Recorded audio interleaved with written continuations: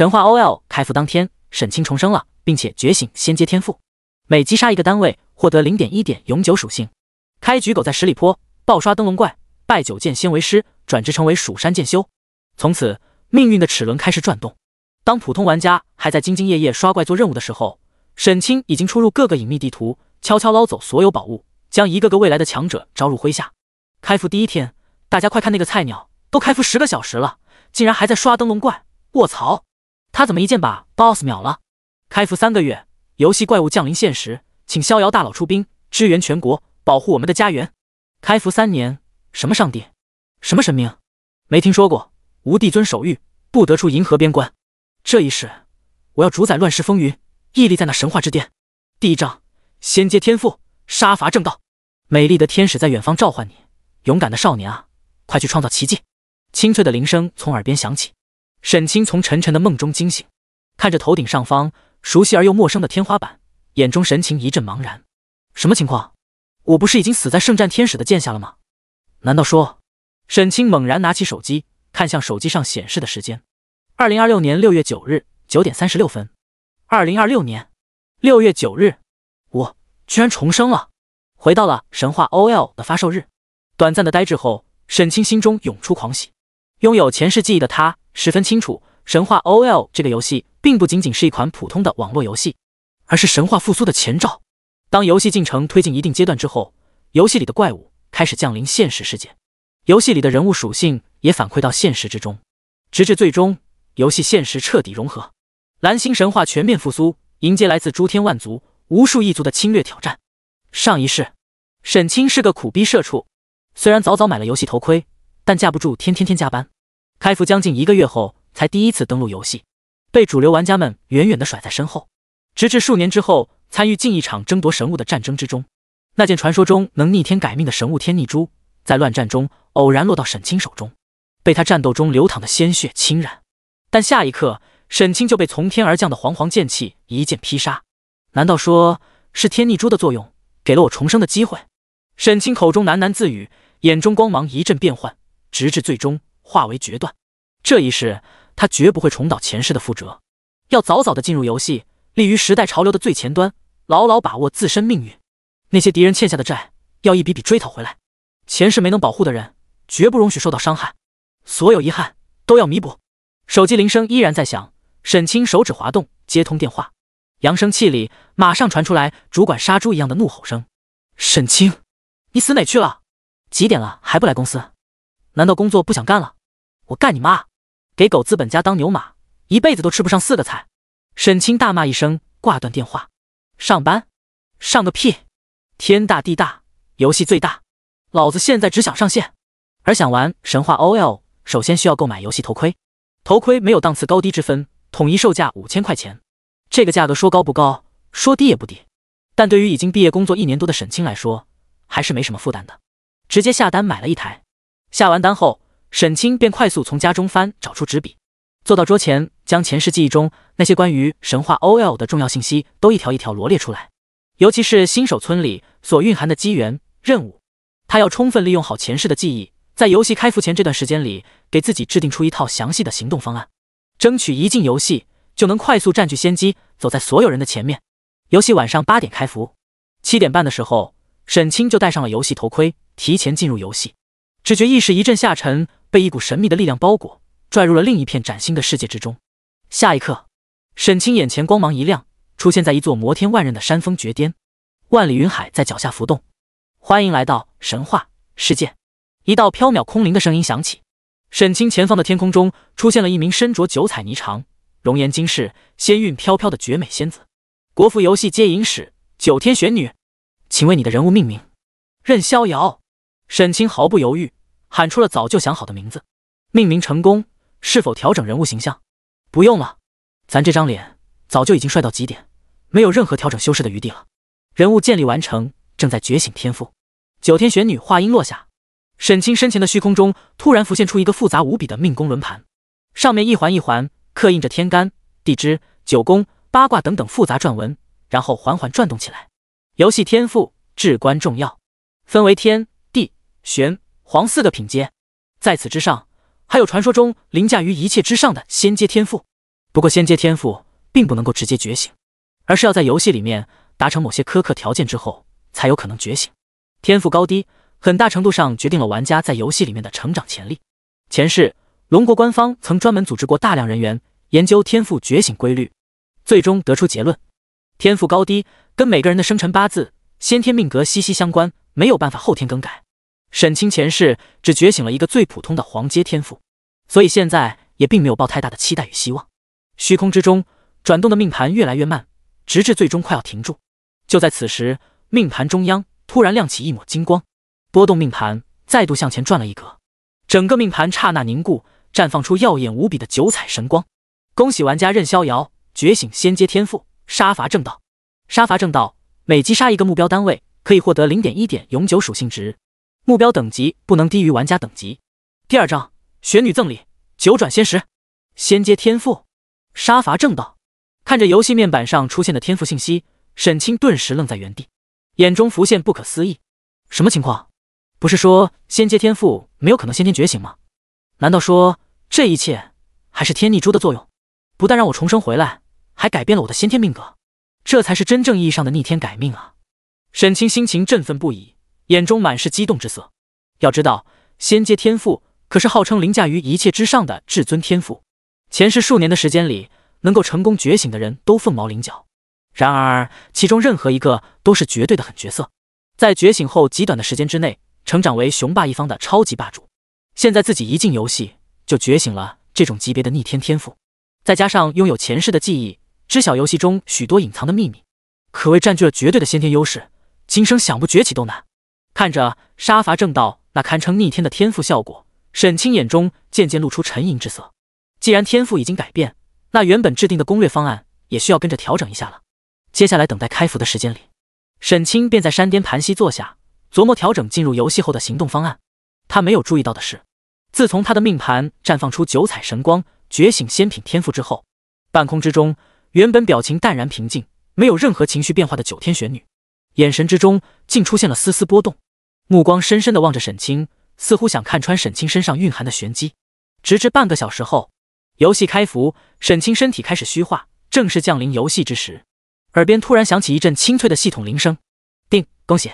你获得了九天玄女的青睐，愿意结下一份善缘，送你一份临别赠礼。叮，恭喜获得特殊物品九转仙石。沈清一愣，脑门上浮现出几个问号。这年头神仙也看人下菜碟。依稀记得当年自己登录游戏初见九天玄女之时惊为天人，又听说了一些与接引神使发生互动可以获得奖励的骚操作，可没少对他献殷勤，什么出格的不出格的行为都做了。然而九天玄女自始至终连表情都没有变过，现在觉醒了仙品天赋，坐在这里啥都没干，临走就有礼物白给，这待遇差的也太多了吧。身形消散的最后一秒，沈清匆忙抬起头来望向九天玄女，就见这高高在上的九天神女竟冲自己伸手轻垂，展颜一笑，瞬间美得不可方物，展露出的无限风情令整片天地都黯然失色。下一瞬，沈清的身影便彻底从峰顶消失，降临在了2233号新手村里。脑海之中依然不由自主浮现出刚才九天玄女那一笑的风情。神话游戏的 NPC 到了后期可都是会降临到现实中的，也就是说在未来的某一天，自己很有可能再次见到九天玄女，了结今日这份善缘。女大3000，位列仙班。沈清表情微微古怪，脑海中浮现出一个大胆的想法，赶忙打开包裹，查看刚刚获得的神秘赠礼。就见一颗圆润质朴的神秘天石正静静躺在包裹角落里，散发出淡淡的光芒。九转仙石，特殊物品，一颗蕴含着未知造化的先天神石，将在3天之后破碎，期间可以用金币进行投喂，投喂的金币越多，最终奖励就越丰厚。当前投喂金币零，当前奖励等级普通，物品等级普通、强化、稀有、传奇、史诗、传说、神话。3天之后才能开奖，也就是说现在没什么用。沈清眉头微微一挑，不再研究这枚仙石，抬起目光辨认了一下方位，然后快速走向一片民居。神话 OL 早在正式上线之前就已经拥有了很高的热度，现在虽然刚刚开服，但新手村里很快便以人满为患。无数穿着简陋新手布衣的玩家们提着木剑，气势汹汹地往村外跑，要争分夺秒的杀怪升级。还有一大群人在新手村里四处乱转，到处寻找 NPC 对话，试图触发剧情任务。沈清拥有前世的记忆，对新手村里有哪些任务可以接，可以称得上是门清。没有耽搁任何时间，直奔目标地点去。新手村角落的一间民居里，一个妇人躺在床上，高烧不退，昏迷不醒。一名乡村郎中对床边焦急的丈夫说道：“你媳妇不是生病了，是撞了邪，需要用灯笼怪的蜡烛才能治。但灯笼怪只在十里坡的乱葬岗附近出没，危险无比，谁能去呢？交给我吧，我最会杀灯笼怪了，一定能把蜡烛带回来。”一道帅气的身影推门而入，大声说道：“太好了，这位勇敢的少侠，你真的愿意接下这个危险的任务吗？”乡村郎中喜出望外地看着沈清，激动地问：“江湖儿女，义不容辞。”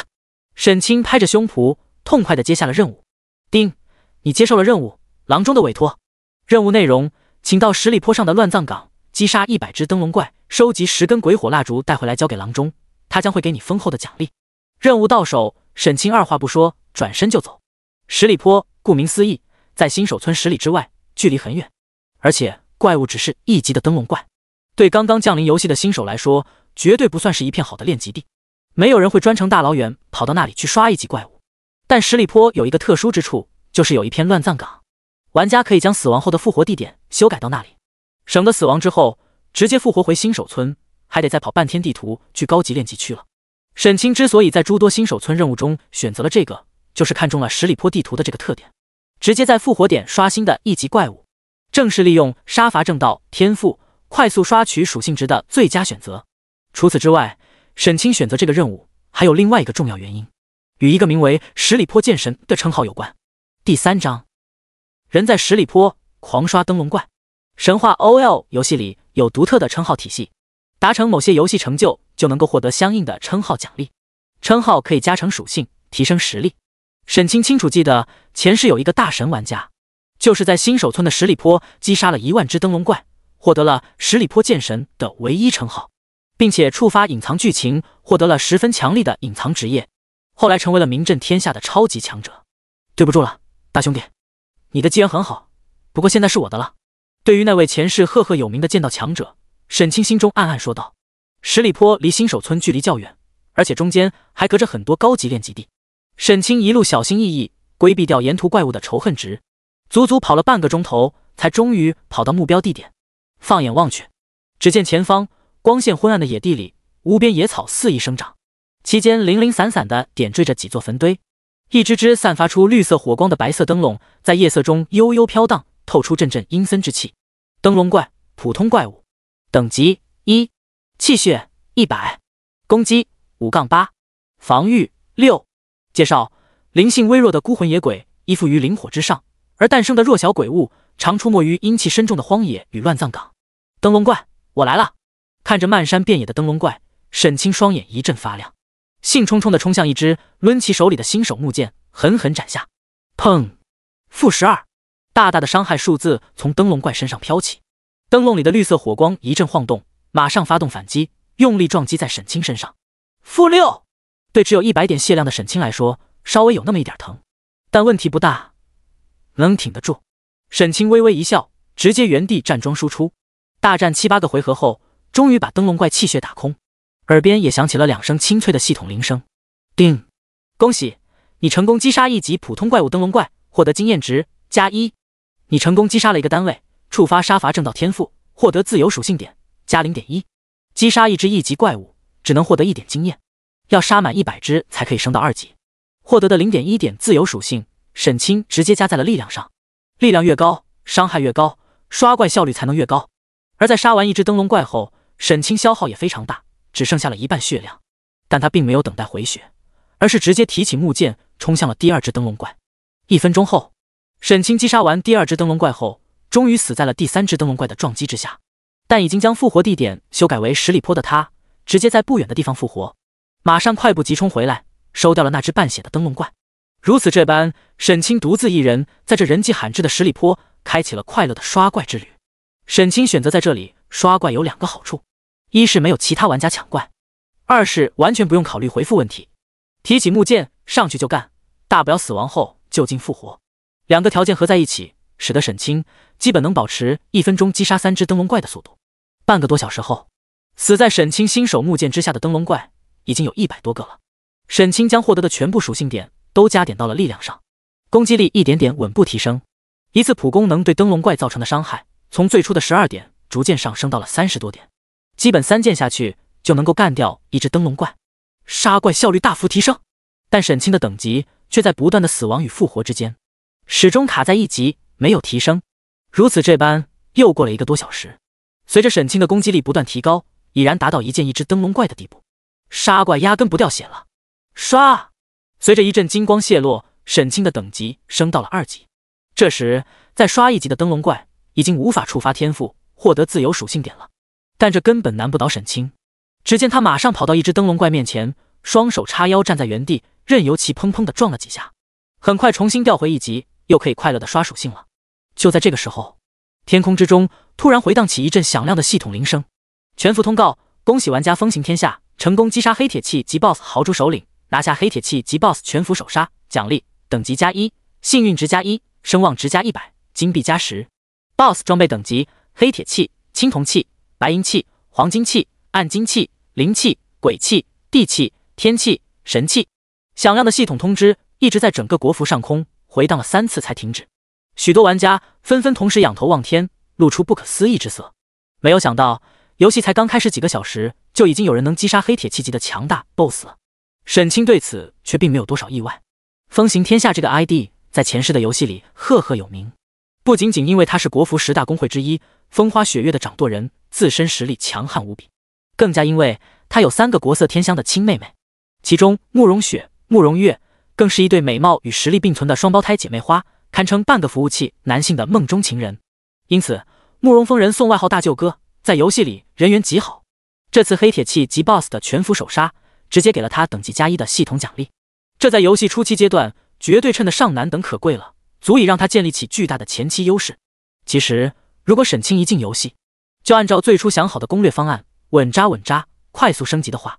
那么凭借着对许多新手任务和规则机制的熟悉，这个黑铁器及 BOSS 的首杀也是有机会争一争的，甚至抢到的概率非常大。但意外觉醒仙品天赋杀伐正道后，他的前期策略就完全改变了。没有办法，这个游戏里面机缘太多，一个人不可能全部独占，只能挑选那些价值最高、最想要的拿到手中。黑铁器级的 BOSS 首杀已经没了，我也要加快进度了。沈清眼中光芒一闪，马上迈开大步冲向了下一只倒霉的灯笼怪。第4章传奇称号十里坡剑神。凌晨12点，深夜的十里坡格外静谧，只有一道身穿新手布衣的帅气身影，拎着木剑在荒芜的田野中跑来跑去，疯狂扫荡着灯笼怪。经过近4个小时的连续奋战，死在沈清剑下的灯笼怪已经足足有2000多只了。现在他的杀怪速度几乎完全取决于从击杀上一只怪物到跑动到下一只怪物面前的时间差。虽然在加点了一部分敏捷之后，移动速度有所提升，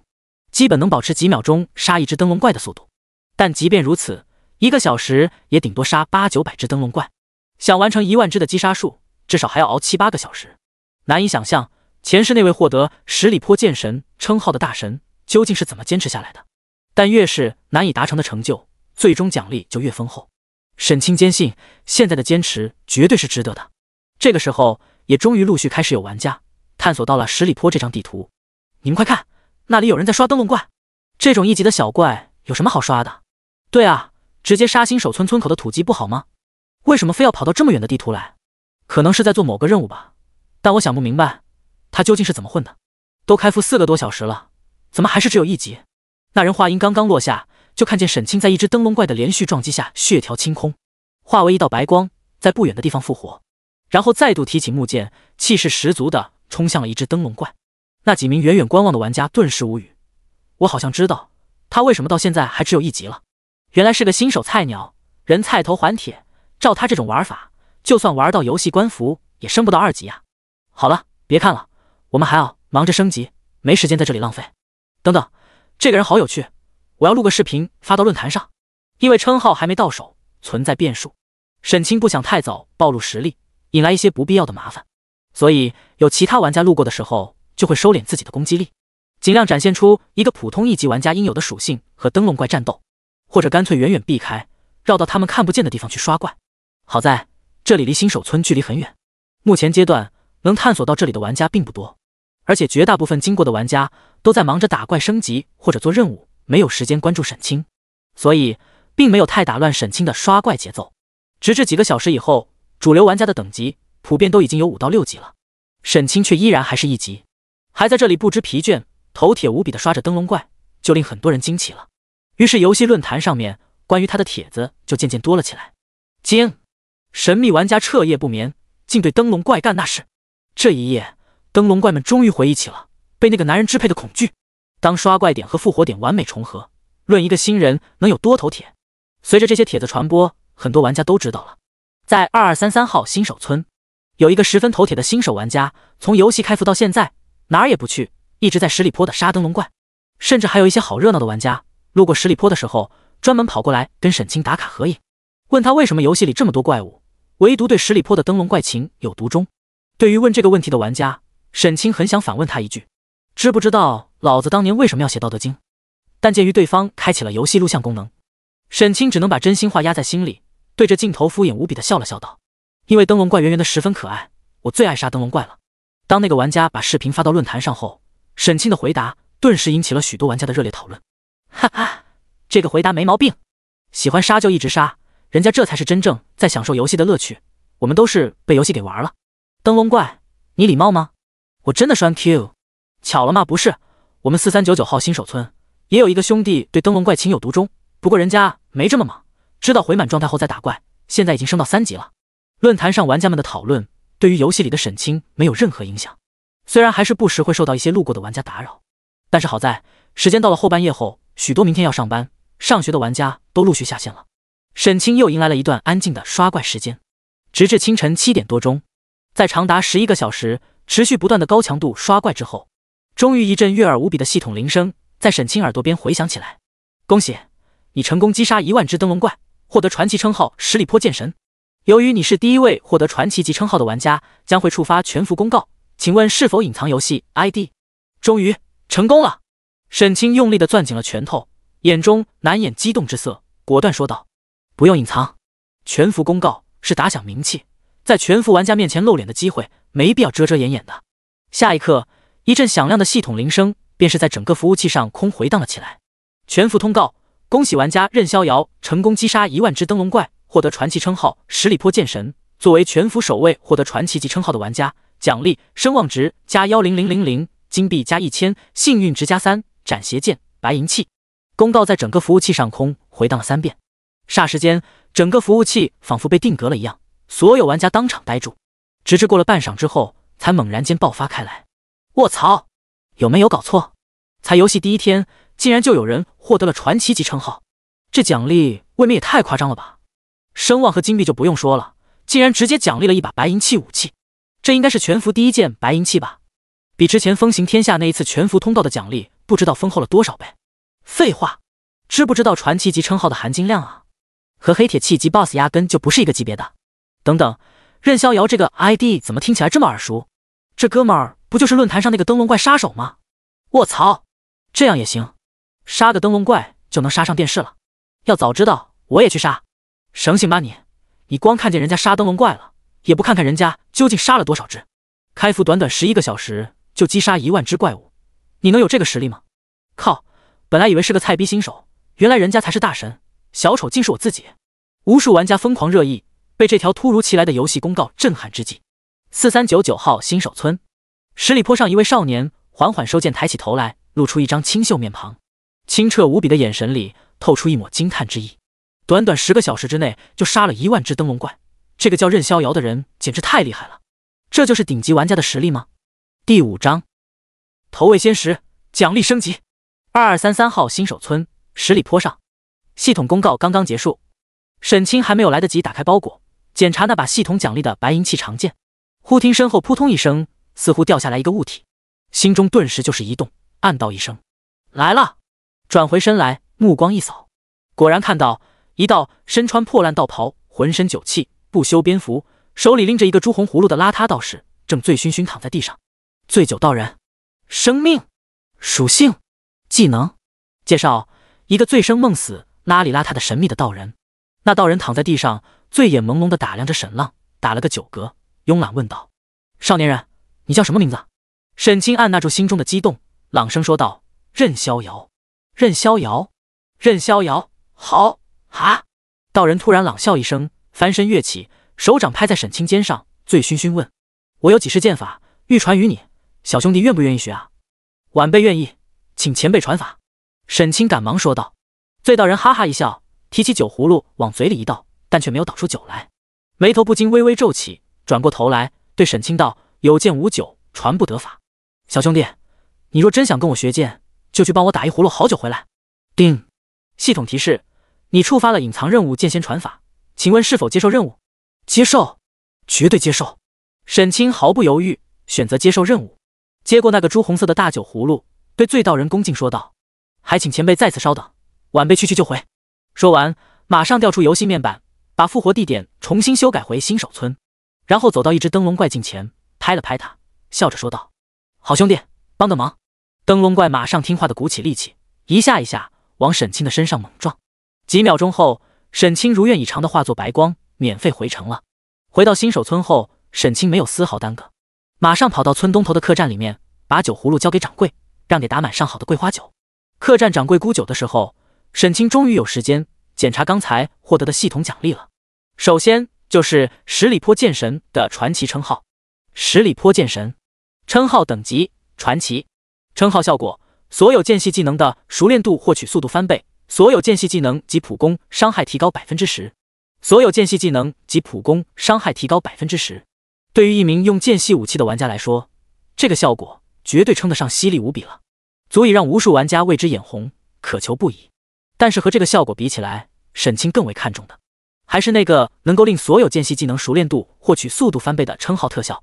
要知道，在神话 OL 游戏里，技能获取不算很难，但熟练度等级却特别难练，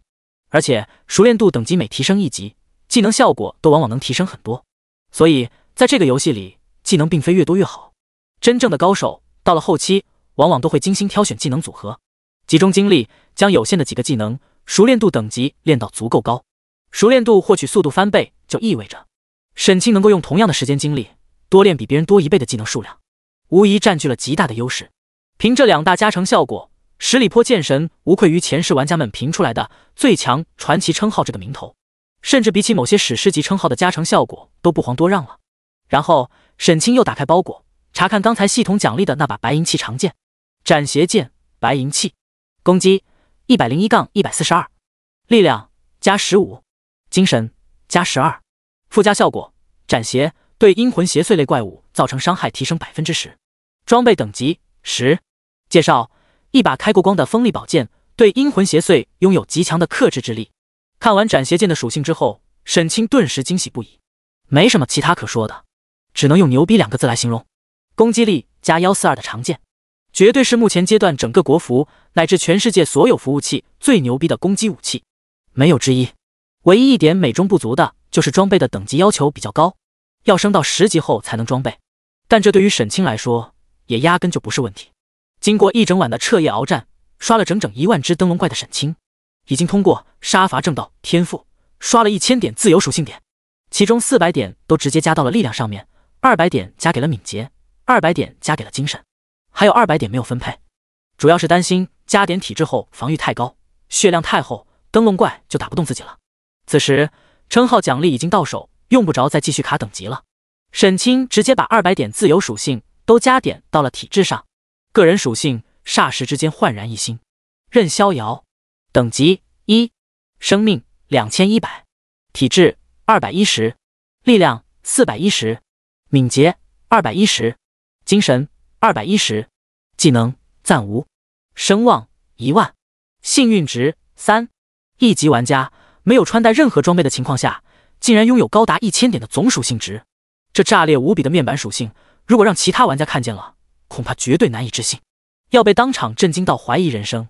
可以毫不夸张地说，现在的沈清，放眼整个2233号新手村，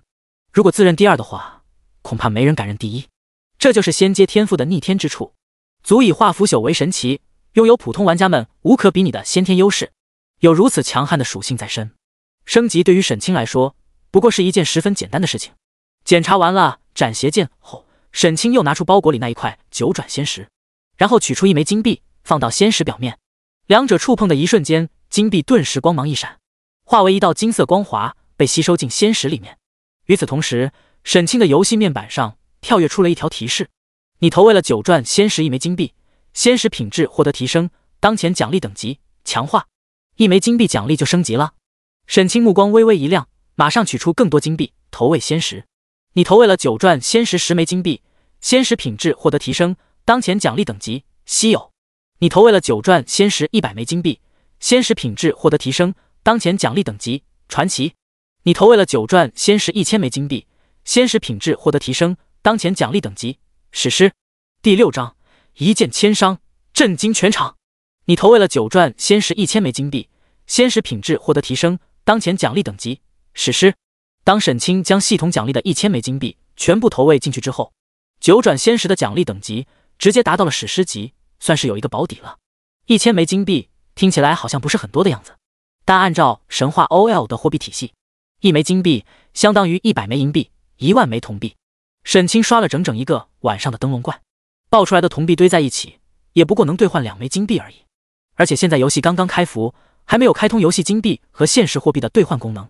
游戏金币的价值就更加凸显。1枚金币的价格甚至可以达到100-200块。可以毫不夸张地说，沈清刚才投喂的1000枚金币，相当于真金白银的10几万砸了进去。不过，如果仅仅花10几万块钱就能够在游戏初期兑换到一件史诗级道具，那么绝对是值得的。而且照刚才的规律推算，投喂仙石的金币数量每提升一个数量级，奖励品质就会提升一个等级。如果最终想开出神话级奖励的话，就必须在剩下的2天半时间里搞到10万枚金币，这可不是件简单的事情。不过越是困难的事，干起来才越有挑战性。10万枚金币吗？想想办法，应该还是能搞到的。沈清口中喃喃自语。很快，一葫芦酒就装满了。沈清向掌柜付了钱，拎着葫芦就出了客栈，然后又到旁边的杂货铺买了几十包能顺回200点气血值的回血散，这才动身往十里坡方向赶去。但才刚刚走出村口，没走几步，前面突然几个人拦住了他的去路，身后也有人围上来。转眼之间，便是整整10几号人把沈清给围在中间。沈清目光顿时一沉，停住脚步，不动声色看向对方。只见对方10几人中，绝大多数人的 ID 都是清一色的君临打头。站在人群最前方的是一个 ID 叫君临天下的青年，他身上装备看上去颇为精良，手中提着一把长剑，笑盈盈地看着沈清，悠然说道：十里坡剑神，幸会幸会。我这人不爱绕圈子，有什么话就直说了。一口价10枚金币，你那把白银器剑我买了，区10枚金币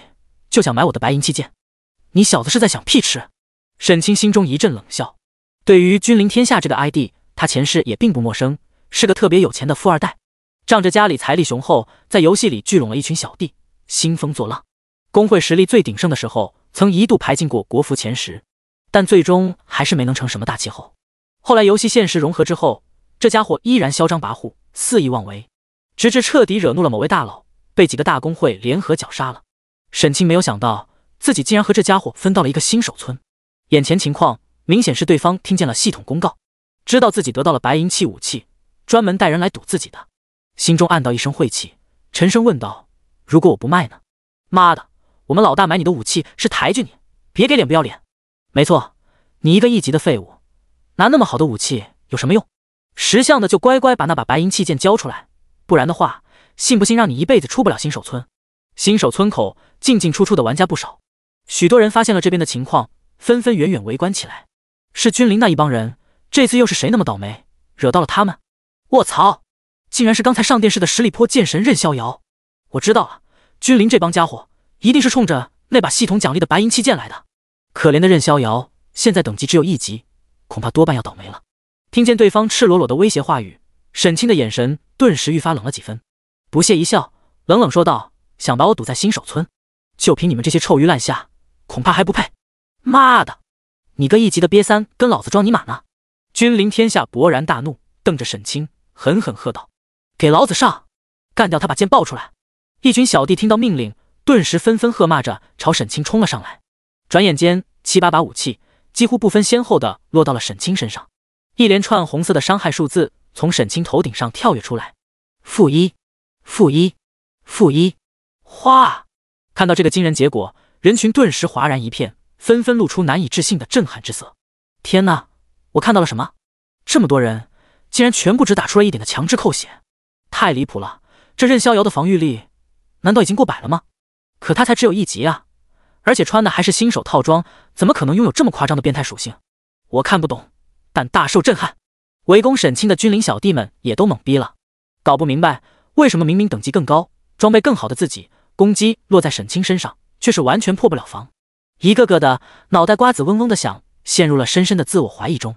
而在他们主动攻击沈清之后，名字也纷纷从原本健康的绿色变成了灰色。按照神话 OL 的游戏规则，玩家之间野外 PK， 率先发动攻击的一方会被判定为恶意攻击，被攻击的玩家正当防卫，杀人之后是不会增加罪恶值的。沈清等的就是这个时候，冷哼一声，手中木剑猛然横扫，从几名君临玩家的身上砍过。负841，负914，负1622，一个个触目惊心的伤害数字从几名君临玩家的头顶跳起。沈清高达410点的力量属性，压根不是这些防御普遍还不到100的普通玩家能够承受得住的。剑锋扫过，清一色的直接秒杀。这恐怖无比的震撼一幕，直接把所有人都镇住了。时间仿佛定格一般，场面瞬间为之一静。那些刚才落后几步没有冲到沈清面前，因而得以幸存的君临小弟们，顿时吓得脸色苍白，眼中露出骇然之色，忙不迭地朝后退去。远处围观人群之中，更是爆发出一阵惊天的哗然之声。卧槽！一剑千伤？开什么玩笑？这任逍遥一定是开挂了吧？君临的人，这下算踢到铁板了，活该！这是一个1级玩家能有的属性数值吗？简直就是人形 BOSS， 太丧心病狂了！都愣着干嘛？快录像啊！第7章天阶功法，玄剑飞仙功。你的人头我先记着，下次见面的时候收。沈清手提新手木剑，目光冷冽地望着君临天下。见周围的一群小弟全都被自己刚才那一剑震慑，吓破了胆，不敢上前，眼中露出一丝轻蔑，冲君临天下冷冷地说了一句，然后便是手提长剑大步离去。之所以没有将君临家族剩下的人也全都斩尽杀绝，不是因为沈清心善大发慈悲，也不是抱着什么做人留一线日后好相见的天真想法，而是因为如果现在洪明的话，在将洪明刷干净之前就回不了新手村了，这样一来会严重影响自己的攻略进度，得不偿失。沈清走后，围观人群依旧在激动的热议不止，为他刚才战斗之中表现出的恐怖属性而感觉到震撼不已。有些玩家把刚才的战斗视频发到论坛上，顿时又引起无数玩家的热烈讨论。但对这些，沈清全都没有关注，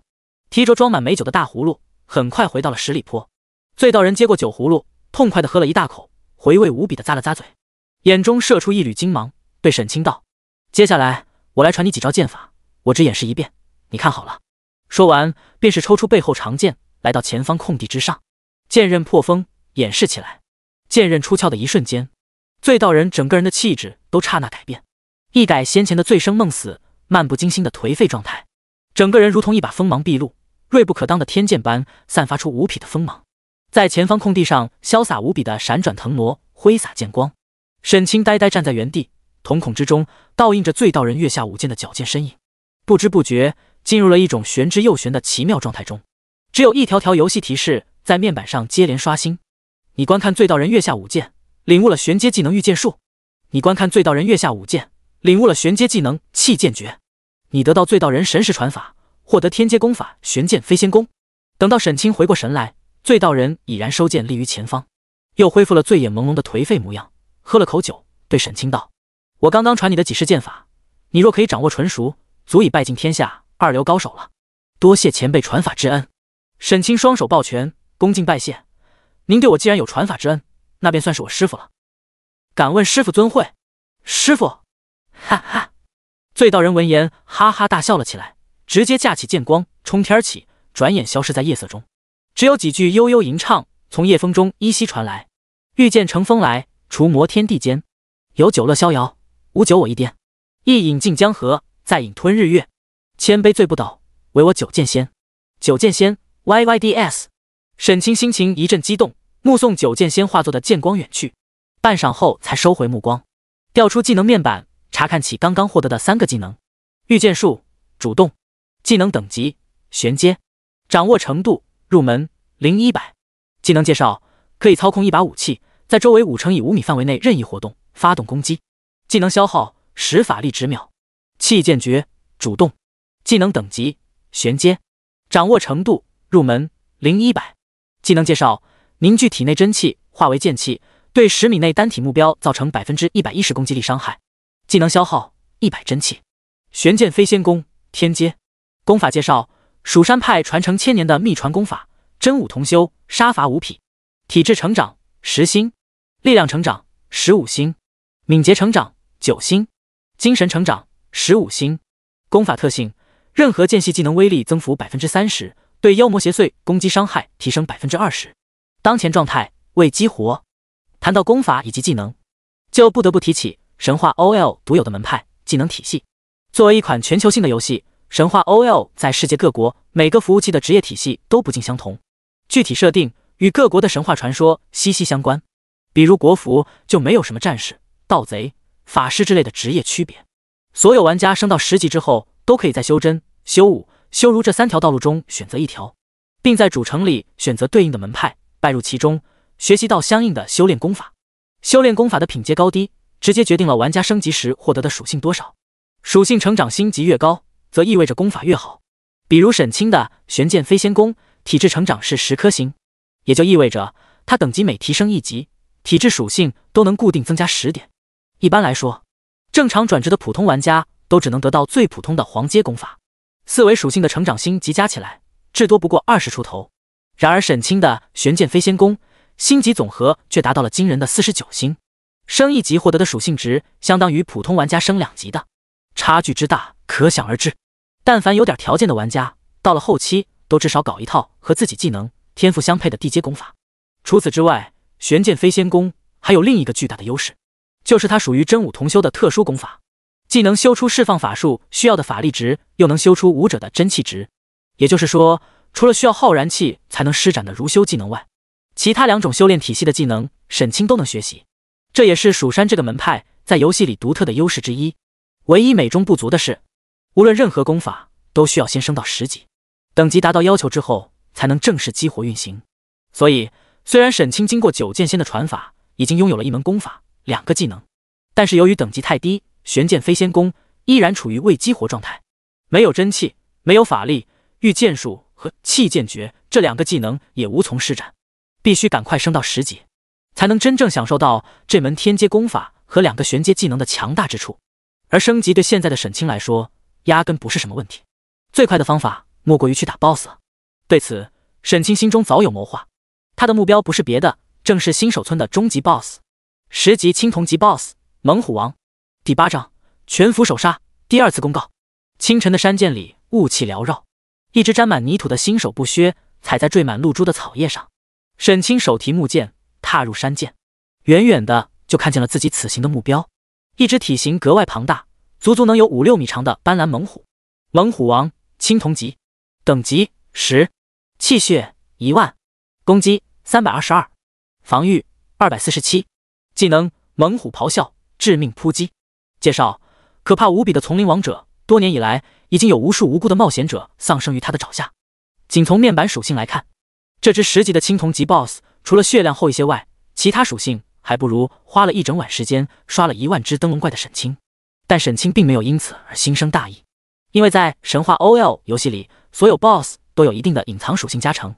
而且这是一只10级 BOSS， 比沈清现在的等级高出了整整9级，悬殊的等级差距更是会产生巨大的压制作用。如果沈清随便杀些其他怪物，等级升到5、6级后再过来攻略猛虎王，难度会下降很多。但他并没有那么做，一来是因为没有时间了，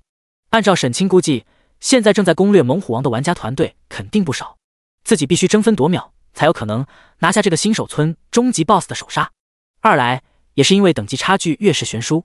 成功攻略 BOSS 之后获得的奖励也就越丰厚。这也是为什么沈清刚才回新手村没有去交任务拿奖励的原因，他就是要在只有1级的极限状态拿下猛虎王的首杀。沈清踏进山涧之后，很快就吸引到了猛虎王的仇恨值，发出一声震撼山林的愤怒大吼，飞扑过来，挥起利爪就朝沈清狠狠拍来。沈清表情沉静无比，面对猛虎王凶猛的拍击，脚下步伐变换，轻轻一错，轻松无比的侧身躲过。经过前世几年时间的不断苦练，每天在生死的边缘徘徊，沈清的游戏操作与战斗技巧早已经达到了炉火纯青的地步。像猛虎王这一类低级野兽系 BOSS 的攻击套路，更是早已烂熟于胸，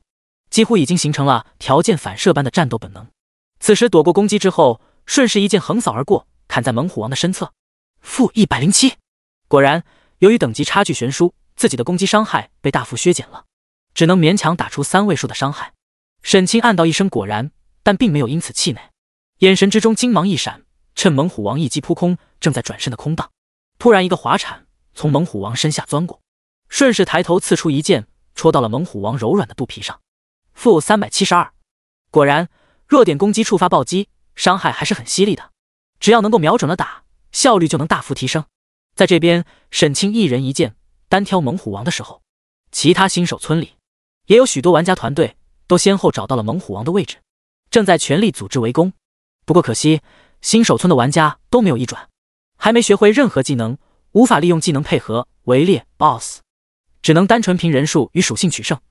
不过绝大多数普通玩家现阶段的属性数值都与猛虎王这个青铜级 BOSS 相差甚远，攻击落在猛虎王身上能造成的伤害微乎其微，反倒是被猛虎王攻击扫到，几乎清一色的秒杀。绝大多数攻略团队最终都是死伤惨重，惨淡收场，只有极少数拥有特殊高阶天赋的玩家能勉强挡住猛虎王恐怖的攻击。比如10086号新手村里，慕容家族的风花雪月四兄妹，此时等级都达到了9级，并且装备精良无比，几乎都有全套的黑铁器。大哥慕容峰穿着一套威风凛凛的金汉铠甲顶在前方，抗住猛虎王的攻势。3个妹妹手持武器，如同穿花蝴蝶一般，围绕着猛虎王不断猛攻，一点点消磨猛虎王长长的血条。随着时间推移，猛虎王的血线被不断压低，终于到了10%以下。兄妹4人脸上都是露出了奖励即将到手的兴奋之意。风行天下战斗之余，对 ID 梦影飞花的二妹慕容华道：“二妹，上次黑铁器级 BOSS 的手杀我拿了，这次青铜器级的手杀你来吧。”梦影飞花却摇了摇头，对他说道：“大哥，不必了。这次我们风花雪月进驻神话 OL， 想要打响名气，必须有一个能独当一面的门面人物，所以这次手杀奖励最好还是由你来拿，要集中所有的优势资源，把你打造成拥有绝对统治力的顶级玩家。”没错，二姐说的有道理。大哥，你跟我们还客气什么？ ID 分别为千山暮雪和天涯明月的双胞胎姐妹花也都纷纷开口附和。风行天下点了点头，道：“好，既然如此，那我就当仁不让了。”说完便是猛然挥动武器，对猛虎王发动了最后的强攻。然而这边几个人才刚刚商量好 BOSS 的归属问题，突然一阵嘹亮的系统通知在天空中回荡起来。全服通告，恭喜玩家任逍遥成功击杀青铜器级 BOSS 猛虎王，拿下青铜器级 BOSS 全服手杀，奖励等级+1，幸运值+1，声望值+100，金币+100。听着天空中回荡的系统通知，兄妹4人脸上表情顿时一僵，心神一阵剧烈波荡，连配合都险些出现失误，被猛虎王直接团灭。手忙脚乱的忙活了一阵，才终于将猛虎王成功斩杀。又是这个任逍遥，1个小时前获得传奇称号的就是他吧？风行天下脚踩着猛虎王的尸体，眉头紧皱，沉声说道：“如果我没记错的话，他那个时候才只有1级吧？才过去短短1个多小时就能杀10级 BOSS 了。如果我没猜错的话，此人很有可能是觉醒了某种特别强大的游戏天赋。”梦影飞花沉吟说道：“要不要派人查一查他的底细，看有没有机会招到我们风花雪月？姐姐，只要你肯亲自出马，肯定没有问题的。”没错，试问世间哪个男人能过你的美人关呢？千山暮雪和天涯明月笑嘻嘻道。梦影飞花目光悠悠的瞥了这2个妹妹一眼，笑盈盈道：“好啊，那我到时候就跟他说，只要肯来我们公会，每天安排你们2个陪他练级。”姐姐，你不会真来真的吧？为了拉拢人才，不惜出卖亲生妹妹？我们2个还在上大学啊。第9章等级天榜开放。卧槽，又是任逍遥，这大佬究竟是何方神圣？才短短1个多小时，竟然连上2次电视了。我可听说有好几个大型公会和游戏俱乐部都盯着这个新手村唯一的青铜级 BOSS 手杀呢，结果万万没有想到，竟然被一个名不见经传的散人玩家给夺走了。这波简直就是小母牛塞炸弹，牛逼炸了！天下风云出我辈，一入江湖云岁月催，十里坡剑神的剑神称号名不虚传啊！突如其来的系统公告，直接令全服玩家都炸开了锅，开始疯狂热议起来。而作为这一切源头的沈清，此时此刻正坐在猛虎王尸体旁，一件件清点着自己的战利品。成功越9级拿下青铜级 BOSS 的手杀，经验奖励可以说是丰厚无比。令原本等级只有1级的沈清直接原地升到7级，再加上系统奖励的等级加1，现在已然有8级了。除此之外，作为新手村唯一的青铜器级 BOSS， 猛虎王也十分大方，被首杀后直接给沈清爆出了4件装备和1本技能书：裂地刀、青铜器，攻击 68-91， 体质加9，力量加10，装备等级8。介绍：一把锋利无比、做工精良的宽背大刀，足以轻松砍断野兽脖颈。虎皮裙甲，青铜器，防御65，法抗59，体质加10，力量加8，装备等级8。介绍：一条由老虎皮制成的皮裙，不但美观，而且拥有不错的防御力。虎骨盾牌，青铜器，防御72，法抗68，体质加11，力量加10，装备等级10。介绍：一面由虎骨锻成的坚固盾牌，能抵御强大的攻击伤害。虎皮战靴，青铜器，防御47，法抗45，体质加6，敏捷加12，装备等级8。介绍：一条由老虎皮织成的战靴，登山涉水，如履平地。4件装备全都是青铜器，属性加成也很可观。除了虎骨盾牌要求装备等级10级之外，其他3件都能直接装备。唯一美中不足的裂地刀，它是一把刀，而不是剑，无法触发十里坡剑神剑系普攻伤害增幅 10% 的称号效果。但好在只是件过渡装备，沈清也用不了多久，影响不大。沈清满意的笑了笑，把虎骨盾牌收进包裹中，另外3件装备穿到身上，然后又拿起了那本 BOSS 爆出的技能书：铁马冰河，技能等级玄阶，技能介绍：沃兰叶听风吹雨，铁马冰河入梦来，汇聚胸中浩然之气，显化铁骑幻影，对指定区域内敌人造成高额伤害。学习要求：如修，竟然是一本如修体系的群攻技能书。沈清眼神有些惊讶，在国服3大修行体系之中，如修算是最为冷门的体系了。8大主流门派之中，只有君子堂和升龙书院这2个是儒道门派。虽然到了游戏后期，能口含天线、言出法随的儒门修士实力可谓异常强大，但是在游戏初期却十分拉胯。其中属于近战门派，讲究以德服人的君子堂相对而言还好一些，升龙书院的玩家们就只能给其他玩家套盾，加 buff， 充当一些辅助角色。但如果有了这本技能书，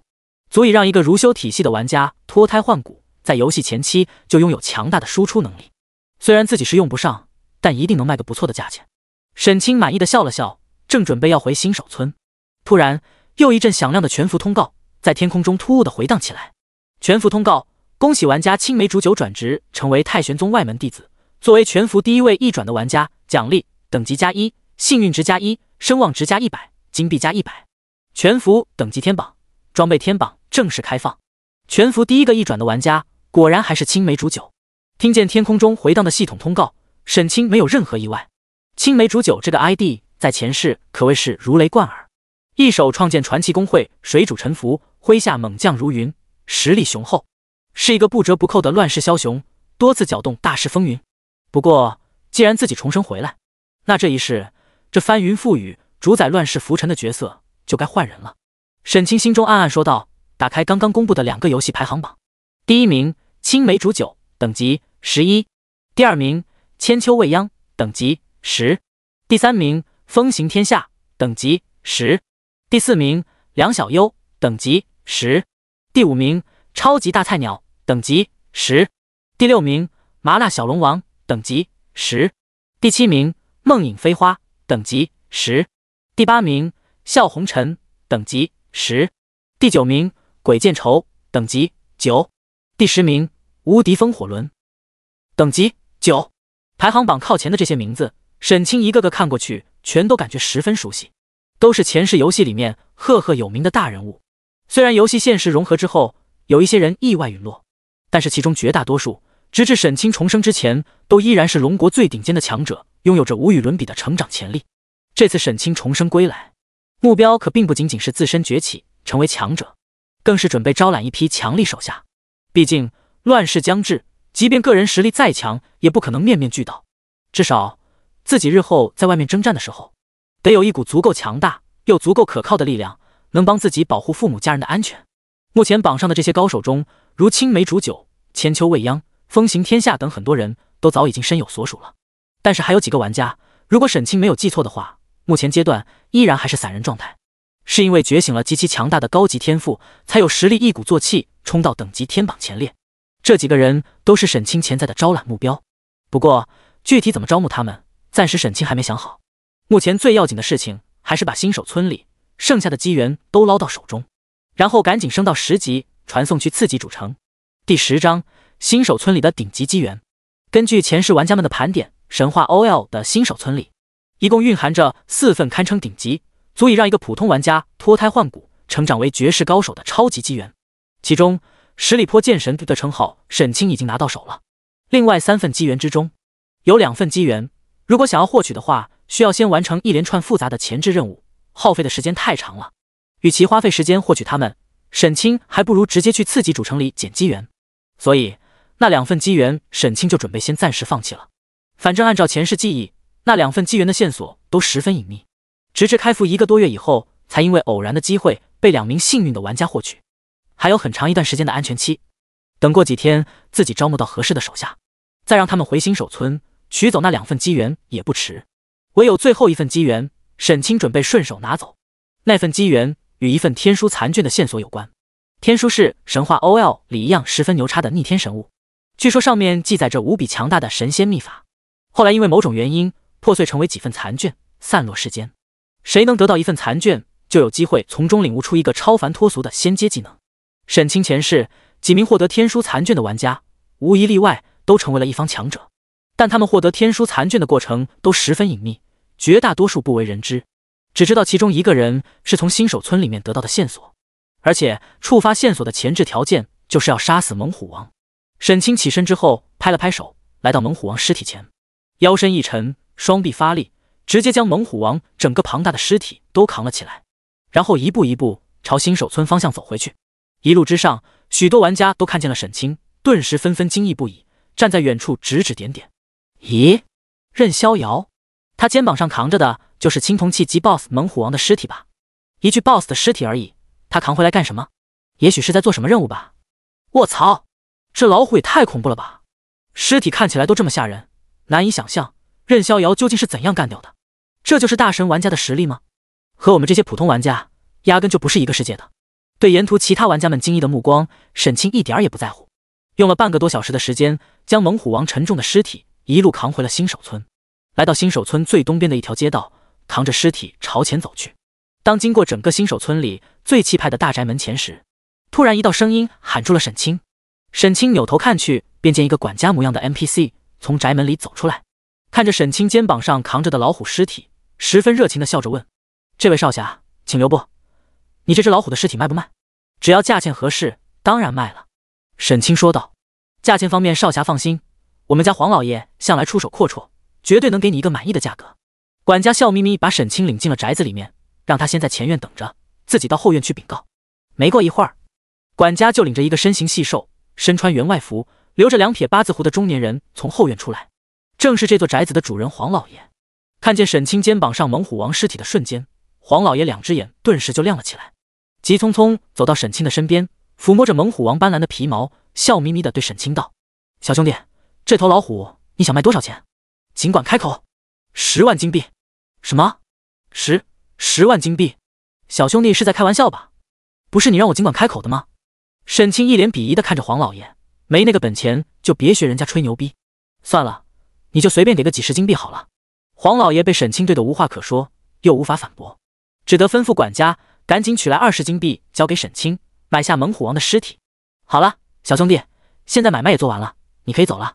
交易完成，黄老爷马上迫不及待地挥手送客，想要打发沈清离开。沈清却是嘿嘿一笑，把10枚金币揣进兜里，似笑非笑地看着黄老爷道：“买卖是做完了，但是事情还没完呢，在下想跟黄老爷借一样东西用一用。”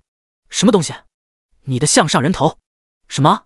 黄老爷的脸色顿时一变，惊疑不定地看着沈清。少侠该不会是在开玩笑吧？你觉得呢？沈清皮笑肉不笑地看着黄老爷，突然扬起一刀，狠狠朝其头上砍去。孽畜，我一眼就看出你不是人，还敢在这装模作样！黄老爷身形竟出乎意料的矫健无比，快速向后跳出一步，躲避开沈清的突然斩击，脸色阴沉地盯着沈清，瞳孔之中射出冷悠悠的绿光。臭小子，既然你自己找死，就不要怪老夫手下无情了。说话间，黄老爷的身形快速佝偻起来，脑袋变长变尖，长出黄毛，竟转眼间变成了一只穿着衣服的巨大黄皮子。与此同时，其脑袋上的名字也是变得通红一片，怪物属性显露出来。黄皮子，青铜级，等级13，气血2万，攻击422，防御317，技能急速找机，猎影分身，炫惑。介绍：一只年深日久、修炼成精的黄皮子，最好不要轻易的激怒它。第11章天书线索，神秘地图。看着显出真身的黄皮子，沈清眼神微微一凝，露出几分炽热之色。恐怕绝大部分玩家都不会想到，在新手村里竟然还有这样一只比猛虎王等级还高的超级 BOSS， 而且就生活在新手村里面的安全区域。前世那名幸运玩家也是在一次偶然机会下才意外发现了这个秘密。后来有其他玩家做过测试，这只黄皮子的警惕性极高，如果不先击杀掉猛虎王，扛着他的尸体从宅子前面经过，被管家主动邀请到宅子里，即便强行破门闯入，也找不到这只黄皮子。而且只有全服第一个击杀黄皮子的玩家才能获得那一份天书残卷的线索。对后续触发隐藏剧情的玩家而言，这只黄皮子不过是一只藏得很深的普通 BOSS 罢了。虽然这黄皮子是13级的青铜器级 BOSS， 实力比猛虎王还高出一大截，但沈清现在也已经升到8级了，身上3件青铜器装备，属性可谓大幅提升。更重要的是，他与黄皮子之间的等级差距只有5级，比起越9级打猛虎王的时候，等级压制减轻许多。尤其前世很多玩家都攻略过黄皮子这个 BOSS， 早已将他的攻击模式彻底摸清，详细无比总结出来，做成教程发在网上。沈清也曾经在无聊的时候刷到过，知道这黄皮子的攻击路数，上来就是一个左刺拳，一个右边腿，然后再接急速找机。血线降到 30% 的时候，会发动技能猎影分身，召唤一个拥有自身 60% 属性的分身出来一起攻击。血线降到 10% 的时候，会发动炫惑技能，眩晕对手，转身逃跑。如果是不了解这个 BOSS 的玩家，很有可能会被整得措手不及，晕在原地，就此失去斩杀他的机会。但沈清对此却早有防备，战斗期间一直紧紧盯着黄皮子的血线变化。当血量终于来到 10%， 黄皮子的双眼之中冒出2道幽幽绿芒，即将发动炫惑技能之时，沈清眼中金光一闪，突然之间横起长刀，挡在自己双眼前方，形成了类似一面镜子的反射效果。黄皮子的炫惑技能顿时反作用在自己身上，脸上神情一阵恍惚，愣在原地无法动弹。沈清抓住机会，抡起大刀，照准黄皮子脖子的弱点位置，连续不断砍出数刀。-357，-282，-294，一连串血红的伤害数字从黄皮子头顶跳起，本来就剩下不多的血条顿时再度刷刷直掉，转眼间就要见底了。直至最终，沈清狠狠一刀劈落，直接将黄皮子的脑袋给砍了下来。恭喜你击杀了13级青铜器级 BOSS 黄皮子，获得经验加13000点。恭喜你升级了，当前等级 LV11。随着一道金光泄落，独自一人越级击杀青铜级 BOSS 的丰厚经验，直接让沈清一瞬间连升3级，升到了11级。但沈清对于等级的提升并没有多么在意，直接快速蹲到地上，在黄皮子身体下摸索起来。很快就摸出来4样物品，分别是一枚闪闪发光的菱形吊坠，一件颜色赤红的布衣，一把幽光闪闪的匕首和一张颜色泛黄的羊皮地图。沈清一件一件检查过去。红宝石项链，青铜器，体质+10，力量+8，特效佩戴者最大生命值+300，装备等级10。介绍：一枚造型漂亮、蕴含神奇力量的红宝石项链，红锦法衣，青铜器，防御103，法抗112，体质+15，敏捷+12，装备等级10。介绍：一件由特殊锦缎织成的特殊法衣，内部蕴含防御阵法，能够提供强大的防御力。幽光匕首，青铜器，攻击101-122，力量+15，敏捷+17，装备等级12。介绍：一把由不知名野兽利齿磨成的锋利匕首，锋刃上闪泛的幽光昭示着它的危险。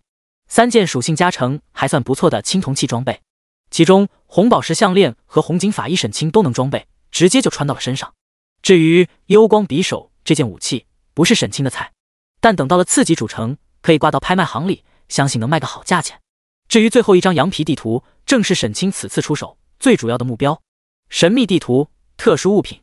介绍：一张细致勾勒的神秘地图，似乎指引向什么神秘的所在。使用之后，可以得知一处秘境入口的方位。指引向仙阶技能的任务地图到手了。沈清眼中闪过一抹炽热之芒，为了避免夜长梦多，马上选择使用道具。下一刻，羊皮地图消失不见。沈清游戏界面的全局地图上出现了一个闪闪发光的金色光点，正是那神秘秘境的方位所在。将战利品清点完后，沈清扭头望向一旁早已经被吓得脸无血色，躲到院子角落里的管家，道：“赶紧找人过来，把这里收拾了吧。”管家战战兢兢走上前来，看着地上身首异处的黄皮子尸体，眼神满是恐惧地问：“这究竟是怎么回事？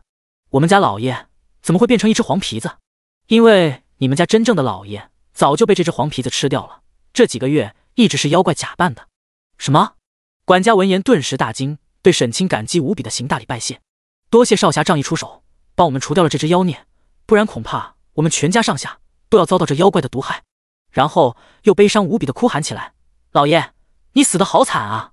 不过你放心的去吧，夫人、小姐，还有您的三房小妾，我都会好好照顾的。”沈清嘴角微微抽搐，看着管家，手指在裂地刀雪亮的刀身上轻轻一弹，发出一阵清脆声音，笑着问道：“我说管家，我帮了你们家这么大的忙，你该不会就只有口头感谢吧？”“那哪能啊！”看着沈清刀锋上尚未干涸的淋漓血迹，管家咕咚咽了一口唾沫，马上陪着笑脸说道：“我马上取10枚金币作为酬金，感谢少侠。”沈清眉毛突然一挑，盯着管家：“管家，我怎么突然觉得你身上也带着妖气，该不会也是妖怪幻化吧？”“怎么可能？少侠，这玩笑可开不得呀！也许是我看错了吧？你刚才说要给我多少酬金来着？是10枚金币吗？”“您听错了，什么10枚？小人说的明明是100枚。”第12章，拍卖装备全服通告。显然，管家非常明白识时务者为俊杰的道理，很快就拿出来100枚金币，恭恭敬敬交给沈清。沈清拿到钱后，微微一笑，心满意足地离开了。出门之后，左拐右拐，直奔刚降临游戏时接取任务的那间民居而去。由于迟迟等不到鬼火蜡烛的救助，房间里面躺在床上的妇人已经快奄奄一息了。好在最后关头，沈清还是及时赶到。看着沈清从包裹里掏出来的10根蜡烛，丈夫和郎中都激动得喜极而泣了。真不知道该如何感谢你，勇敢的少年，这些微不足道的奖励就当做我的谢礼吧。恭喜你完成了任务，郎中的委托，获得奖励，经验加200，银币加20。这些奖励对现在的沈清来说，确实算得上微不足道了。但蚊子再小也是肉，颗粒归仓才是王道。沈清交完任务，直接来到新手村通往次级主城的传送阵旁。整个国服一共拥有2座主城以及9座次级主城，2座主城分别是朝歌城、神洛城，9座次级主城分别是天星城、黄沙城、飞花城、问剑城、伏兵城、落月城、神火城、清风城、镇月城。玩家升到10级之后，就可以通过新手村的传送阵传送前往9座次级主城中的任何一座。第一位玩家升到50级3转后，2座1级主城才会开放。沈清看了眼地图上使用神秘地图之后标记出的金色徽记所在方位，在9座次级主城中选择了问剑城。支付10枚银币的传送费用后，随着脚下传送阵法光芒亮起，整个人化为一束朦胧的金色光束，消失在了新手村里。下一刻，沈清眼前光芒一亮，出现在一座雄伟的巨城之中。沈清前世混迹的次级主城就是问剑城，对这里的建筑风格和城市布局可以说再熟悉不过。此时传送过来之后，没有仔细观看周围环境，快速走下传送阵台，直奔拍卖行的方向而去。来到拍卖行后，沈清和 NPC 对话，熟练无比地调出物品拍卖窗口，将虎骨盾牌、铁马冰盒、幽光匕首、裂地刀这几件自己用不上的装备和技能书都挂了上去，一一设定好每件物品的起拍底价、拍卖时长，然后点击确认上架。采用竞拍模式出售装备有一个好处，就是真正的好装备能在竞价中卖出更高的价格。不过按照神话 OL 的规则，拍卖物品成交之后要上交成交价格的 10% 作为手续费，简直黑的一批。沈清装备上架之后，突然一阵系统铃声在天空中回荡起来。全服通告，装备排行榜第4的幽光匕首青铜器已正式上架系统拍卖行，欢迎广大玩家参与竞拍。全服通告，装备排行榜第13的虎骨盾牌青铜器已正式上架系统拍卖行，欢迎广大玩家参与竞拍。全服通告，装备排行榜第28的裂地刀青铜器已正式上架系统拍卖行，欢迎广大玩家参与竞拍。全服通告：稀有技能铁马冰河玄阶已正式上架系统拍卖行，欢迎广大玩家参与竞拍。连续4声系统铃声在天空中接连回荡，顿时令全服的玩家都炸开了锅。我去，真的假的？竟然有人把青铜器拿出来卖！若仅仅是青铜器也就罢了，竟然还有一本玄阶技能书。现阶段技能书的价值可比装备要高多了，而且这4道通知是同时响起的，说明这4件商品的卖家极大概率是同一个人。难道是某个大型公会在出货？你脑子坏了吧？大型公会那么多人，只会嫌高端装备不够用，巴不得满世界买装备呢，怎么可能拿出来卖？肯定是某位牛逼的散人大神把自己用不上的装备拿出来卖，太离谱了！我他妈浑身上下连一件黑铁器还没有呢，人家已经把青铜器挂出来卖了。拍卖会前，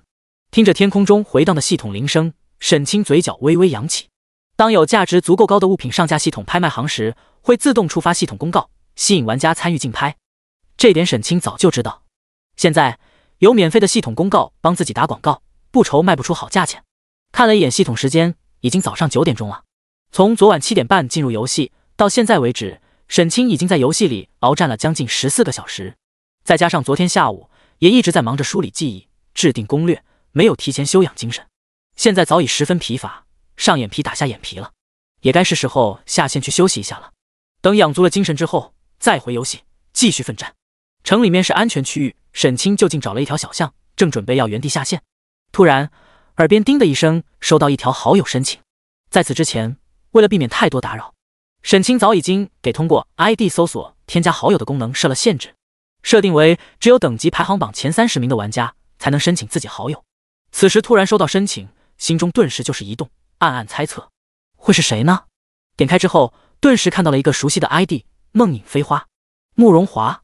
沈清表情一阵惊讶，眼中光芒微微闪动，隐隐间猜到了对方加自己好友的目的。通过之后，很快就有一条语音消息发送了过来，声音如同珠落玉盘，清脆悦耳，令人听起来很舒服。你好，我想请问一下，刚刚上架拍卖行的几件装备是你的吗？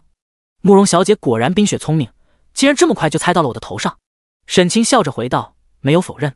慕容家族的4兄妹早在神话 OL 开服前就已经在网游界很有名气了，所以沈清能喊出逐梦飞花的姓氏也不算突兀。你太过奖了，等级榜上排名靠前的散人玩家一共只有那么几个，在现阶段能有实力一口气拿出几件青铜器装备的，恐怕也只有大名鼎鼎的十里坡剑神了。梦影飞花微微一笑，不着痕迹地恭维了沈清一句。沈清心情顿时一阵舒畅。要知道，慕容家族的3姐妹在前世那可是绝对的天之娇女，无论容貌还是实力都堪称绝品，是屹立在芸芸众生之上的大人物。自己虽然见过几次，却都只有站在角落远远观望的份，连走近攀谈的机会都没有。然而现在，逐梦飞花不但主动加自己好友，言语之间还带有明显的恭维与吹捧之意。要不是沈清两世为人，定力强大，恐怕都忍不住快要飘了。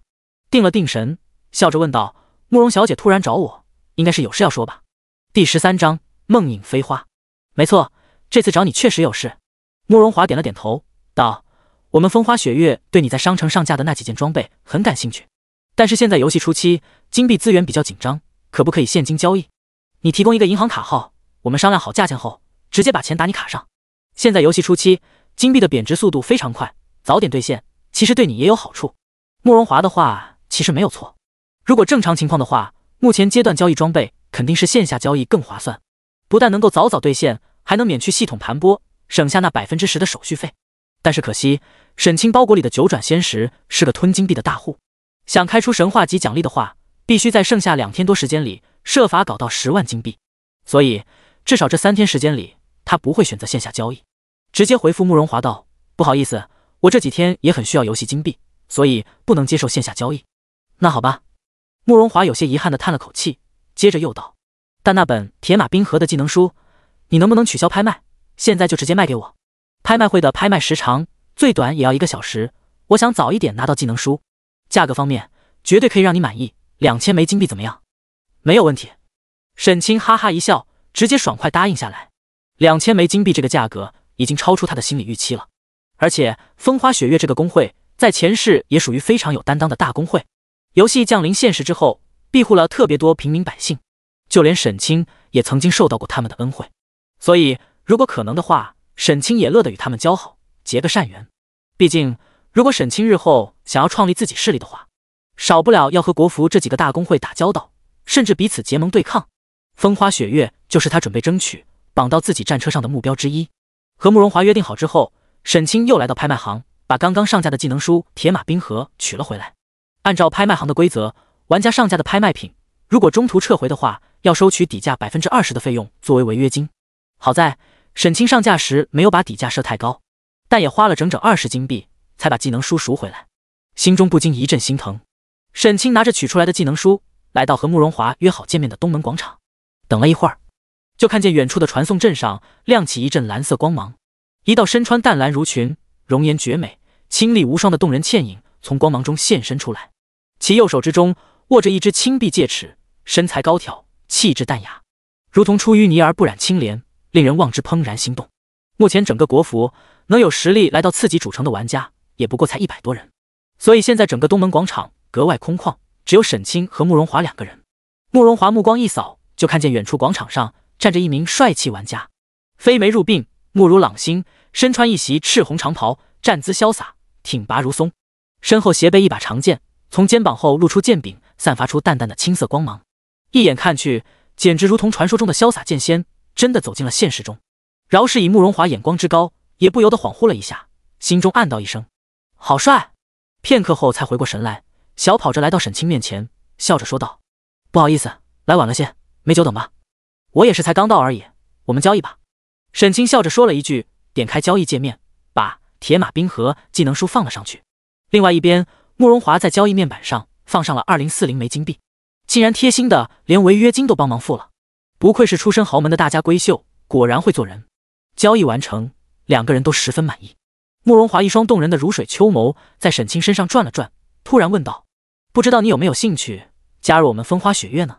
以你的实力天赋，再加上我们公会的资源支持，一定可以在游戏里大有所为的。对于慕容华的主动招揽，沈清并没有感觉到意外，笑着摇了摇头，委婉说道：我暂时还没有加入公会的想法，不过如果真要加入公会的话，会优先考虑风花雪月的。那我就期待着那一天了。慕容华本来也没有指望初次见面就能轻易把沈清招揽进公会，又笑着和沈清寒暄了几句，约定沈清如果之后再打到高级装备，可以优先卖给风花雪月，如果有什么需要帮忙的地方，也可以找他帮忙。然后2人就分别了。沈清直接原地下线，到厨房煮了碗泡面，加了1根香肠，8个鸡蛋，煮熟之后坐在桌旁一边吃着，一边打开手机刷短视频，连续刷了几条视频，都是和神话 OL 有关的，甚至还刷到了自己在新手村村口和君临家族 PK 的视频，说 PK 可能有点不准确，纯粹就是单方面的虐菜，而且视频热度很高，已经有了几百万的播放量。评论区里更加热闹，许多人都在吐槽神话 OL 的天赋系统，认为地阶以上的天赋效果都太变态了，严重影响了游戏的公平性，对觉醒普通天赋的玩家们极不公平。对此，沈清只是笑了笑，没有多说什么。这些玩家现在会抱怨很正常，因为他们还不清楚神话 OL 本来就不是一款简单的游戏，而且也并不是说天赋寻常的普通玩家就一定不能成为强者了。恰恰相反，这个游戏里面到处都充满了机缘。根据前世玩家们后来总结，其实绝大多数玩家都在游戏里遇到过足以改变命运的重大机缘，只是最终绝大多数都没有能抓住罢了。极少数成功抓住机缘的玩家一样蜕变成了强者，而重生回来的沈清手中就掌握有大量的机缘线索。从新手村离开之后，很多事情都可以开始着手推进了。真正的游戏从现在才刚刚开始。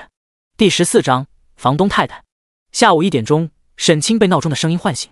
虽然仅仅睡了不到4个小时，但精神也养得差不多了。洗漱完后，去附近的小饭馆里随便吃了一点东西，然后快速赶回小区，准备回家上线升级。一上电梯，沈清便发现电梯里面站着一名大约27、8岁的少妇，身材高挑，五官精致，身穿黑色职业套裙，尽显成熟风韵。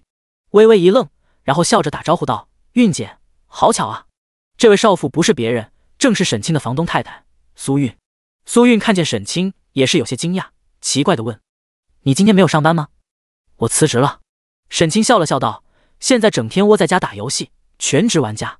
你玩的游戏是神话 OL 吧？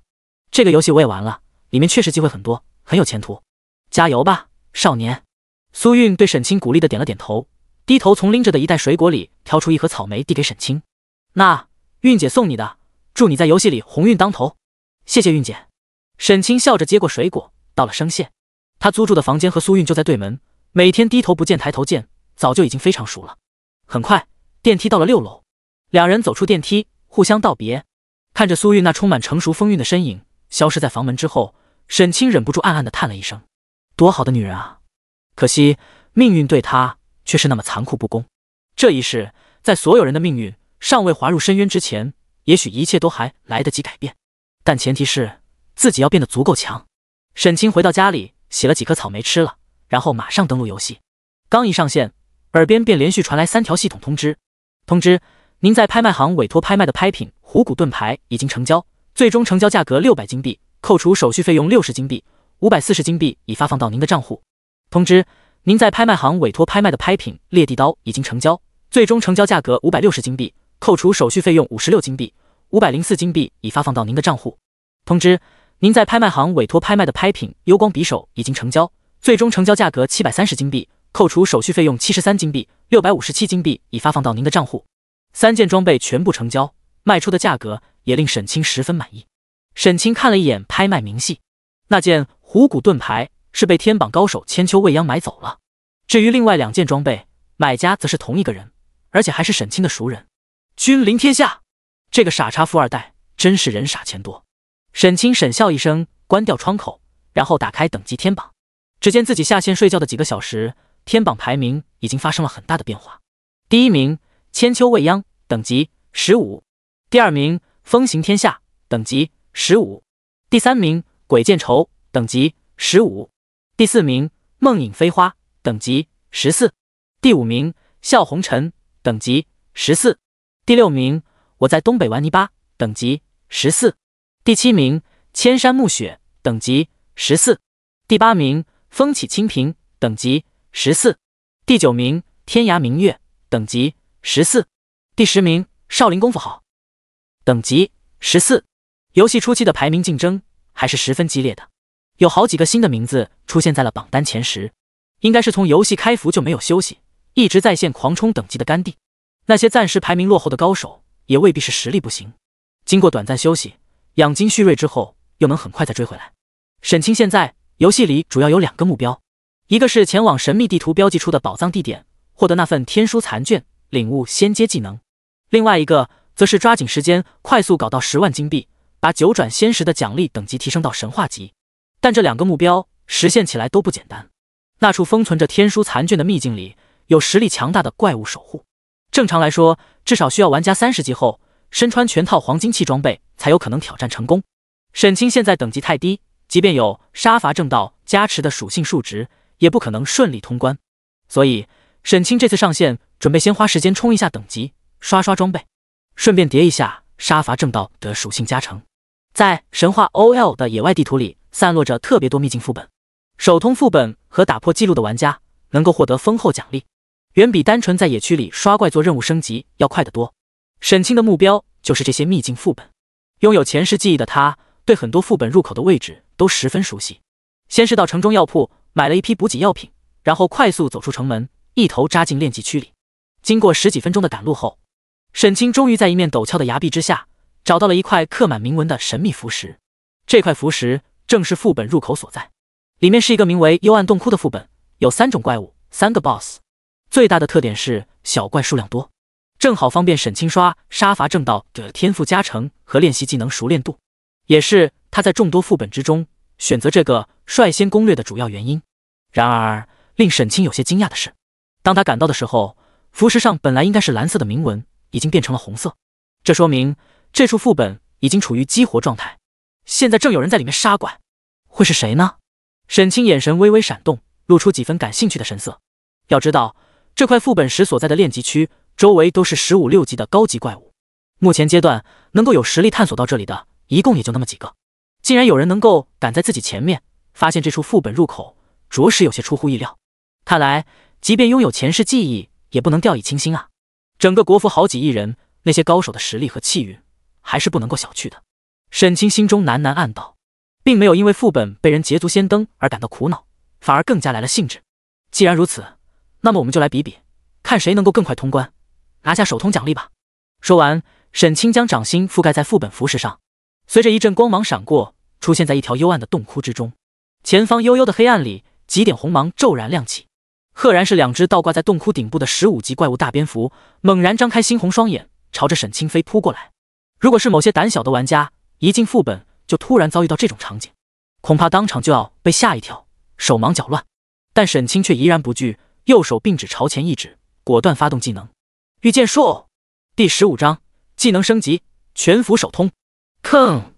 随着沈清发动技能御剑术，身后斜背的斩邪剑顿时发出一声清冽激吟，剑刃表面绽放出耀眼的青色光芒，冲天而起，宛若游龙，在昏暗的洞窟之中划出一道锋利轨迹，狠狠劈砍在一只大蝙蝠的身上。负1471，一个惊人无比的伤害数字从大蝙蝠身上跳起。大蝙蝠虽然是15级的怪物，但属于高攻低防的类型，在沈清无与伦比的强大攻击力以及迄今为止全服唯一一把白银器长剑的锋芒之下，简直脆弱的跟纸张一样。尤其沈清还拥有传奇称号十里坡剑神与天阶功法玄剑飞仙功的双重加成，一切剑系的普通攻击与技能伤害都拥有高额的伤害加成，即便在越4级杀怪的情况下，一剑斩出都能打出将近1500点的高额伤害，直接令大蝙蝠长长的血条瞬间掉了一半还多。可见沈清现在的攻击力究竟有多么犀利。不过现在沈清御剑术这技能熟练度还仅仅是入门，虽然可以操控剑刃在周围10米的空间内任意飞行，但还远远达不到如臂使指的地步。每次御剑斩击前后都有明显的前摇与后摇动作，导致攻击无法连贯，攻击频率也并不快。在用御剑术发动攻击，对一只大蝙蝠造成伤害的同时，另外的一只大蝙蝠已经快速飞到近前，伸出锋利无比的尖锐钩爪，狠狠一击挠在沈清的胳膊上。负211，不得不说15级副本怪物的攻击力还是相当犀利的，轻松破开了沈清的防御。不过200点的攻击伤害，对于现在总气血值已经将近4000点的沈清来说，完全能够承受得住。于是沈清直接站在原地，不闪不避，直接硬顶着这只蝙蝠的攻击。先是操控斩邪剑在天空中横扫而过，再度一剑将那只已经残血的大蝙蝠收掉，然后手掐剑诀朝天一指，对准了正拍动翅膀准备向自己发动第3次扑击的大蝙蝠，发动技能气剑诀。下一刻，沈清头顶半空之中突然一阵光芒闪耀，凝聚成一道若隐若现的银白剑影，发出一声如同实质的清脆剑吟，瞬息之间飙射而出，从第2只大蝙蝠身体中洞穿而过。负3722，这一次触发暴击了，恐怖无比的攻击力直接将整只大蝙蝠当空撕裂，坠落在地。沈清目光顿时一亮，眼中露出欣喜之意，对御剑术和气剑诀这2门技能的威力都十分满意。不愧是号称世间杀伐最强、无可比拟的剑修技能，这攻击的凌厉程度果然不是盖的。而在刚才战斗之中，沈清一共受到2次攻击，掉了400多点血，血量还在健康状态，于是也没喝药恢复。右手始终掐着剑诀，维持着御剑术的施展状态，操纵斩邪剑悬停在半空之中，利用剑刃发出来的光芒照亮，继续向前探索而去。随着一只只飞来的蝙蝠被不断斩落，沈清2个技能熟练度也一点点稳步提升。在神话 OL 国服的背景故事里，8大门派指的分别是太玄宗、缥缈仙宗、真武派、净莲宗、天龙寺、君子堂、升龙书院和幻音谷。普通玩家一转的时候，只能从这8大门派当中任选其一拜入其中，只能学到最普通的黄阶功法与2个黄阶技能。至于蜀山派，从某种意义上来说，有些类似于传统游戏中的隐藏职业，只有少数玩家触发特定机缘之后才有机会拜入其中。虽然沈清前世没有机缘拜入蜀山，但江湖上一直流传着群修之巅蜀剑修，剑修之巅看蜀山的传言。蜀山剑修誉满天下，随便拎出任何一个都是能独当一面的精英人物，在玩家中名气极大。所以沈清对这个门派的技能体系也十分了解，知道御剑术和气剑诀这2个技能虽然都只是普通的玄阶技能，但却是修炼蜀山许多大神通的基础。如果熟练度练到足够高，日后学习其他技能能起到事半功倍的作用。所以沈清不放过任何一个练习技能熟练度的机会，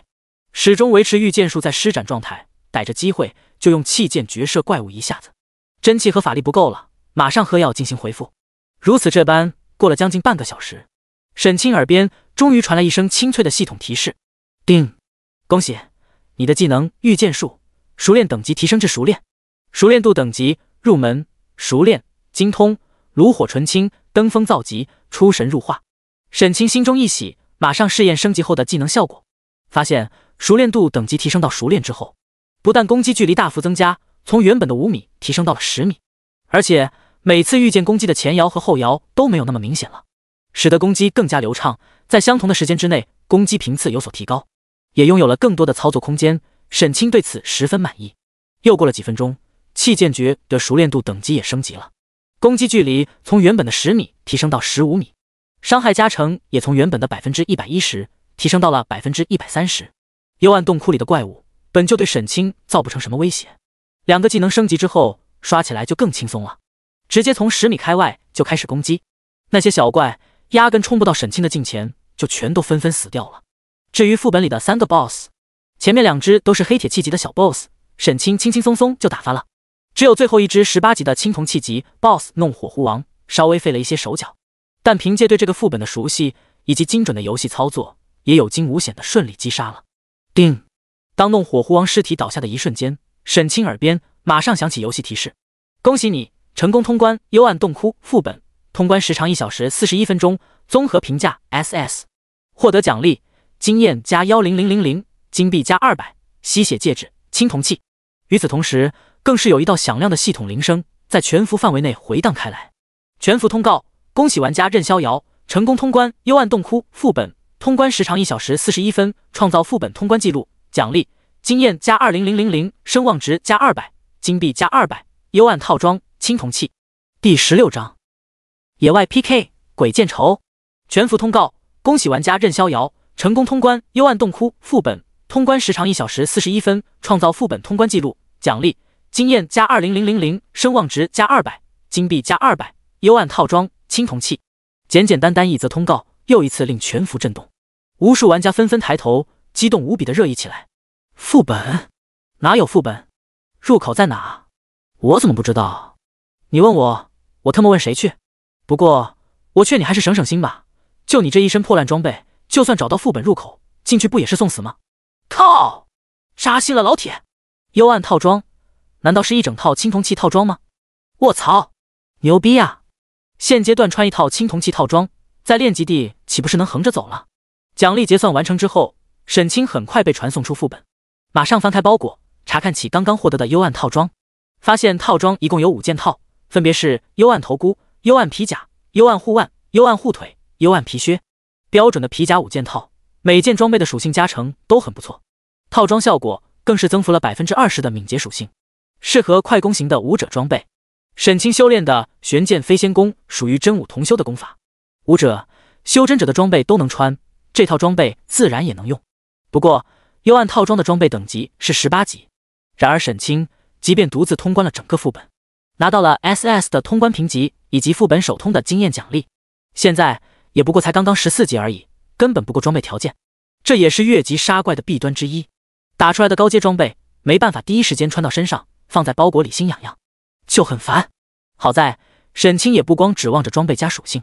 刚才通关副本的过程中杀了1000多只妖怪，又刷了100多点的自由属性值，全都加在了力量上，足以比得上2件高级青铜器带来的属性加成了。而且沈清身为蜀山剑修，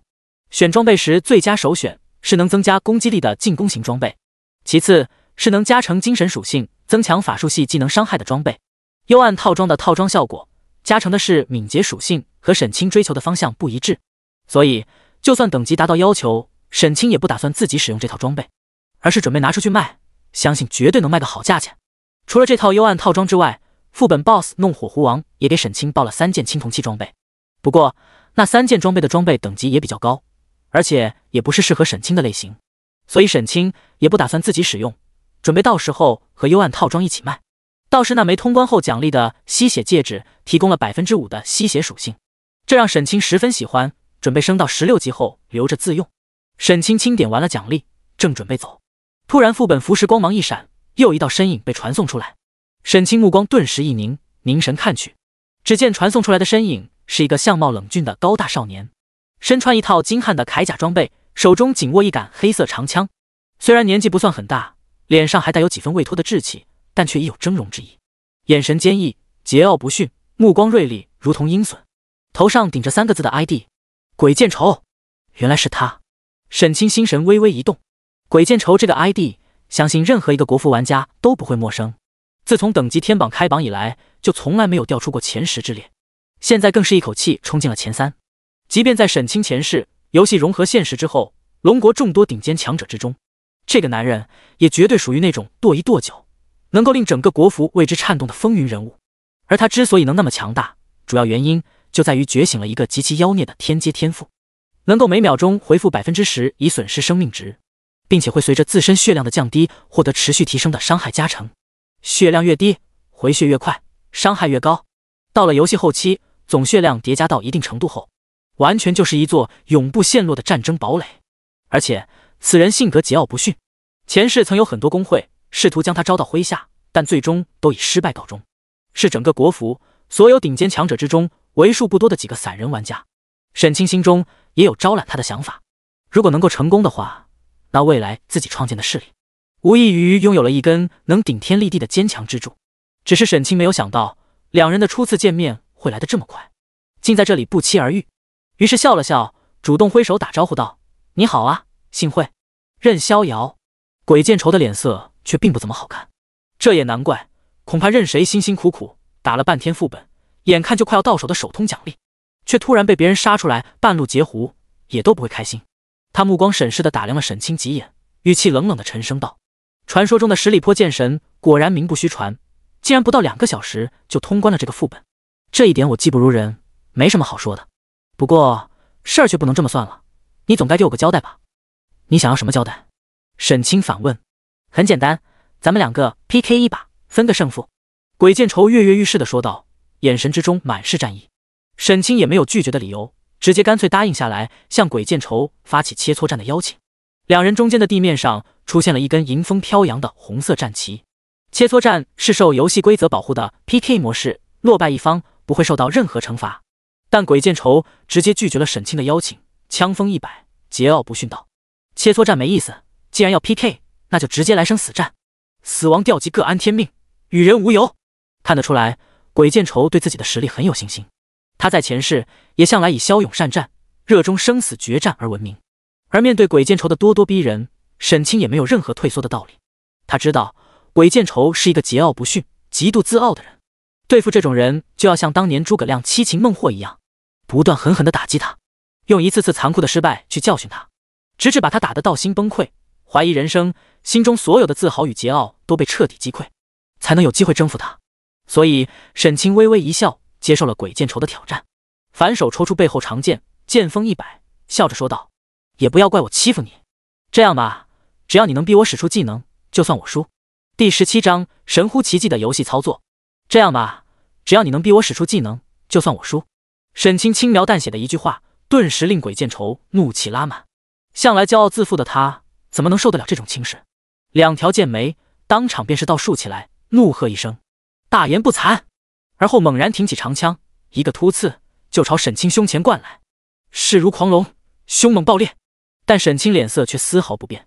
手中剑刃用力一摆，吭的一声，轻松隔开鬼见愁的突刺，同时脚下步伐变换，身形急旋，从鬼见愁身旁掠过。身形交错的一瞬间，手中长剑顺势挥出，在鬼见愁右肋下斩了一剑。吭！负678。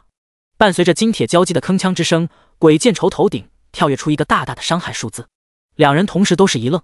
沈清吃惊的是，鬼见愁掉了600多点血量，头顶上长长的血条却只动弹了1小节，连1/10都不到。如此算来，岂不是说他现在的总气血量已经突破1万点了？不愧是拥有天阶天赋的猛人，果然不是省油的灯。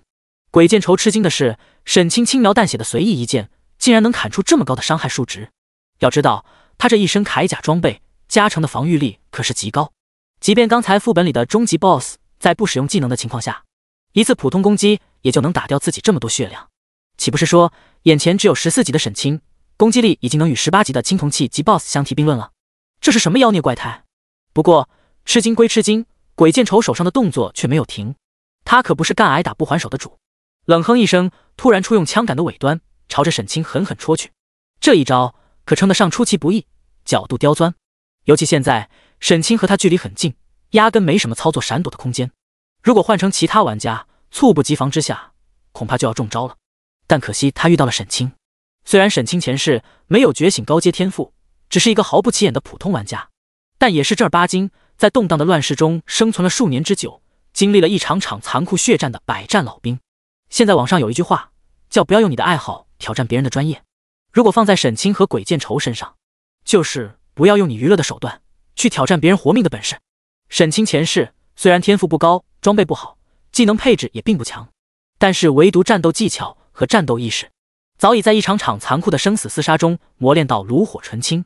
绝不是现阶段游戏里任何所谓的高手能够比拟的。在鬼见愁枪柄即将戳到身上前的瞬间，直接身形猛然后仰，一个标准的铁板桥就躲过了这出其不意的一次攻击，并且突然飞起一脚踹在了鬼见愁膝盖窝上，直接令鬼见愁一个踉跄。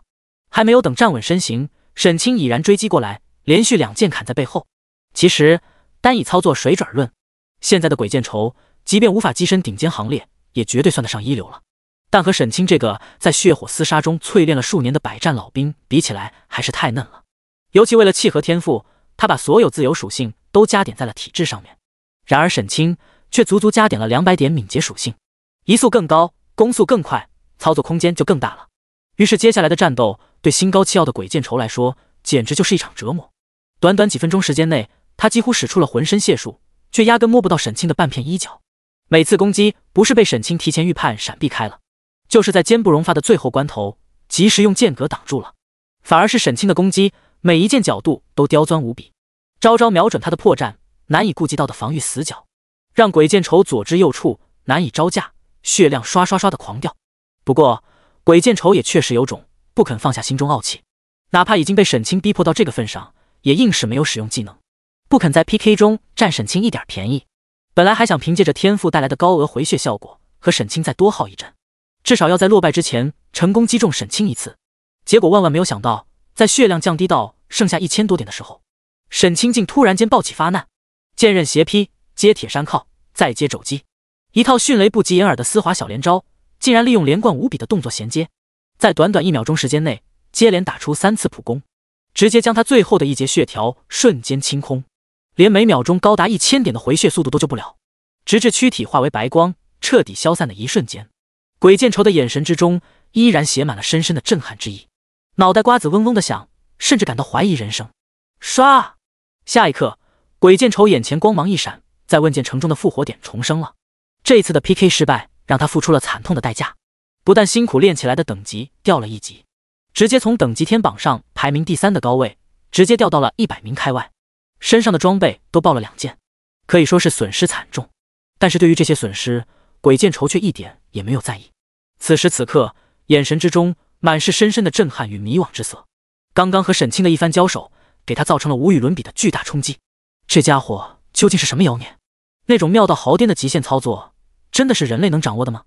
鬼见愁失魂落魄，怀疑人生的喃喃说道。但很快便眸光一凝，眼中燃起熊熊战意，坚定无比的决然道：任逍遥，你果然是一个强大的对手，但是我一定会击败你的。另外一边，沈清捡起鬼见愁爆出的2件青铜器，心里一阵美滋滋的感慨，鬼见愁这小伙真不错，不但送上门来给自己活动筋骨，临走还知道留东西，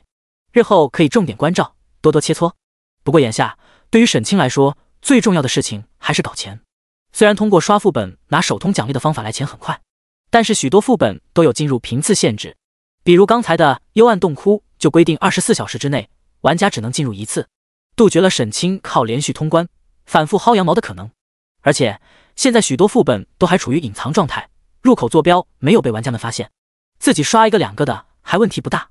能够解释成运气好，探索地图时偶然发现的副本入口。但是如果短时间内连续刷通太多副本，就难免引人怀疑了。好在对于掌握大量游戏情报的沈清来说，除了拿副本奖励外，还有更多来钱快的办法。10几分钟后，沈清经过一阵赶路，来到一片荒草丛生的山崖旁，探出头去朝山崖下看了几眼，只见下方云霭飘动，雾气朦胧，似乎像深不见底的样子。又看了眼地图坐标，确认没有差错之后，直接纵身一跃跳了下去。第18章双鳞妖蟒白银级 BOSS 首杀。在神话 OL 的游戏地图里，充满着各种各样的机缘奇遇，其中最经典的一种类型，莫过于坠崖奇遇了。据前世玩家们不完全统计，因为偶然坠落悬崖而获得特殊机缘的玩家，至少也得有几百个，甚至一度在前世的游戏里面掀起一阵组团跳崖找机缘的浪潮。反正即便坠崖死亡，惩罚也不过就是掉1级而已。但万一悬崖下真有宝贝，那换来的极有可能就是足以逆袭崛起的巨大机遇了。而在无数玩家前赴后继的尝试下，真有很多暗藏玄机的坠崖点被探索出来。其中有些悬崖下面藏着能产出特殊资源的秘境地图，有些悬崖下面封印着实力恐怖的上古 BOSS， 更有一些悬崖下面真的蕴藏有足以令普通玩家逆天改命的巨大机缘。比如此刻沈清跳下去的这座悬崖，如果前世那名玩家公开的情报没有错误的话，应该有一份隐藏门派的转职证明。这东西在游戏前期绝对能够称得上万人追捧的无价之宝了。如果能够搞到手中，不愁卖不出一个好价钱。沈清跳下悬崖之后，身体失重，急速下坠。然而很快，双脚便是啪嗒一声踩到地面，坠落在一个横伸出山崖的崎岖平台上。平台里面，山壁之上有一个漆黑无比的幽深洞穴，洞口外边长满杂草，透出阵阵神秘气息。果然有洞穴。看见眼前这个洞穴，果然和自己当年在论坛上看到帖子里描述的一模一样，沈清心中顿时一喜，暗道：看来那帖子的内容果然是真的，自己这一趟算是来对了。但他并没有贸然间走入洞穴进去探索，而是猛然掐起剑诀，朝前一指，一道气剑诀技能就射了进去。因为根据那篇帖子里的描述，眼前这座洞穴里面蕴含的可不仅仅是机缘奇遇，更是存在着一头十分可怕的守护妖兽。嗖！银色剑芒掠过虚空，带着尖锐的破风声射进洞穴，发出铿的一声脆响。下一刻，两团足有拳头大小、猩红如血的摄人瞳光从洞穴内陡然亮起，伴随一声愤怒嘶吼，一条浑身上下鳞甲峥嵘、腰身足有水桶粗细的巨大蟒蛇从洞穴内猛地冲出，仅仅只探出来半截身子，便足足有3-4丈长。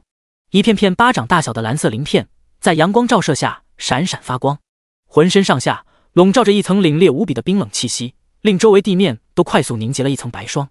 双鳞妖蟒，白银级 BOSS， 等级20，气血20万，攻击1072，法强921，防御1001，法抗848，技能冰霜吐息，毒牙冰刺，双息之甲。介绍：本是一条普通小蛇，机缘之下吞服异果，意外觉醒冰霜血脉，吸收天地日月精华，逐渐成长为一条强大的妖蟒。看着双鳞妖蟒强悍无比的属性数值，沈清的脸色顿时凝重了起来。高达1072点的强悍攻击力，以及1001点的超高护甲值，果然不愧是自己进入游戏以来遇到的第一只白银级 BOSS， 属性简直堪称炸裂，恐怕目前绝大多数玩家都压根破不了他的防御。即便沈清凭借杀伐正道的天赋效果，比起其他同等级的普通玩家多出足足1000多点的属性值，然而此刻在这头恐怖的白银级 BOSS 面前，依然有些不太够看。其实对沈清来说，更稳妥的办法是先找一片怪物密集的练级地，刷上几个小时的小怪，把属性值和等级都拉起来后，再来攻略这条妖蟒。但现在等级天榜上排名最靠前的几人都已经冲到17级了。根据沈清对这帮攻略狂魔的了解，这帮家伙肯定已经开始着手谋划着白银级 BOSS 的首杀争夺了。而每个品阶 BOSS 的全服首杀奖励都可谓丰厚无比，沈清一个也不想放过。正所谓富贵险中求，即便以自己现在的属性，单挑这头白银级 BOSS 会非常吃力，也只能硬着头皮上了。沈清眼中金芒一闪，猛然间发动御剑术，操控背后飞剑冲天起，划出一道锐利弧线，狠狠劈砍在双鳞妖蟒的鳞甲之上。吭！负209，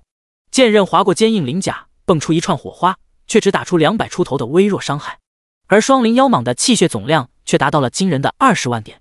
也就是说，即便毫无反抗，就处在这里让沈清砍，也足足要砍上1000多剑才能杀掉，有的磨了。而沈清的攻击也彻底激怒了双鳞妖蟒，猛然发出一声怒吼，张开一张血盆大口，朝沈清狠狠地噬咬而来。沈清手中光芒一闪，马上取出刚才在幽暗洞窟刷怪时掉落的一面黑铁器盾牌，左臂举起，挡在身前，摆出标准无比的格挡动作。砰！沉闷无比的巨大冲击力直接令沈清身躯一颤，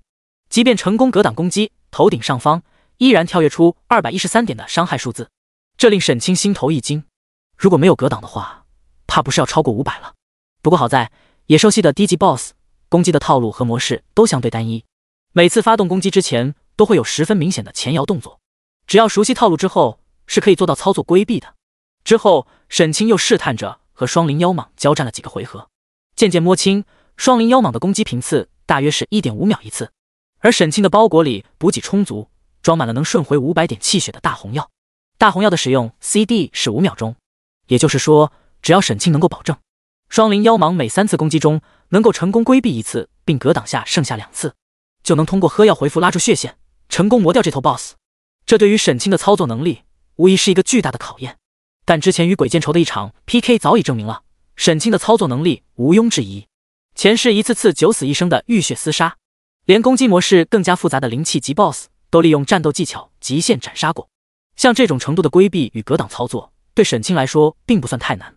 于是接下来的战斗完全演变成了一场漫长的消耗战。沈清在这片数丈见方的崎岖平台上身形矫健，闪转腾挪，不断躲避掉双灵妖蟒的一次次攻击。虽然时不时会被 BOSS 突然间发动的技能命中，气血猛然间掉一大截，但总能利用 BOSS 技能的 CD 时间，通过喝药将气血一点点重新拉回来，始终保证自身血量维持在 30% 以上的安全线上。利用御剑术与气剑诀2个技能不断消磨 BOSS 气血，直至1个多小时后，在沈清坚持不懈的努力下，终于磨空了这只白银级 BOSS 最后的一丝气血，发出一声充满不甘的凄厉嘶吼，轰的一声倒在地上。一阵嘹亮无比的系统通知也在整个国服的天空中回荡起来。全服通告：恭喜玩家任逍遥成功击杀白银气级 BOSS 双灵妖蟒，拿下白银气级 BOSS 全服首杀，奖励等级+1，幸运值+2，声望值+500，金币+1000，地阶技能输1步。第19章群攻技能万剑诀。卧槽，牛逼！白银级 BOSS 的全服首杀竟然又被任逍遥拿到了，他是准备包揽所有品阶的 BOSS 首杀吗？这让那些大型公会的高手们情何以堪啊！而且最为夸张的是，任逍遥拿完首杀奖励之后，才刚刚升到17级，冲进等级天榜前100而已。也就是说，他真正击杀 BOSS 的时候，最多才只有15级。至少越5级击杀白银级 BOSS， 这他妈的是人能够办到的事，简直就是妖孽好吧！我敢断定，任逍遥绝对不是论坛上推测的散人玩家，身后一定有公会支持，至少有一个几人的精锐小队帮他一起攻略 BOSS。无数玩家热议之际，悬崖之下，沈清又到了最爱的清点战利品环节。首先是双灵妖蟒爆出的装备，一共有3件，分别是一枚闪闪发光的蓝色戒指，一条有精致鳞状花纹的腰带，一对造型精巧的护腕。双息之戒，白银器，体质+23，精神+25，特效普通攻击有 5% 几率触发双息效果，使目标身体结霜，移速减缓。装备等级20。介绍：一枚蕴含着冰霜之息的精美戒指，双灵腰带，白银器，防御121，法抗118，体质+27，力量+18，敏捷+21。装备等级20。介绍：双灵妖蟒蛇皮制成的腰带能够带来强大的防御力。迅捷护腕，白银器，防御107，法抗113，体质+25，力量+32。特效：攻击速度提升 3%。装备等级20。介绍：一对轻灵迅捷的精巧护腕，戴上它能够令你的武技得到更好的施展。3件属性加成都还不错的白银器，沈清准备留着自用，直接揣进包裹里面。不过在所有的收获之中，真正令沈清最期待的还是刚刚系统奖励的那本地阶技能书。迫不及待打开包裹，目光一扫，就看见一本银光闪闪的技能书正安静地躺在包裹角落里。技能书封皮上写着龙飞凤舞的3个大字：万剑诀。万剑诀地阶。技能介绍：汇聚真气法力，凝聚多重剑气，攻击一定区域内的多个目标。学习要求：御剑术精通，气剑诀精通。竟然是蜀山派的绝学之一万剑诀。沈清目光顿时一亮，心中大喜。要知道，他现在手里最缺的就是一门威力强大的群攻技能。现在有了万剑诀后，刷怪效率必然可以大幅提升。利用杀伐正道天赋，速刷属性点将不再是梦。御剑术和气剑诀2门技能，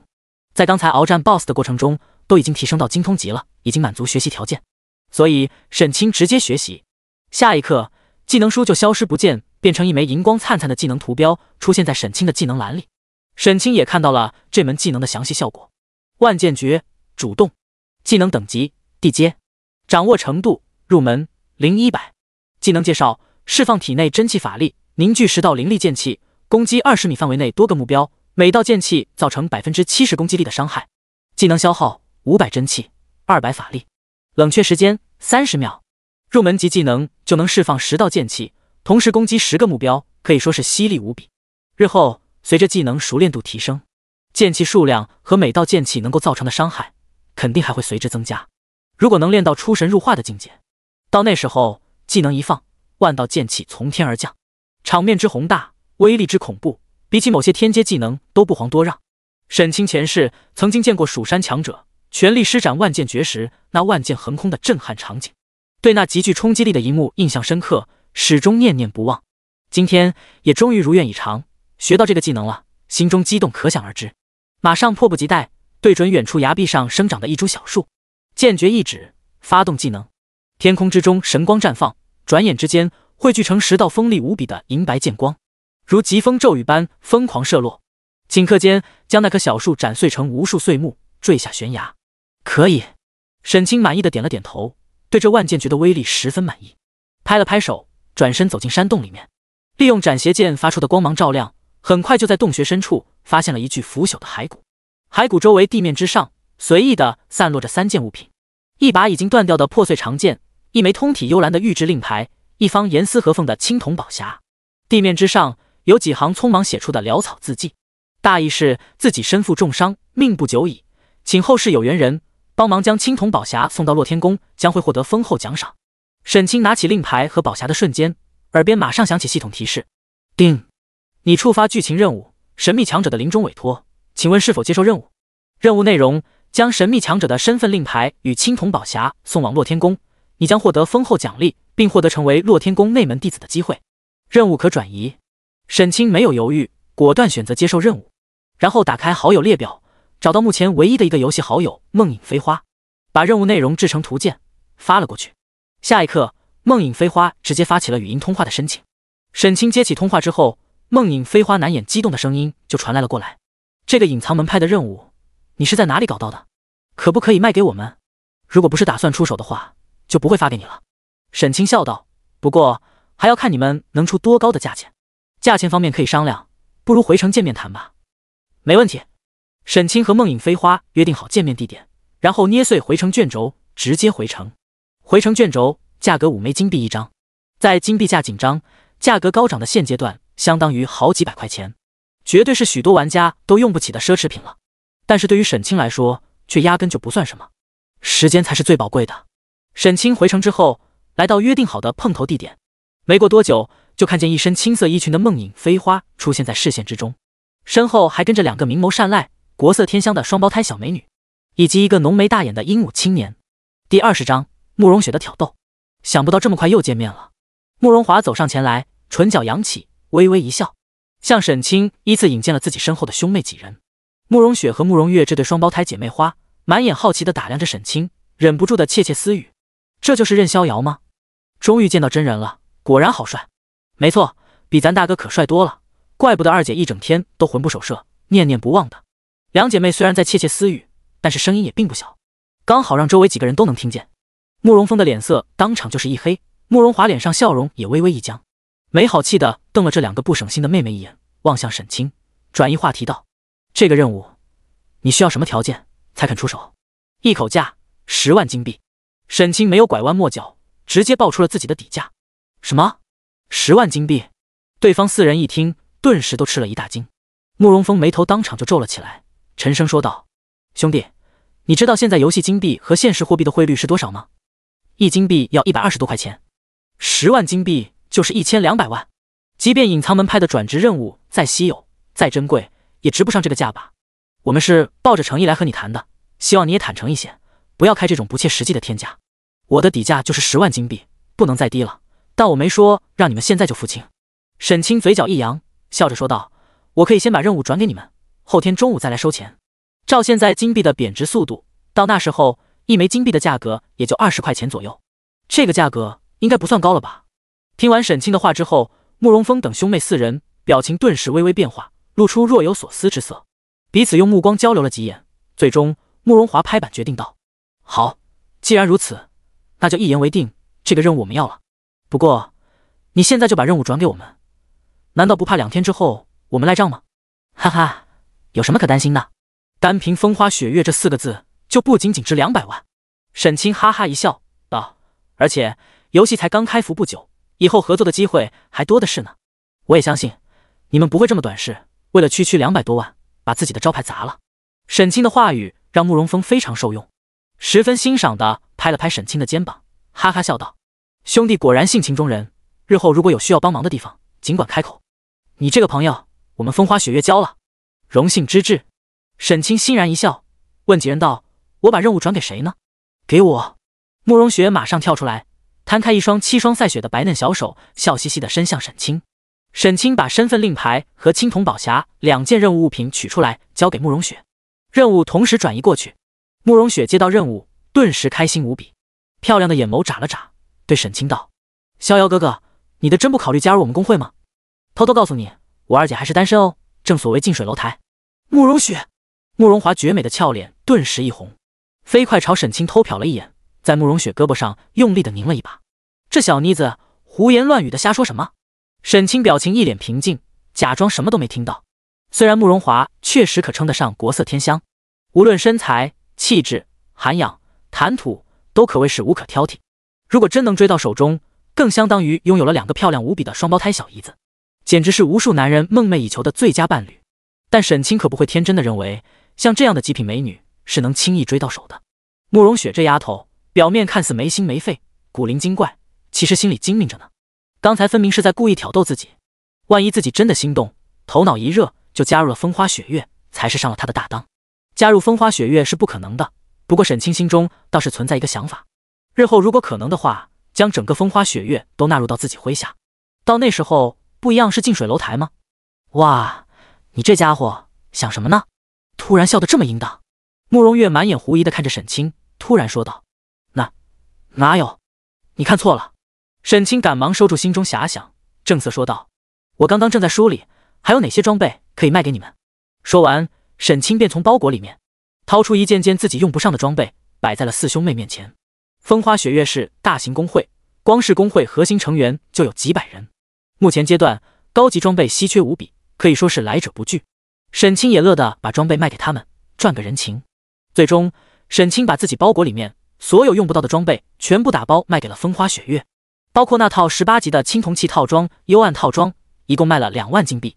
也是约定2天后的中午付账。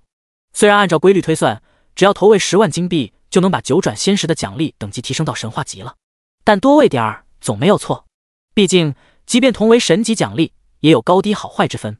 沈清可不会在这种地方节省，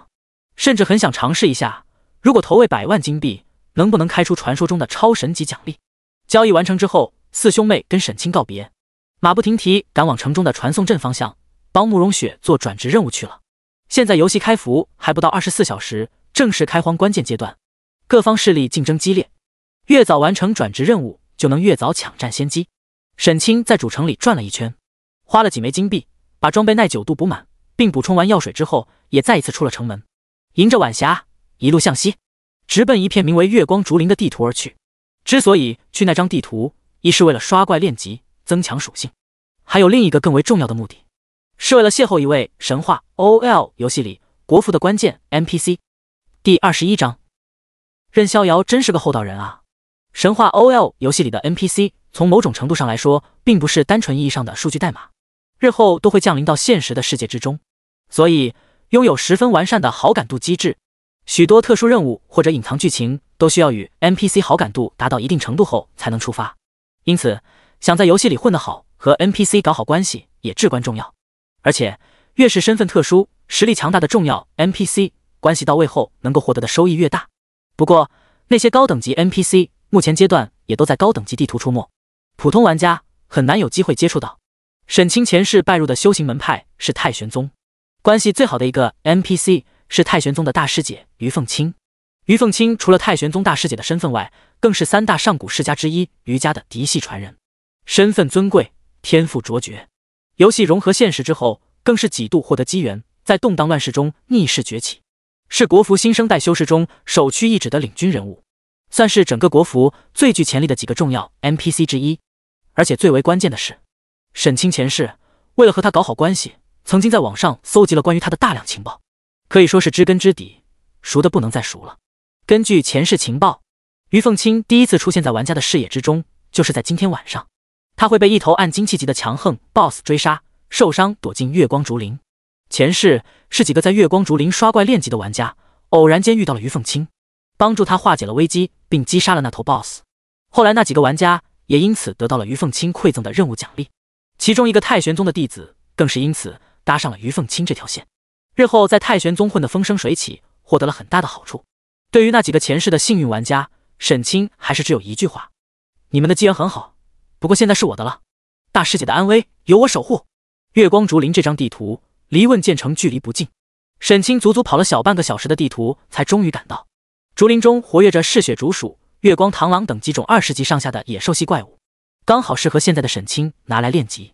这些普通的地图怪物对现在的沈清来说根本难以造成什么威胁，所以沈清也没有像普通的玩家一样一只一只拉怪来杀，而是利用精通级御剑术，高达20米的攻击距离四处出击，剑光呼啸，在竹林中穿梭而过，将视线范围内能看到的怪物全都拉到一起之后，再释放万剑诀来一波强力输出，最后一一补刀完成斩杀。毕竟现在有群攻技能了，就要好好利用起来，怪物就得群刷才叫痛快。如此这般，过了大约1个小时，沈清将整个月光竹林扫荡了一遍，足足几百只怪物倒在了他凌厉的攻势之下，给他提供了几十点自由属性点。万剑诀的技能熟练度也随着沈清的一次次使用不断上涨，终于提升到了熟练等级，能够凝聚的剑气数量从原本的10道提升到了30道，每道剑气造成伤害也从原本的 70% 提升到 80%。 虽然技能消耗也翻了1倍，不过对于蓝量充足的沈清来说，这点消耗却压根不是事。真气不够，法力不足，加点就完了。技能等级提升之后，沈清的输出能力再一次实现飞跃，刷怪效率大幅提升，一次引怪10只左右，平均每只怪物在万剑诀的攻击下都要承受3道剑气。以沈清此时犀利无比的超高攻击力，基本能够做到秒杀，都用不着再补刀了。整个人完全化身为一台无情的刷怪机器，区域剑刃呼啸破空，从竹林间横扫而过。月光竹林怪物的刷新速度都快要赶不上他刷怪的速度了。就在这时，几道身影也踏入了这张地图，远远的就看见一道雪亮剑光从前方幽暗的竹林中一闪而逝，顿时脸上纷纷露出惊讶之色。咦，前面已经有人在打怪了，会是谁呢？过去看看。卧槽，那个人疯了吗？竟然一次引了那么多怪物，那可都是20级的强化怪物啊，这不明摆着找死吗？然而下一刻，几个人纷纷震惊地张大了嘴巴，瞳孔收缩，心神俱震，难以置信眼前看到的一幕。只见前方竹林之中，那道深陷怪物重围中的身影突然之间高举右手，天空之中璀璨银光骤然绽放，刹那之间凝聚成数十道锋芒锐利的凛冽剑气，如疾风骤雨般陡然射落，一连片高达数千点的伤害数字飘起。前一秒还张牙舞爪、气势汹汹的10几只强化怪物，转眼之间便化为一具具残破的尸体倒在地上。卧槽，刚才那是什么技能？简直太帅了！帅不帅的还在其次，关键那伤害也太离谱了吧！群攻技能打20级的强化怪物，直接瞬秒，那攻击力得有多高？卧槽！你们快看他的 ID， 竟然是任逍遥！天榜大佬，恐怖如斯啊！沈清也发现了几人的到来，马上提着剑刃朝几人走过来，跟几人打了个招呼，笑着说道：不好意思，这片练级地里资源有限，我一个人都不够刷，你们还是去其他练级地吧，我这里有一些金币送给你们，算是补偿吧。说完，从包裹里掏出一把金币，给对面每个人分了10枚。那几名玩家拿了沈清的金币，顿时纷纷连声道谢，感动不已。毕竟虽然野外练级地没有什么先来后到一说，但资源竞争是常有的事，他们也有自知之明，知道凭自己几个人的实力，想在同一片地图里和沈清竞争资源，基本是不可能的事。所以本来就准备离开，换另一片练级地了。结果人沈清还不好意思，给他们每个人补偿了10枚金币，相当于每个人白发了1000块钱，简直就是天上掉馅饼的好事。几个人自然都非常开心。走远之后，纷纷忍不住的感叹：任逍遥真是个厚道人啊！是啊，没有想到天榜大佬竟然如此平易近人，他人还怪好嘞。将几个碍事的家伙打发走后，沈清继续转身在竹林里四处游荡，刷怪练级。又过了半个多小时，突然一道赤红盾光从遥远的天边飞来，坠入前方竹林之中。终于来了！沈清目光顿时一亮，马上提起剑刃，朝红光坠落的方向赶了过去。第22章，以你疗毒。月光如水，竹林清幽。沈清一路小跑，来到那红光坠落的地方，朝前望去，就见前方竹影婆娑的空地上倒着一道身穿火红衣裙的婀娜倩影，其身材高挑，风韵动人，双峰浑圆如同满月，腰肢纤细不盈一握，在红裙的包裹之下勾勒出极致的腰臀曲线。此时正脸色发白地坐在地上，两条胳膊撑着地面，似乎想要站起身来，但试了几次都没有成功，绝美无瑕的俏脸上写满丝丝痛苦之意。见此情形，沈清顿时心头一紧，忙不迭地跑了过去。大师姐，你没事吧？于凤清听见有人呼喊，心头顿时微微一惊，抬起目光，有些惊疑不定地打量着沈清，警惕地问：你是太玄宗的弟子吗？我怎么不认识你？沈清意识到刚才自己一着急喊错了称呼，马上说道：在下并非太玄门下，而是蜀山弟子。原来是蜀山派的少侠。听见沈清自称蜀山门下，于凤清眼中的警惕稍稍消退了几分，但是仍然有些疑惑，既然你不是太玄宗弟子，为什么叫我大师姐？谁说不是太玄弟子就不能喊大师姐了？难道你没听说过吗？于凤清是太玄宗的，大师姐是全江湖的。于凤清光洁的脑门上缓缓浮现出几个大大的问号。什么时候江湖上有这句话了？我自己怎么不知道？就在此时，从遥远的西北方向突然传来一声震耳欲聋的惊天虎啸，笑声之中蕴含着无与伦比的恐怖威势。听见这声虎啸之后，于凤清的脸色顿时一变，咬牙骂道：这个孽畜！大师姐，这究竟是怎么回事？有什么我能帮你的？沈清说话间，目光不由自主望向于凤清的左侧肩膀，那里有一个触目惊心的圆形伤口，正不断往外流淌着鼓鼓的黑色污血，显然是中毒的迹象。我本是奉师门之命前来斩杀那头残害生灵的蝎尾翼虎王，却不曾想他前几日竟吞服异果，突破了原有的境界。我战斗中不慎中了他的妖毒，现在必须马上运转宗门秘法，方能化解。但我运功驱毒期间不能受到外界惊扰。虽然蝎尾翼虎王也受伤极重，短时间内多半无法亲自出动，但他已经发动麾下的妖兽来追杀我了。以我现在的状态是没有办法对付那些妖兽的，你可以帮我护法吗？没有问题，包在我身上了。沈清直接拍胸脯保证道：只要我任逍遥还活着站在这里，任何妖兽休想动大师姐半根毫毛。看着沈清信誓旦旦保证的样子，于凤清忍不住有些动容。我们不过萍水相逢，少侠何必如此对我？我也不知道，大概是前世的缘分吧。沈清笑道：总之就是有一种莫名其妙的亲切感，无论如何也不想你受到伤害。于凤清闻言，俏脸顿时微微一红，轻声说道：既然如此，就拜托少侠了。都是江湖儿女，客气什么？好了，你安心解毒吧。沈清笑着摆了摆手，正要起身，于凤清却喊住了他：等等，又怎么了？沈清疑惑。于凤清美目悠悠地看着沈清，贝齿轻轻咬住下唇，纠结半晌，才不好意思的小声说道：正是运功疗伤之前，需要先把毒吸出来。嗯哼。沈清顿时一愣，看着于凤清肩膀下方的伤口，表情有些古怪地问：用嘴吸吗？于凤清有些羞涩地点了点头。好吧，既然如此，就得罪了。沈清勉为其难地点了点头，在于凤清身前蹲下，双手抓住于凤清的衣服，开始熟练地宽衣解带。很快，于凤清上身的衣物就被沈清一层层拨开，大片雪白的肌肤裸露在空气之中，尤其一对饱满骄傲更是在单薄的肚兜遮掩下若隐若现。要知道，8大主流门派之中，太玄门的弟子数量是最多的，一切都源于其开派祖师太玄真人的立教宗旨。办大事要成功，最重要是3个条件：人多，人多，还是他妈的人多。整个太玄门内足足有108峰共传香火，其中不乏心高气傲、眼高于顶的天才之辈。而于凤清之所以能够令所有同门都心悦诚服地尊称一声大师姐，不仅仅因为她在所有同辈弟子之中身份最尊，修为最高，更加因为她实在是太大了。此时即便横起一条藕壁挡在前面，依然掩不住诱人的风光，反而更加产生出一种犹抱琵琶半遮面的动人风情。沈清仅仅是不着痕迹地扫了一眼，已然有些惊心动魄，咕咚咽了一口唾沫，正色说道：大师姐，我要开始了，可能有点疼，你要忍一下。于凤清脸颊发烫，细如蚊那的轻声道：有劳少侠了。沈清点了点头，开始卖力地帮于凤青吸起伤口的毒血来。随着沈清吸吮的力道逐渐加大，于凤青娇躯抑制不住的轻微颤动，脸上表情既痛苦又舒畅，口中发出阵阵低吟。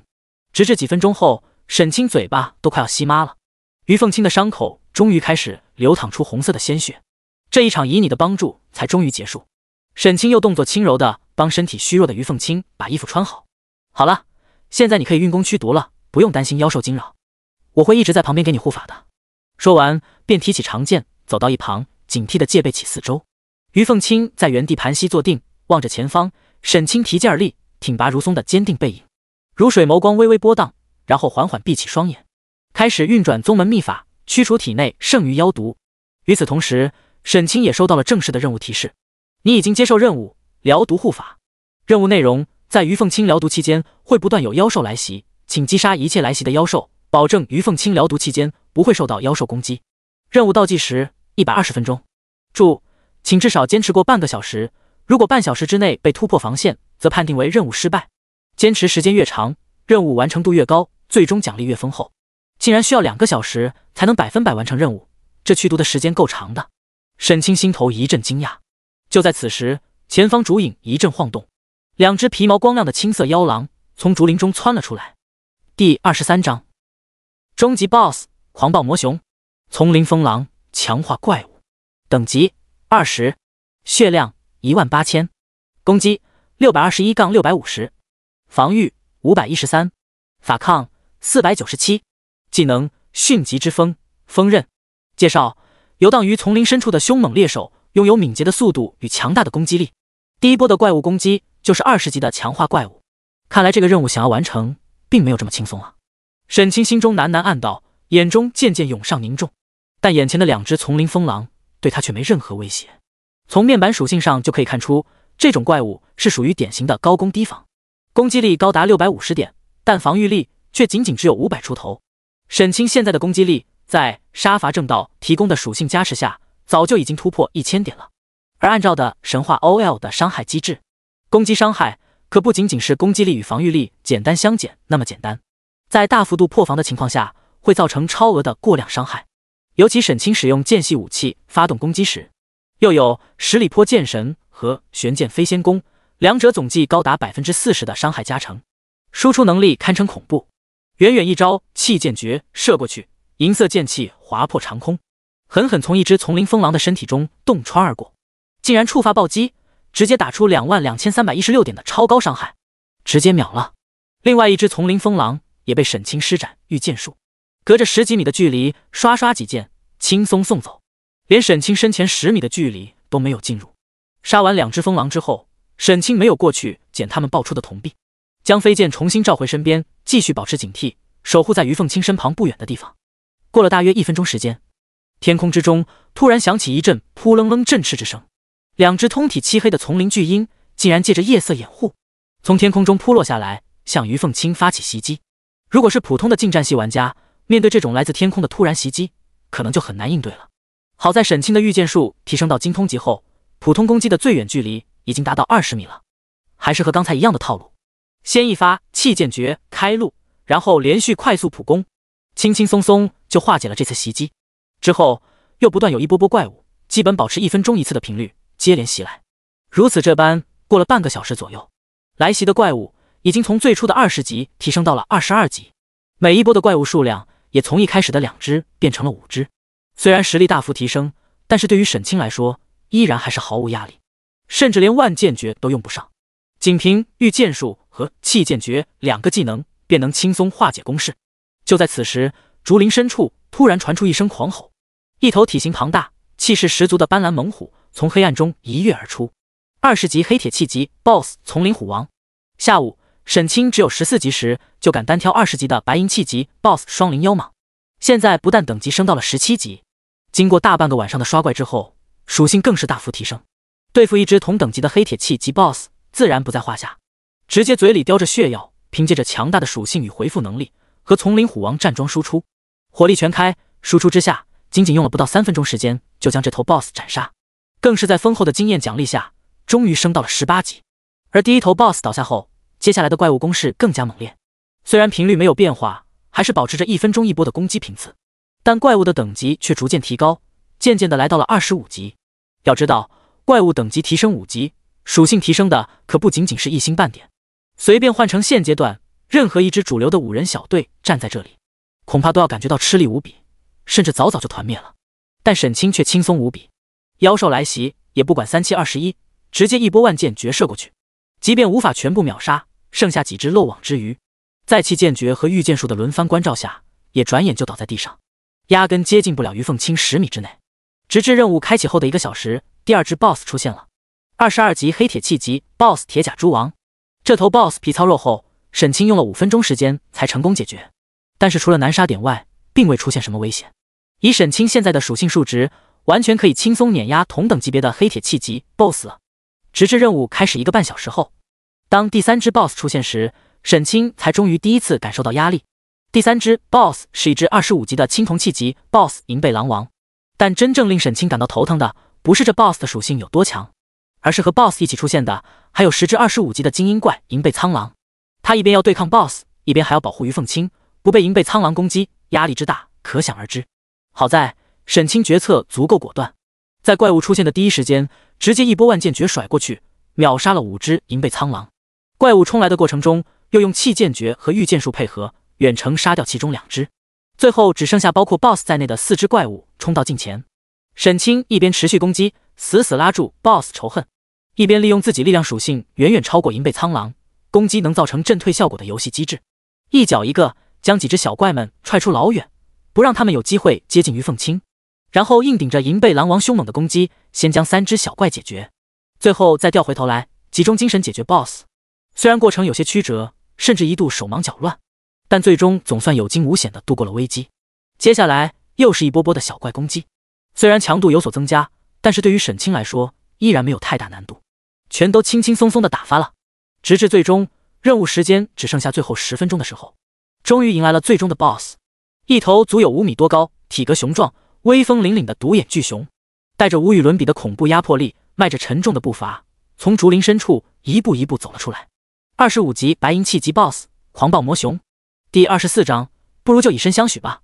看来这个任务的终极考验，就是在这头高达25级的白银气级 BOSS 的猛攻下，坚持超过10分钟时间了。看着狂暴魔熊那充满压迫性气息的庞大体型，沈清口中喃喃说道：对于目前阶段绝大多数普遍只有16、17级，浑身上下都没有几件青铜器装备的玩家来说，这无疑是一个难以完成的巨大挑战，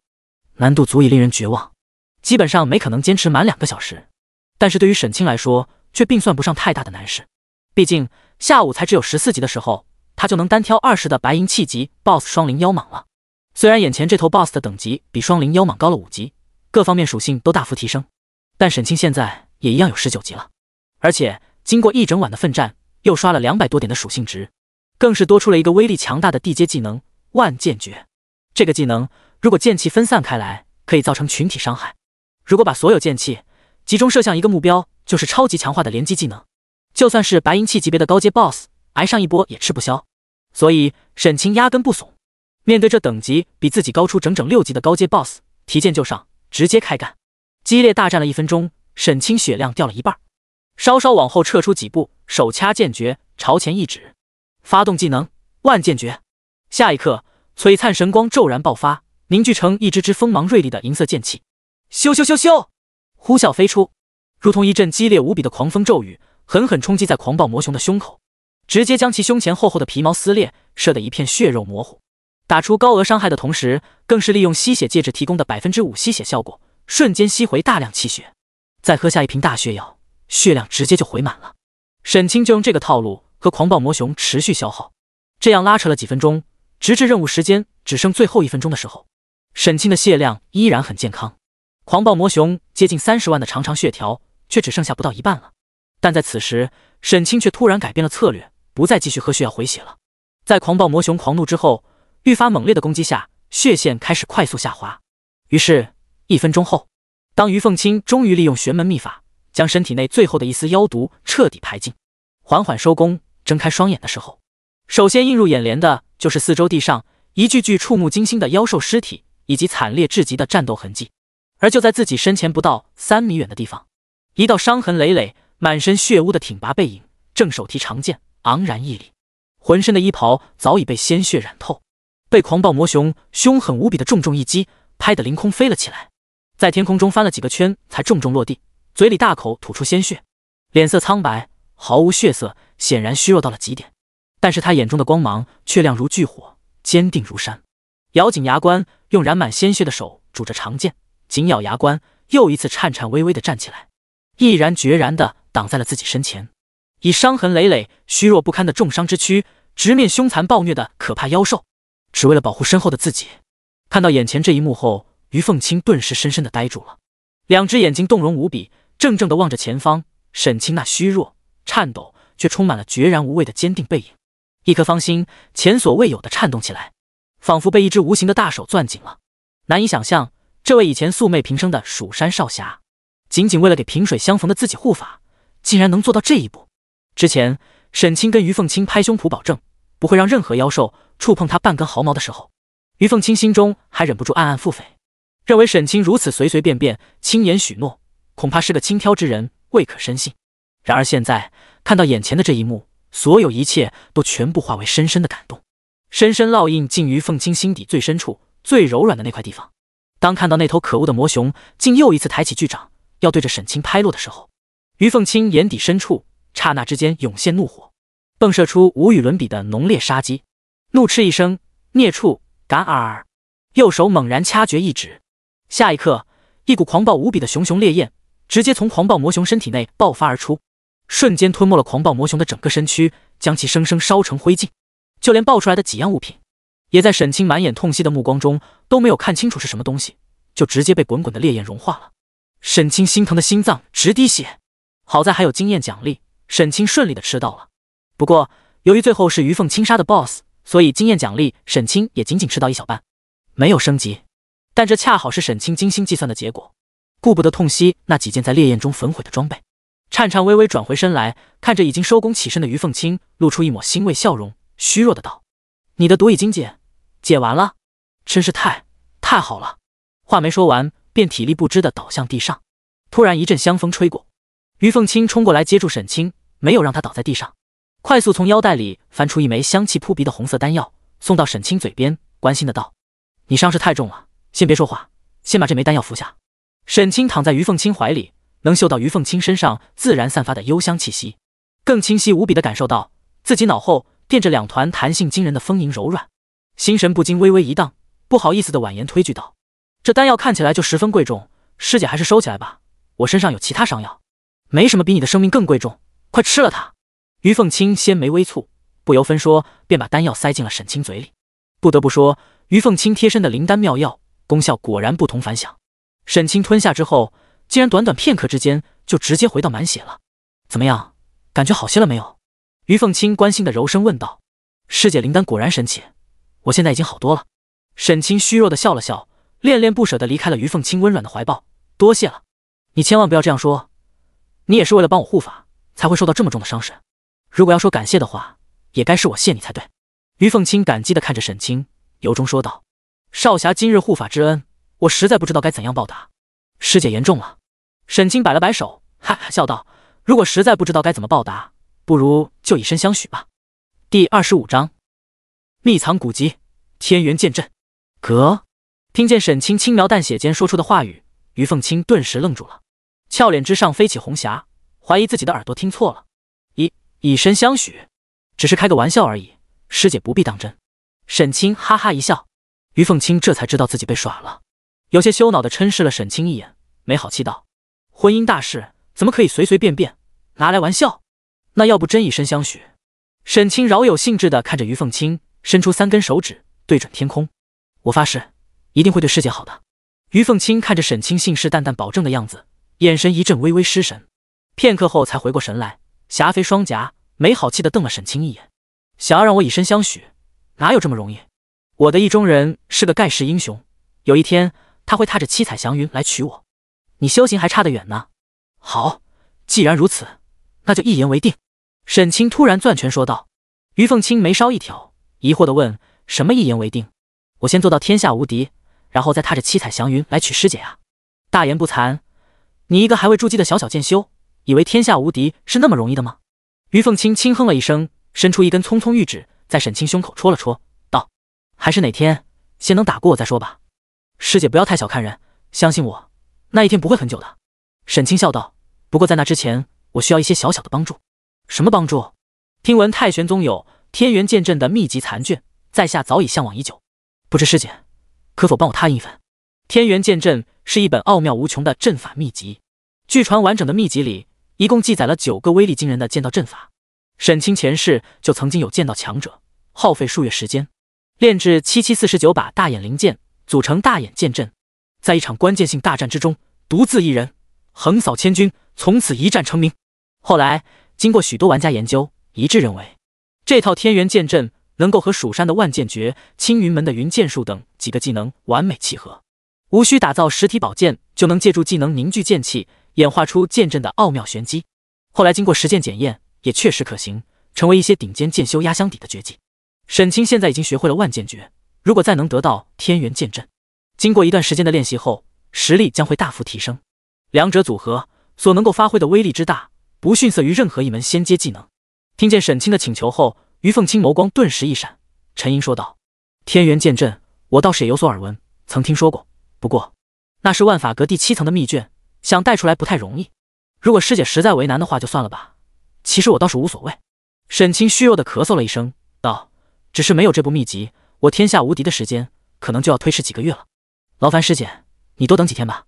于凤清有些无语的朝沈清瞥了一眼，看着沈清身上刚才为了保护自己而留下的累累伤痕，以及被鲜血染红的战衣，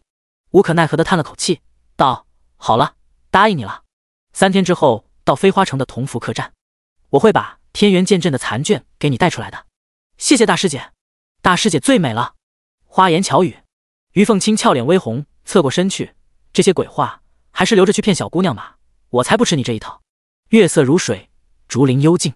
大师姐妖毒趋尽后，并没有太急着离去，和沈清2个人在竹林里悠闲散步，闲聊起来。如果换了另外一个玩家，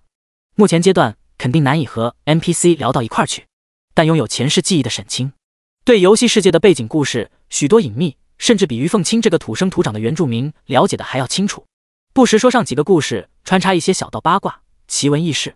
让于凤清情不自禁受到吸引，渐渐听得入迷。不知不觉就过去了1个多小时。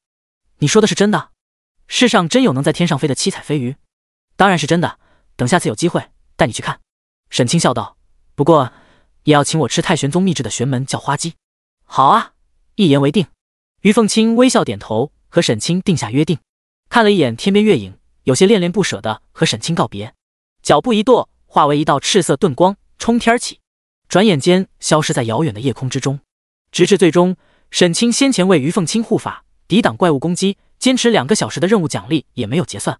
应该是默认于凤清答应的天元剑阵为任务奖励了。送走于凤清后，沈清看了一眼系统时间，快要晚上10点钟了。今天的目标已经全部顺利完成。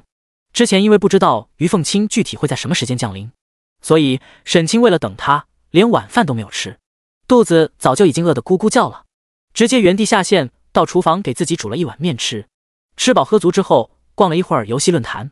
关注了一下各个次级主城、各大公会的最新动向，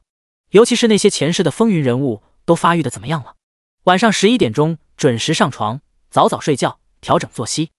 第二天早上7点钟，沈清准时起床，到楼下的早餐店吃了2根油条、1碗豆浆，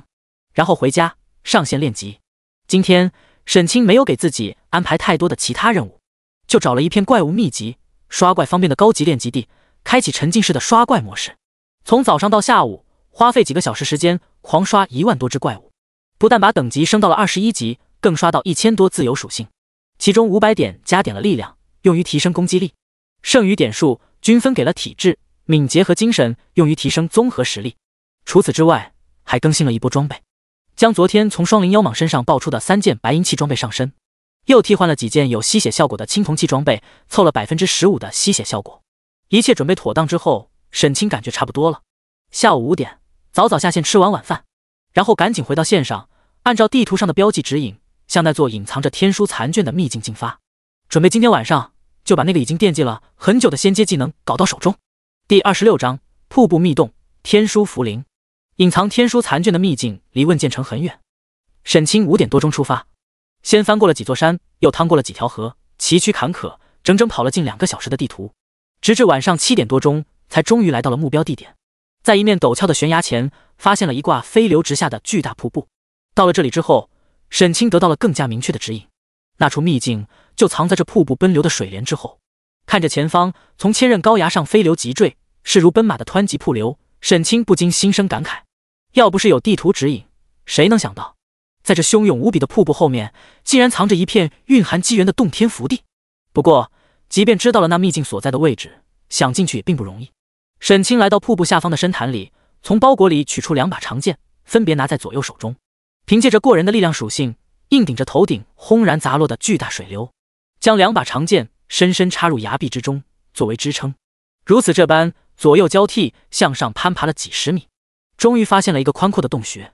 赶忙抓住洞口边缘的一块石头，猛一用力翻了进去。啪嗒一声，脚步落地，沈清目光打量四周，只见这藏在瀑布后面的是一个幽深无比的曲折山洞。洞穴四周的墙壁上有许许多多的发光矿石，散发出柔和的彩色光线，使得整个洞穴之内光线并不如何昏暗。而就在前方不远的地方，有2个身体虚幻、散发着淡淡神辉的朦胧灵体正在空中悠悠飘荡。每个灵体身体内部核心位置都存在着一个闪闪发光的神秘字符。天书茯苓，精英怪物，等级28，血量3万，攻击781，法强1014，防御813，法抗897，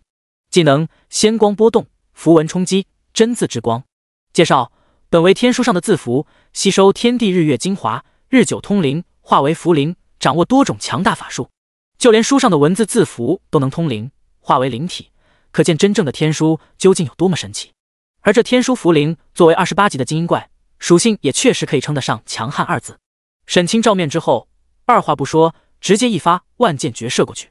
数十道璀璨的剑气横空，均分到2只茯苓的身上，直接将2只茯苓虚幻缥缈、充满仙灵气运的身体洞穿的千疮百孔，砰的一声爆碎开来。只有一枚核心符文闪闪发光，拖着点点仙辉冲向了洞穴最深处。事实证明，目前阶段，即便属性再强的普通怪物，也挡不住沈清犀利无比的攻击力。之后，沈清沿着通道一路深入，花了半个多小时的时间，将沿途100多只天书茯苓一一解决，最终来到了一座十分宽敞的天然洞穴中。洞穴之中仙光朦胧，足足有几百只天书茯苓在半空中3、5成群徘徊游荡。而在洞穴的正前方，有一面光滑平整、洁白如玉的巨大石壁，上面以某种古奥繁复的神秘文字刻着一篇神秘文字。只不过现在那通篇文字中只有100多个字符是亮着的，剩余大半都处于暗淡的状态。看来要把所有天书茯苓全部杀光，才能够看到真正的天书。沈清口中喃喃说道，目光望向了前方洞穴中密密麻麻的天书茯苓。刚才来的路上，他已经亲身试验过了。虽说自己攻击犀利，对天书茯苓的伤害很高，但天书茯苓的超高法强也不是盖的，再加上存在着等级压制，一个技能能打自己将近1000点血量。要知道，沈清现在的总血量也不过才1万出头，确保安全的情况下，一次引怪最好不要超过10只，这样凭借着15%的吸血效果，一边战斗一边回复，能够确保不会翻车。打定主意，沈清马上施展御剑术，操控剑刃攻击了距离自己最近的一只天书茯苓。那只茯苓被攻击后，连同他身边最近的几只茯苓也同样触发了仇恨机制，最终一共7只茯苓朝着沈清冲了过来。连续7道符文冲击的技能光芒射在沈清胸膛之上，直接令沈清血量猛掉了一大半。但是沈清丝毫不慌，抬手一发万箭绝射出去，秒掉4只天书茯苓的同时，也把刚才损失的气血吸满了，然后隔空操纵剑刃，和剩下的3只茯苓你来我往，互殴起来。不到1分钟时间后，剩下3只天书茯苓也先后倒在沈清锋利的剑刃之下，化为3道朦胧仙辉，飞到远处石壁之上，又点亮了2个密字。如此这般，沈清保持着每分钟7至8个怪的速度，一点一点清理着洞穴之中的天书茯苓。过了1个多小时的时间，洞穴之中剩余的天书茯苓已经寥寥无几了。就在这时，天空之中突然间回荡起一条响亮的系统铃声：全服通告，恭喜玩家千秋未央成功击杀黄金器级 BOSS 毒火将王，拿下黄金器级 BOSS 全服首杀，奖励等级+1，幸运值+3，声望值+2000，金币加5000，血脉觉醒时传奇。听到天空中回荡的游戏通告，沈清眉头顿时一挑，露出几分惊讶之色。千秋未央，好快的速度，竟然抢先把黄金7级的 BOSS 首杀拿下了。对于这个结果，沈清多少有些意外，因为按照前世记忆，黄金7级 BOSS 的首杀是在开服第4天的上午才被人成功拿下的。然而现在才刚第3天晚上9点多，时间提前了整整10几个小时。看来应该是我接连拿下青铜、白银级 BOSS 的首杀，给了这些高手压力，所以不知用了什么手段，强行提速了。沈清喃喃说道。不得不说，像千秋未央、青梅煮酒这些赫赫有名的天榜高手，能在前世翻云覆雨，还是相当有实力的。虽然沈清拥有得天独厚的仙阶天赋，但他们的天赋也并不弱，再加上身后雄厚的资源支持，比起单打独斗的沈清来说，还是有一些优势的，绝对不容小觑。沈清从昨晚到现在，许多时间都用在跑图和刷怪碟属性上了，并没有将主要精力放在升级杀 BOSS 上。一个疏忽就被千秋未央把黄金7级 BOSS 的首杀抢走了，也充分证明了国服大区数亿万家，卧虎藏龙。即便沈清拥有前世的记忆和仙品天赋，也不可能轻轻松松就独步天下。想要真正屹立绝巅，还有很长的路要走，是十分有挑战性的。当沈清将整座大厅里面最后一只天书符灵也斩杀完，那面平整玉璧之上，所有的字符都闪亮起来，只剩下最后一个意味难明的神秘符号依然处于暗淡状态。就在此时，整片玉璧突然泛起蒙蒙微光，一个躯体发光、凝实无比的巨大符灵从玉璧中缓缓地飘了出来。第27章，仙阶技能破天一剑，天书密灵，黄金7级 BOSS， 等级29，血量60万，攻击1081，法强1597，防御1113，法抗1297。技能仙光波动，秘符之光，符文星陨。介绍：本为天书上的秘符，吸收天地日月精华，日久通灵，化为密灵，先天通晓天地玄机，掌握多种强大法术。看着天书密灵接近1600点的超高法强，沈清咕咚咽了一口唾沫，默默将刚才刷天书符灵攒下的几十点自由属性都加点在了体质上。在神话 OL 游戏里，体质属性增加的是气血、双抗和武者体系的真气值，力量属性增加攻击力，敏捷属性增加攻速、移速与暴击率，精神属性增加技能威力、精神抗性，修真体系的法力值和如修体系的浩然气值。这天书密灵的几个技能明显是常规的法术攻击，而非针对神魂的精神攻击，所以加点体质属性增强法抗，能够有效提升抗性。不过即便如此， BOSS 攻击打在沈清身上依然很疼，一发秘符之光就能轻松打出将近3000点的超高伤害。好在 BOSS 的另外2个技能，仙光波动属于群攻技能，单体伤害并不太高，对于沈清威胁不大。符文星云属于大招 ，CD 极长，轻易不会随便释放。普通攻击对沈清来说更是不疼不痒，最主要的输出能力就是每5秒钟释放一次的秘符之光。而且 BOSS 输出虽然犀利，但沈清的剑锋也不是吃素的。经过这2天时间的大量刷怪，他现在光面板显示的攻击力数值就已经有1800了，再叠加称号与功法对间隙攻击的伤害加成，实际攻击力恐怕能超过2500。如此恐怖的攻击力落在天书密灵只有区1100多点防御的小身板上，简直如同砍瓜切菜。即便存在着巨大的等级压制，一次普攻也能轻松打出2000点以上的超高伤害。而沈清的普攻频率可要比 BOSS 技能的释放频率快多了，平均每秒能够普攻 1.5 次。一句话， BOSS 暴力，沈清比他还要暴力，直接生猛无比的站在原地战撸 BOSS， 凭借 15% 的吸血效果，就基本能够将损失的气血都吸回来了。而 BOSS 多达60万点的总气血值，虽然看起来似乎很高，但在沈清狂暴无比的攻击输出下，也压根完全不够看。短短3分钟时间后，就只剩下 10% 左右的残血了。就在此时， BOSS 突然大喊一声，周身爆发出剧烈的灵力波动，洞穴上方半空之中，一枚枚光芒璀璨的符文闪亮，如同闪耀的流星般密集如雨，轰然坠落，朝着沈清猛砸过来。终极技能符文星陨。眼看 BOSS 拼命放大招了，沈清眼中也是闪过一抹果决，果断开启一件装备上附带的护盾技能，同时猛然掐起剑诀，将一直捏在手里的万剑诀放了出去。咻咻咻咻，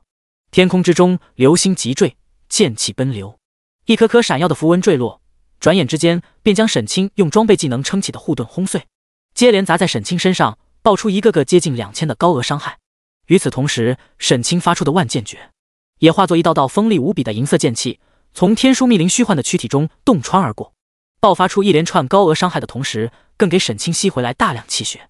使得沈清头顶血条像摸了电门的老汉一样，以令人眼花缭乱的速度上下狂跳，直至1秒钟后，一切尘埃落定。沈清心有余悸地站在原地，头顶血条只剩下2000出头的残血。即便以他此时的惊人属性，越这么多级强杀黄金器级别的超级 BOSS 还是有些太冒险了。最后关头险些阴沟里翻船，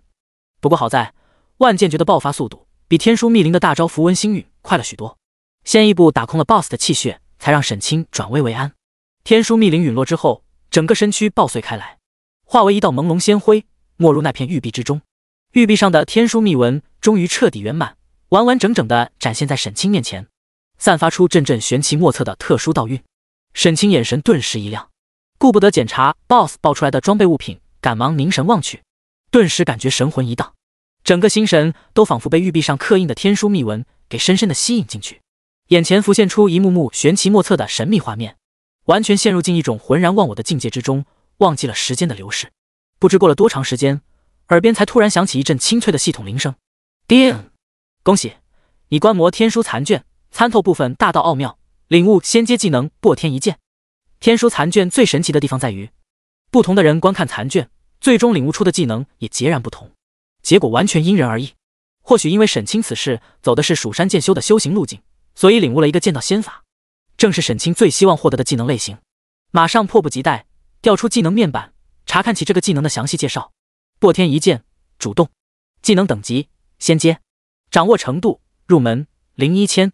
技能介绍：以我之真气和天地之造化凝聚破天一剑，对30米内单体目标造成300%攻击力的高额伤害。技能消耗500真气，冷却时间120秒。卧槽！刚刚入门级的技能就能造成300%攻击力的伤害。看到破天一剑的技能数据后，沈清顿时瞪大双眼，心神剧烈，震撼不已。要知道，一次300%攻击力的攻击和3次100%攻击力的攻击是完全不同的两个概念。如果攻击仅能勉强破防的话，即便连续攻击3次也不过是刮痧而已，对目标造不成多大伤害。但如果能发动一次300%攻击力的攻击，则足以摧枯拉朽，轻易撕碎目标防御，造成惊人的高额伤害。如此夸张的技能效果，搭配上沈清超高的攻击力属性，再叠加称号和功法对间隙技能的伤害加成，技能伤害直接爆炸。沈清简直不敢想象，这个技能如果砍在其他玩家身上，能造成多高的伤害。试问放眼整个游戏，还有哪个玩家能承受住自己一剑？第28章黄金器铭文法剑。我就问，还有谁？沈清激动地攥紧了拳头，对破天一剑这个神技心中感到满意无比。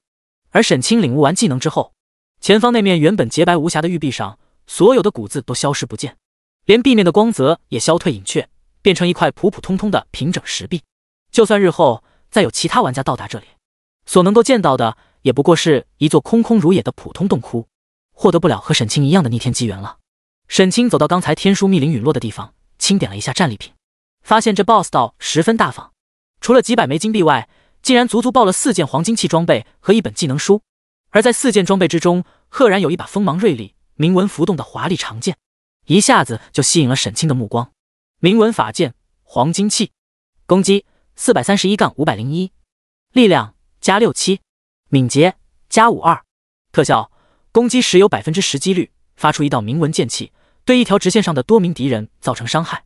特效攻击有5%几率对血量在20%以下的目标形成斩杀。装备等级25。介绍：一把剑身上篆刻有复杂铭文的宝剑，那些铭文为他赋予了神秘的力量。沈清此前用的武器还是那把10级的白银器斩邪剑，随着沈清等级提高，早已经跟不上沈清的使用需求了。正好单吃了 BOSS 的经验之后，沈清的等级升到了25级，刚好满足铭文法剑的装备需求。二话不说，直接换上。至于另外3件装备，分别是一条增加30%法力回复的项链，一对带控制技能的护臂和一条带护盾技能的腰带，都是很不错的装备，只不过要求的装备等级比较高，沈清现在还穿不上，只能先暂时存在包裹里。至于那1本技能书，不是别的，正是天书密林最后的终极大招地阶技能符文星陨，一个和万剑诀机制类似，能在短时间内连续召唤符文流星，打击目标的法术类群攻技能。这个技能即便放到游戏后期，也属于不可多得的优质技能。在现阶段，绝大多数普通玩家都还只有一转十学到的基础技能的时候，就更加显得弥足珍贵，足以让无数修真系玩家都趋之若鹜，为之疯狂。虽然沈清也能学习，但他深知贪多嚼不烂的道理。光是现在这几个技能的熟练度，就够他练很长时间的了，根本没有多余的时间精力再多练一个高级技能。何况这个技能和万剑诀基本重复了，又吃不到间隙技能的加成效果，对沈清来说性价比太低，完全没有学的必要。所以沈清准备出手，回城后高价卖给有缘人。今天任务圆满完成，仙阶技能顺利到手。沈清最后看了一眼这座天然形成的神奇洞穴，直接捏碎回城卷轴，身躯化为一道白光，下一刻就回到了人声鼎沸的问剑城中。现在时间是晚上10点钟，正是游戏里玩家在线数量最多的时候。东门广场人来人往，热闹非凡。沈清把符文星陨的技能介绍制成图鉴给慕容华发了过去。经过这2天的磨合，两人之间已经非常有默契了。慕容华一看到图鉴内容，就知道沈清又要出货了，于是没有任何废话，直接发来购买价格：梦影飞花2万金币，这本技能书我们要了。任逍遥2万太少了，最低3万金。梦影飞花，咱们合作这么多次，交情已经这么深了，就不能给点优惠吗？梦影飞花，猫猫撒娇点 JPG。任逍遥打咩点 JPG。任逍遥，交情归交情，生意归生意，你也不希望这本技能书被其他玩家买走吧？梦影飞花。最终在慕容华可怜兮兮的讨价还价下，沈清还是于心不忍，让了一步，给慕容华优惠了2金币，最终以29998金币的价格成交。几分钟后，慕容家族的3姐妹就赶到了东门广场。经过几天时间的发育后，3人身上的装备都已经基本成型了。慕容华身穿儒袍，头戴青簪，手中拿着一本古色古香的书卷，如同一朵出淤泥而不染的淡雅青莲，散发阵阵书香气质。慕容雪身上穿着的则是一套曲线优美的女士套铠，饱满双峰在甲胄包裹下若隐若现，露出雪白的小蛮腰。银白色的战裙之下，2条雪腿修长诱人，尽显少女青春活力。慕容月身穿一袭仙气飘飘的淡紫仙裙，将曼妙身姿勾勒得淋漓尽致。一面光芒氤氲的宝镜法器围绕身体缓缓旋转，散发阵阵仙灵气韵。3道身影风韵不同，但却同样国色天香，拥有女神级的美貌。此时一起并肩走来，顿时如同一道亮丽的风景线，吸引了广场上无数玩家的目光。我去，快看那边3个美女，太漂亮了，是哪个女团的明星进游戏了吗？呸，什么女团明星？那是风花雪月的3姐妹，现在问剑城最大公会的话事人。我决定了，一定要加入风花雪月。听着周围人群议论之声，沈清不禁心生感慨。果然，无论到了任何时候，美貌都是女人最大的武器。拥有3朵姐妹花的风花雪月，在这方面确实拥有得天独厚的先天优势，甚至许多高级玩家都是冲着3姐妹的人气才加盟的风花雪月。如果没有3个妹妹，仅凭大舅哥的实力未必够格和千秋未央、青梅煮酒那几个狠角色在游戏里掰手腕。如果能把这3姐妹招到麾下，那么自己日后创立公会就压根不用担心人气的问题了。逍遥哥哥，又见面了。3姐妹朝沈清走来，性格活泼的慕容雪率先跟沈清挥手打招呼。看见沈清肩膀侧边斜伸出的金色剑柄，眼中光芒顿时一亮，赶忙小跑过来，盯着铭文浮动的金色剑刃，激动地问：你这把剑莫非就是装备榜上排名第1的那把黄金器铭文法剑？一边说话一边情不自禁地伸出手朝剑刃上抚摸而去。第29章，在虐鬼见愁。你这丫头倒是识货。沈清微微一笑，十分大方地把长剑从身后摘下，朝慕容雪递了过去。喜欢的话就玩一会儿吧。慕容雪欣喜地接过长剑，伸出一只雪白小手，从刻满铭文的剑身上抚摸而过，爱不释手把玩起来。沈清见他似乎真的是发自内心的喜欢这把剑，心中顿时微微一动，用循循善诱的语气诱惑道：你真的很喜欢这把剑吗？要不过来跟我混吧，只要肯来，这把剑就当做见面礼送给你了。啊，这真的可以吗？慕容雪美眸顿时一亮，眼中露出惊喜之色。慕容华光洁的额角顿时无声地跳了跳，对于沈清这种当面挖墙脚的行为十分无语。关键慕容雪竟然还一副十分心动的样子，这臭丫头还知不知道自己姓什么啊？没好气地瞪了慕容雪一眼，道：小雪，别胡闹了，逍遥不过是在跟你开玩笑而已。黄金器剑只有1把，给你了人家用什么？大哥已经在计划攻略黄金器级 BOSS 了，你想换武器，咱们自己打。哼，你可别提大哥了，指望那个连蛇形走位都走不利索，还经常卡我走位的笨蛋，什么时候才能打到黄金器剑？慕容华满头黑线的看着妹妹，这种家丑就不要在外人面前说了呀。赶忙转移话题，谈起交易技能书的事情。风花雪月四兄妹中，慕容峰和慕容月是近战系的武者，慕容华走的是如修体系，在队伍里担任辅助与指挥位。只有慕容月是修真玩家，这本技能书就是给他买的。沈清把技能书交易给慕容月，至于金币，还是按照先前约定，明天中午统一付账。现阶段在游戏里面想一次性搞到几万枚金币，只能通过现金交易从大量的玩家手中收购，而这么大的交易量，像沈清这样的散人玩家，一个人肯定是无法完成的，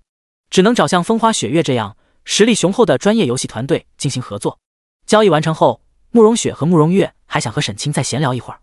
但被慕容华以大哥还在野区等着回去支援为由，强行拉着离开了，只能依依不舍地跟沈清挥手告别，约定日后有机会一起练级。沈清送走几人之后，到药店补充了一波药品，然后出城准备找一片怪物密集的练级地，练一下技能熟练度，顺便再刷点属性值。走到一片人迹罕至的高级练级区时，突然旁边草丛一阵晃动，一道矫健的身影从草丛里猛冲出来，一点寒芒灿若星辰，朝他胸膛狠狠刺来。沈清心头顿时一惊，急忙闪身侧向一旁，用手臂上装备的护臂格挡开这突如其来的攻击，向后急速退开数步，拉开距离，掣剑在手，望向那草丛中冲出的身影，微微一愣，咧嘴笑道：“是你？上次教训没有吃够，还敢来送死？”这突然对沈清发动偷袭的玩家，不是别人，正是鬼见愁。这家伙不愧是精力旺盛的练级狂魔，上次 PK 被沈清打掉了一级，从等级天榜上掉了下去，这才短短1天多的时间，竟然又升到了25级，重新挤进等级天榜。等级和单吃了一头黄金气级 BOSS 经验的沈清都持平了，让人不得不刮目相看。鬼见愁手握长枪，一击不中，并没有再继续追击，目光冷冽地盯着沈清，沉声说道：“我承认你的操作十分厉害，我现在不是你的对手，但我偏不信这个邪。我已经想到了克制你那种操作的办法，这次绝对可以攻击到你。”沈清顿时一阵无言，有些无语地看着鬼见愁：“你这是把我当成磨刀石了？是又怎样？”鬼见愁枪锋一扬，眼神桀骜地挑衅道：“你该不会是怕了吧？你自己都不怕挨虐，我怕什么？”沈清毫不在意地笑了一声，悠然说道：“我只是怕万一出手太狠，把你打自闭了就不好了。”狂妄自大，看枪！鬼见愁冷冷地喝了一声，直接弓步近身，枪出如龙，朝着沈清狠狠刺来。昨天被沈清那堪称妙到毫巅的极限操作惨虐之后，鬼见愁的心情就一直都难以平静，心里始终憋着股劲，就连晚上睡觉做梦的时候，脑海之中都在不断回放和沈清战斗的每个细节，苦思冥想能克制沈清那种操作的方法。经过一整天的反复琢磨，真让他想到了几种可行的办法，然后花了些钱委托游戏里的情报商人帮忙留意沈清动向。得知沈清出门练级的消息后，马上迫不及待追踪上来，要再一次证明自己。然而刚交手没几个回合，他苦思冥想了一整天才琢磨出来的几个招式还没有来得及施展出来，突然只觉眼前一花，沈清的身影竟突然从自己视野中消失了。猛然转身望向身后，依然没有找到沈清。正在心头疑惑之际，突然只觉后背一痛，中了一箭，传来沈清挑衅的声音：“傻乎乎的找什么呢？哥在这啊！”哼！鬼见愁冷哼一声，猛然间一记回马枪，迅如闪电般刺向身后，然而却还是刺了个寂寞。但是这时他却突然留意到地上的影子，这才发现原来沈清并不是消失了，而是利用一种闻所未闻的特殊步伐，一直死死卡住身位，躲在自己的视野盲区里发动攻击，这才造成好像整个人消失了一样的错觉。然而看透归看透，虽然明白了其中的原理，但一时间他却完全找不出能破解这种步伐的方法，好几次尝试破招都无功而返，反而是自身血条在沈清凌厉无比的剑刃攻击下刷刷直掉，直至最终只剩下最后一丝残血的时候，沈清才终于转回鬼见愁身前，剑锋抵在他脖颈前，笑着问道：“怎么样，服不服？”鬼见愁满眼失神地看着沈清，心神剧烈震动不已，过了半晌才有些艰涩地张了张嘴，沉声问道：“刚才那是什么操作？”第30章收服鬼见愁。你是问刚才的步伐？沈清眉头一挑，收回剑刃，回答了鬼见愁的问题：“叫遮影步。”遮影步。鬼见愁喃喃地重复了一遍，藏在视野盲区的影子里发动攻击，果然是十分贴切的名字。想学吗？我教你啊。什么？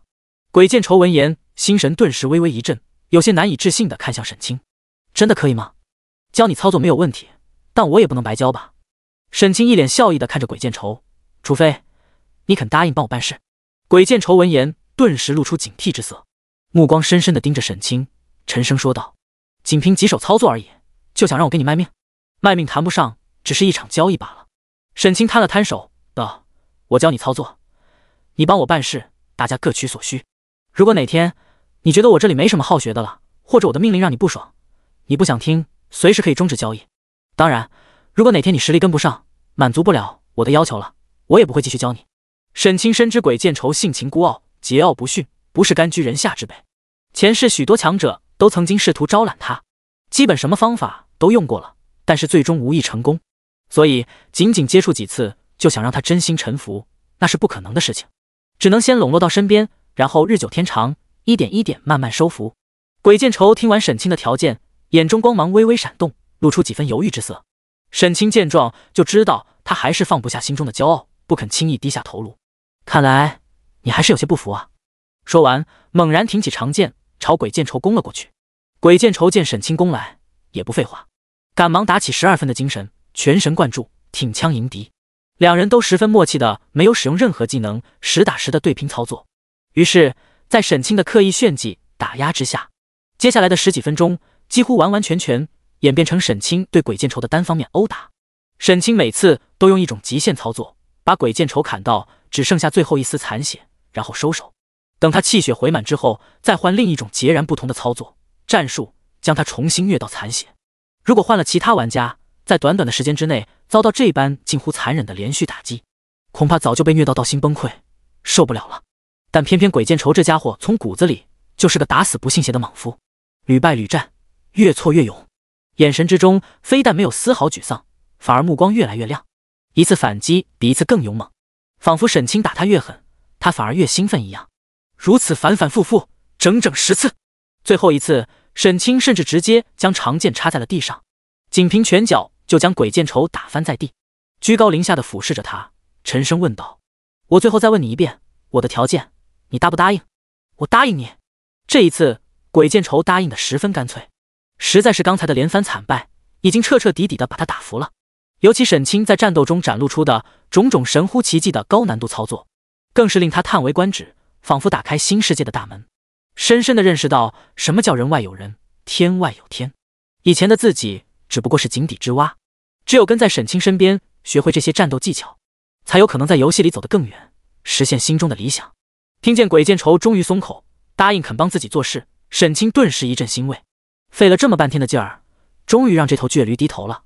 伸手将鬼见愁从地上拉起来，笑着说道：既然如此，从今往后我就把你当兄弟了，先叫声老大来听听。老大。鬼见愁的语气有些生硬，似乎老大这个称呼令他感觉十分别扭，但沈清却十分受用。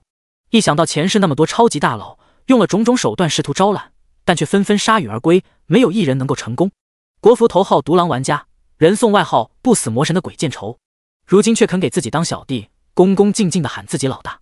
沈清心中就很舒服，升起一股特殊的成就感。但这成就感没有维持几秒钟，就见鬼见愁目光坚定地攥紧拳头，信心十足地大喊道：但你今天是老大，不可能永远是老大，等我跟你学完操作，终有一天会把你踩在脚下的。沈清嘴角顿时一抽，满脸无语地看着鬼见愁：你小子在现实里人缘一定很不好吧？咦，你怎么知道？鬼见愁顿时满脸惊奇地看着沈清：笨蛋，刚才那种话你自己在心里说说就行，没有必要喊出来啊。鬼见愁沉默了片刻，果断跳过这个话题，满脸期待地对沈清问：我们现在就开始学操作吗？学习操作不是一朝一夕的事，着什么急？沈清看了脸上写满迫不及待的鬼见愁一眼，无情说道：也不看看现在都几点了，该下线睡觉了。啊，这还不到11点呀。鬼见愁顿时愣住了，夜生活不才刚刚开始吗？沈清沉默了几秒钟道：你夜生活刚刚开始，但我该下线睡觉了，明天早上8点钟到清风林地找我，教你操作。啊！鬼见愁顿时大惊失色，早上8点钟，那他们谁起得来啊？难道不会定闹钟吗？年轻人，只要思想不滑坡，办法总比困难多。沈清鼓励地拍了拍鬼见愁肩膀，冲他咧嘴微微一笑，然后直接原地下线，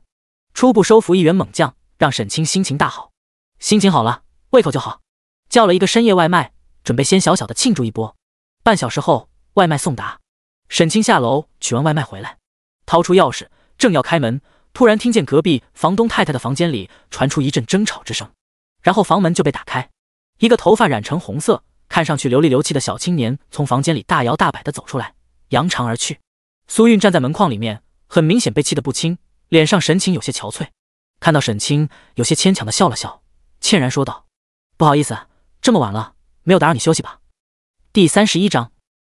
一箭万伤，震惊鬼见愁一整年。没事，我刚从游戏里下线，还没有准备休息呢。沈清摇了摇头，示意自己没受打扰。苏韵又冲他不好意思地笑了笑，然后关上了房门。望着苏韵消失在门后的身影，沈清心里面忍不住叹息了一声，这个女人的命运实在有些太坎坷了。前世游戏刚融合现实的时候，沈清由于进入游戏太晚，而且白天需要上班，没太多的时间练级，所以初期实力很弱，曾经受过苏韵一段时间的关照，甚至好几次若不是苏韵帮忙，都可能有性命危险。也正是因为那段时间的经历，使得沈清和苏韵的关系拉近，突破了普通租客和房东的关系，知道了关于他的许多事情。刚才从房间里离开的那个青年是苏韵名义上的弟弟，但其实两人并没有血缘关系，因为苏韵母亲带着她嫁给了继父，所以才有了这么个弟弟。后来苏韵结婚之后，不到1年，丈夫就意外去世了。一个女人无依无靠，在城市里打拼多年，好不容易凭借着聪明的头脑与努力打拼出一份家业，手下有了几个店铺，又被好吃懒做的继父和弟弟觊觎，3天2头上门要钱，甚至跑到店里去闹，让他不堪其扰，但又无可奈何。甚至游戏融合现实之后，也是因为这一对爷俩的出卖，才让苏韵被一个大型工会的高层盯上，最后走上那条绝路。沈清也因此冲冠一怒为红颜，第一次大开杀戒，然后开启了漫长的逃亡生涯。想起前世种种无奈，沈清又一次深深地感受到了，在那动荡乱世之中，因为弱小，只能够眼睁睁看着悲剧在自己眼前一幕幕发生，身边一个个朋友、亲人被强者践踏，但自己却无力改变的深深无力感。这一世，同样的事情绝对不能再发生了，自己一定要用最快的时间崛起，成为最强，逆转一切。经过刚才的小插曲后，沈清心情顿时不禁有些低落，连刚刚取回来的外卖也没有什么胃口了，直接扔到冰箱里面洗漱睡觉。第二天早早起床，到厨房里用西红柿炝锅煮了碗面，吃完之后进入游戏，跑了5-6分钟地图，来到一片名为清风林地的练级地，刷一种名为大王蜂蝶的群居怪物。刷了几分钟后，突然不远的地方光芒一闪，一个玩家上线了，正是身穿一身金汉铠甲，手提长枪的鬼见愁，眼睛半闭，哈欠连天，一副完全没睡醒的梦游姿态。不过看见沈清之后，他眼神顿时就亮了起来，马上打起精神，小跑过来迫切地问：“老大，什么时候教我操作？”看着鬼见愁一脸期待的样子，沈清不禁微微一笑，眼神之中流露出几分欣赏之意。这小子不但自身天赋一流，更难得是拥有对强大力量的迫切渴望，时刻想要磨练自己，不断变强。就像著名教育家易大师所说的那样，真正的大师永远都有拥有一颗学徒的心，不用扬鞭自奋蹄，天生就是跟顶级玩家的苗子，只要稍加点拨，就能培养成独当一面的超级强者。既然已经答应了要传授鬼见愁操作技巧，沈清当然不会食言，点了点头，当即便展示了几个最为简单的基础动作，然后反复演示几遍，一一拆解，给鬼见愁详细的讲解起来。其实沈清这些所谓的操作技巧，有一大半都是神话 OL 游戏里各大门派的身法技巧，这些门派能够在弱肉强食的修行界传承千年，经过一代代人千锤百炼，流传下来的身法步法自然精妙无比，奥妙无穷。只不过现阶段的玩家们还没有人顺利二转，只属于最为边缘的外门弟子，连自家门派的山门都没有踏入过呢，自然接触不到这些传承。沈清这波也属于钻了个时间的空子，用鬼见愁日后本来就能够顺利接触到的东西，提前给把它拿捏了。但鬼见愁不知道这些，看到沈清那宛如蝴蝶穿花般令人眼花缭乱的脚步身法，在听完他详细的拆解之后，顿时感到惊叹无比，仿佛被打开了新世界的大门。心底深处对于沈清愈发钦佩，这个人的操作实在是太厉害了，看来跟他是跟对了，只要能学到真东西，即便当一段时间的小弟也是值得的。沈清用了半个小时时间，给鬼见愁讲解了一种和他天赋比较般配，名为破军步的步法，然后让他自己练习。不得不说，鬼见愁的学习能力非常强，很快就初步掌握了这种步伐的一些要领，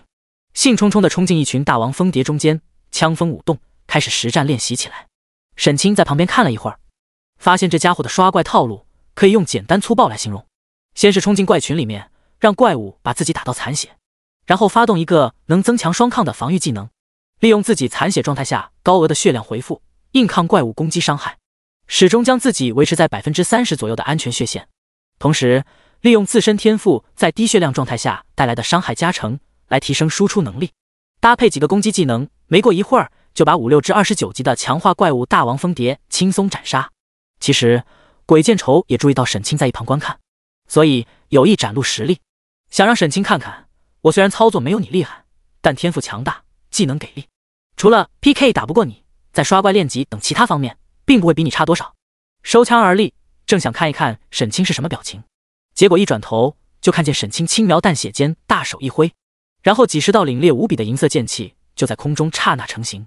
如疾风骤雨般狂射了出去，一连串超过10000点的恐怖伤害瞬间爆发，直接将7、8只大王蜂蝶瞬间秒杀。顿时震惊的瞪大了双眼，下巴险些砸在地上，当场没忍住惊喊了一声：卧槽，这特么的到底是什么鬼伤害？简直是离谱他妈给离谱开门，离谱到家了吧！沈清听见鬼见愁惊喊，有些无语的看了他一眼，道：大惊小怪的鬼叫什么？要刷怪就离远一点，别跟我抢怪，我就算想抢怪也得能抢得过你才行啊！鬼见愁小声的嘀咕了一句，默默转身提着长枪走向地图边缘地带。第32章给孙寡妇挑水。金币已经准备好了，来东门广场旁边的福生茶馆交易吧。练级到11点50分，沈清收到了慕容华的私信，马上招呼鬼见愁一起回城，然后打发鬼见愁去购买药水补给，顺便把上午刷怪时爆出的一些低价值的装备材料统一处理，换成金币。不得不说，有个小弟就是好用，许多以前需要自己浪费时间处理的杂事都有人跑腿了。沈清一进福生茶馆，一眼就看见了正围坐在一张方桌旁悠闲饮茶的四兄妹。逍遥哥哥，这里。慕容雪和慕容月热情地站起来跟他挥手打招呼。慕容华冲沈清点头微笑，慕容峰则面无表情地盯着沈清，似乎看见3个妹妹对一个外人表现得这么热情，心里有些不太舒服。沈清走过来跟几人一一打过招呼，也没过多客套寒暄，直接点开交易面板，从包裹里随便放了一件垃圾装备上去。对面主管财权的慕容华则在交易面板上放上了20万金币。除了慕容雪的转职任务和那本符文星语技能书外，沈清这几天打到的一些高级装备也全都打包卖给了风花雪月，才一共凑出了20万金币这个数字。交易很快顺利完成，20万枚金币到账。沈清迫不及待，就想马上找个僻静的地方去投喂九转仙石。正准备跟几人告别，慕容雪却突然扯了扯他的袖子，眨着灵动的大眼睛问道：逍遥哥哥，你下午有没有时间？时间倒是有，有什么事吗？沈清眉梢微微一挑，有些好奇地看向4人。是这样的，慕容华红唇轻启，开口说道：我们上午完成一个任务，获得了一张秘境卷轴，可以开启一座秘境，但是根据卷轴提示，里面的怪物等级可能比较高，所以想邀请你一起攻略，不知道你有没有兴趣？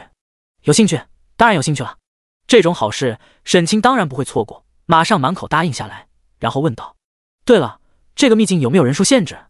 允许几个人一起进去？是5人秘境。慕容雪马上回答道：除了我们兄妹4人，只能再加1个名额。慕容月也点了点头，娇声笑道：所以我们第一时间就想到逍遥哥哥你了。心思聪明的慕容华则瞬间猜到了沈清这么问的缘由，美眸轻眨，笑着问道：怎么，莫非你还有其他同伴吗？慕容华话音刚落，沈清还没有来得及开口回答，就有一个爽朗的声音从沈清身后突然传来：老大，药水买好了，咱们什么时候出发？慕容家族兄妹4人听到声音，扭头看去，当看清楚来人的相貌之后，顿时纷纷为之一惊，眼中露出意外之色。鬼见愁，鬼见愁也有些惊讶地看着他们：是你们？沈清目光在几人间来回的扫了几眼，也是有些意外地问：你们之前就认识吗？算是吧。慕容华轻抿了一口茶水，道：昨天见过。鬼见愁有些傲然地昂起了头颅，道：不过手下败将罢了。砰！慕容峰猛然间一拍桌子，一脸不服地瞪着鬼见愁，咬牙说道：你不过就仗着天赋厉害，侥幸赢了我一次罢了，得意什么？只有弱者才会给自己的失败找理由，强者从不抱怨天赋。你……沈清眼看两人一言不合，就要掀桌打起来了，赶忙站起来，一把按住鬼见愁，沉声喝道：“小鬼，不得无礼！大舅啊，不，慕容公子是我的朋友。”慕容雪也劝解慕容峰道：“大哥，别生气了，你确实没打过人家啊。”慕容月也从旁附和：“对啊，虽然打不过，但咱输得起，也不算丢人。”慕容峰一听，顿时想吐血的心都有了。好吗？你俩这是向着谁说话呢？真是我的好妹妹啊！经过慕容华一番解释后，沈清才终于知道了一切的前因后果。原来，作为整个问剑城里为数不多的几个天榜玩家之一，鬼见愁也是风花雪月的重点关注对象。昨天兄妹几人专门找上了他，允诺好处，试图招揽。但心高气傲的鬼见愁岂会轻易答应他们？直言自己不会追随弱者。如果想要招揽自己，最基本的一个条件也能在 1v1 PK 中胜过自己。于是他与慕容峰之间就展开了一场 1v1 PK 较量。不得不说，鬼见愁的实力那还是相当猛的。虽然跟沈清没办法相提并论，但是凭借天阶天赋的先天优势，锤个慕容峰却是绰绰有余了，顺利取得了 PK 的胜利。他也是从慕容峰身上找到了自信，晚上才敢再次向沈清发起挑战。而在得知鬼见愁现在竟然成为了沈清的小弟后，慕容家族几兄妹都十分吃惊。要知道，虽然昨天只短短接触了片刻时间，但是他们也都深深体会到了鬼见愁心中的那股傲气。这是一个孤傲自负、不肯轻易甘居人下的男人。然而，就是这样一个桀骜不驯的枭雄人物，竟在短短1天时间之后，就心甘情愿地追随在沈清身后，干一些跑腿、买药水之类的小事，这让他们兄妹4人都感觉到难以置信，愈发觉得沈清这个人不简单，未来恐怕不可限量。慕容雪漂亮的眼眸眨了眨，忍不住扯了扯沈清的衣袖，好奇问道：“逍遥哥哥，你是用的什么办法，让他认你当老大的？”“我也没有用什么办法呀。其实，他认我当老大之前，我们俩一共才见过2次，而且都是他主动来找的我。”沈清摊了摊手，感慨的道：“或许这就是所谓的人格魅力吧。”鬼见愁，慕容兄妹，按照沈清本来计划，下午是准备带鬼见愁去做任务撸机缘，帮他搞一个像样的技能的。但是现在计划有变，因为要和慕容兄妹去刷秘境地图，所以只能暂且搁置。沈清带鬼见愁走出茶馆，目光稍稍沉吟片刻，就给他安排了另外的任务。下午去一趟巫医巷，给孙寡妇家里挑水。第33章，仙石升级，神话奖励，帮寡妇挑水。鬼见愁一听，顿时愣了，挠了挠头，一脸莫名其妙的问：“我又不认识孙寡妇，干嘛要去帮她挑水？我时间刷怪练级还嫌不够用呢，哪有功夫干那闲事？让你去你就去，问那么多干什么？”沈清讳莫如深的拍了拍鬼见愁肩膀，跟他叮嘱道：“而且不光今天要去，以后天天都要去。记住，腿要勤，嘴要甜，把这小寡妇哄好了，绝少不了你的好处。日后你就会明白了，日后就明白了。”鬼见愁喃喃地重复着沈清的话语，心里还是稀里糊涂。但既然沈清都这么说了，也就只好答应照做。把鬼见愁打发走后，沈清独自一人在城市里左拐右拐，来到一片无人的角落里，从包裹里取出那枚9转仙石，托在掌心，然后选中包裹界面的所有金币，选择1枚不留，全部投喂。下一刻，耳边便响起一阵清脆的铃声，游戏面板之上连续收到几条提示：叮，你投喂了9转仙石1万枚金币，仙石品质获得提升，当前奖励等级传说。你投喂了9转仙石10万枚金币，仙石品质获得提升，当前奖励等级神话。你投喂9转仙石21万枚金币，仙石品质大幅提升，当前奖励等级神话。果然，10万金币就让9转仙石的奖励等级提升到神话级别了。多投喂的11万金币虽然没让奖励等级再度晋升，却使得最终奖励的品质大幅提升了。要知道，在神话 OL 游戏里，神话级物品绝对可称得上稀有无比，拥有足以令普通玩家脱胎换骨的神奇力量。即便沈清拥有前世记忆，知晓游戏里存在的诸多机缘，但是其中绝大多数都只是些普通机缘，比如一些秘境入口、BOSS 地点、隐藏任务等等。其中真正能有希望获得神话级奖励的，其实也就寥寥无几，那么几个。所以，即便对于身为重生者的沈清来说，一件神话级的物品奖励也绝对称得上弥足珍贵，令他心中期待不已。看着在自己掌心中静静悬浮、散发阵阵瑰丽霞光、不断变换的9转仙石，沈清甚至已经有些迫不及待，想让时间加速一些，赶紧快到晚上8点，看一看这块9天玄女赠送的9转仙石究竟能开出什么样的宝贝来了。九转仙石是身份绑定的特殊物品，就算沈清死亡掉级，也不用担心会被爆出来。所以沈清并没有多此一举的寄存仓库，而是一直带在随身的游戏包裹里。把九转仙石的事情搞定后，沈清下线，把昨天晚上没吃的外卖从冰箱里取出来，在微波炉里热了一下。吃完之后，又拿着笔坐到桌前，把后面几天要在游戏里达成的目标简单梳理了一下。下午1点钟准时上线，来到东城门外的吊桥前，和慕容家4兄妹会合。几人来到一片无人的练级地，慕容峰掏出那枚秘境卷轴，一把捏碎，半空之中顿时闪耀起道道明亮的符文光芒。随着一阵光芒闪过，5人的身影从原地消失，下一刻出现在一片光线昏暗的秘境之中。天空之中布满阴云，一道道闪电在云中穿梭。几人正前方，一座沧桑无比、满是岁月斑驳痕迹的7层石塔巍然耸立，塔身之上还贴满一张张古老破旧的黄色符纸，散发阵阵神秘气息。几人上前推动大门，随着一阵刺耳的吱呀声，不知道尘封了多少岁月，已经散发出阵阵腐朽气息的破败木门被缓缓推开。一道惨白的月光从外界照入，在塔殿的大地之上照出一条狭窄光线，但在这条光线之外，整座塔殿依然处于深邃无比的黑暗中。尤其几人进入之后，身后大门更是突然砰的一声自动闭合，使得大殿中的气氛更加阴森诡异起来。队伍里的几名女生在这阴森的氛围里，表情顿时有些害怕。慕容雪和慕容月2个人俏脸更是紧紧地绷了起来，不由自主朝着沈清身边靠近。这张地图好阴森啊，看起来跟闹鬼一样。沈清手中剑诀一引，顿时身后的铭文法剑光芒大放，冲天起，围绕几人转了一圈，借助黄金器武器发出的光芒，照亮了周围的小片区域。发现前方不远的黑暗里站着几道身披甲胄、肉身早已经腐朽的骷髅士兵，30级精英怪骷髅剑士。那几只骷髅剑士受到惊扰，马上发出一声嘶吼，挥舞着锈迹斑斑的铁剑就冲了过来。但慕容雪却压根就没有在意，而是被沈清刚才那一手御剑的操作吸引，美眸发亮，激动地问：逍遥哥哥，你刚才操控武器飞出去的是什么技能？看起来好厉害的样子。那是御剑术。沈清解释道，没有任何伤害加成，只是能增加一定的攻击距离而已，算不上什么厉害的技能。伤害不伤害的不重要，关键是帅啊。哼，光会耍帅有什么用？华而不实。慕容峰有些不爽地哼了一声，迎着那几名骷髅剑士就冲了上去，手提一把后背大刀，怒吼一声，猛然横扫。刀锋前端被一股凌乱的劲风包裹，扫出一道盛烈无比青色刀芒。玄阶技能乘风斩。巨大的青色刀芒从5名骷髅兵腰间斩过，另5名骷髅兵同时一颤，头顶上方跳出几个伤害数字：-1803、-1973、-1792、-1939、-2001。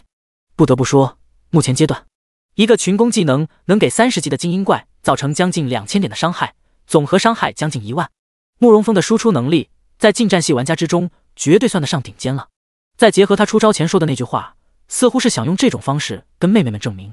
那些花里胡哨的技能就算再帅也没有用，玩游戏还是得看硬实力。慕容华对慕容峰的攻击力十分清楚，看见他的技能打在骷髅剑士身上，只能打出不到2000的伤害，表情顿时有些凝重，素手一挥，发动技能给慕容峰套了个盾，然后急速开口，有条不紊地指挥起来：小雪，别闲聊了，这些怪物属性很高，不可轻敌。你用技能减速怪物，和大哥一起拉住仇恨，轮流抗怪。阿月，先用云附术控住一个怪物，然后则输出就好。逍遥，你……但他话音还未落下，天空之中突然响起一阵急促无比的破空之声，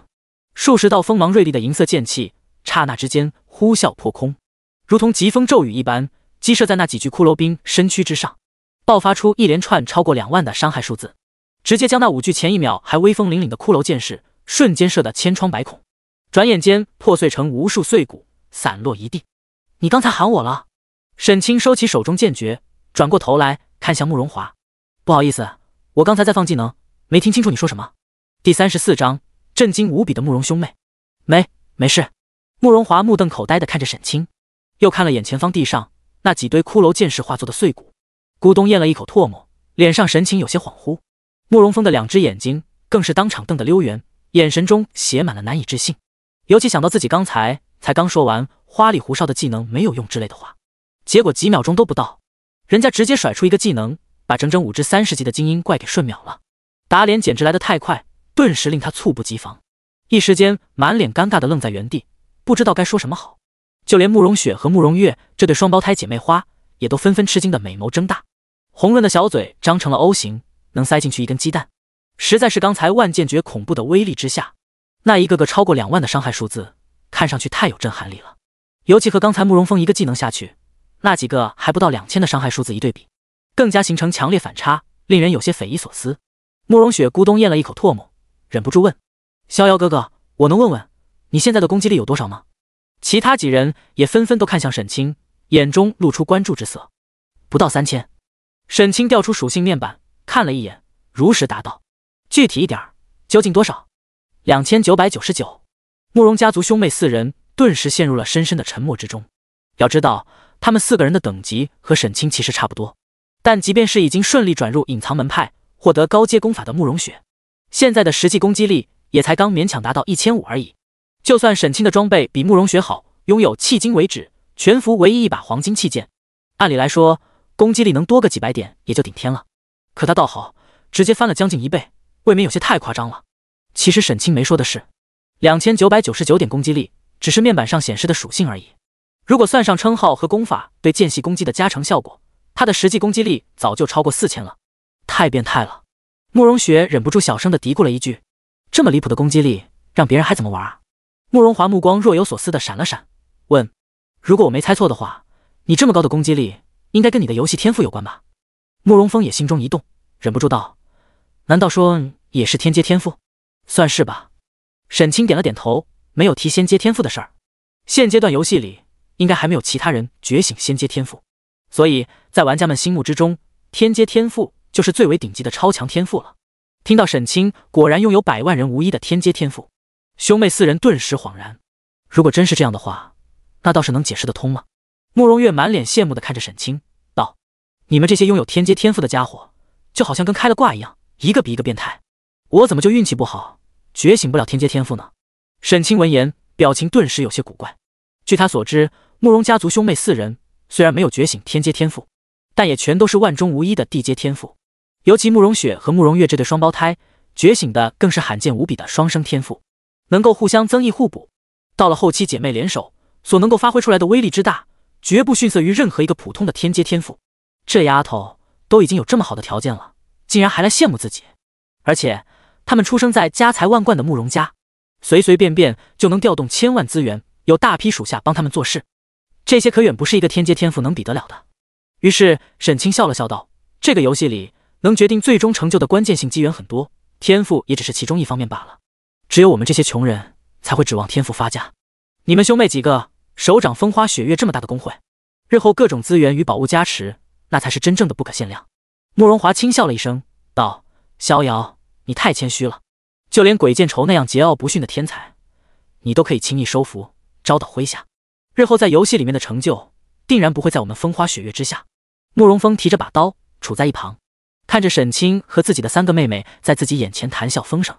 反倒是自己好几次试图开口都插不上话，就好像多余了一样，脸上表情一阵尴尬，咳嗽一声，沉声说道：好了，闲聊就到此为止吧。刚才从外面看，这座塔一共有7层呢，咱们还是快点刷怪吧。对慕容峰的话，几人也没什么异议，于是马上继续向前探索起来。在沈清强大的输出能力下，塔殿1层的普通怪物防御力脆弱的跟纸张一样，一路砍瓜切菜般轻松的平推过去。而在刷怪过程之中，慕容雪和慕容月这对姐妹花不断围着沈清和她东拉西扯的闲聊各种话题。沈清心知肚明，这2个丫头在试探自己，想摸清自己的底细，而胡说八道沈清向来是专业的，于是一边扫图刷怪，一边谈笑风生，把2个小美女唬得一愣一愣的。就在此时，一直走在前面探路的慕容峰突然之间惨叫一声，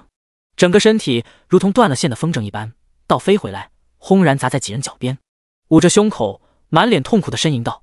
你们几个先别聊了， BOSS 出来了。几人抬起头来朝前看去，这才看见从前方昏暗的阴影之中走出一尊身躯高大威风凛凛的骷髅将军，手提2把千钧重锤，浑身上下散发出不可一世的惊人气魄。第35章破天一剑瞬秒 BOSS。 30级青铜器级 BOSS 骷髅将军。看到 BOSS 出现，几个人表情也纷纷凝重了起来，都做起了迎敌准备。慕容雪见任周边雪花缭绕，对沈清笑道：逍遥哥哥，那些小怪你杀起来毫无压力，现在 BOSS 来了，你还能秒吗？小雪，别开玩笑了。慕容峰揉着疼痛的胸口，从地上爬起来，道：“这 BOSS 虽然只是青铜气级，但也有50万气血，而且防御属性不低，直接秒掉，怎么可能？”沈清却稍稍沉吟了片刻，点点头道：“可以试试。”就在刚才刷怪的过程中，他万剑诀技能的熟练度，经过这么多天持续不断的反复释放，以及十里坡剑神称号对剑系技能熟练度获取的加成作用，终于顺利提升到了炉火纯青，能够发出的剑气数量从原本的30道提升到了60道，每一道剑气的伤害也大幅提升。此时目光一沉，拉开架势，猛然掐诀朝前一指，顿时深州虚空之中璀璨神光刹那绽放，凝聚成60道锋芒锐利、凝实无比的银白剑气，发出一声声清脆的击银之声。随着沈清剑诀指出，如同一股势不可挡的剑刃洪流，朝着 BOSS 浑身上下凶猛无比的击射而去。吭吭吭吭，银白剑气劈砍在 BOSS 腐朽的甲胄之上，发出一连串激烈的铿锵之声。-6712，-6251，-12268。随着一个个鲜红的伤害数字从 BOSS 头顶上飞速跳起， BOSS 那长长的血条也在以一个惊人无比的速度蹭蹭蹭的向下狂掉。短短几秒钟时间内，这一股激烈无比的剑刃风暴便生生砍掉了 BOSS 多达2/3的血条，恐怖无比的杀伤力只把慕容家族兄妹4人当场看得目瞪口呆。慕容峰咕咚咽了一口唾沫，看着 BOSS 还剩下10几万的血条，嘴硬的道：“我就说嘛，秒杀 BOSS 也就说说而已，怎么可？”但他话刚说到一半，沈清突然轻斥一声，将原本悬在空中的长剑抓到手中，脚踏钢步，朝天一指，体内真气澎湃而出。仙阶技能破天一剑。随着沈清技能释放，下一刻，塔殿上方的黑暗中仿佛一声惊雷炸响，一道巨大无比，仿佛能刺破苍穹的巨大剑影在璀璨荧光中刹那成型，散发出令人心悸的惊人威压，以泰山压顶般无与伦比的恐怖威势，轰然间斩落在 BOSS 头顶。轰！-201794。伴随着一个血红色的巨大数字从 BOSS 的头顶跃起， BOSS 那充满压迫性气息的高大身躯，竟在那恐怖剑影的斩击之下，直接当场4分5裂，炸碎开来。慕容峰没说完的半截话，顿时被生生卡在了喉咙里面，心神剧烈，震撼不已，半句话都说不出来。慕容华、慕容雪和慕容月3个女生也纷纷吃惊的张大了嘴巴，被震惊到无以复加，大脑陷入了短暂的宕机状态。刚才慕容雪问沈清能不能秒掉 BOSS， 其实就是开个玩笑而已，但是他万万也没有想到，沈清竟然还真的做到了。虽然从严格意义上来说，一共用了2个技能，并不能算真的秒杀，但这也足够惊人了。短短几秒钟时间内，仅仅使用2个技能打掉一个30级青铜级 BOSS， 多达50万的血量，这要不是亲眼所见，恐怕任哪个玩家都不会相信。即便他们几人刚刚眼睁睁看着这一幕在眼前发生，依然感觉极不真实，如在梦中。而看到兄妹4人被自己刚才的手段惊到，一副震惊无比的模样，沈清嘴角也不着痕迹地勾起了一抹弧度。他今天之所以肯答应风花雪月跟他们来这个秘境，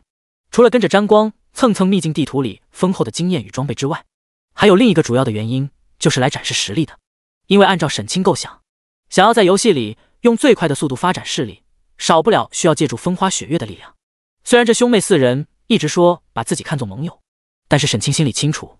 那不过是他们跟自己客套的话语罢了。其实在他们心底里，自己充其量也就比鬼见愁强上一点，是一个有些实力的散人玩家罢了。和他们这些有人有钱，能轻易在游戏里呼风唤雨的大公会掌舵人，依然不是在一个层面上的。但是经过刚才展露的这一手，沈清相信他们对自己的看法应该能够有所改变，日后自己所说的任何话，在他们的心目之中也会更加具有分量。慕容雪目光呆呆地望着前方，刚才 BOSS 站立的地方，甲叶包裹下饱满的胸脯剧烈地起伏了几下，喃喃问道：“逍遥哥哥，你刚才一下打掉 BOSS 20万气血的那一招是什么技能？这威力也太恐怖了！”第36章血脉觉醒，冰霜灵体。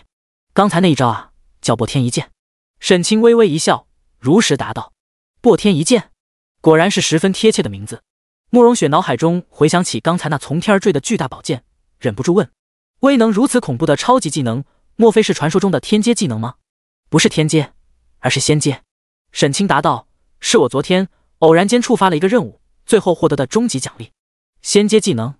兄妹4人闻言都是微微一怔，眼中露出好奇之色。莫非在天地玄黄四档之上，还有更高阶的技能体系？大概是吧。沈清点了点头，假装糊涂。我也是偶然间才得到这个技能，具体的情况也不太清楚。兄妹四人也不疑有他，毕竟现在游戏刚刚开服没有几天，而游戏的运营公司除了一些游戏前期必须要知道的基础信息外，并没有公布太多的情报。绝大多数游戏情报都需要玩家们自行探索。今天能从沈清口中得知天阶技能之上还有更加强大的仙阶技能，对于他们来说也算是一个不小的收获了。第一层的 BOSS 被击杀之后，通往第二层的阶梯也随之显现，几人马上沿着阶梯踏了上去。原本这座7重古塔在目前阶段绝对属于超高难度的地图了，如果只是慕容家族4兄妹自己探索的话，恐怕至少需要整整1天时间才有可能顺利通关。但有了沈清的加盟之后，刷怪效率大幅提升，最终仅仅用了4个多小时的时间便顺利刷通。全部的7只 BOSS 里有3只青铜级，2只白银级，2只黄金级，杀掉之后出货不少。作为主力输出的沈清理所当然的享有装备优先选择权，拿走了2件自己能够用得上的黄金器装备。除此之外，沈清的等级也再度提升，顺利升到28级，只要再升2级达到30，就可以前往宗门进行2转了。届时也将会开放全新的宗门身份与任务系统，有更多的羊毛可以薅了。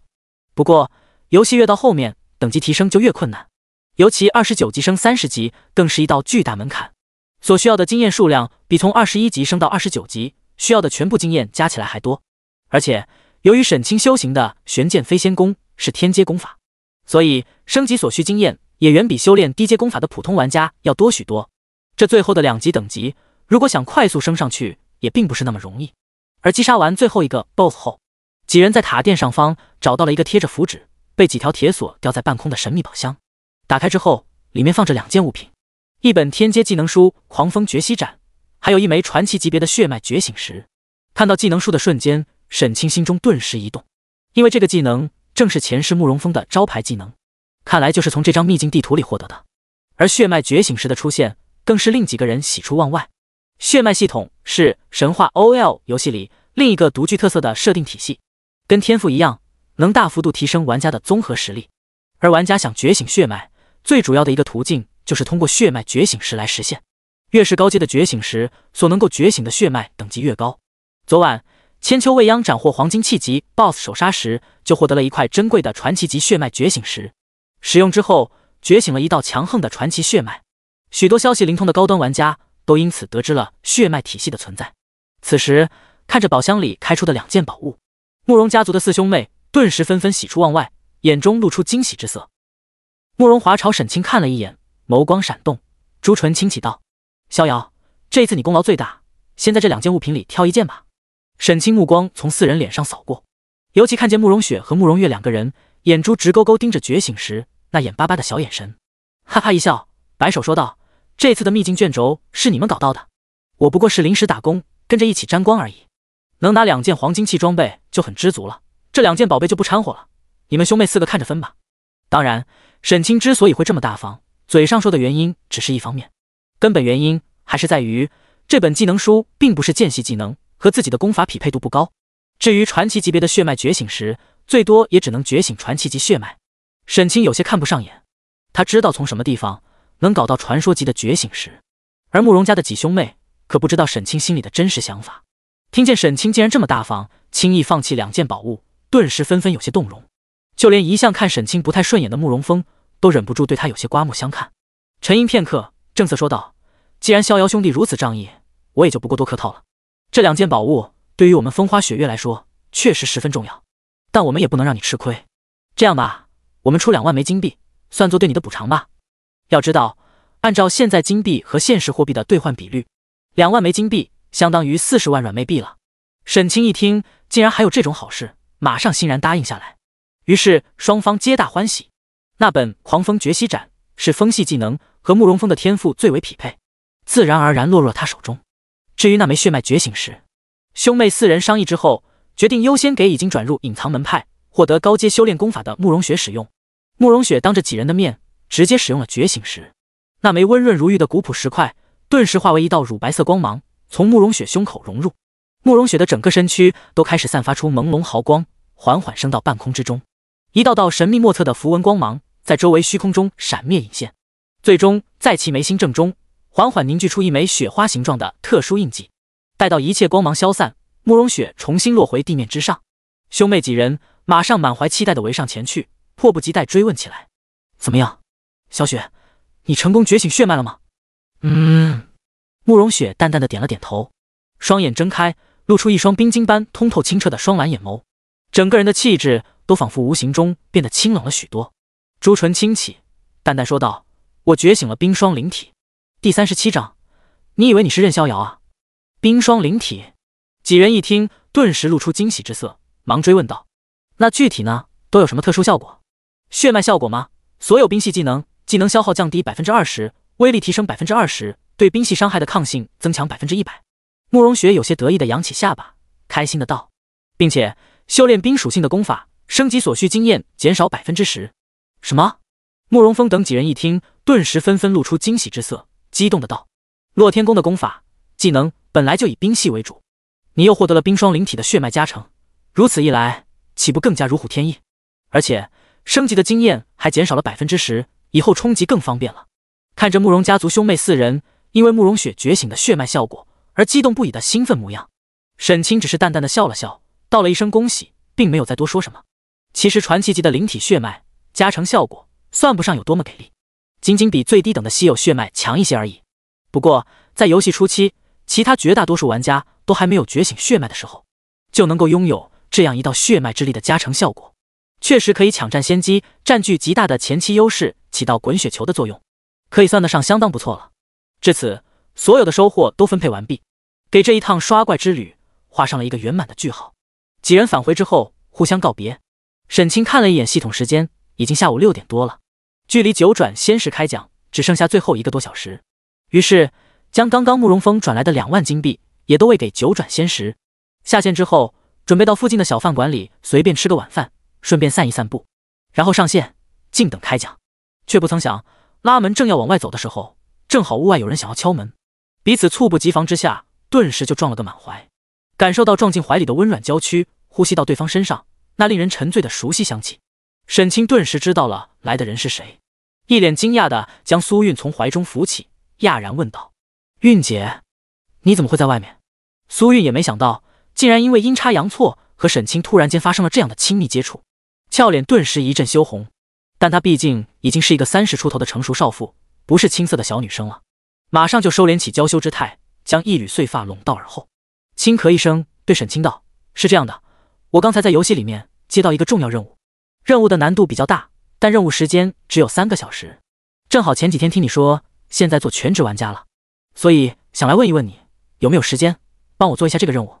当然，我是会支付酬劳的，1个小时1000块怎么样？”沈清闻言后笑了笑，1个小时1000块钱，这个价格对普通的职业玩家来说绝对算得上不少了，但是对于沈清来说却压根没有什么吸引力。别说区1000块钱，就算1万块1个小时，他也压根懒得搭理。不过看在是苏韵的份上，便直接爽快答应了下来。没有问题，包在我身上了，告诉我去哪里找你。你都不问问是什么任务吗？苏韵美眸轻眨，看着沈清，万一你做不了怎么办？没有万一，如果连我都做不了的任务，这个游戏里就没有其他玩家能完成了。沈清自信无比地拍了拍胸脯，笑着说道：“大言不惭。”苏韵轻轻哼了一声，美眸瞟了沈清一眼：“你以为你是天榜第1的任逍遥吗？”但他对沈清的为人还是比较了解的，知道沈清既然敢说出这种话，应该是对自己的实力有一定信心，于是也没详细追问，直接说道：“我现在在飞花城，你直接来西城门找我吧。你刚才出门应该是要去吃饭吧？先帮姐姐做完任务，姐姐晚上请你吃大餐。”“好啊，一会儿游戏见。”沈清笑着送别苏韵，回到屋里喝了口水，然后躺到床上，戴好游戏头盔，登录游戏。沈清刚才下线之前就已经做好了各项补给，包裹里面药水充足，浑身装备的耐久度也都是满的，因此没有任何耽搁。上线之后直接来到问剑城的传送点，花费10枚金币传送前往了飞花城。唰，随着眼前光芒一闪，沈清出现在另外一座与问剑城风格截然不同的城市之中。街道两旁满是花木，空气之中芳香弥漫，甚至就连天空之中都不断有片片花瓣形状的光雨飘落。根据游戏背景故事介绍，无数年前曾有多名大神作化于此，身躯化道，引发天地交感，为之垂泪，才化为这千万年来绵延不断的缤纷光雨。这也是飞花城名字的由来。在全部的9座次级主城中，飞花城是全服公认景观最漂亮的一座，因此吸引了大量的女性玩家入住。沈清前世也曾经来过飞花城很多次，不像其他那些初次到来的玩家一样被城中瑰丽神奇的景观吸引，只淡淡的扫了一眼，便匆匆往西门赶去。一出城门，远远的就看见在护城河边的吊桥旁站着一道风韵动人的美丽倩影，身穿一件淡紫色的流苏长裙，身姿窈窕，曲线动人，手中拿着一把碧玉洞箫，浑身上下自然散发出一抹浑然天成的成熟风韵，令人忍不住怦然心动。头上顶着云梦飘的3字 ID。 沈清一见这个背影，一眼就认出是苏韵，心中一动，打开了自己默认隐藏的游戏 ID， 悄悄走到对方身后，停住脚步，轻声笑道：“韵姐，我来了。”苏韵听到声音，转头望来，看见身穿劲装武服，背负长剑，潇洒无比的沈清，顿时感觉眼前一亮，忍不住细细的打量了几眼，笑着说道：“想不到你在游戏里比现实里还要帅吗？”话音落下，他突然注意到沈清头上显示的游戏 ID， 顿时吃惊的睁大了美眸，手掩袖口，惊声呼道：“任逍遥，第38章不速之客。”“没错，是我。”沈清笑着眨了眨眼，看着苏韵那吃惊无比的可爱表情，开玩笑道：“怎么样，天榜等级第1人亲自来帮你做任务，应该够资格吧？”“够，太够了。”苏韵目光怔怔地看着沈清，呆愣愣地猛了半天，依然有些不敢相信。堂堂天榜第1名的高手，短短几天时间之内就在游戏里声名鹊起，令无数玩家疯狂热议，全网都在猜测究竟是何方神圣的任逍遥，竟然是住在自己隔壁的租客弟弟。尤其想到自己刚才在线下的时候还跟沈清开玩笑，说什么你又不是任逍遥之类的话，一想起来更令苏韵脸颊发烫，感觉有些莫名羞耻。那个时候这小坏蛋还故意在装傻充愣，其实心里指不定怎么笑话自己呢。想到这里，苏韵忍不住又羞又恼，有些气呼呼地看了沈清一眼。沈清知道不能再逗他了，强忍着笑意正色道：“好了，韵姐，你的任务不是有时间限制吗？我们还是快开始吧，别忘了我可是按时收费的。”听到沈清提起正事，苏韵也压下了心头的乱絮，眸光一闪，有些迟疑地看着沈清，问道：“我喊你来帮我做任务，不会耽误你时间吧？我听说你们这些顶级玩家的时间都宝贵得很，要忙着冲等级、抢成就什么的，1分钟都不能浪费。要不你还是去忙你的去，我再找其他人来帮我做任务吧。”沈清闻言，心中不禁暗暗感叹，这就是苏韵身上最为闪光，也是最令他喜欢的地方。这个明明自己的身世都十分凄苦的女人，看问题时却永远都会站在别人的角度替别人考虑。要知道，苏韵事先可不知道自己是任逍遥，在他眼中，自己不过是一个孤身一人，漂泊在外，因为工作不顺，失业在家，只能到游戏里闯荡的失意年轻人。甚至沈清能够猜到，他今天之所以来找自己，提出有偿请自己做任务，恐怕有1多半原因是想接济一下自己，又怕伤到自己的自尊心，才想出了这种方法。当得知自己是任逍遥后，他第一时间想到的也不是能借助自己强大的实力帮助他顺利将任务做完，而是担心他的任务会耽误了自己的练级时间，所以反而迟疑起来。沈清是那种有仇必报，但是有恩也一定要偿还的性格。不说前世自己曾受过这个女人的许多恩惠，甚至存在情感上的纠葛，单说租房1年多来，苏韵对自己的各种关照就足以让沈清心怀感恩了。虽说几个小时的练级时间对沈清来说确实宝贵，但也不是拿不出来，于是直接摆了摆手，目光深深地望着苏韵，认真说道：“韵姐，一直以来你对我的各种关照，我心里面都清楚的，你的事就是我的事，不用跟我客气什么。”苏韵听见沈清突然间认真的话语，表情顿时一阵失神，一颗芳心不由自主地轻颤了一下，赶忙微微侧过身去，目光瞟向别处，小声说道：“好了，知道了，那我们就快点做任务吧。”说完便带着沈清走过吊桥，朝远处的练级区而去，一边赶路一边给沈清分享了任务内容。直至此刻，沈清这才终于知道，原来苏韵找他帮忙做的竟然是一个隐藏门派的转职任务。任务内容说起来也非常简单，需要在3个小时内跑3张地图，采集3种药材，成功炼制出1种丹药。如果任务成功的话，就能成功转职，获得云游仙医一脉的宝贵传承。这个任务严格说来，难度并不算特别大。虽然苏韵现在身为辅助门派幻音谷的弟子，没有什么攻击手段，等级也才只有20出头，自己孤身一人去那3个高级地图里采药有一些风险，但只要肯花一些钱，雇佣几个高级玩家随行保护。正常来说，还是能轻松完成的。然而，沈清清楚记得，上一世苏韵自始至终都只是最普通的幻音谷弟子，没有任何特殊机缘。正因如此，才会在飘零的乱世之中无依无靠，任人欺凌。如此一来，就只有两种可能了：要么是因为自己重生引发的蝴蝶效应，导致苏韵获得了这份前世并没有遇到的特殊机缘；要么苏韵前世也曾经接到过这个任务，但在任务进行的过程中出现意外，发生了某种未知的变故，才导致了最终失败。在这两种可能性中，沈清更加倾向于后一种，眼中光芒微微闪动，原本还有些轻松散漫的心态也变得认真了起来。他想起了苏韵前世偶尔和自己聊天，谈到那些因为转入隐藏门派而改变了自身命运的高手时曾发出的莫名感叹。当时自己并不明白他究竟在叹息什么，现在想来，他是否是在为这次任务的失败而感到遗憾呢？如果当初他顺利完成了这个任务，成功转为隐藏职业，那么他前世的结局是否就不会那么悲惨了？微微侧头，看着苏韵那张温婉娴静、始终都挂着淡淡微笑的柔和侧脸，沈清心中暗暗发誓，既然自己重活一世，就绝不会让同样的遗憾再发生在他的身上。苏韵觉察到沈清的目光，眨了眨眼，奇怪地问：“你盯着我看什么呢？”“没看什么，韵姐，你真漂亮。”油嘴滑舌。虽然苏韵任务需要采集的3种草药生长地点都有30级以上的怪物守护，但是对于沈清来说，自然没有任何威胁。于是，在沈清的全程保护下，任务进行得非常顺利，仅仅用了1个多小时，便顺利采集完2种药草，并来到第3种草药的生长地点，一个名为月光谷的小山谷中，开始采集第3种草药月光草。只要顺利采集满100株，就足够完成任务所需了。然而，两人才刚到来没几分钟，采集到10几株月光草，突然一群不速之客闯入谷中，隔着老远就对两人大声地嚷嚷起来：“前面那俩人，赶紧滚蛋！这片炼级地我们包了。”第39章，先发制人，万剑绝尘威。看到这群不速之客闯进谷中，沈清心神顿时一凛，掣剑在手，凝神望去，只见来的大约有5-6人，其中一班 ID 前面都顶着君临2个字的前缀，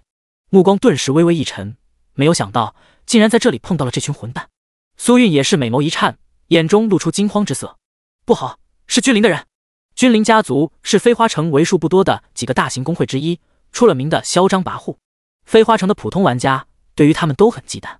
不用担心，我来解决。沈清默默将苏韵护到了身后，本着尽量避免节外生枝，先帮苏韵把任务做完的原则，隐藏了自己的游戏 ID， 然后冲那几人高声喊道：“我们不刷怪物，就采几株地图药材，采完就走，不会影响你们刷怪的。”妈的，你小子听不懂人话是怎么的？老子说让你们滚蛋，管你们在这里干什么？别他妈的不识抬举，是不是想让老子送你们免费回城啊？那几名君临的玩家骂骂咧咧走上前来，满是盛气凌人的嚣张气焰。苏韵有些气不过，走上前和他们理论道：“你们怎么能这样不讲理？山谷里怪物那么多，你们杀你们的，我们又不会碍到你们。而且刚刚已经说了，我们是为了做任务，采集够药材就走了。哟，什么讲理不讲理的？我们君临的道理就是道理。”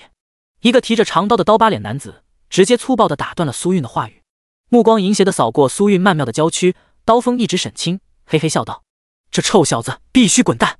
不过美女你嘛，倒是可以留下陪兄弟们乐呵乐呵。”其他几名君临玩家也都纷纷大笑起来。你们！苏韵顿时一阵气恼，但是对这些流氓又无可奈何。找死！沈清目光一寒，忍无可忍，突然出手，一发气剑诀射过去，直接将刚才说话的刀疤脸男子胸膛射出一个大洞，当场身躯破碎开来，化为白光，回城复活了。然后沈清运指不停，身后剑刃冲天起，爆发出耀眼的符文光芒，在天空中呼啸纵横。在另外几名君临玩家惊恐无比的目光与喝骂声中，仅用了短短几秒钟时间，便如砍瓜切菜一般将这几人全部砍杀。头顶上本来隐藏的 ID 当场快速显现出来，并且变得鲜红一片。沈清，你会不会太冲动了？苏韵看见沈清一言不合，竟然直接大开杀戒，将君临的几名玩家都杀了，顿时脸色微微一变，忍不住替他担心起来。你这样做，岂不是彻底把君临得罪死了？我听说他们的势力很大的，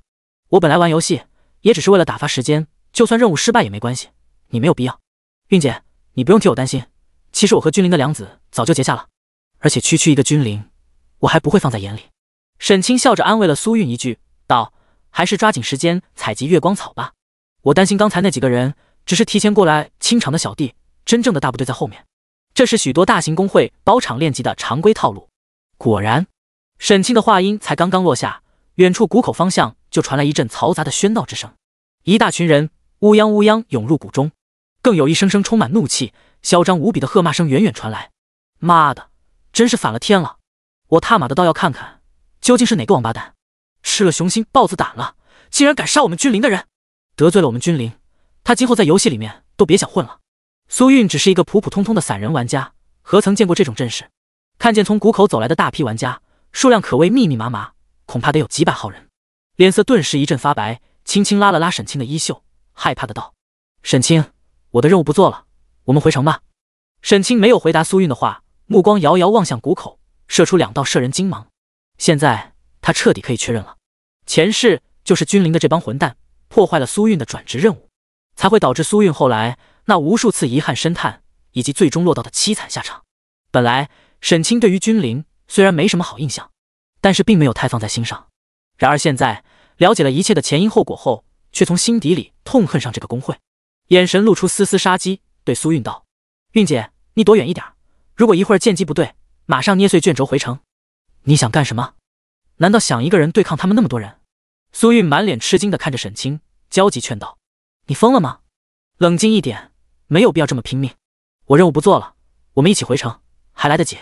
这时，君临的玩家们终于赶到了近前，一马当先，走在人群最前方的君临天下一眼就看见了沈清、任逍遥。君临天下目光一凝，露出几分意外之色，然后咬牙切齿地盯着沈清：“我说，谁有那么大的胆子，敢杀老子的人？原来是你这个混蛋！这可真是冤家路窄啊！”自从当初在新手村村口被沈清一个人击杀了好几名手下之后，他就一直怀恨在心。尤其视频传到网上被全网疯传后，视频里就像个小丑的他，更是成为了全网嘲讽的对象，对沈清可谓是恨之入骨。但沈清后来去了问剑城发展，而问剑城里又有风花雪月那样实力雄厚的大公会盘踞，他不敢带人过去撒野，于是只能将这一切都默默地记在心里，等着将来有朝一日连本带利报复回来。但他万万没有想到，今天竟然会在这里意外见到沈清，自己身后又跟着300多号的工会兄弟，可以说是底气十足。大手一挥，直接喊道：“兄弟们，给我上！谁能干死任逍遥，老子赏他1万块钱！”听到竟然还有悬赏，君临天下身后跟着的一群小弟顿时纷纷眼神发亮，一个个挥舞着手里的兵器就冲了上来。沈清出手也不含糊，深谙野外 PK 先下手为强的道理，直接抬手一发万剑诀就射了出去。第40章全网直播，围猎任逍遥。咻咻咻咻！尖锐无比的破风声在山谷中刹那响彻，数十道锋芒锐利的银色剑气如疾风骤雨般划破长空，射入君临家族人群之中。霎时之间，在人群中爆发出一大片高达数万的伤害数字。以沈清此时炸裂无比的攻击力，收拾这些普通玩家真的跟砍瓜切菜没任何区别，清一色的直接秒杀。一个技能下去，瞬间秒杀掉60名君临玩家，直接清空了一大片区域。前一秒还凶神恶煞、满脸凶恶向沈清冲来的君临玩家们，顿时都被这突如其来的震撼一幕给深深的震慑住了，一个个都神色大变，满脸骇然的站在原地，不敢继续往前冲了。卧槽，这小子究竟是什么情况？伤害怎么这么离谱？一剑秒杀几十号人，难道他妈的开挂了吗？就连君临天下也都当场脸色一白，露出深深骇然之色，赶紧躲到人群后方一群辅助系玩家的保护之下，然后举起兵刃，气急败坏的高声叫嚣道：“妈的，一群废物，都怕个卵！他就算再强，也只有一个人，咱们这么多的兄弟，一人一口唾沫都淹死他。”旁边一个 ID 叫君临四海的玩家也马上附和道：“没错，像刚才那样的变态技能 CD 时间一定很长，他用完了就没有了。大家都不用怕，一起上，有控制技能的赶紧招呼。就算他的属性再强，只要控住，也不过是案板上的鱼肉，只能任我们宰割了。”不得不说，这个叫君临四海的玩家是有脑子的。听到他的这阵吆喝，许多刚才被沈清震慑的君临玩家顿时纷纷打起精神，再度大喊着朝沈清发起了冲锋。尤其许多远程玩家更是直接站在远处朝沈清扔起了技能，各种绚丽多彩的技能光芒如雨点般朝沈清疯狂的招呼过来。即便沈清的操作再精妙绝伦，也不可能完全规避掉这种饱和式的打击。很快就被一根破土而出的青色藤蔓束缚住了脚踝。下一刻，一道缭绕着靛青色气旋的锋利箭矢精准无比的射击在沈清胸口上。沈清顿时身躯一震，整个人僵在了原地。战斗提示：你被玩家君临八荒的技能震荡剑击中，气血损失131点，眩晕2秒钟。不好！沈清心神微微一凛，暗道不妙。果然，下一刻就又在游戏提示面板上看到了连续数条战斗提示。战斗提示：你被玩家君临暗象的技能精神刺技能命中，气血损失251点，眩晕3秒钟。战斗提示：你被玩家君临小北的技能地炎刺命中，气血损失21点，击飞1秒钟。吃到第一个控制技能后，君临家族的高手们马上抓住机会，实施起了连续控制，一个技能接一个技能的不断砸落，试图一直把沈清控到死。可惜好景不长，他们并没有经历过提前演练，技能衔接存在问题，很快就被沈清抓住机会，从控制状态中恢复过来，眼神之中金芒一闪，二话不说抽身即退。倒不是沈清害怕了君临这群人，虽说现在游戏开服时间太短，他对游戏人物的经营还远未充足，确实没什么能应付控制系技能的有效手段，但是对面100多人也不是人人有控制技能，而且他御剑术提升到精通级后，普通攻击的攻击距离已经达到了30米远，超过了许多远程系玩家的技能距离。只要采取游斗战术，时刻留意双方距离，利用一些走位技巧拉扯对面，规避技能，等万剑诀 CD 一到，再来回手掏上一波，基本就可以解决战斗了。但是苏韵就在身后，让他心有顾虑，没有办法放开手脚战斗，所以经过考虑之后，还是选择暂避锋芒，一边遥遥操控剑刃在半空横扫，阻挡君临玩家追击，一边一把拽住苏韵，朝山谷的深处跑去，准备先找个安全的地方把苏韵安顿好，再掉头回来收拾这帮混蛋。如果他们敢追，就利用攻击距离上的优势，边打边跑，风筝他们。君临天下眼见沈清突然逃跑，心中一急，赶忙招呼众人追赶。身边的君临四海却突然一把拽住了他，道：老大，先等一等。等什么等？君临天下顿时急了，咬牙喝道：老子今天一定要弄死这小子，绝对不能让他跑了。放心吧老大，月光谷是个葫芦口，刚才那小子已经红了名，没法使用卷轴回城，只要咱们堵住谷口，他就绝跑不了。君临四海信心十足的一笑道：你不是一直想扩大咱们君临在游戏里的知名度，吸引更多高手加入吗？这可是一个千载难逢的好机会啊。哦，怎么说？君临天下心中一动，好奇地问。很简单，这个游戏不是有直播功能吗？咱们开个直播，然后当着全服玩家的面直播击杀天榜第一高手任逍遥。君临四海兴奋的道：这个噱头绝对劲爆，到时候还有谁不知道咱们君临的威名？哦，君临天下一听，顿时被勾起了兴趣，但又有些担心的道：但那小子有些邪门，刚才一个技能就秒杀了我们几十人，万一也被直播出去，岂不会扫了我们自己的威名？嗨，不用担心。君临四海拍胸脯保证道：这小子也就那一招厉害，到时候我们可以先把镜头切到别处，等控制住他再切回来吗？正好也趁这段时间再调2个百人团过来，好好安排一下技能衔接，到时候直接把他连控到死。还得是你啊，真不愧是我的卧龙凤雏。君临天下哈哈大笑，拍着君临四海的肩膀道：就按你说的办。于是几分钟后，一条内容劲爆的全服喊话就在整个国服上空回荡起来。玩家君临天下喊话：各位国服的兄弟们，我们君临家族正在围猎天榜第一的任逍遥，战斗过程全程直播，欢迎大家前来围观，直播房间号12345678。第41章，先是开启诛仙剑意。我擦，什么情况？有人要搞任逍遥？真的假的？这个君临家族是什么来头？很牛逼吗？牛逼个毛，就是开服第一天被任逍遥在新手村门口狠削的那帮小丑，充其量是个2流小工会。话虽如此，但人家也有几百人的规模，听说在飞花城横行霸道，凶横的很。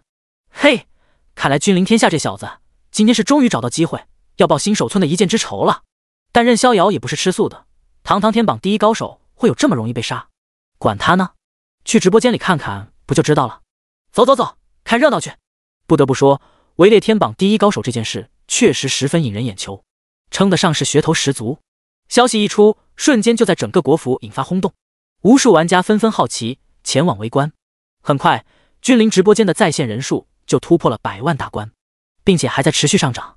与此同时，月光谷深处，沈清本来还在纳闷，怎么过了这么久，君临的人还没有追进来。听见君临天下的喊话后，才明白是怎么回事。这傻屌竟然转起了歪脑筋，想把自己当成他们君临家族打响名气的踏脚石了。顿时就是一阵无语，甚至还有几分想笑。苏韵也听见了君临天下的喊话，秀眉顿时紧紧蹙起，看着沈清头顶上鲜艳的红名，眼中满是担忧之色。知道沈清如果在红名状态下被杀，会受到严厉的系统惩罚，甚至极有可能让这几天的辛苦努力都付之东流，葬送掉本应该无限美好的光明未来。心中顿时自责无比，满脸歉疚的道歉道：“对不起，沈清，我不知道这个任务会连累你。你如果有办法的话，就自己走吧，不用管我。”韵姐，沈清挥手打断了苏韵的话语，笑了笑道：“不用担心，我说过要帮你完成任务，就一定能行。区区一个君临家族，还奈何不了我。可是，不用担心啊。”沈清眉头一宣，拉着苏韵来到2块山岩组成的夹缝里，冲他笑道：“你先在这里躲一会儿，短时间内应该不会有怪物过来。一会儿你也进他们直播间，看我怎么虐杀他们。”好吧。苏韵见沈清一副信心十足，不像是在开玩笑的样子，这才稍稍安心，点了点头。这时，沈清耳边叮咚一声，鬼见愁发了一条语音消息过来，语气严肃，沉声问道：“老大，什么情况？被君临的混蛋堵了？发个坐标过来，我马上过去，和你一起跟他们干。”慕容华也发消息过来询问，声音透着丝丝焦急，十分关切：“逍遥，究竟发生了什么事？你怎么会跑到飞花城和君临的人打起来了？我已经下令召集风花雪月最精锐的2个百人团集合了，5分钟后就能传送去飞花城支援你。”甚至沈清还收到了一条全新的好友申请，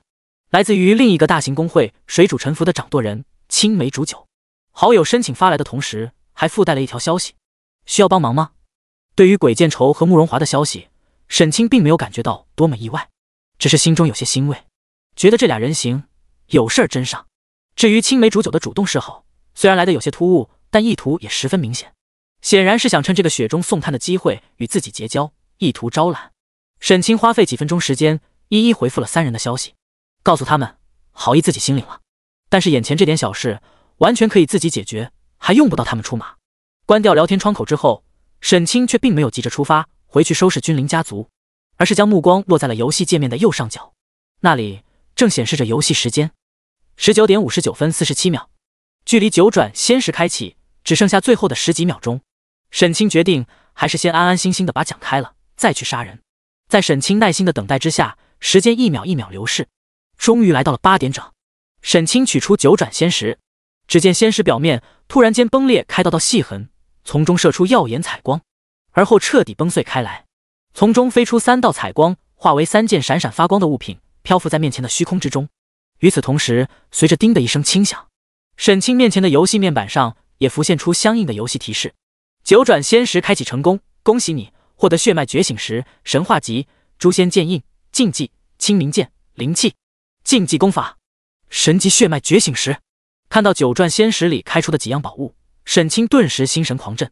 眼神中流露出难以抑制的狂喜之色。饶是早在开启之前，他就已经做好了充足的心理准备，预想到9转仙石里开出的东西会很不简单，但也没想到竟然会如此给力，一下子开出来3件宝物，并且每一样都如此逆天。首先，那块神话级的血脉觉醒石就不用说了，那是能觉醒神话级血脉的超级神物。沈清前世，直至他在乱战中死去之前，整个国服能够觉醒神话级血脉的强者，也不超过5指之数，任何一个都是真正屹立在芸芸众生之上的超然人物。沈清原本就已经觉醒了超凡绝伦的仙阶天赋，拥有了无与伦比的成长潜能，如果再能获得一道举世罕见的神级血脉，双重效果加持之下，连沈清自己都难以想象，将来的自己能够达到何种境界。第2件物品是一本竞技神通诛仙剑印。竞技神通是神话 OL 游戏里一种十分特殊的技能类型，它们往往威力奇大，或拥有种种不可思议的特殊效果，甚至比某些同类型的仙法都牛逼许多，但也存在着严重的副作用，每次施展都必须付出某种十分巨大的代价，除非到了万不得已，一般的玩家都不会使用，但在某些危急时刻却足以成为决定胜负的关键底牌，能起到扭转乾坤的巨大作用。所以综合评价来说，一门竞技神通的价值比仙阶技能稍差了一些。但比起普通的天阶技能却高出不少。沈清没有任何犹豫，直接将技能书抓到手中，确认学习。下一刻，技能书便化为一束光芒，射到沈清眉心之上，最终在他眉心位置凝聚出一道形似竖痕、锋芒毕露的银白剑印。与此同时，沈清的技能栏里也多出来一个锋芒锐利、透出无尽杀伐气息的剑形图标。第42章神话血脉无极剑体诛仙剑印主动技能等级禁忌技能介绍：汇聚体内全部的精气神，凝聚一道诛仙剑印，对目标造成无与伦比的超额伤害。技能代价：使用后的3天之内陷入极度虚弱状态，全属性削弱 80%。 冷却时间7天，使用后的3天之内竟然会将全属性削弱 80%， 并且冷却时间竟然长达7天之久。这一个禁忌技能的使用代价果然不可谓不大，由此推想，其威力恐怕也惊人无比，绝对比破天一剑还要猛得多，是真正能诛仙戮魔的超强技能。虽然绝大多数情况之下都派不上什么用场，却能作为一张压箱底的底牌，关键时刻可以发挥出扭转乾坤的巨大作用。将诛仙剑印学完之后，沈清又抓过那枚血脉觉醒石，没有任何犹豫，直接使用。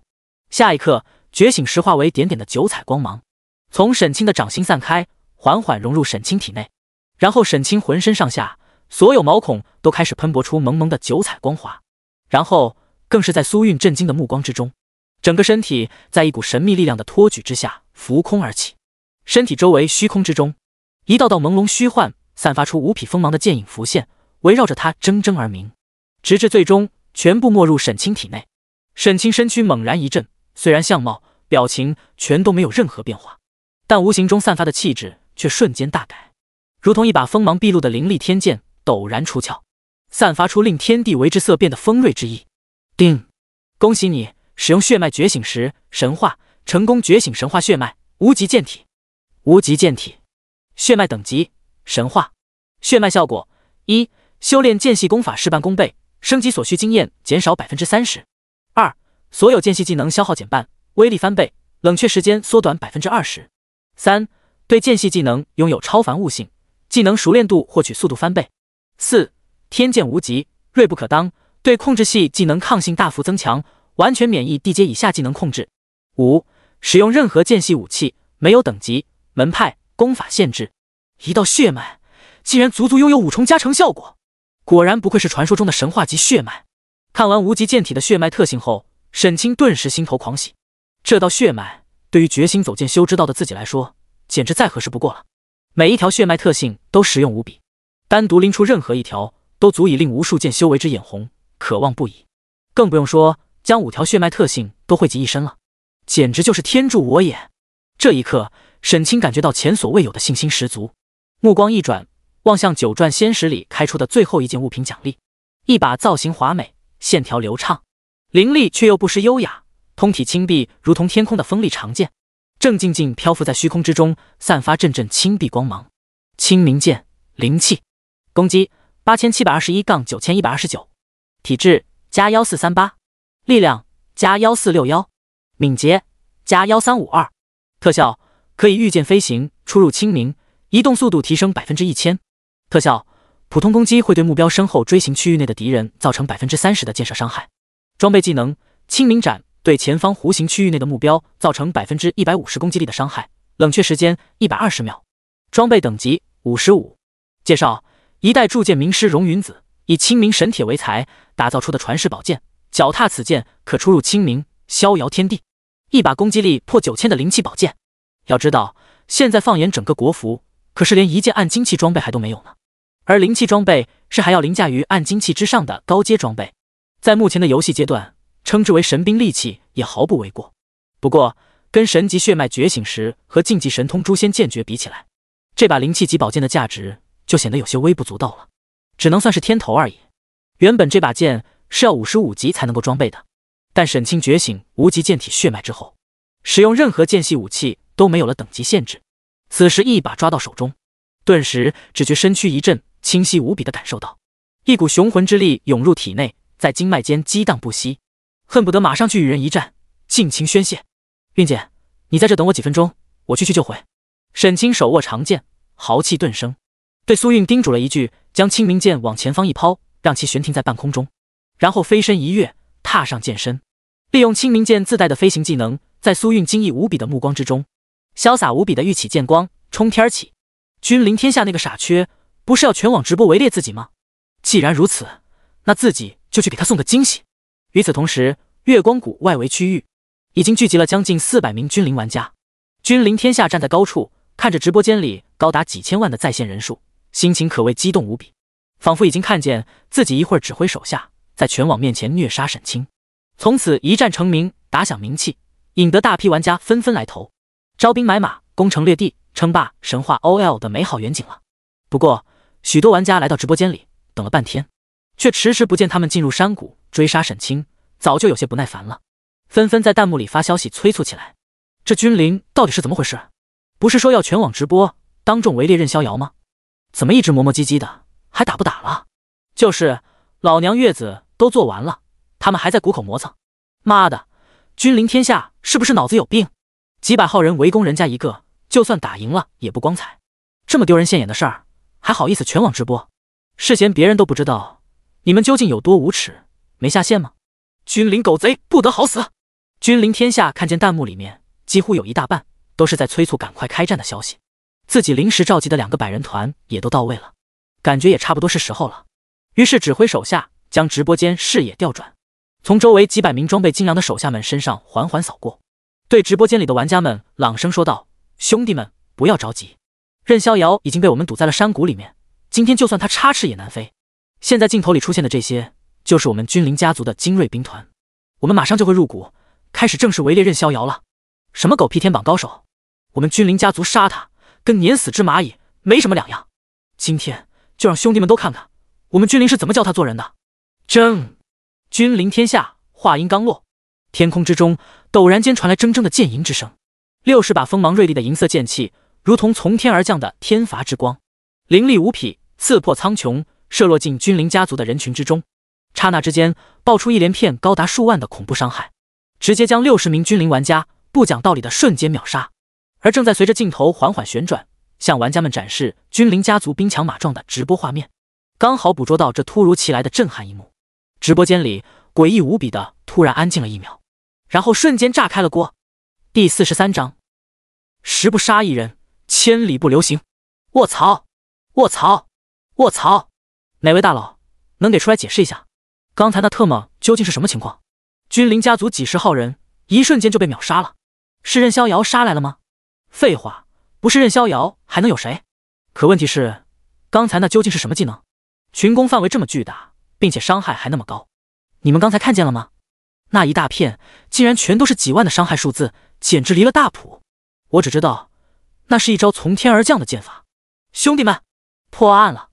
你们快看装备榜上多了一把遥遥领先的灵气剑，任逍遥一定是装备了这把剑，才有了这么犀利的攻击力。什么？灵气级的剑类武器？开什么玩笑！怪不得刚才那个技能的伤害有这么恐怖，灵气级的武器在目前的游戏阶段完全就是降维打击。弹幕区里无数评论疯狂刷屏，所有观看直播的玩家们都被刚才那突如其来的惊人一幕深深震撼。操控直播镜头的君临玩家也被这突然的变故惊呆，下意识将镜头转向了天空，然后所有玩家都跟随着直播镜头看到了那道身姿挺拔、脚踏飞剑从天而降的潇洒身影。沈清踏剑落至离地面还有7、8米的高度，突然纵身跃下飞剑，然后扬手一抓，握剑在手，一边随着身体下落，一边猛然向前一剑横扫，发动清明剑附带的装备技能清明斩。顿时一片天青色的弧形剑光从剑锋前横扫而出，覆盖了前方一大片区域。区域内10几名君临玩家连一声惨叫都没有来得及发出，便是瞬间化作白光，全都回城复活去了。沈清仅仅一个照面，便直接以迅雷不及掩耳之势的雷霆之势灭掉了君临家族近80号人。君临家族一群高层脸色瞬间难看无比，变得铁青。一是没有想到沈清竟然真敢单枪匹马从山谷里杀出来和己方几百人正面硬刚，二是万万没有想到沈清竟然会突然从头顶上方发动攻击，使得他们完全没有任何防备，不但瞬间损失惨重，更意外让这丢人无比的一幕进入了镜头，直接当着全网几千万玩家的面被直播出去了，简直就是搬起石头砸自己的脚。君临天下瞬间脸色铁青，马上扬起武器，大声喊道：妈的，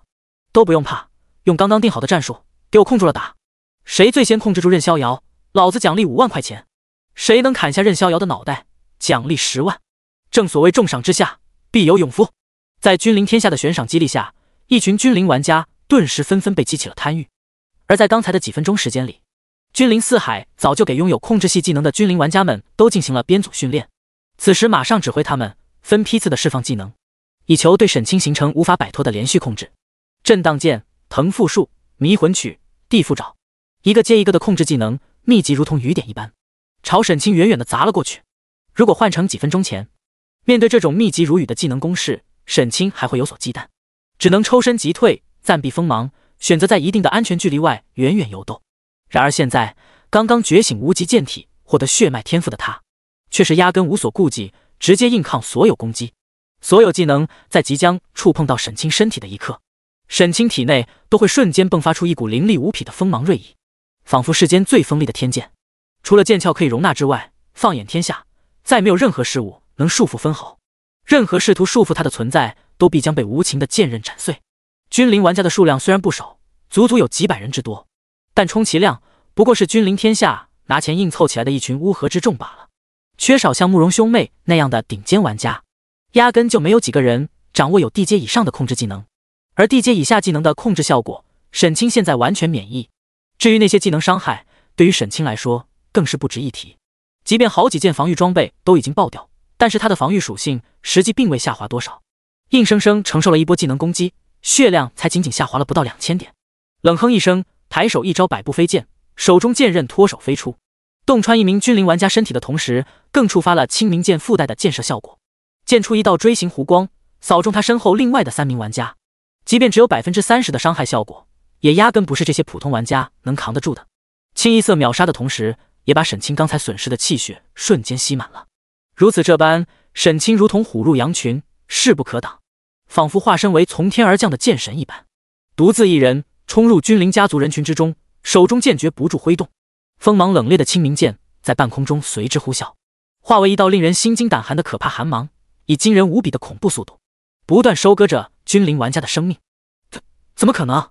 这个家伙10几分钟前明明还很容易中技能，为什么现在却控不住了？君临天下顿时心神狂震，脸如死灰，露出难以置信之色。周围一群君临高层也纷纷都心胆俱寒，看着沈清区域剑刃在己方人群中大杀四方，霸气无边的冷漠身影，心底深处不可抑制地升腾起一股深深的寒意，与君临家族成员们的心惊胆寒、恐惧无比相对应的。直播间里此时却是气氛活跃，热闹异常，无数弹幕疯狂刷屏。我去，这就是传说中的剑修风采吗？十不杀一人，千里不留行，简直太帅了！任逍遥现在的样子，简直跟我想象中的剑修形象完美重合。哈哈，杀得好！我早就看君临这帮混蛋们不顺眼了，真是痛快，笑死我了！君临天下人呢？继续出来吹牛逼啊！不是说要教任逍遥怎么做人，像碾死蚂蚁一样把人家碾死吗？怎么现在反倒让人家像杀鸡一样的追着杀？楼上不要太侮辱鸡，杀鸡都没有这么容易。哈哈，估计现在君临天下脸都绿了。不过我还是喜欢他刚才桀骜不驯的样子，麻烦请他恢复一下。第44章大杀四方，君临天下崩溃破防。老大，这小子太邪门了，不知道他用了什么办法，完全控不住。好汉不吃眼前亏，我们保护你先回城，等日后再找回场子。看见远处沈清御剑呼啸，大杀四方，转眼之间就将300多名君临小弟生生屠戮掉一小半。几名君临高层玩家顿时吓得心胆俱颤，脸色苍白，赶忙围在君临天下身边，劝他赶紧逃跑回城。妈的，老子不走！君临天下双眼通红，愤怒无比地瞪着远处正肆意屠戮着自己小弟，掀起一阵阵腥风血雨的沈清，咬牙切齿地怒吼道：老子偏不信这个邪，我就不信我们君临几百勇士还干不死他一个人！你们几个不去干他，都围着我干嘛？全团就你们装备好，都特么的给老子上！今天不是他死，就是我亡！君临天下话音刚落，沈清万剑诀的 CD 好了，马上掐起剑诀，朝天一指，顿时头顶天空之中又绽放出一阵耀眼的银色光芒，无数剑气呼啸射落，转眼之间又杀掉几十名君临玩家，在密密麻麻的人群中清空出一大片真空区域。而如此效果酷炫又杀伤力惊人的恐怖技能，也终于将所有君临玩家心中最后的一丝抵抗意志也彻底击溃，纷纷眼中露出恐惧，再也不敢上前送死，开始满脸惊恐的大喊大叫，狼狈溃逃。就连前一秒还在叫嚣着放狠话的君临天下，也都瞬间咯噔一声，脸色变得苍白无比。该死的，这究竟是什么技能？伤害离谱也就罢了，冷却时间怎么也这么短，还他妈的讲不讲道理了？眼看已经大势已去，也不敢再放什么狠话了，马上捏碎回城卷轴，在几名心腹手下的保护下准备开溜。但沈清又岂能让他如愿？其实刚刚从天上冲下来的第一时间，他就早已经盯上了君临天下，只是想留到最后杀罢了。此时眼见君临天下捏碎回城卷轴，身躯之上开始绽放传送金光，眸光顿时猛然一灵，冷哼一声，飞身过去，远远的便抬起右手，掐起剑诀，朝前一指，顿时眼前神光绽放，凝聚成一把锋芒锐利的银色长剑，刹那之间洞穿虚空，在半空中留下一道一闪而逝的银白剑痕，从君临天下的身体中贯穿而过。任逍遥！君临天下双眼通红，目光死死瞪着沈清，发出一声歇斯底里的不甘怒吼，然后就化为白光回城了。之后沈清又花费几分钟时间在山谷中疯狂扫荡，一直追杀到月光谷谷口之外，斩杀了几十名君临玩家，只剩下几十个漏网之鱼因为跑得够快而逃掉了。就在此时，突然一阵全服喊话在天空中回荡开来，玩家君临天下喊话：任逍遥，你他妈的不要得意，今天这仇我记下了，有朝一日老子一定连本带利的讨回来。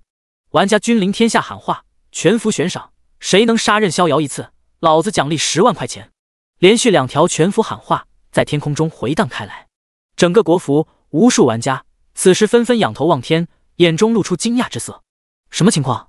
君临天下10几分钟前不才刚刚全服喊话，说要带人围猎任逍遥，招呼大家都去看吗？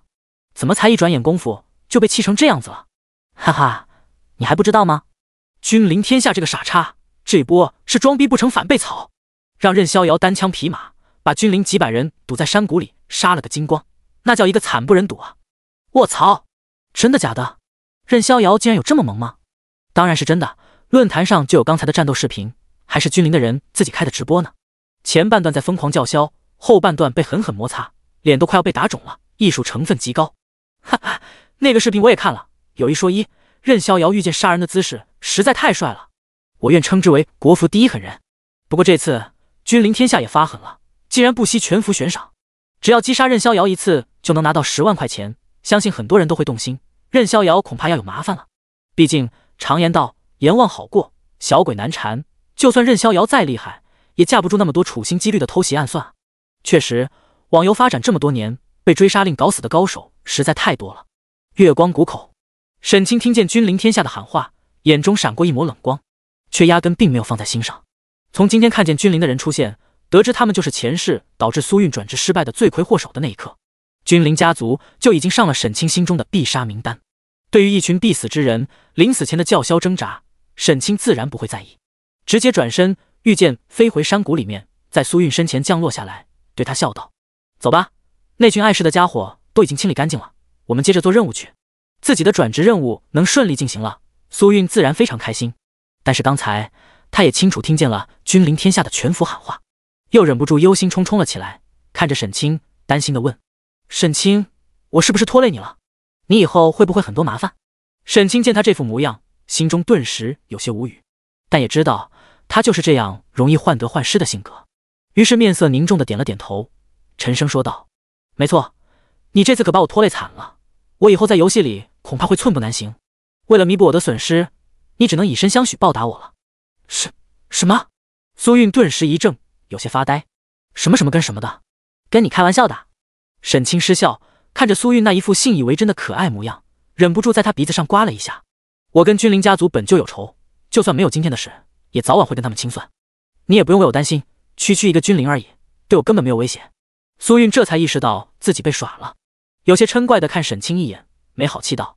你这家伙，现实里明明规规矩矩，挺老实的，怎么进了游戏学这么坏？说完，走进山谷里面，开始忙碌地采集起月光草来。沈清则是手持利剑，站在一旁默默守护。就在此时，沈清耳边突然响起一阵铃声，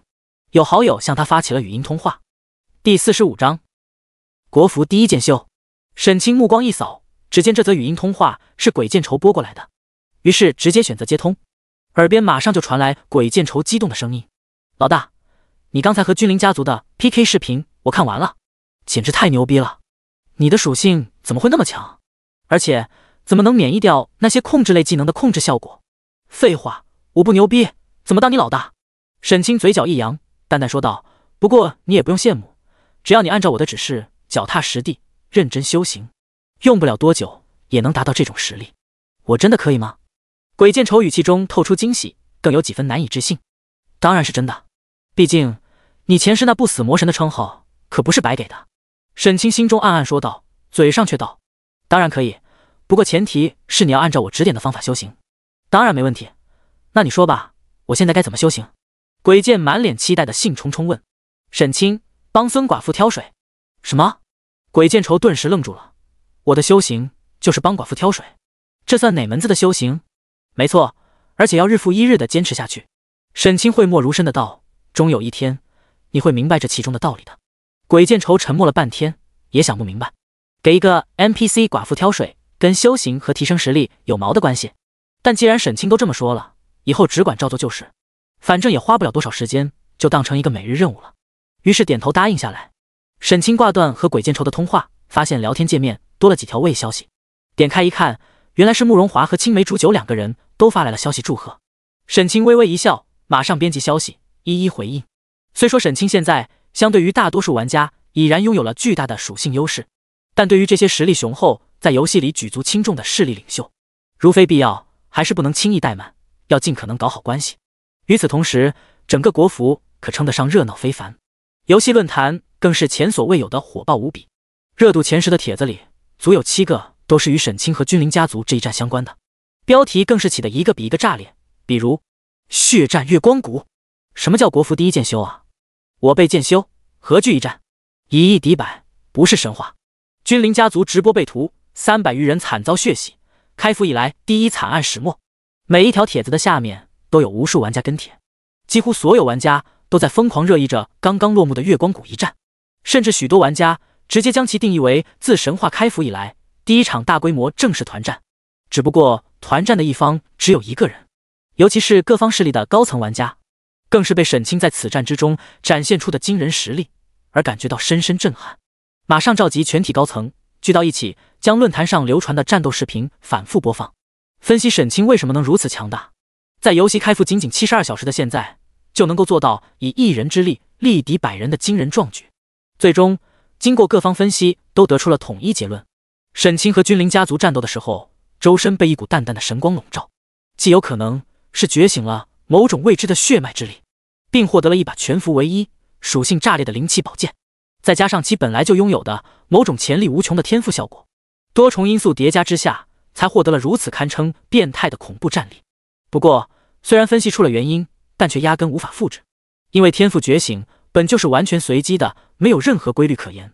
整个国服数亿玩家拥有真正意义上顶级天赋的也就那么寥寥几人，光这一条就不是别人能模仿的。而且血脉觉醒时在目前阶段也是绝对的稀罕货，恐怕放眼整个国服迄今为止，出货数量也不超过5指之数，绝大多数普通玩家更加没机会接触了。更不用说沈清还是隐藏门派蜀山弟子，拥有近乎完美的技能配置，这其中的任何一条放在其他玩家身上，都足以将一个平平无奇的普通玩家打造成一方强者了。然而这些却如此完美的集合在沈清一个人身上，仿佛一切都是提前设计好的一样，让所有人除了羡慕还是羡慕，甚至某个大势力的话事人都忍不住当众感慨：难道世间真的存在所谓的天选之子吗？感叹之余，各方势力也纷纷调整了对于沈清的内部评价，将他从原本一个实力强大、值得拉拢的散人玩家，调整为一个实力恐怖、潜能无穷、不能招惹的可怕存在。在所有玩家心目之中，国服玩家的实力划分也默默调整为一流高手、顶尖强者、任逍遥。沈清直接一战成名，凭借今天这场血战，向整个国服所有玩家展现了自己无与伦比的强大实力，从一众天榜强者中脱颖而出，成为凌驾于其他所有高手之上、独一档的超级强者。对于外界这些变化，沈清自然能够猜到，但却并不如何关注。此时的他肚子早就咕咕叫了，只想陪着苏韵做完任务，然后赶紧下线吃饭。然而就在这个时候，身后突然传来了脚步声。沈清眸光顿时一凛，握剑在手，扭头望去，只见从谷口方向走来的是一个背着把火红色长弓的娇俏少女，身穿一套花纹精致的青色皮甲，勾勒出曼妙的身材曲线，两条光泽诱人的修长雪腿裸露在空气之中，腰若杨柳，款款走来，头上顶着3个字的 ID： 梁小优。第46章招募梁小优。梁小优看到来人的 ID， 沈清心中顿时一动，这个人他也有印象，游戏天赋相当不错，开服不久就曾经登上过等级天榜，如果没有记错的话，前世最初是一个小公会的领头人，游戏现实融合之后，最终归顺了风花雪月，是国服最顶尖的几名弓箭手玩家之一。现在这个节骨眼上，对方突然出现，令沈清心中微微一动，脸上表情不动声色，主动打招呼道：你好，是找我的吗？梁小优本来的心情是有些紧张的，毕竟沈清刚才在月光谷大开杀戒的战斗视频早就在网络上流传开了，视频之中那冷漠无情、大杀四方的霸气身影，哪怕隔着视频画面也足以给人造成很大的心理压力，尤其这里正是那战斗的发生地点，甚至刚才他一路走来亲眼所见，周围地面之上还残存着许多没有刷新掉的战斗痕迹，以及散落一地的各种装备，再加上沈清头顶那几乎红到发黑的血色 ID， 更无形中形成一种难以用语言形容的莫名压力，令人有些喘不过气。然而现在沈清的主动打招呼，以及脸上那阳光柔和、令人如沐春风的淡淡笑容，顿时令梁小优紧张的心情得到了极大的缓解。吸了口气，来到沈清身前站定，表情认真地望着他，道：没错，我是来找你谈合作的。合作？沈清眉头微微一挑，饶有兴致地问：怎么个合作法？你现在和君临家族结成了死仇，我们家族和君临也一直不对付，正所谓敌人的敌人就是朋友，所以我想咱们联手一起对付君临，不知道你意下如何？梁小优一口气说完，一双美眸看着沈清，等待答复。但沈清并没有直接回答行与不行，而是反问道：你们家族有多少人？梁小优顿时有些心虚，看着地面支支吾吾道：不到100。沈清闻言顿时了然，还不到100人的小型团体得罪了君临家族，下场可想而知，估计是平时被欺负惨了，才会在这种时刻迫不及待地跑来找自己结盟。这种规模的小团体其实对于沈清来说并没有什么吸引力，但他对梁小优很感兴趣，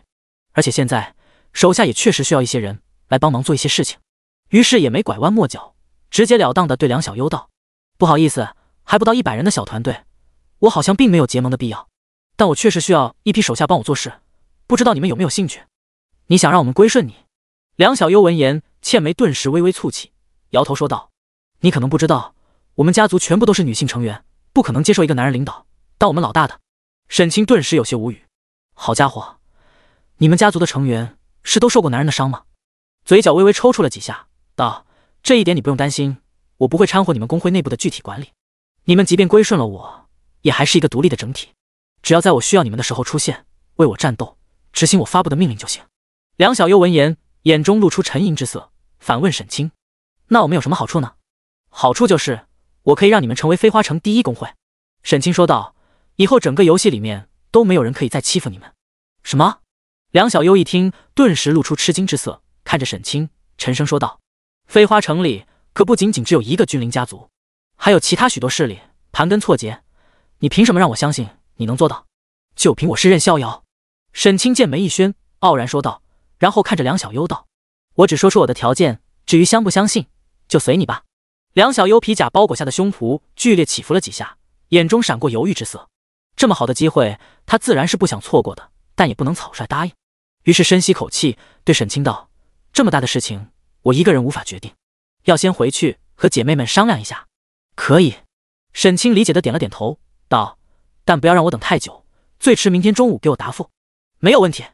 梁小优爽快地答应下来，跟沈清告了声别，正转身要走，沈清突然喊住了他：等等。怎么了？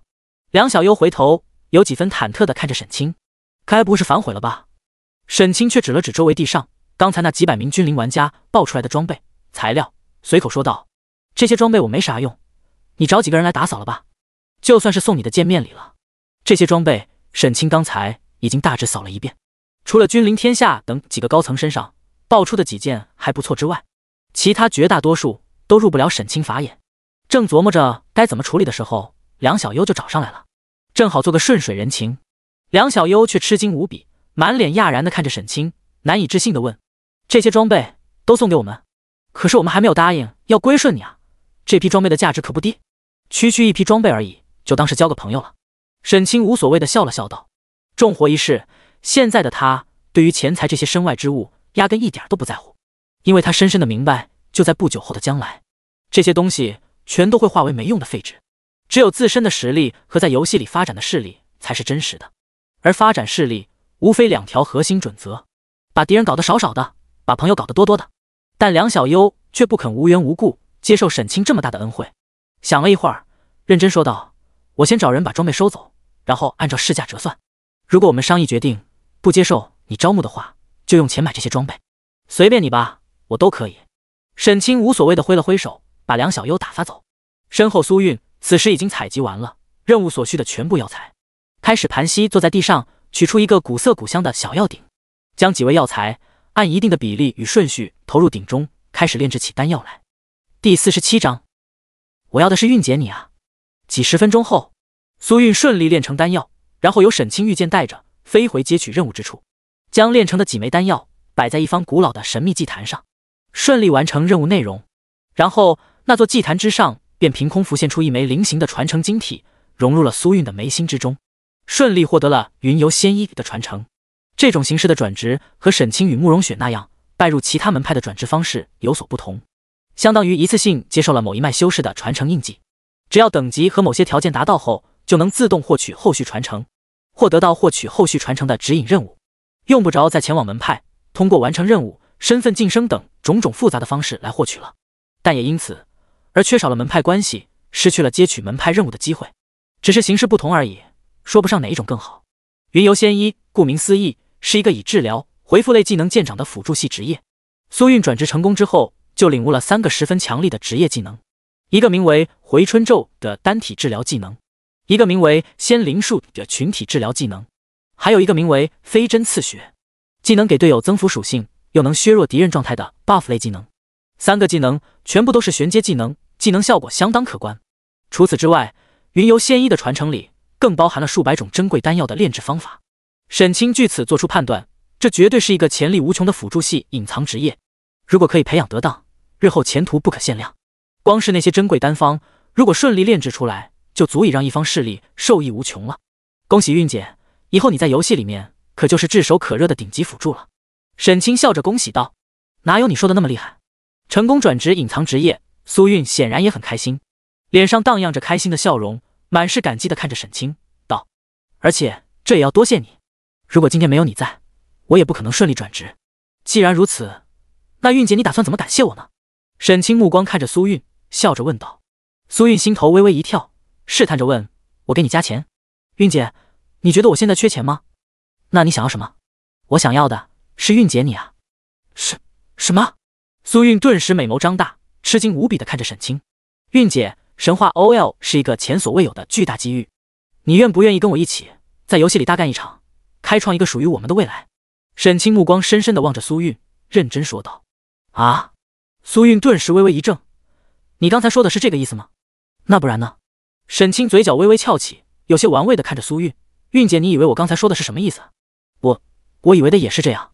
苏韵顿时粉面羞红，赶忙说道，当然不肯承认自己想歪了。不过沈清所说的话确实令她眼神微亮，心中生出几分向往。自从丈夫去世之后，她一个人独居多年，内心深处其实是十分寂寞的，不然也不会一个人玩游戏打发时间了。今天晚上这个任务虽然过程一波三折，十分惊险，但也让她体会到了久违的刺激与激情。眸光轻轻颤动几下，又朝沈清看了一眼，似乎终于下定决心，展颜笑道：你都不怕我拖后腿，我有什么好担心的？答应你了。太好了。沈清顿时欣喜不已，开心笑道：我们应该好好庆祝一下，今晚确实值得庆祝。苏韵赞同的点了点头，道：不过现在时间有些晚了，出去吃饭不太方便，我在家炒几个菜吧，再开一瓶红酒，你半个小时后下线来我家。啊？去你家吃？沈清闻言微微一怔，有些惊讶。怎么，不敢吗？苏韵秀眉微微一扬，风情万种的朝沈清瞟了一眼。难道怕姐姐会吃了你？求之不得。苏韵顿时哑口无言。明明记得沈清以前是个十分老实的小伙子，有时候跟自己多说几句话都脸红，怎么一进游戏里面就好像完全跟变了个人一样？难道是因为以前自己对他的了解还不够深入？苏韵心中暗暗嘀咕，跟沈清打了个招呼，然后直接原地下线去准备晚餐了。沈清则是随便在附近找了一块练级地，抓紧时间刷起怪来。要知道，他现在头上可还顶着显眼的大红名呢。按照神话 OL 的游戏规则，需要刷100个怪物才能洗刷掉一点罪恶值。刚才的月光谷一战，死在沈清剑下的君临玩家足足有300多人。虽然其中很大部分因为提前攻击沈清而变成了灰名玩家，击杀不增加罪恶值，但即便如此，沈清此时的罪恶值也足足有100多点了。也就是说，要刷1万多只怪物才能彻底洗掉红名。好在现在沈清攻击犀利，又有万剑诀和清明斩这样强力的群攻技能，刷起怪来速度飞快，也并不算什么难事。仅仅半个小时时间便刷了近2000只怪物，然后找了个安全的地方下线，来到苏韵门外，曲起手指轻轻扣响了苏韵的门扉。这晚沈清在苏韵家待了很久，两人喝了一瓶红酒，聊了很多，直至深夜12点多，沈清才终于从苏韵家里出来。翌日清晨，沈清早早上线，一登录游戏就收到了梁小优同意归附的消息。对此，沈清并没有感觉到多么意外，直接给梁小优发布了第一条指令，让他派人密切监视君临家族的动向，尤其是上百人规模的团体活动。沈清从来都没有养虎为患的习惯，既然已经彻底和君临家族结下死仇，就要动用雷霆手段，用最狠的手段把他们碾死。除此之外，沈清还告诉梁小优一处在飞花城境内位置隐秘、有水充足的秘境地图，声称是自己之前练级的时候偶然发现的，让他带着人去刷图。既然这批人已经成为了自己的麾下，就要花费一些心思把他们战斗力培养起来，这样日后才能够更好的给自己办事。而且像这种刚刚收服的下属势力没什么忠诚度可言，也只有给人家足够的好处，才能一点一点收拢人心，让他们死心塌地的追随自己。和梁小优沟通完后，沈清又给鬼见愁发了条消息，叮嘱他千万不要忘了给孙寡妇家挑水。至于苏韵，昨天和沈清约定好了，今天上午要先去自己县市里的几家商铺，把一些必要的工作和琐事交接好，下午再上线来练级。沈清没有其他重要的事，就在飞花城附近随便找了一片怪物秘籍，适合刷怪的高级地图，一整个上午的时间都在疯狂的杀怪练级中度过。沈清觉醒无极剑体血脉之后，有一个重要的血脉效果，就是升级经验减少了 30%， 而且手握全服唯一一把灵气宝剑，杀怪效率大幅提升，再加上越级杀怪丰厚的经验加成，升级速度可谓飞快，仅一个上午时间便连升2级，达到了29级。头上那大大的红名也彻底洗刷干净了。今天中午是沈清和于凤清约定见面的时间，按照那晚于凤清告知的碰头地点，来到位于飞花城东部城区的同福客栈。一进大门，客栈跑堂马上过来热情招呼，听沈清说明来意后，顿时露出恭敬表情，毕恭毕敬把他引到客栈2楼一间环境清幽的雅间里，见到了早已经等候在此的于凤清。第48章杀伐无匹，天元剑阵。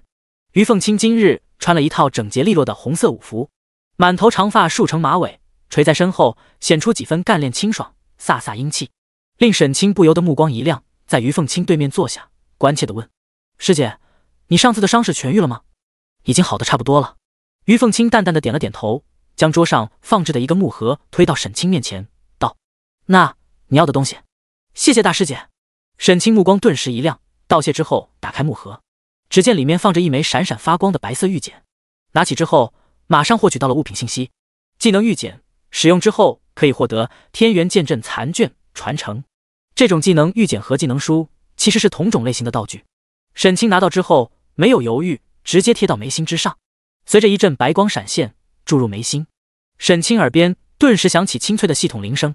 恭喜你使用技能玉简，获得天元剑阵残卷传承，领悟天罡剑阵天阶，大眼剑阵天阶。天罡剑阵主动，技能等级天阶，掌握程度入门0500。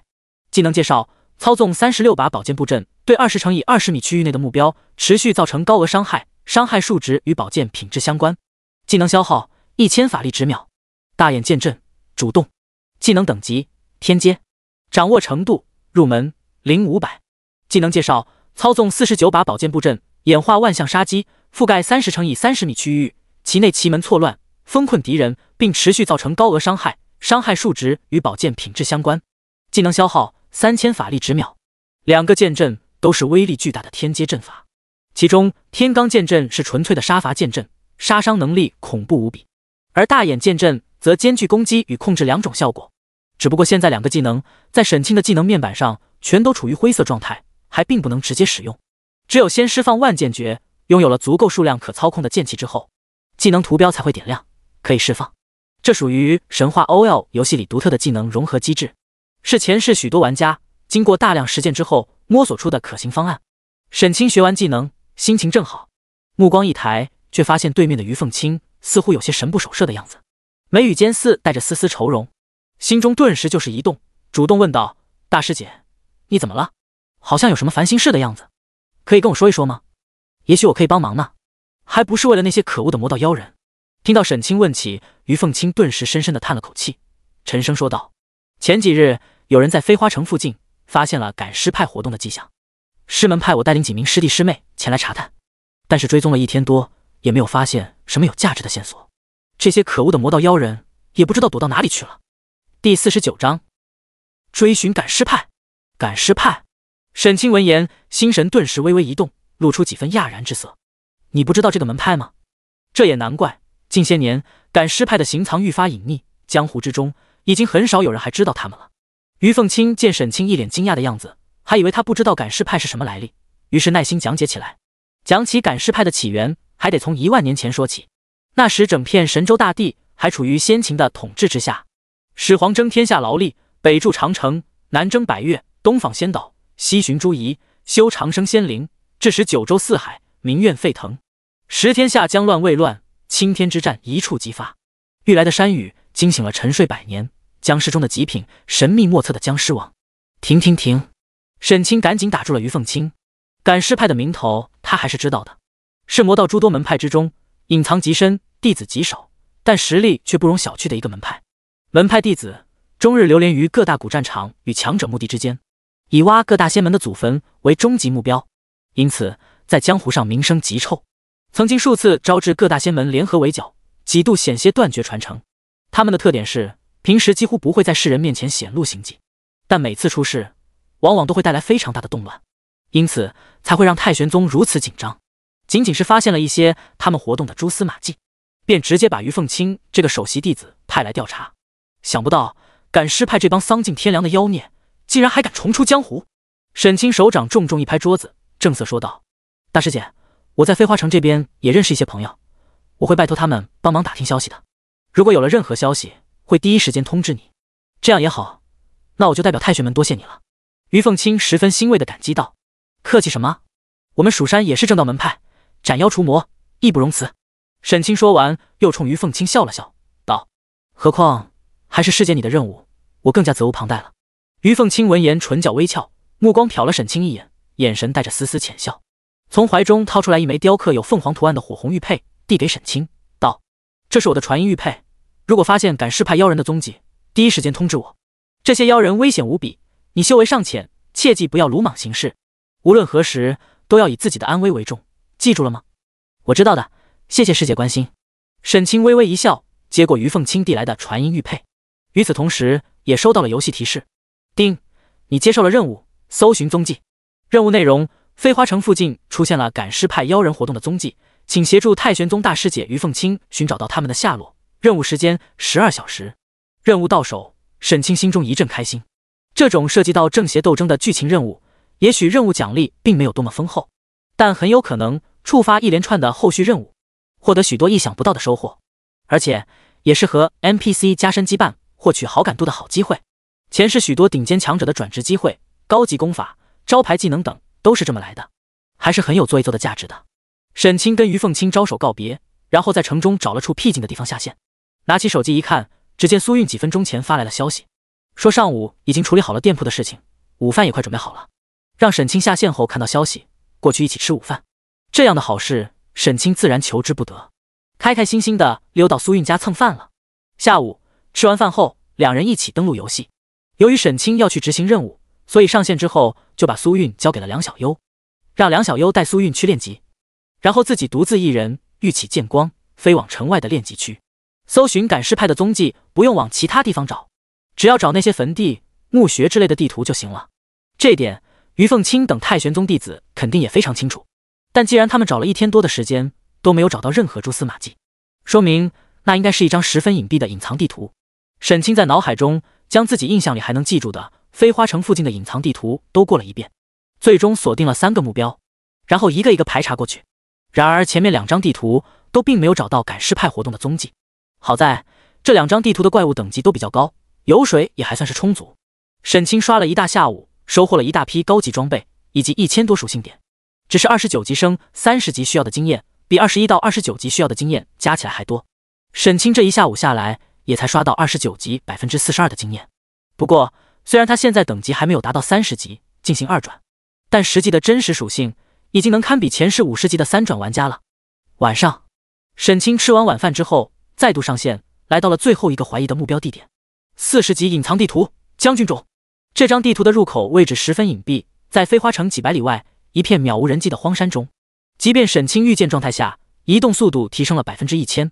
也足足用了半个多小时时间才终于赶到。地图里面最低等的怪物都是40级的精英怪物铁骨僵尸，对现阶段绝大多数主流玩家来说绝对是难以挑战的恐怖存在，恐怕压根破不了防，被挠一爪子就得回家。然而在沈清锋利无比的剑锋之下，也压根扛不了几剑。沈清一路平推深入墓穴，起初也并没有发现什么异常，心里正在暗暗琢磨，难道自己都猜错了？那些赶尸派的魔道不在这3张地图里。就在此时，突然一道尖锐无比的破风声从墓室旁边的黑暗中朝着沈清陡然袭来。沈清心神顿时一凛，完全下意识地横起长剑往上一挡，吭！沈清整条右臂都被震得一阵发麻，向后踉跄跌退数步，借着武器光芒映照，这才看清刚才那突然向自己发动攻击的，竟赫然是一只背生双翼的西方天使。第50章天罡剑阵斩天使。陨落天使黄金器级 BOSS， 等级38，血量1500000，攻击5781，法强4997，防御5113，法抗5391，技能十字斩。介绍：本为圣洁的西方天使，昔年因为一场大战陨落东方，埋葬悠久岁月之后，被重新从地底挖出，炼化成任人操控的傀儡。尽管天使之心早已破碎，残破肉身中残存的能量依然不可小觑。看到这具天使躯体的一瞬间，沈清马上就意识到自己这趟是来对了，因为这种鸟人压根不是这张地图里该有的怪物。那赶尸派的魔道妖人一定在这张地图里，除了他们也没有谁会把这种早已经陨落不知道多久岁月的尸体当成宝贝，从坟堆里刨出来废物利用了。天使系怪物是西方一种逼格很高的高阶怪物，正常来说即便最普通的双翼天使也是70以上的高阶怪物。不过这死亡悠久岁月后被重新复活的天使实力明显下滑严重，不但各项面板属性大幅缩水，基本只剩下原本属性的零头了，就连技能也只剩下了一个最基本的十字斩。对现在的沈清来说，威胁并不算是很大。此时一边急速后撤拉开距离，一边猛然发动技能万剑诀，吭吭吭吭。随着沈清万剑诀熟练度不断提升，使用技能凝聚出来的剑气也愈发凝实，如同一把把真实的银色天剑悬浮在沈清的头顶上方。精通级万剑诀能凝聚出来的剑气一共有60道，沈清先操控其中的24道，射向前方追击而来的陨落天使，打出一连串将近5000点的伤害。陨落天使身为38级的黄金器级 BOSS， 面板上的防御属性就超过了5000点，再加上等级比沈清高出了整整10级，大幅度等级压制下，真实防御恐怕至少在10000点以上。以沈清此时的属性，虽然可以轻松破防，但也打不出过万的高额伤害了。但是沈清才刚刚学会了更强的攻击手段，剩下36道银色剑气高悬头顶，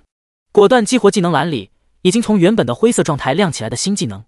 天罡剑阵。随着技能激活，原本悬浮在沈清头顶的36道银色剑气突然之间铮铮激盈，爆发出前所未有的耀眼锋芒，嗖嗖嗖飞到了陨落天使头顶的虚空之中，按照天罡方位排列，而后纷纷调转剑锋，劈斩出一道道光芒炽盛的黄黄剑气，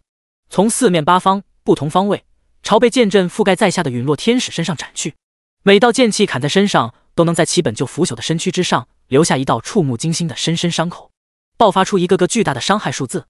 ：-10273，-11395，-10472，单次伤害直接翻了1倍还多，并且现在的天罡剑阵攻击频率在每秒钟10次左右，也就是说每秒钟超过10万的伤害输出，而这还只是入门级天罡剑阵所能够达到的效果。随着日后熟练度等级的提升，无论伤害加成还是攻击频率都能获得大幅增长。这就是前世许多剑道高手经过反复验证之后探索出的超强组合技，威力堪比仙阶技能。只不过这样的玩法威力虽然十分恐怖，但消耗也同样巨大。光是维持天罡剑阵，每秒钟就要消耗1000点法力值，而且组合施展之后，万剑诀的技能模式也发生改变。为了维持这36道剑气不散，使得剑阵得以运行，每秒钟也要消耗几百点的真气法力。以沈清此时仅有2万出头的蓝条长度，最多只能坚持10秒。不过等日后刷怪多了，属性一点点加起来，时间就能够大大延长了。而天罡剑阵在持续对陨落天使造成高额伤害的同时，更形成了有效的压制效果。那一道道煌煌剑气接连不断狠狠劈落，使得陨落天使身躯狂震，许多动作都被打断，只能困在原地，怒吼连连，连有效的反击也无法做到。沈清一边维持技能施展，一边得空掏出传音玉佩给于凤青传音道：大师姐，我找到赶尸派妖人的踪迹了，就在飞花城北300里外白烟山阴面一座古代将军冢里。真的？太好了！于凤青的声音中透出惊喜，但很快又关心叮嘱道：你赶快找个地方藏起来，千万不要和他们正面冲突。这帮魔道妖人穷凶极恶，危险得很，记住，千万要保护好自身安全。我现在马上赶过去。沈清微微沉默一阵，非常想说我都已经动上手了，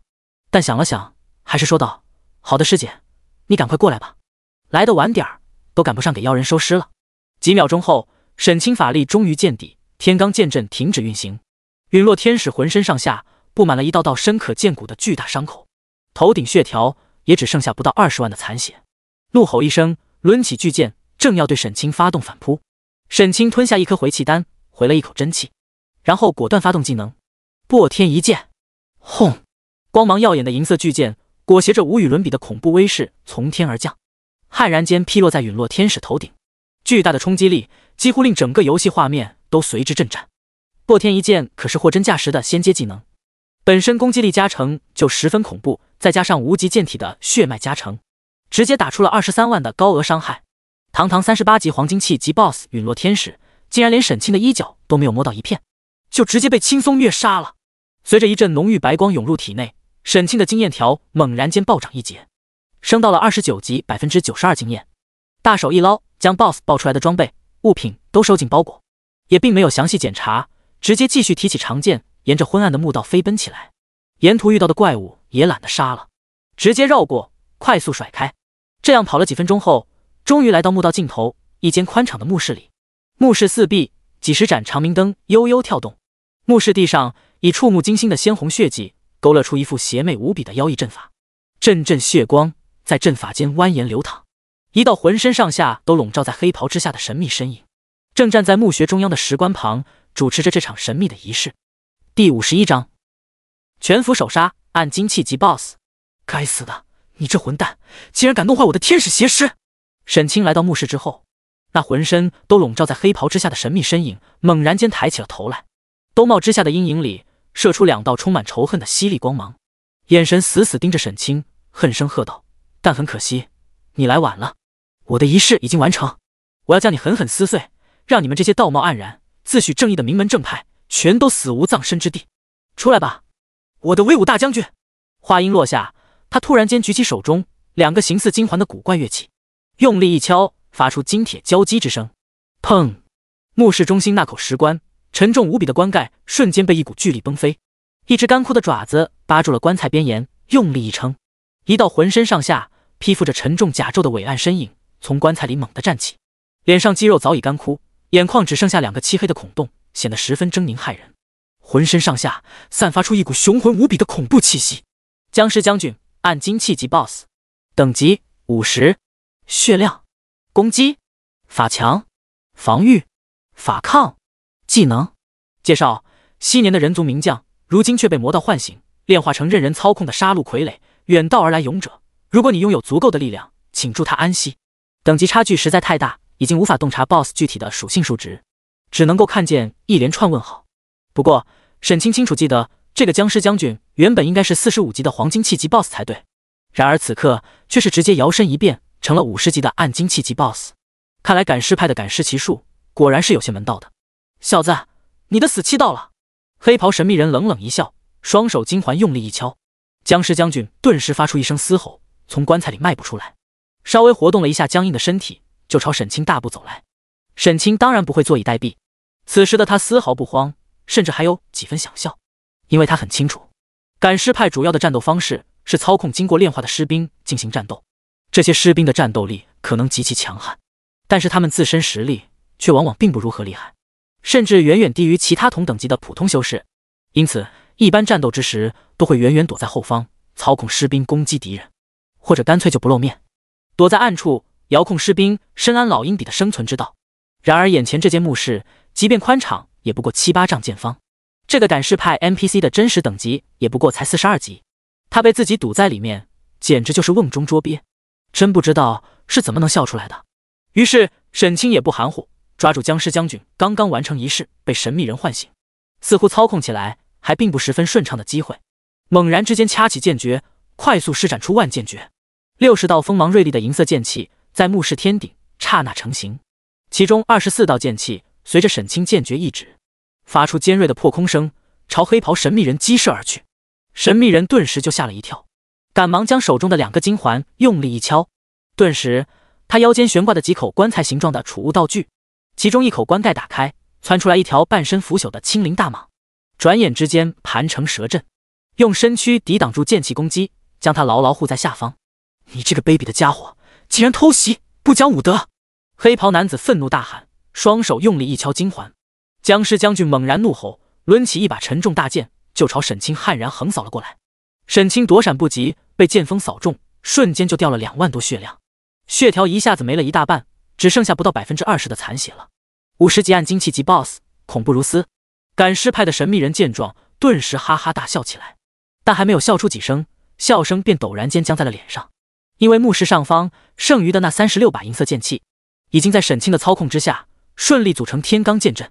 一道道光芒炽盛的凌厉剑光，如交织的死亡光线般势如破红，疯斩而下，转眼之间便将他召唤出来守护自身的那条青鳞巨蟒庞大蛇躯生生斩碎。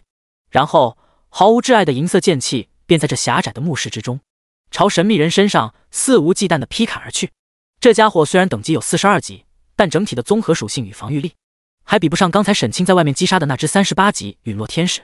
在天罡剑阵那连绵不绝堪称恐怖的持续攻击下，仅仅坚持了5、6秒钟，便被无穷剑光斩碎身躯，倒地身亡。期间虽然也操纵着僵尸将军对沈清发动了几次攻击，但却并不足以致命。沈清前一秒损失的血量，转眼间就又从他身上给吸回来了。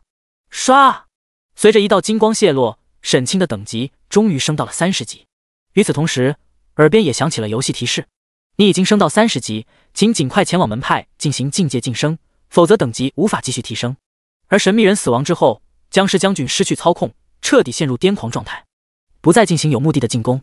而是开始在墓室中怒吼连连，不断挥舞着手中的巨剑，肆意破坏。沈清本来想解决他，可能还需要费一些手脚，现在倒是简单多了，并不与他正面交锋，而是不断绕后偷袭。花了10几分钟时间，终于有惊无险地磨光了这头暗精气级 BOSS 长长的血条。下一刻，连续2条系统通知在全服上空回荡开来。全服通告：恭喜玩家任逍遥成功击杀暗精气级 BOSS 僵尸将军，拿下暗精气级 BOSS 全服首杀。奖励：幸运值+5，声望值+10000，龙云法袍暗精气。全服通告：恭喜玩家任逍遥成功越20级单杀 BOSS， 获得史诗称号 BOSS 终结者。作为全服首位获得史诗级称号的玩家，奖励：声望值+10000，幸运值+10，血脉觉醒石史诗。这2条通告的含金量都非常足，奖励内容也很丰厚。但沈清此刻的心思却并没有放在这2条公告上，而是死死盯住了 BOSS 爆出的一堆东西里，一块闪闪发光的金属令牌。第52章神器古令，诸神葬场。沈清上前2步，捡起那块金属令牌，令牌属性映入眼帘：剑帮令牌，特殊物品。物品介绍：执此令牌可以前往朝天阙衙门进行登记，建立帮派。果然是剑帮令牌，而且如果不出意外，应该是全服第一块剑帮令牌。看着手里面的令牌，沈清表情一阵激动，露出几分振奋之色。如果他没记错的话，前世是在游戏开服第7天的时候，才有人打到了剑帮令牌，建立了游戏里第一个帮派。然而现在才刚刚开服第4天，自己就打到了剑帮令牌，时间提前了整整3天。关于建立工会的事情，沈清早就曾考虑过。虽说自己拥有无与伦比的仙阶天赋，只要顺利发育下去，日后实力不可限量，即便没有工会支撑，也足以生活得很好。但自己毕竟还有父母、家人以及朋友，不可能永远都待在身边保护他们。在灾变之后那动荡的乱世之中，自己需要一股能够掌控的强大力量来帮自己稳固后方，顺便帮自己处理一些不需要亲自出马的琐碎杂事。所以建立一个工会还是非常有必要的。而工会经营说白了就是一个抢人游戏，国服真正的高端玩家就那么些，谁能更早建立工会，就能率先出手抢占先机，将最为精锐的高端玩家都吸纳到自己麾下。所以这全服第1块剑帮令牌价值之大不言而喻。沈清咧嘴一笑，开开心心地把令牌收进包裹。至于 BOSS 爆出来的几件装备，虽然也都非常豪华，但很可惜要求的装备等级太高了，沈清现在还用不上。但没关系，等一会儿建立了帮派，可以都放进帮派仓库里，明码标价，设置成用帮派贡献值兑换，用来吸引高端玩家。然后沈清又取出了刚才系统奖励的那件装备龙云法袍。这是一件造型干练的传统法袍，整体由青色的锦缎制成。法袍表面纹绣金龙，云纹团簇，出入清明，显得十分英武不凡，属性更是十分可观。龙云法袍暗精气，防御1829，法抗2014，体质+462，敏捷+371，精神+387，特效使用者最大法力值增加30%。装备技能金龙守护，召唤金龙护体，形成一层2万血量的监视护盾，持续时间30秒，冷却时间300秒。装备等级30。介绍：一套出自名家之手的珍贵法袍，穿着在身，如有龙云随行。防御将近2000点的法袍类装备，一件装备家的防御力甚至比许多玩家的攻击力都高了，绝对堪称现阶段的极品。而且装备技能和装备特效都十分实用，尤其那个提升使用者30%最大法力值的装备特效，可以大幅增强沈清的战斗续航能力。沈清直接将其换上，顿时整个人的形象焕然一新，更帅气了。然后沈清又来到那个赶尸派的神秘人尸体旁边，伸出手来一阵摸索。这种剧情 NPC 和普通地图 BOSS 的爆出模式并不一样，死亡之后一般不会爆出装备，但身上却往往携带着一些价值不菲的特殊道具。沈清本来还期待着能不能摸出赶尸派的功法秘籍，回去之后打造一个能操控尸体的隐藏职业高手，但很可惜摸遍了神秘人全身上下，也没找到什么特别有价值的东西，除了那对古怪金环、几口巴掌大小的小棺材，一些乱七八糟的瓶瓶罐罐外，就只有一块非金非木、黑漆漆的神秘令牌。神秘令牌，品质未知，一块看上去颇为不凡的神秘令牌，不知道有什么用途。看完令牌的物品介绍后，沈清顿时嘴角一抽，感觉有些无力吐槽。就在此时，墓室入口突然之间火光一闪，于凤清风风火火地冲了进来，看见沈清安然无恙，顿时松了口气，忙追问道：“那赶尸派的妖人呢？”“那就在这喽。”沈清用脚尖指了指地上的尸体。“你杀了他？”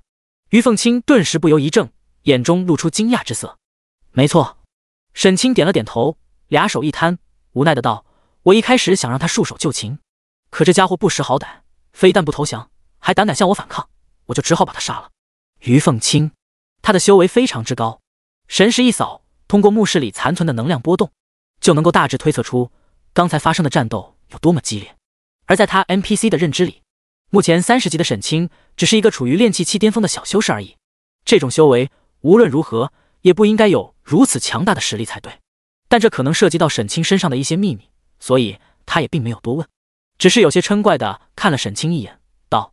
我知道你剑术卓群，实力不俗，但下次再遇到类似的情况，不要再一个人鲁莽行动了。这些魔道妖人穷凶极恶，种种手段更是诡异莫测。你修为尚浅，阅历不足，万一着了道怎么办？”沈清听出于凤清话中的关心之意，也并没有反驳，咧嘴一笑，点头说道：“好的，师姐，下次一定。”然后把那块令牌拿到于凤清面前，问道：“对了，师姐，这块令牌是从他身上搜出来的，看上去也不像是身份令牌，你能看出来什么门道吗？”于凤清从沈清手中接过令牌，认认真真的翻看了几下，突然表情微微一变，眼中露出惊讶之色。这似乎是传说中的神器古令。神器古令，沈清眉梢顿时一挑，感觉这个名字有些耳熟，似乎在哪里听说过，但一时间又有些想不起来。好在于凤清马上就给他解释起来。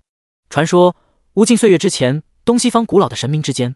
曾在9天之上爆发过一场惊天动地的诸神之战。那一战只打得苍穹崩塌，诸神泣血，无数神魔黯然陨落，更是将一整片完整的天域世界打成了残破的废墟。后来幸存下来的神明们出于某种未知的原因，将战场封印，成为一片与世隔绝的天葬之地。每隔一段不固定的时间，神器古令就会在世间各地随机出现，挑选有缘人进入那片危险与机遇共存的天葬之地。如果幸运的话，有可能获得上古诸神遗留的至宝，但也有很大的可能会陨落其中。第53章，全服第一公会神域。原来如此，沈清点了点头。听完于凤清介绍后，终于想了起来，在哪里听说过这个名字。前世就在开服不久之后，全球曾经有几百名玩家通过一种名为神器古令的特殊道具传送进一张十分宏大的神秘地图里。据说里面全都是等级超高的可怕怪物，还有各种意想不到的恐怖危机，其中一大半人都没有坚持过3分钟时间，就直接死亡，被传送出来了。据说即便坚持最久的人也没有撑过1天时间，因为当时进去的玩家们等级太低，没有实力进行太多探索，所以对那张地图的了解十分有限，只能通过种种蛛丝马迹推测出是一个与上古神话相关的超级地图。虽然在里面待的时间非常短，但是其中有不少人都在那张地图里获得了宝贵的机缘，甚至不乏一些日后的顶尖强者，都是在这张地图里踏上了崛起之路的第1级阶梯，曾经一度掀起过很大的热度。只不过直至后来游戏降临，这张地图也只开启了那一次，全球数十亿玩家中只有几百个人曾进去过，再加上其中一些人并不想公开在里面的见闻经历，久而久之，这张地图就成为了一个久远的传说。所以沈清一开始听说神器古令的名字才会有些想不起来。这枚古令既然落到你的手中，大概是你的缘分吧。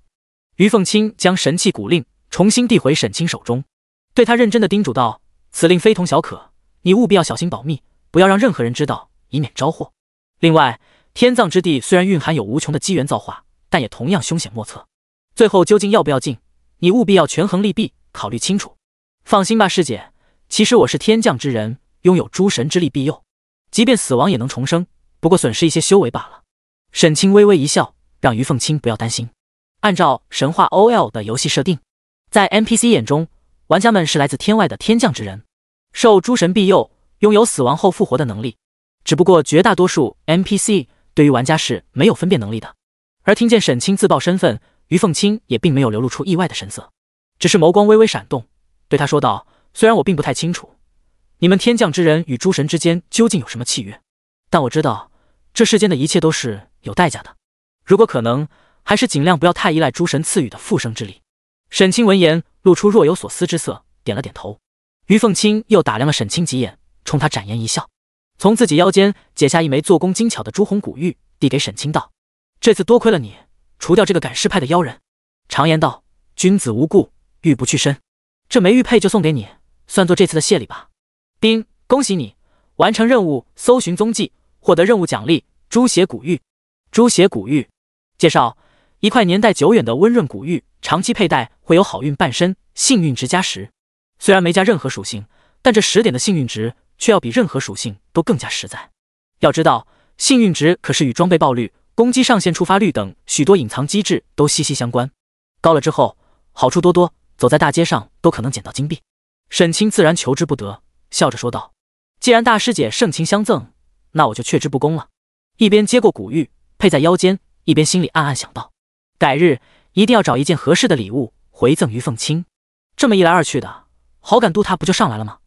于凤清细细打量了几眼配上古玉后的沈清，美眸不禁微微闪亮，露出几分满意之色，点头赞道：看来这块古玉果然很适合你。好了，我要回师门复命了，后会有期吧。后会有期。沈清和于凤清告别之后，御剑返回飞花城中，二话不说，直奔城中朝天阙的官衙而去。朝天阙是游戏背景里统治中原大地的河洛王朝，管理一切江湖门派与修行者的官方机构。沈清来到衙门里面，找到负责管理江湖帮派的 NPC， 掏出那块剑帮令牌，经过一连串繁琐的登记造册，终于10几分钟之后，一阵嘹亮的系统铃声在整个国服上空回荡起来。全服通告：恭喜玩家任逍遥成功创建国服第一个玩家帮派神域，获得奖励声望加50000，幸运加3，浴血战旗史诗。全服通告：作为全服第一个建立的玩家帮派神域帮派，获得传说级帮派天赋天降，所有帮派成员如天降附体，全属性增幅10%。随着2条通知先后响彻，整个国服如同按下了定格键，刹那间凝固了下来，然后猛然引爆，彻底沸腾。无数玩家都纷纷激动无比的热议起来。有没有搞错？这么快就建立帮派了？不是说剑帮令牌很难打吗？一定是刚才全服通告击杀的那个暗金气级 BOSS 爆出来的剑帮令牌。杀一个 BOSS 上2次电视，这波任逍遥简直是赚妈了呀！卧槽！神域公会的成员竟然能全属性增幅10%，太牛逼了！请问神域在哪招人？我要加入！就连慕容峰、千秋未央、青梅煮酒等一众国服顶尖公会的掌舵人，这一刻也都纷纷抬头望天，失神良久。之前那些 BOSS 首杀、特殊称号之类的成就奖励也就罢了，即便拿不到也无伤大雅，但他们万万也没有想到，现在竟然连国服第一公会如此关键的重要成就也被沈清这个散人玩家给捷足先登了，而且来得如此突兀，这对他们来说就很伤了。此时纷纷扼腕叹息，眼红不已，眼神之中既有不甘也有无奈，最终都化为一声深深的叹息。慕容华和青梅煮酒还得忍住心中低落，给沈清发来言不由衷的恭喜。沈清回谢了2人的好意，然后给鬼见愁、梁小优和苏韵3人发去消息，来飞花城朝天阙衙门前，有事情要你们办。第54章史诗级道具浴血战旗。很快苏韵和梁小优率先到来，梁小优一见沈清便激动无比的欢呼起来，老大，你实在太厉害了，竟然真的建立了全服第一帮派。昨天沈清招募他时曾经许诺要扶持他背后的势力成为飞花城第一公会，当时梁小优心中还有些担心沈清是不是在信口开河随便许诺，现在事实摆在眼前，再也没有任何可怀疑的了，沈清绝对拥有这个能力。沈清闻言笑了笑道，目前只能说我们神域是全服第一个建立的帮派，距离成为真正的全服第一帮派还差得远呢。说完，沈清直接打开帮派管理面板，将苏韵和梁小优都拉进帮派，然后将苏韵设置为副帮主，将所有的管理权限都开放给他。对苏韵道，韵姐，我没有太多时间来管理帮派，拜托你来帮忙管理，没问题吧？苏韵虽然看上去柔弱温婉，但一个人打拼多年，从无到有的创办起几家商铺，将生意打理得井井有条，能力绝对十分出色，管理一个游戏帮派还是没任何问题的。你都把职位甩给我了，难道我还能拒绝吗？苏韵有些幽怨地看了沈清一眼，无奈的道，哈哈，能者多劳，韵姐你就多帮忙吧。我在帮派仓库里放了一些装备、材料还有金币，算是咱们帮派的初始运营资金，你都看着来处理吧。可以设置一定门槛，用帮派贡献值来兑换。苏韵经沈清一提醒，打开仓库管理面板，看见仓库列表里面那一件件光芒闪闪的高级装备以及道具，顿时两眼一阵发直，忍不住屏住了呼吸。要知道这批装备都是沈清刚刚从 BOSS 身上爆出来的，光是全服装备排行榜上排名前10的暗金器装备就有好几件，随便拿出任何一件都绝对称得上价值连城。而在所有物品之中最为珍贵的还要数那颗史诗级血脉觉醒石，如果拿到外界拍卖，恐怕光这一颗石头就能卖出上千万的天价。苏韵表情一阵失神，看着沈清喃喃说道，你把仓库权限完全开放给我，难道不怕我把这些宝贝都卷着跑了？要知道他在现实里打拼了这么多年，攒下的所有家底加起来也没有眼前这一仓库的装备与道具珍贵。你想要什么直接跟我说就好了，可千万别跑。沈清微微一笑，嘴巴凑到苏韵耳边小声说道，在我心里这些东西全加起来也及不上韵姐你1/1000。苏韵闻言芳心顿时微微一荡，轻哼一声，悠悠说道，傻瓜才信你的鬼话。沈清微微一笑，看向站在一边看戏吃瓜的梁小优道，一会儿把你们家族的那些姐妹都拉进帮派，然后跟韵姐一起去招人，一级帮派可以招收1000名玩家，到时候帮派里龙蛇混杂，可能会混进来一些别有用心的人，你们是第一批核心成员，要好好帮韵姐撑住场面，明白吗？放心吧老大，保证完成任务。梁小优笑着拍胸脯保证道。饱满双峰一阵颤动，看得沈清心惊肉跳。这时苏韵又向沈清问道，我们招人有什么硬性标准吗？这个问题沈清早就考虑过了，此时直接干脆回道，最低要求等级排名全服前1万。如果有隐藏职业、地阶天赋、特殊技能的，可以酌情放宽要求。咱们有10%的全属性帮派加成，不愁没有高手报名，要招就招最精锐的。好的。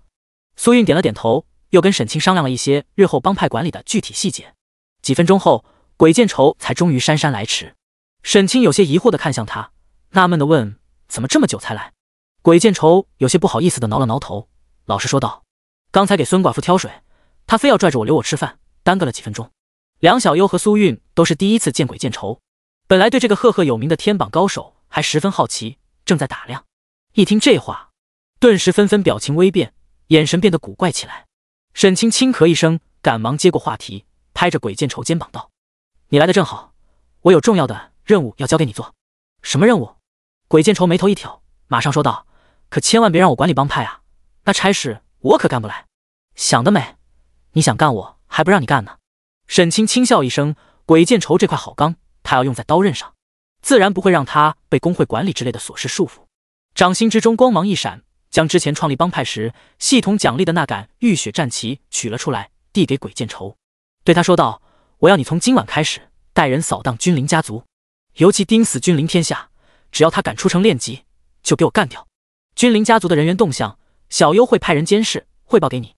没问题，包在我身上。”一听是让他去干架，鬼见愁顿时两眼放光，从沈清手中接过战旗，目光一扫战旗属性：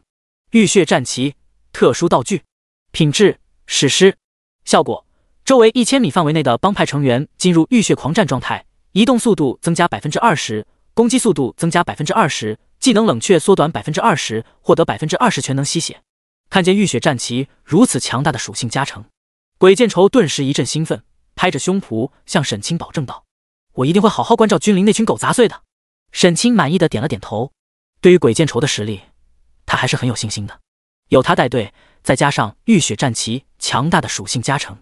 只要给配200精锐，就足以横扫君临那群乌合之众了。至于200名精锐玩家，只要神域发布公告，开始招人，很快就能够拥有了。好了，要做的事就这么多，这几天就辛苦你们了。沈清把事情都安排好后，让3人去各自忙碌，而他自己也没闲着，要抓紧时间前往蜀山去进行转职了。第55章蜀山真传，养剑葫芦。神话 OL 的游戏地图十分宏大，除了8大次级主城之外，还有许多其他风格迥异的重要城池与名山大川，等待着玩家们等级升高之后前往探索。各大修行门派以及无数拥有着古老传说的禁地遗迹，就坐落在那些广袤的山川之间。而在广阔无垠的地图上，如同星罗棋布一般，散落着许多的传送阵点，方便玩家前往各处。沈清通过飞花城内的传送阵传送到距离蜀山最近的一个地图传送点，然后脚踏清明，御剑飞行，飞了10几分钟之后，前方连绵群山之间终于出现了一座雄奇无比的万丈高山，满山苍翠，飞瀑流湍，山势雄浑，耸入云天。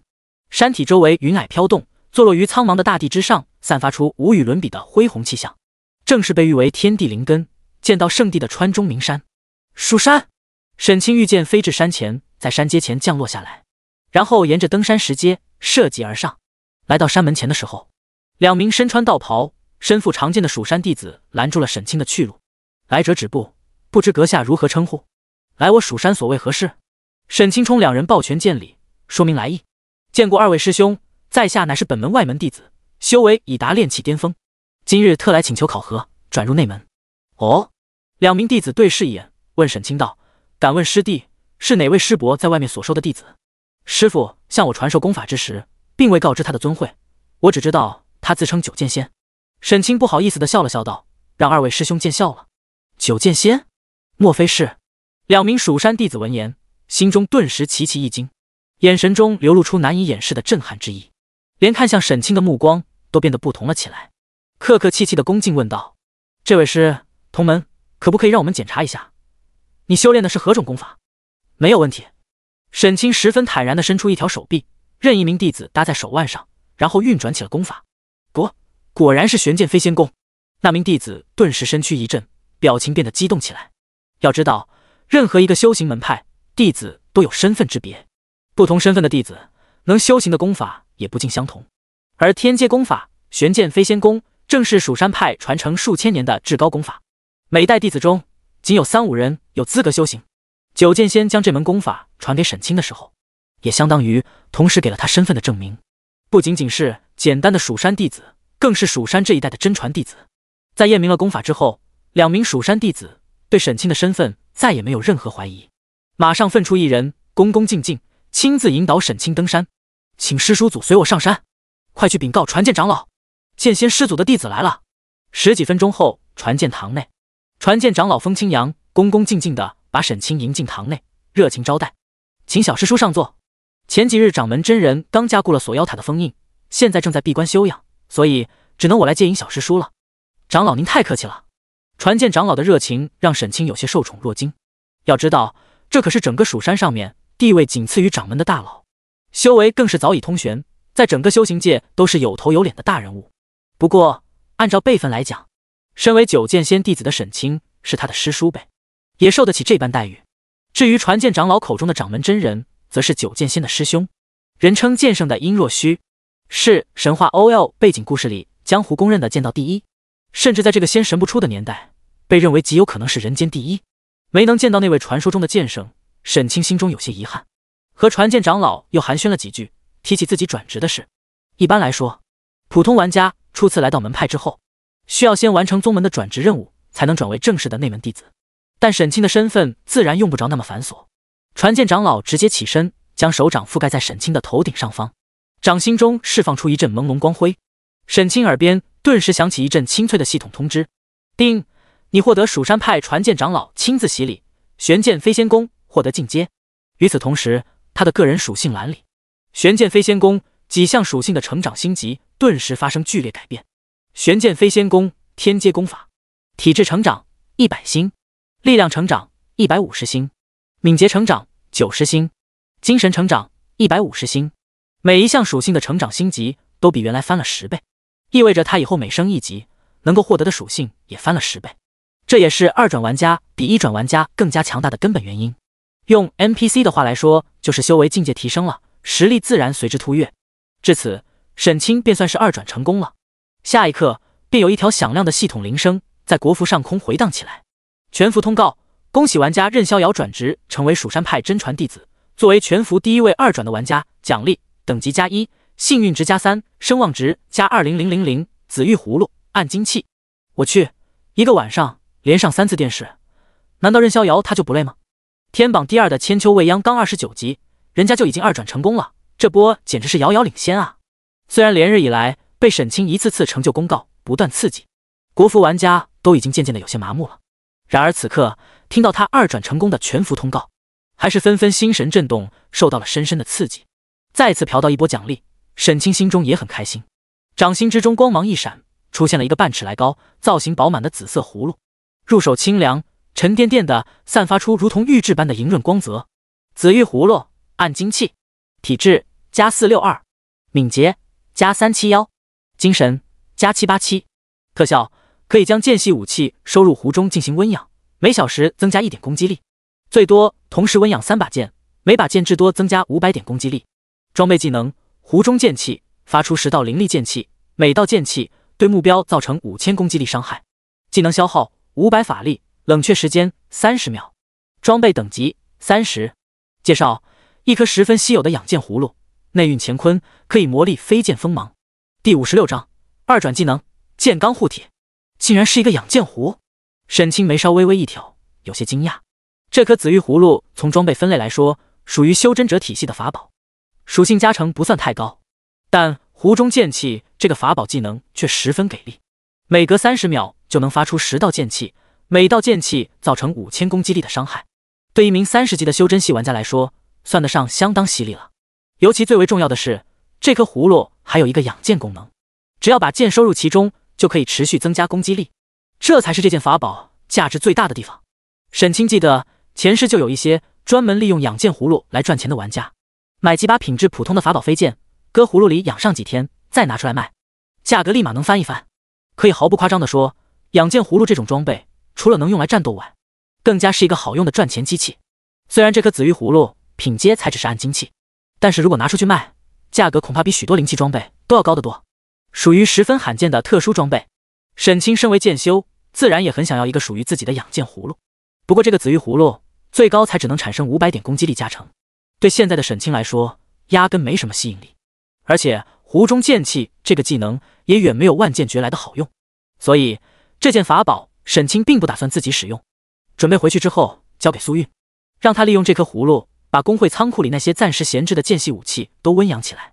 回头分发给工会成员，提升工会的战斗力。这时传剑长老又喊来了一名弟子，用木盘托着2件物品放在了沈清面前的桌子上，分别是一枚颜色黝黑的玄铁令牌，以及一颗颜色黄澄澄的葫芦。身份令牌介绍：蜀山真传弟子的身份令牌，手持此牌可以出入蜀山绝大部分场所。人物绑定：任逍遥。炼妖葫芦：黄金器。体质：+272，敏捷+221，精神+439。装备技能：收妖，有一定几率将目标收入葫芦内部，具体概率与目标等级、状态有关。技能消耗200法力，冷却时间10秒。装备技能：炼妖，将收入葫芦内部的妖物炼为灵水，饮用之后可以获得大量经验。技能消耗200法力，冷却时间60秒。装备等级30。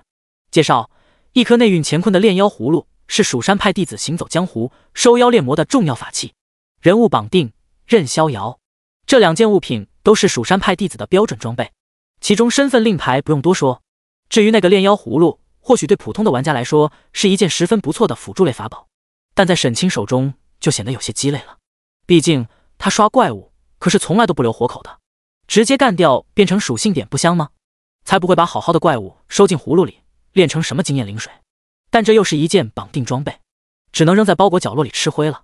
从传剑堂出来之后，沈清立刻马不停蹄赶往了蜀山派的剑楼法阁。这2座建筑遥相呼应，建立在2座耸入云天的高峰之上，分别收录着蜀山派千年传承的剑法秘籍与法术宗卷。转职之后最重要的当然是学新技能了。一般而言，普通玩家2转之后，可以从师门收录的大量技能里选择2个玄阶技能学习，但如果想学习更多或者更高品阶的技能，就需要完成一系列宗门任务，用宗门贡献点进行兑换。不过沈清身为蜀山派的真传弟子，连传剑长老都要恭恭敬敬喊一声小师叔的人物，自然没有这个限制。出示了自己的身份令牌后，马上受到了看守弟子的热情接待。除了极少数的禁忌秘卷还没有资格查看外，其他所有任何技能想学什么学什么，想学多少学多少。不过沈清深知贪多嚼不烂的道理，也并没有一口气学太多。在剑阁法楼里转悠一圈，最终挑选出了4个技能。御剑飞行，主动。技能等级黄阶，掌握程度入门050。技能介绍：可以操控武器御剑飞行，移动速度提升400%，最大飞行高度5米。技能消耗30法力10秒。最先望月步，主动。技能等级玄阶，掌握程度入门0100。技能介绍：使用之后攻击速度提升30%，技能消耗30真气秒。先锋云体术，主动。技能等级玄阶，掌握程度入门0100。技能介绍：使用之后移动速度提升30%，技能消耗30真气秒。剑罡护体，被动。技能等级地阶，掌握程度入门0500。技能介绍：凝聚剑罡，覆盖全身，形成一层护体罡气，获得 0.02 星号最大真气值，点双抗属性。其中御剑飞行属于所有修真系玩家2转后必学的基础技能。最先望月步和先锋云体术都是蜀山派的成名绝学，虽然技能品阶不高，但技能效果却十分实用。攻击型技能，沈清现在已经有气剑诀、万剑诀和破天一剑，以及天罡剑阵和大眼剑阵这2套杀伤力惊人的剑阵技能了，目前阶段足够用了。而且光是这几个技能的熟练度就够他练上很长一段时间的了，所以没再选择攻击型的技能，而是挑了一个防御系的被动技能剑罡护体。这个技能的防御加成和玩家属性直接相关，刚好和杀伐正道的天赋匹配。日后随着沈清不断加点，属性增强，真气总量越来越高，其所能提供的双抗加成也会变得十分恐怖，甚至可能不次于一门常规的防御系先阶技能。2转完成，技能到手，沈清心神一阵舒畅，正准备返回飞花城试一下刚学会的几个技能，突然感觉包裹里有什么东西震了一下，打开一看，竟赫然是那枚神器古令，正在包裹的角落里不住震颤，散发出若隐若现的淡淡光芒。第57章拥有无限怪物的地图。沈清心中一动，把神器古令取出包裹，令牌入手的一瞬间，脑海之中顿时涌入一股奇异的信息流。虽然没有任何的文字提示，但沈清能清晰感受到这股信息流传递的信息。7日之后，天葬之地将会开启，有7天的准备时间吗？沈清口中喃喃说道，眼中闪过一缕异芒。根据沈清所掌握的种种信息推断，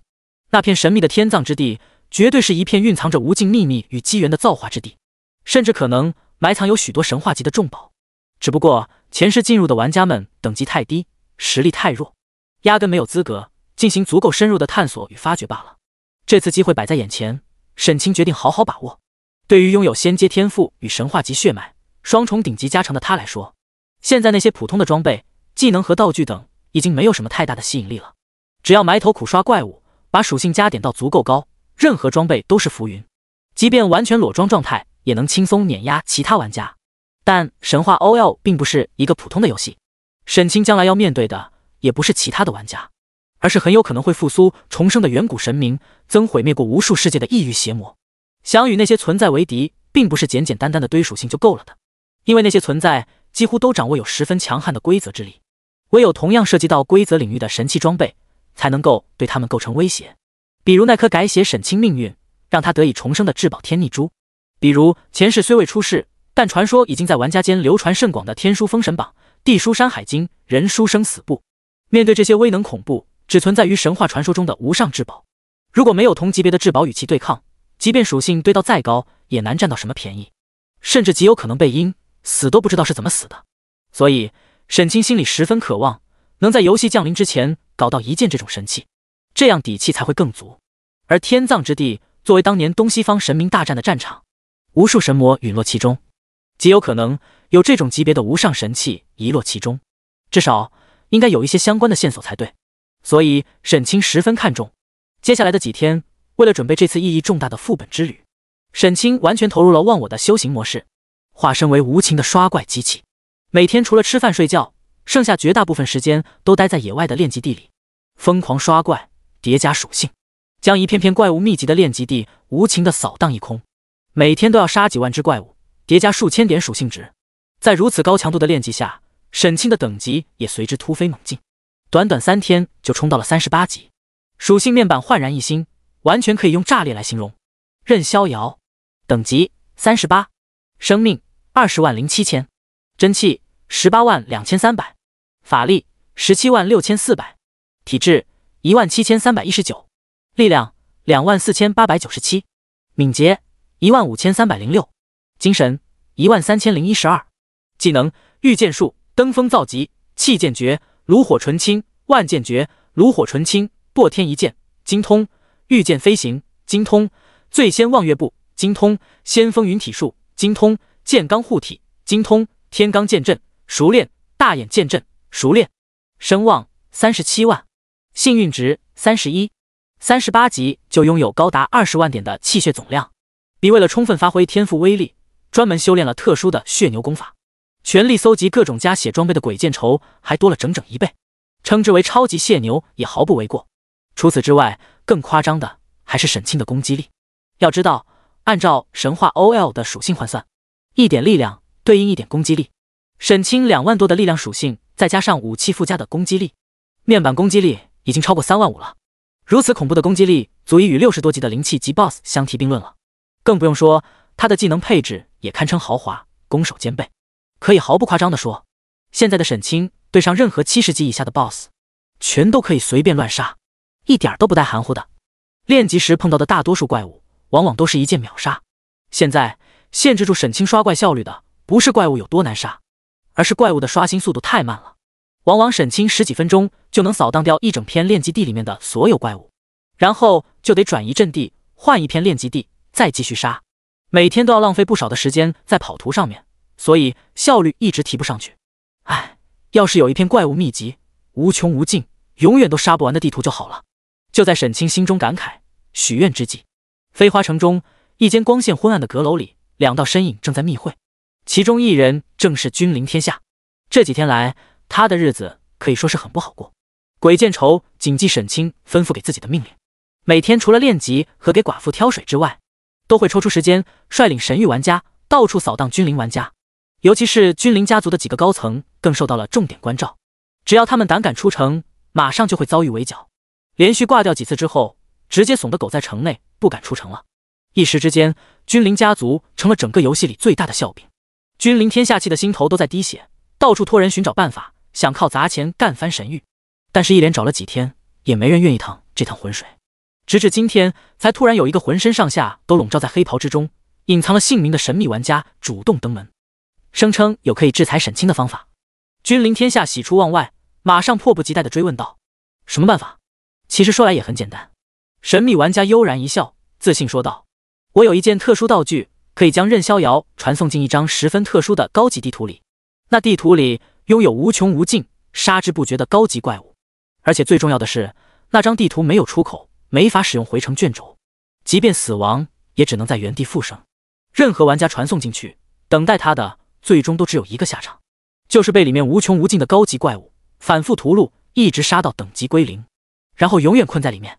除了删号重来之外，没有其他任何办法。”第58章神话级封印地图绝望深渊。你说的是真的？君临天下听完神秘男子的话，目光顿时就是一亮，来了兴致，但心中仍有些怀疑，疑惑地问：“这个游戏里面还有这么邪门的绝户地图？”呵呵，那当然了。神秘男子呵呵一笑，悠然说道：“相信你一定听说过绝望深渊这个名字吧？”绝望深渊？君临天下表情一动，很快反应过来，神秘男子所说的是什么地方。在游戏里投入了这么多钱，准备施展拳脚大干一场的他，自然也曾下过功夫研究过神话 OL 的背景故事。整个河洛王朝地图的最北方是一片名为北冥雪原的广袤冰原。距今1万多年以前，曾有一道深渊裂缝突兀无比地降临在冰原之上，从里面涌出无穷无尽的深渊生物，掀起一场滔天浩劫。无数强者浴血奋战，从无到有，建立起一座绵亘千里的冰封长城，历时长达1000年之久，才终于艰难地平定了深渊之乱，将整个绝望深渊彻底封印。时至今日，依然有大量当年遗存的深渊生物游荡在长城之外的雪原上，必须常年驻扎大量修士，才能守护内地安宁。如果真是绝望深渊那张被施加了永恒封印的地图的话，确实很有可能达到神秘人刚才所说的那种效果。为了证明自己所说的话，神秘人给君临天下展示了一张道具图鉴：深渊令符传说。介绍：昔年顶尖符道强者为了彻底封印世间残存的深渊妖魔而制造的古老令符，使用之后可以开启一条空间通道，将目标传送进绝望深渊，永世封印，不得复出。君临天下看完之后，眼神顿时亮了起来，马上问道：“这件道具你想卖多少钱？”神秘人微微一笑，缓缓伸出一根手指，一口价1个亿。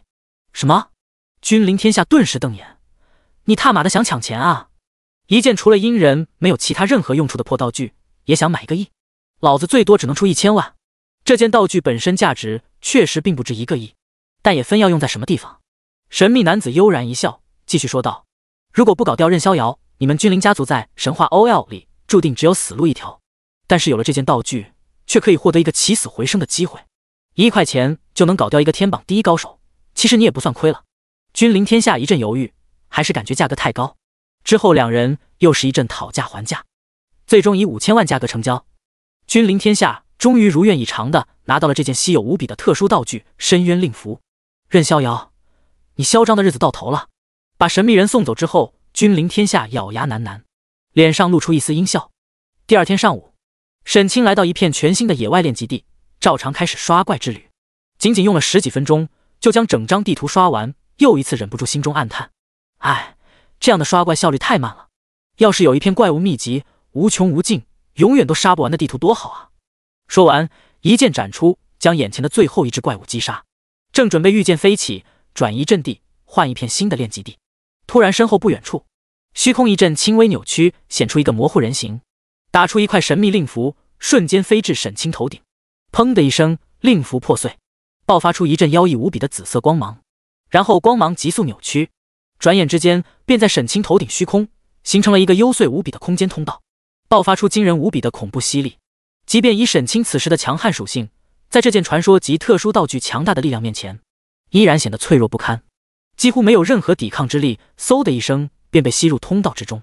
只觉一阵天旋地转，头晕眼花。下一刻便出现在一张光线昏暗、空气中弥漫着血腥气味的神秘地图里。与此同时，一阵冰冷的系统提示在耳边响起：游戏提示，你被深渊令符锁定，定点传送至神话级封印地图绝望深渊。请注意，本地图处于全面封锁状态，与外界完全隔绝信息沟通，禁绝一切传送道具，死亡之后原地复活。第59章绝望深渊。快乐老家，与外界完全隔绝信息沟通，禁绝一切传送道具，死亡之后原地复活。这特么的，网游直接变单机了。听到耳边响起的系统铃声，沈清顿时有些懵逼，然后瞬间反应过来，自己肯定是被人阴了。而会对自己下这种狠手的人，不用想也知道，8成是君临天下那傻屌。绝望深渊这张地图，沈清自然也很了解。关于这张地图，前世最出名的事件，就是游戏开服1个月左右的时候，一个叫8级小狂风的玩家突然之间异军突起，以极短的速度冲上等级天榜榜首，一时之间风光无限。然而就在他最得意的时候，却突然被传送进绝望深渊，等级在一夜之间直接清零，然后一直困在其中无法出来，最终万般无奈之下，只得无奈删号重玩，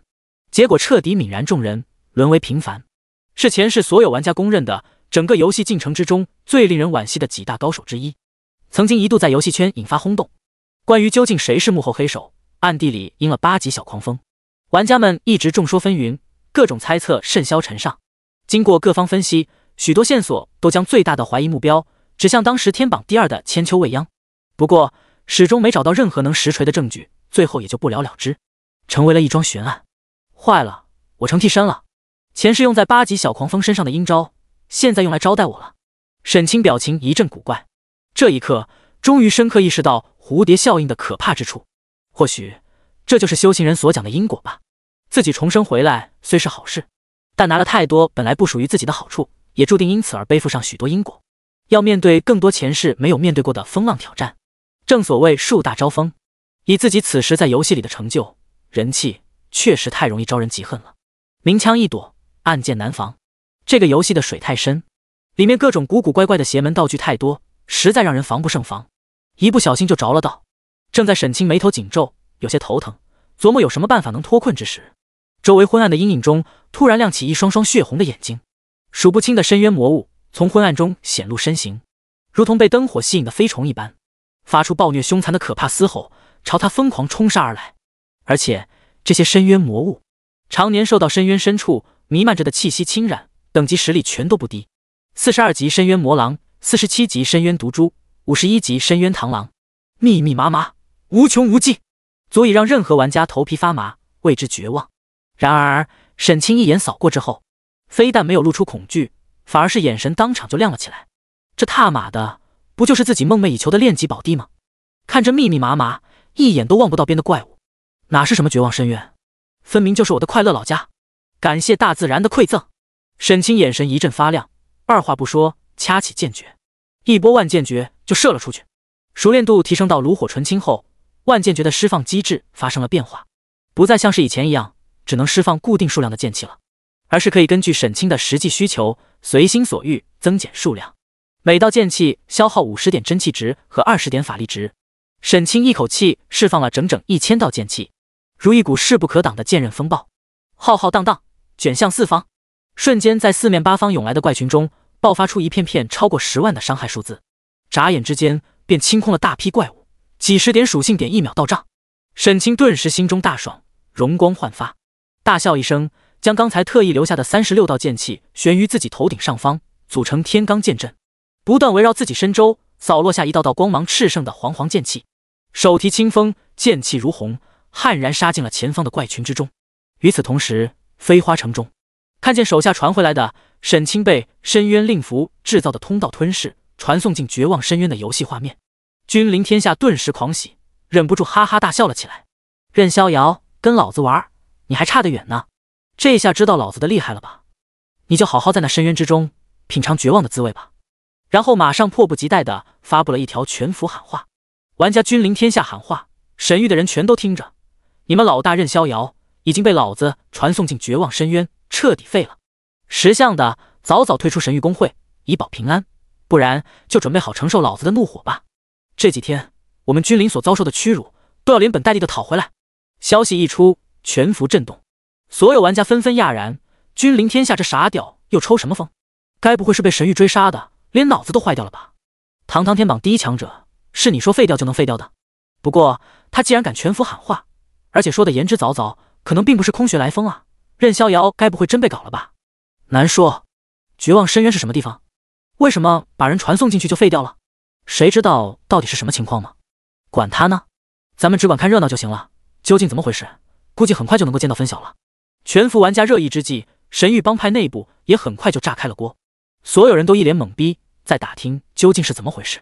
苏韵、鬼见愁和梁小优等几个高层尤其着急，想找沈清问一问究竟是什么情况。然而打开好友列表，虽然显示任逍遥是在线状态，但名字却是灰色的，压根无法发送消息进行任何沟通，只能先在帮派频道里发消息安抚众人，不要担心。然而就在这个时候，帮派频道里却突然有成员惊呼：大家快看等级天榜，帮主的等级竟然掉了！苏韵看到消息，心头顿时就是一紧，赶忙打开等级天榜，果然看到排行榜上沈清的等级从本来的38级变成了37级，并且就在他目光注视下，沈清的等级数字又突然间跳动了一下，变成了36级，说明在刚才短短的时间之内，沈清竟连续死亡了2次，掉了2级。与此同时，在遥远的神火城中，千秋未央手扶佩剑，咧嘴一笑，露出了满意的笑容。任逍遥，你就永远待在那暗无天日的深渊之下，陷入无尽的挣扎吧。全服第一人的宝座只能是我的。第60章，我那是战术性掉级。卧槽！任逍遥竟然真的掉级了？难道说刚才君临天下的喊话是真的？他还真把任逍遥给搞废了？这怎么可能？任逍遥可是堂堂天榜第一人啊，什么地图之妖牛逼，连他都搞不定。拜托大哥，好好看一看背景故事吧。绝望深渊可是整个游戏里最危险的几处境地之一，可能100级以上的怪物都有。别说一个任逍遥了，就算是10个任逍遥进去，也只能是死路一条。真的有这么邪门吗？死亡后都回不了城，可能是特殊的地图机制吧。毕竟按照背景故事，整个绝望深渊处于完全封印状态，真出不来也很正常。搞不好任逍遥这次还真是遇上大麻烦了。天榜第一突然遭难，游戏里恐怕要变天了，搞不好神域公会都可能凉凉。没有这么严重吧？毕竟就算没有了任逍遥，也还有鬼见愁、梁小优等好几个高手撑着。而且神域已经是2级帮派了，坐拥3000顶级睾丸，放眼全服，谁敢招惹？区区一个君临家族都已经被锤成狗了，区区一群丧家之犬，难道还能翻身不成？你懂个屁！就是因为神域发展太快，才会离倒霉不远了。你想，全服排名前2万的高手，他们一家就收了3000，其他大公会能不眼红吗？之前是因为有任逍遥这个超级高手在上面镇着，其他势力心存忌惮，不敢在明面上对神域动手。现在任逍遥被困在绝望深渊，如果真的出不来了，那么连想都不用想，其他各方势力肯定会跟饿狼一样群起围攻，把神域公会给瓜分掉。卧槽，你说的好像真有点道理，看来这几天游戏里少不了一阵血雨腥风了。嘿，管他呢，反正谁当国服第一，跟咱们这些普通玩家也没有关系。吃瓜看戏看热闹就完了。就在整个国服沸腾，无数玩家因为沈清的突然掉级而震动不已，纷纷激动热议之时，绝望深渊深处，沈清头顶天罡剑阵，身体周围剑气纵横，从数之不尽的深渊魔物中生生杀出一条血路。就在刚刚，他正驱使剑阵，百合纵横，在怪群中7进7出，享受着疯狂收割的快感，杀得正爽。结果突然一不小心撞到了一头100级鬼气级 BOSS 深渊炎魔的脸上，然后被暴怒的深渊炎魔怒吼一声，一巴掌拍死在原地。连续复活2次之后，才好不容易逃出升天。即便此时回想起刚才暴怒的深渊炎魔，巨掌拍落时，空中无数天火陨落，那无与伦比的恐怖威势依然有些心有余悸。呸！100级 BOSS 有什么了不起的？也就相当于化神期而已。30年河东，30年河西，莫欺少年穷。等老子再刷2天怪，回来干你！沈清冷哼一声，一剑劈死了一只正趴在地上吃草的深渊迅捷泄粉，然后飞身踏起剑光，又冲入了前方涌来的怪群之中。几分钟后，沈清杀得正起劲时，突然神色微微一动，仿佛听见了砰砰砰拍门的声音，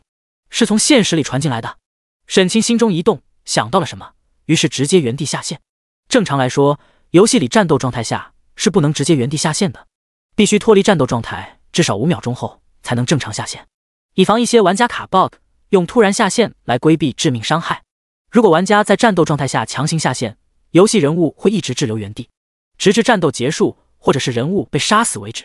沈清现在在怪群围攻下直接下线，肯定是要死亡掉级的，但是他也没有办法。这不见天日的深渊之下，怪物实在是太多了，就连地上的石头都可能张开嘴咬你一口。想找个安全的下线地点，没有个10几分钟基本不可能。好在沈清现在对等级压根也不太看重，掉就掉呗，反正自己用杀伐正道刷来的属性不会掉，就算一路掉回0级，依然可以大杀四方。沈清下线之后，马上来到客厅，打开房门，果然看到了苏韵的身影。他显然刚刚从游戏里下线，因为在家玩游戏的缘故，身上只穿着一套薄薄的睡衣，2条光泽诱人的丰腴雪腿在睡衣下若隐若现，蕾丝花边的开领下露出一抹引人入胜的雪白沟壑。他此时正一脸焦急，看见沈清开门，马上担心地询问道：“沈清，究竟发生了什么事？你被封印进绝望深渊了？”“韵姐，不用担心。”沈清见苏韵一副忧心忡忡的样子，双手按住她的肩膀，微微一笑，宽慰她道：“我确实被君临天下给阴了，不过那傻叉不知道，绝望深渊这张地图对我来说太舒服了，他反而是帮了我大忙。”沈清一边说话，一边把苏韵拉进屋，让她在沙发里坐下，给她倒了杯水压惊。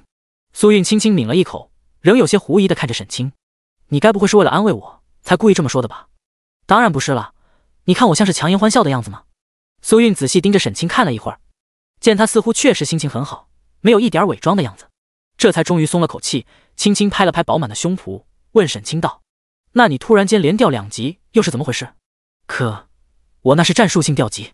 沈清轻轻咳嗽一声，马上说道：“就是为了制造出我确实已经中招，无力回天的假象，好让我们的敌人得意忘形，露出狐狸尾巴。”“真的？”“当然。”沈清一脸认真的道。苏韵妩媚的白了沈清一眼：“你这家伙跟谁学的这么多坏心眼？这明明叫胸怀韬略，智计无双。”沈清嘿嘿一笑，挨着苏韵身边坐下，饶有兴致的打听道：“来，跟我说说，现在游戏里是什么情况？君临家族有什么动作吗？”第61章，什么时候上了我的床？他们暂时还没有什么动作，但是君临天下已经喊话全服，要对我们实施报复了。未来几天肯定要有针对性的动作。”苏韵说道。沈清闻言点了点头，手指轻轻搓着下巴，露出若有所思之色。客厅中短暂的安静了下来。苏韵这时才注意到自己之前心里太着急，竟然都没有换衣服，直接穿着睡衣就来到了沈清家里，而且此时和沈清同坐在一张沙发里，彼此之间挨得太近，芳心顿时不由一跳，轻轻拽了拽睡衣的下摆，试图盖住露在外面的大腿，但是大腿被盖住了，领口处又下沉许多，显露出了更多春光，俏脸不禁微微泛红，腰臀一扭，不动声色地往旁边挪了挪。沈清继续面露沉思，不动声色地凑了过来。苏韵又往边上挪了挪，沈清又挨了过来。苏韵看着还在假模假式装沉思的沈清，心中顿时又好气又好笑，挥起粉拳在他肩膀上轻捶了一下，但也没再继续躲了，嘴角轻翘，将一缕青丝顺到耳后，问沈清道：“那你什么时候可以从绝望深渊里出来呢？”听到苏韵问起这个问题，沈清表情顿时一僵。事实上，对这个问题他自己心里也没底。绝望深渊是整个游戏里最神秘的几张地图之一，前世直至游戏融合现实，沈清陨落之前，玩家们对他的了解都十分有限。如果想把人弄进去，沈清倒是知道几个方法，但还真不知道有什么办法从里面出来。不过沈清对这个问题却并没有太过担心，如果实在没有办法，大不了就不出来了，一直赖在里面发育，直至游戏融合现实。反正里面怪物秘籍无穷无尽，几乎是整个游戏里和自己天赋最契合的一张地图了。真要苟在里面刷几个月，估计离天下无敌也不远了，说不定到时候都用不着找什么出路，直接就能一剑劈开封印，大摇大摆的出来了。于是沈清轻咳一声，对苏韵道：“这个其实我也说不太好，可能很快，也可能很慢，最差的结果可能要在里面待2、3个月吧。”“什么？要在里面待几个月？”苏韵闻言，秀眉顿时紧皱而起，沉声说道：“你出事的消息刚一出来，帮派里就已经开始出现一些骚乱了。如果时间不长还好，我和小优他们几个还能勉强压住场面，但如果你真的几个月无法回来，那肯定会出大乱子。”沈清闻言却一点儿也没有担心，笑盈盈地看着苏韵道：“韵姐，我相信你的能力，就算我不在，也一定能把帮派管理好的。这点沈清很有信心，只要自己把知道的那些特殊资源点说出来一小部分，让苏运安排人提前抢占，把控住了，再加上鬼见愁和梁小优这两个天榜级的强者压阵，即便自己不在，他们也能像滚雪球一样，一点一点累积优势，将神域打造成在国府举足轻重的超级帮派。但是苏运却不买账，轻哼一声，没好气道：“你少用这些好听的话来哄人，你才是帮派的主人，自己躲到深渊里不出来，我为什么要帮你操这么多心？你说错了，运姐，神域从来都不是我一个人的。”沈清轻轻握住苏运的手，直视着他，认真说道：“他是我们共同的事业。”苏运被沈清温暖的大手攥着，芳心顿时突突直跳，象征性的轻轻挣扎了几下，没有挣脱，便也任由沈清抓着，侧过头去，小声说道：“谁知道你说的是真的假的？好了，我答应你就是了，一定尽全力帮你把帮派管好。那这些天多辛苦你了。”沈清用力攥了攥苏运柔软的小手，柔声说道：“你知道就好。”苏运芳心一阵跳动，有些幽怨地瞟了沈清一眼：“谁让人家已经上了你的船呢？”“什么？你什么时候上了我的床？”沈清剑眉一挑，讶然问道：“呸，没正经。”苏运脸颊一阵发烫，美眸嗔了沈清一眼，赶忙把自己的手从沈清掌心里抽出来，逃也似的跑出门外。出门后又折了回来，站在门口对沈清道：“我中午煲了汤，一会儿来喝吧。”“好啊。”沈清笑着点了点头，送走苏运，到厕所里撒了泡尿，然后继续上线奋战。唰，光芒一闪，沈清的身影重新出现在暗无天日的深渊之下，一只浑身甲靠发绿的深渊迅捷蟹正在脚边拱来拱去。沈清直接一脚踹飞，下一刻，周围地面突然开裂，拱起一座座小山丘，钻出来一只体型庞大、甲靠厚重、背上生长着一颗紫色魔眼的巨大怪物，对沈清发出了愤怒的吼叫：“60级精英怪，深渊先锋，来得正好！”看到这群深渊先锋，沈清目光顿时一亮，二话不说施展技能，对这些没有理智、只知道疯狂杀戮的深渊魔物展开了无情的绞杀。这一杀就是一整天，这深渊深处的怪物数量可以说是无穷无尽，只要沈清不断向前，就会有源源不断的怪物出现。而且外界地图里的怪物，他还要去主动搜寻，靠近一定距离之后才能触发仇恨机制，吸引过来。然而深渊里的怪物对一切外界生物的气息都十分敏感，隔着老远就会像嗅到血腥气味的鲨鱼一样蜂拥而来，给沈清杀，效率自然大幅提升。刷到晚上9点钟的时候，沈清就足足刷了2万多属性点。就在此时，沈清突然感觉包裹微微一震，传来了一阵熟悉的波动，是神器古令又一次发出了提醒。距离天葬之地开启只剩下最后3天时间了。其实自从被传送进绝望深渊之后，沈清心里最担心的事情就是在这张被施加了重重封印的地图了，神器古令会不会失去效用？万一这地方的空间封印太牛逼，连神器古令都打不开空间通道，因此而错过了天葬之地的开启，那自己损失可就大了。不过现在神器古令传出的波动让沈清稍稍心安了几分，既然还能发出波动，说明这令牌还是好用的吧。只是不知道如果真的进入天葬之地再出来的时候会怎么样，是随机传送回外面世界，还是重新转回绝望深渊？如果可能，沈清还是希望能传回这深渊之下，这里怪物又多，叫起来又好听，个个长得都很别致，他可太喜欢这里了。但沈清不知道的是，就在他包裹里的神器古令发出波动的一瞬间，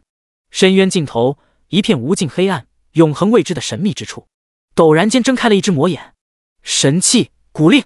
第62章深渊女皇贝尔蕾丝。轰！暗无天日的深渊之底陡然爆发无尽银光，数千道锋利无匹的凌厉剑气杀意纵横，从天而降，如同9天剑神降临凡尘，降下遮天蔽日的剑气浩劫，刹那之间将一整片密密麻麻的虚空大眼怪扫荡一空。唰！随着一道金光泄落，在丰厚无比的经验反馈下，沈清直接升了1级。刚刚因为施展万剑诀而剑底的真气与法力值也瞬间补满了。这是沈清经过一整天的刷怪之后探索出来的小窍门，在真气、法力值快要见底的时候，爆刷一波高级怪物，把剩余法力值用完的同时升级，利用人物升级时自动回复至满状态的规则，把法力与真气瞬间回满。用了这个窍门之后，沈清的刷怪效率又提高了一大截。虽然于凤清曾提醒过沈清，太过频繁的死亡掉级将来可能会有隐忧，但是当初刚刚开服在十里坡刷灯笼怪的时候，沈清就已经卡等级复活过几百次了。正所谓债多了不愁，也就不在乎再多死几次了。一切以刷属性为主，只要自己属性够强，剑锋够力，就无需畏惧因果加深，甚至随着自身属性暴涨，越来越强。沈清的心态都开始有点膨胀了，一边御剑飞往前方，剑气如虹，大肆绞杀深渊怪群，一边心里暗暗琢磨：所谓神魔也没什么了不起的，等自己在这深渊底下好好闭关上几个月，刷上他的几亿属性，就出去找个神级 BOSS 碰一碰，咱也试一试屠神的感觉。然而这个念头才刚刚升起，沈清突然之间身躯一颤，浑身的汗毛刹那间倒竖起来，仿佛被某个无比可怕的存在盯住了一般，升起一股无与伦比的惊悸之感。与此同时，原本还在源源不断受到吸引向他发狂冲来的深渊怪物们纷纷发出惊恐嘶吼，如同退潮的海水般以惊人的速度飞快地退散开来，转眼间便消失不见。沈清深深吸了口气，缓缓抬起头来望向天空，双眼瞳孔顿时一阵剧烈收缩。只见就在自己头顶上方，不知何时出现了一只恐怖无比的深渊生物，它整体造型像一只被放大了无数倍的巨型飞蛾，整个身体都是紫色，拥有着狰狞的巨嘴与许多对邪异魔眼，一对巨翼舒展开来，悬浮在沈清头顶的半空之中。除了普通深渊生物的残忍与暴虐之外，浑身上下更散发出一股无与伦比的高贵与优雅气质。深渊魔鬼亚维斯，天阶 BOSS， 等级125，血量、攻击、法强、防御、法抗、技能。介绍：游走于深渊深处的顶级猎食者，当他出现在你视野中的时候，你已经成为他的猎物了。125级的天阶 BOSS， 沈清心神顿时一凛，这可是他进入绝望深渊以来遇到过的最猛的 BOSS 了。正准备闭眼躺平，迎接即将到来的秒杀时，从这外形狰狞的怪物口中却突然传出来一道高贵无比的清冷女声：凡人，你叫什么名字？哼。沈清顿时微微一愣，这 BOSS 还会说人话，莫非是什么隐藏的剧情任务？于是心中微微一动，正色说道：在下任逍遥，不知道您如何称呼？我是这深渊的女皇贝尔蕾丝。高贵威严的清冷女声再一次从怪物的口中传出。沈清顿时就是一愣，什么蕾丝？贝尔蕾丝？贝尔什么丝？贝尔蕾丝？好的，阿尔卑斯。砰！下一刻，沈清身体毫无预兆的突然爆碎，然后在一阵白光中原地复活，有些悻悻地摸了摸自己的鼻子，不再调侃这自称深渊女皇的 NPC 了。他已经注意到，怪物口中说出来的名字和自己从属性面板上看到的并不一样，说明现在和自己对话的并不是这个135级的天阶 BOSS， 而是某个更加强大的神秘存在，控制了他的身体和自己对话，甚至极有可能是某尊被封印于深渊尽头的神级 BOSS。 于是沈清眸光一闪，沉声问道：不知女皇阁下找到在下所谓何事？话音落下，沈清突然脸色一变，只见贝尔蕾丝右翼一动，自己包裹突然打开，一块非金非木看上去充满古韵的黑色令牌从包裹里飞了出来，在虚空中缓缓旋转，果然是神器古令。贝尔蕾丝的声音中透露出一股掩饰不住的激动之意，几只妖异无比的紫色魔眼全部齐齐盯住沈清，沉声说道：我要你进那个地方，给我取回一件东西。听见贝尔蕾丝高高在上的清冷话语，沈清心底顿时咯噔一声，微不可察地皱了皱眉，装傻充愣的疑惑问：您说的是什么地方？什么东西？这块令牌有什么特殊之处吗？不要在我面前装傻！贝尔蕾丝冷哼一声，沉声斥道：在女皇的命令面前，你只有服从的选项，没有拒绝的资格。妈的，一个被封印在深渊底下苟延残喘的过气 NPC 而已，拽什么拽？沈清心底冷哼一声，沉声说道：少用这种高高在上的姿态来跟我说话，我又不是你们深渊的人，你也不是我的女皇。贝尔蕾丝目光冷冷地盯着沈清，似乎能看穿沈清身上所有的秘密。默然半晌，继续用那副高高在上的语气冷漠道：凡人，我知道你有能够从杀戮中汲取力量的非凡天赋，也有能死后复生的神恩庇佑，但你以为这就是你可以忤逆我的资本吗？若不答应我的要求，那就做好永世沉沦、囚困于这深渊之下的准备吧。沈清闻言，眉头顿时皱了起来，想要永世囚困自己，凭这个名字和棒棒糖很像的 NPC 还做不到，最多把自己封困到几个月后，期间不让自己杀怪，到时候游戏里的人物就会消失，能力和物品被现实里的自己继承，但如此一来，这几个月的宝贵时间就白白浪费了，到时候自己的等级和属性又会远远落后别人，代价太大。不得不说，这种神话级别的 NPC 一个比一个的精明，老奸巨猾，甚至从某种程度上来说，他们其实就是真实的神级强者，一下就戳到了沈清的软肋上。面对深渊女皇如此威胁，沈清沉默半晌，眼中闪过一抹决然，昂起头来对他说道：“你的要求我可以答应，但不是以奴仆或臣属的身份去执行你的命令，而是以平等的合作者关系。”第63章，女皇的馈赠——玄金黑龙剑，你在跟我讨价还价？贝尔蕾丝冷哼一声，满布着邪异花纹的庞大身躯缓缓逼近沈清身前，十几对大小不一的紫色魔眼全都冷冷盯住沈清，配合着狰狞的獠牙利齿，形成一股无与伦比的恐怖压迫力。然而，面对这极有可能是来自神级强者的可怕威胁，沈清的身姿却站得笔直，眸光犀利如同剑锋，分毫不让地与对方对视，冷声说道：“你如果不愿意的话，可以把我封困起来，但你永远也不要想得到你想要的东西了。”贝尔蕾丝继续用充满压迫性的目光冷冷地注视着沈清，直至过了半晌之后，连时间都仿佛快要凝固的时候，突然间轻笑了一声：“呵呵，我倒忘了，你是剑修。你们人族的剑修，过了这么久的岁月，还是这副宁折不弯、顽固不化的臭脾气。”说话间，他似乎想起了某些极其久远的回忆，哼了一声，对沈清道：“好，你的条件我答应了。”沈清闻言，心中顿时松了口气。如果可能的话，他也不想跟一个来头惊人的神级 BOSS 真的拼个鱼死网破。目光一凛，开口问道：“你想让我帮你找的是什么东西？等你见到他的时候，自然就会知道了。”贝尔蕾丝讳莫如深，没有告诉沈清答案。沈清暗中撇了撇嘴，又继续道：“既然是合作，那就应该是相互的。我帮你进天葬之地寻找宝物，你也应该给我点好处吧？”“你的好处当然有了。”贝尔蕾丝神秘一笑，话音落下，突然猛地伸出右翼，一尖点在沈清胸前，将一股浓郁的紫色能量注入到沈清体内。沈清只觉自己胸前一片灼热，如同被烧红的烙铁烙印了一般。与此同时，耳边响起一阵冰冷的系统提示：“叮，游戏提示，你获得了深渊女皇贝尔蕾丝的馈赠，获得技能深渊之力。深渊之力，技能等级天阶，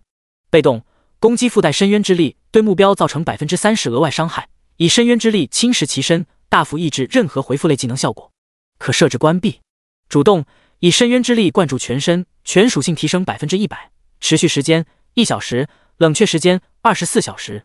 沈清扒开胸前衣襟，低头一看，只见自己胸口正中多出了一个妖异无比、形似魔眼的诡异图案，目光顿时就是一沉，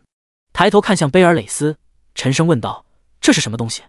虽然这个深渊之力的技能效果十分牛逼，但这一看就知道邪门无比的神秘印记突然间烙印到自己的身上，除了某些变态之外，恐怕任谁都会心里膈应。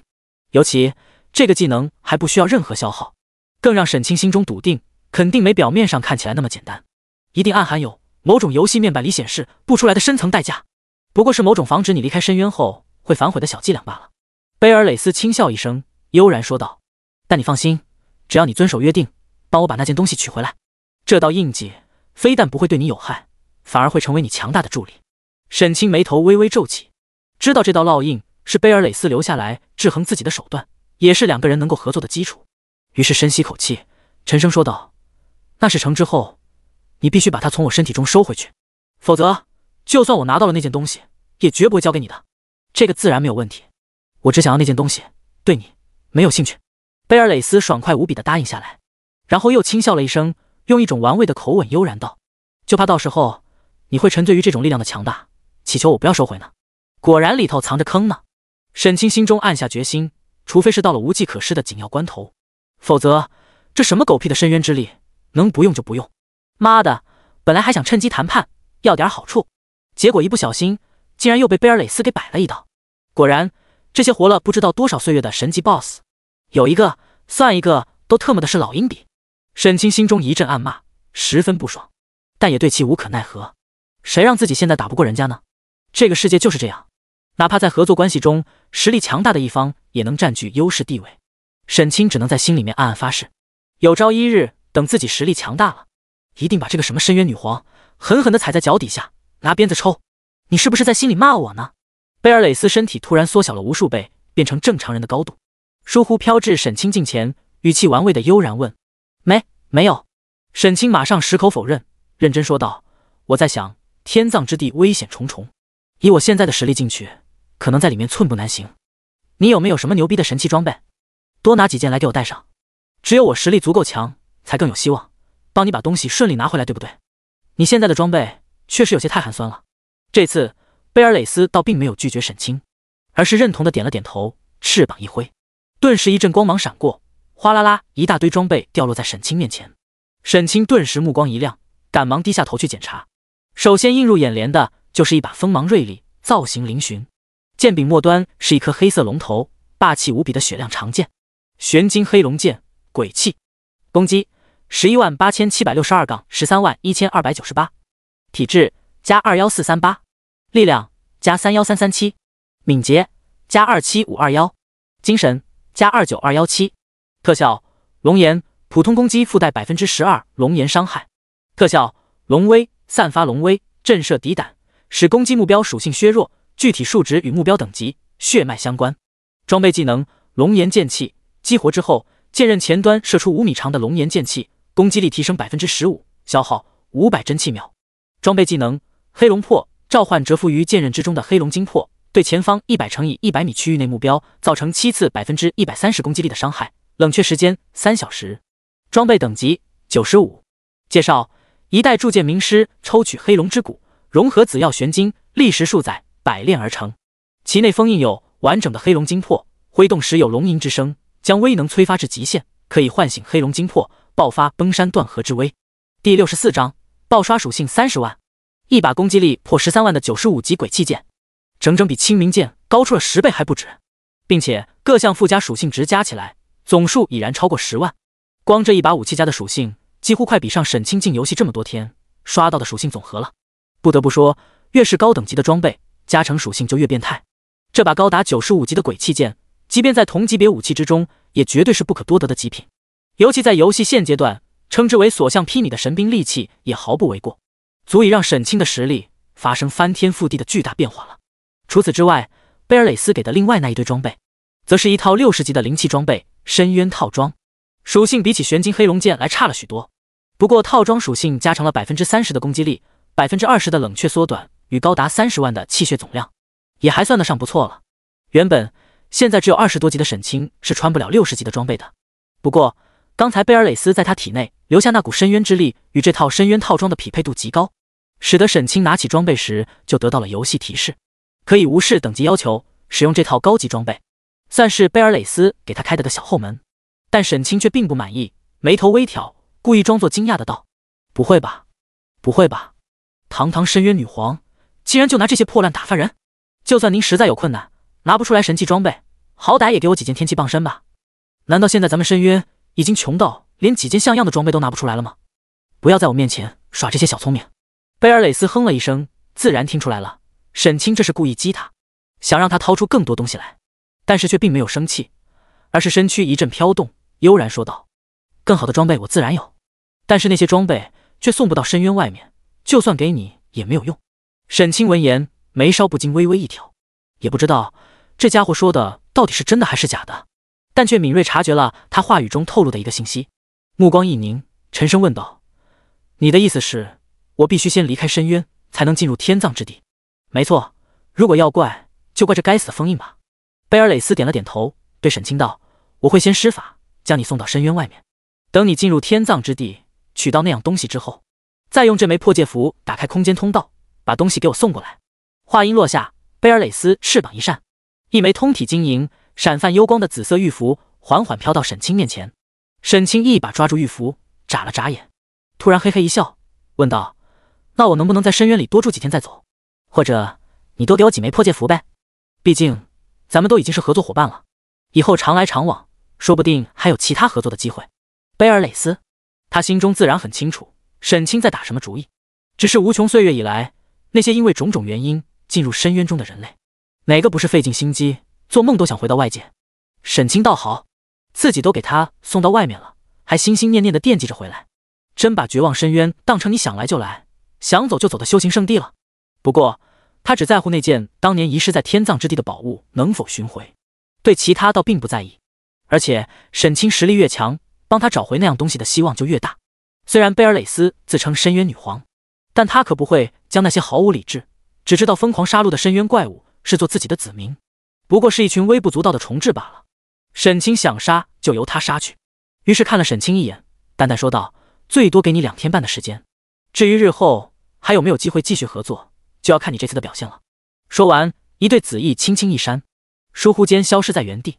只剩下最后2天半时间，也不知道以后还能不能回来。沈清自然不肯放过如此宝贵的刷怪机会。贝尔蕾丝离开之后，马上火力全开，迫不及待，再一次开启了疯狂的刷怪之旅。而有了玄金黑龙剑和深渊套装的属性加持后，沈清的实力可谓获得了全方位的大幅提升。脚踏飞剑，大杀四方，如同一股前所未有的猛烈风暴，在这暗无天日的深渊深处肆无忌惮横扫而过，掀起一阵腥风血雨。之前沈清刷怪的时候，效率本来就已经很高了，但是偶尔也会遇到一些等级在50级以上的怪群，虽说并不是打不过，但是无法形成秒杀，一般都会选择绕过，以免浪费太多时间。然而现在，手握玄金黑龙剑的沈清，面板攻击力将近20万，再加上称号、功法和血脉天赋对间隙攻击的超高额伤害加成，对于绝大多数70级以下的怪物都能够直接轻松秒杀了。而70级以下怪物在全部深渊怪物中的比重至少占据80%以上，使得沈清又省去一部分绕路时间。再加上真气与法力总量提升之后，万剑诀能够释放的剑气数量也更多。浩然大护天罡剑阵更是近乎可以维持在持续开启状态了。多方面因素叠加下，使得沈清刷怪的整体效率足足提高了7-8倍有余。在2天多时间里废寝忘食，每天只眯2个小时，饿了就下线吧一口泡面。如此疯狂屠戮之下，2天时间血杀100万，刷了整整30多万的属性点，面板属性几乎堪与80多级的鬼泣级 BOSS 相媲美了。甚至如果单纯比攻击力的话，比起90级的地气级 BOSS 都有过之。这天上午11点钟，消失2天的贝尔蕾丝再一次出现在沈清面前。已经杀红眼的沈清直接一剑就劈头盖脸的砍了上去，然后便是砰的一声，直接原地爆碎开来。复活之后才看清楚来的是贝尔蕾丝，有些尴尬的咳嗽了一声，打起招呼。贝尔蕾丝目光冷冷的扫了他一眼，沉声说道：“准备一下，1个小时后我会打开空间通道，送你出去。”话音落下，顿时一阵突兀无比的系统铃声在整个国服上空回荡起来。所有玩家请注意，绝望深渊突发异动，1个小时之后将会爆发深渊怪潮，冲击北地绝境长城。长城已然燃起狼烟，向天下求援。所有2转玩家都可以前往绝境长城参与守城战。守城活动结束之后，将会根据积分排名发放奖励。第65章，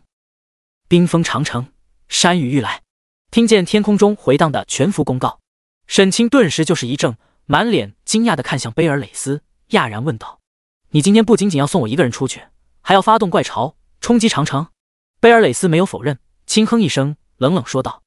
你以为这里是什么地方？想送一个人出去很简单吗？为了把你送出深渊，本皇是需要付出很大代价的，所以你最好能顺顺利利的把那件东西帮我取回来，不然的话，女皇会很生气，后果很严重。”话音落下，沈清胸口的深渊印记突然一阵灼热发烫，显然是在提醒沈清，到了深渊外面之后，不要试图耍什么心眼，我已经在你身上留下了后手，如果你不能让我满意，拿回我需要的那件东西，就等着承受我的怒火吧。再次提醒完沈清后，贝尔蕾丝又疏忽一下，消失不见，应该是去为1个小时后撕裂封印，发动怪潮做准备了。还剩下最后的1个小时，这2天多时间里面，沈清已经刷了足够多属性点了，也不差这一点半点的。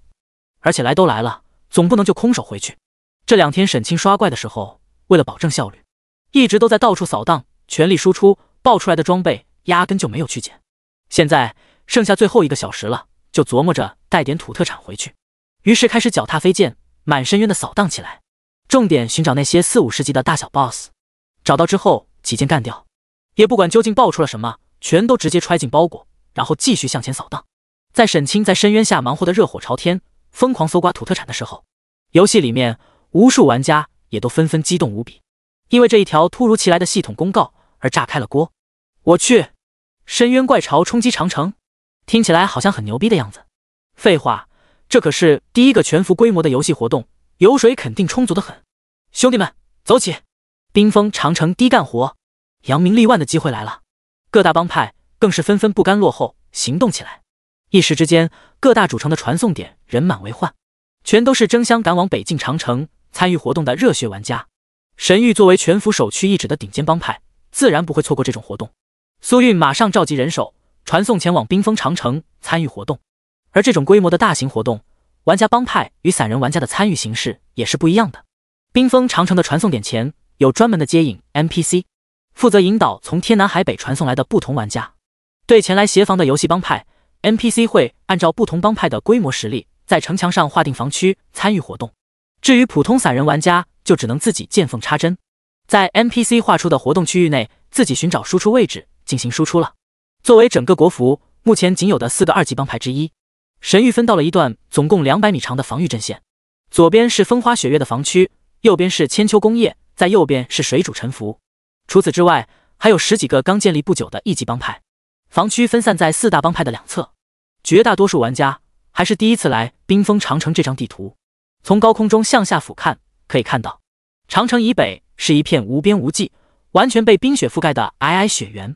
万里冰封，千里雪飘，墙高100尺，表面被一层涌动坚冰包裹的冰封长城，如同一条气势磅礴的银色巨龙，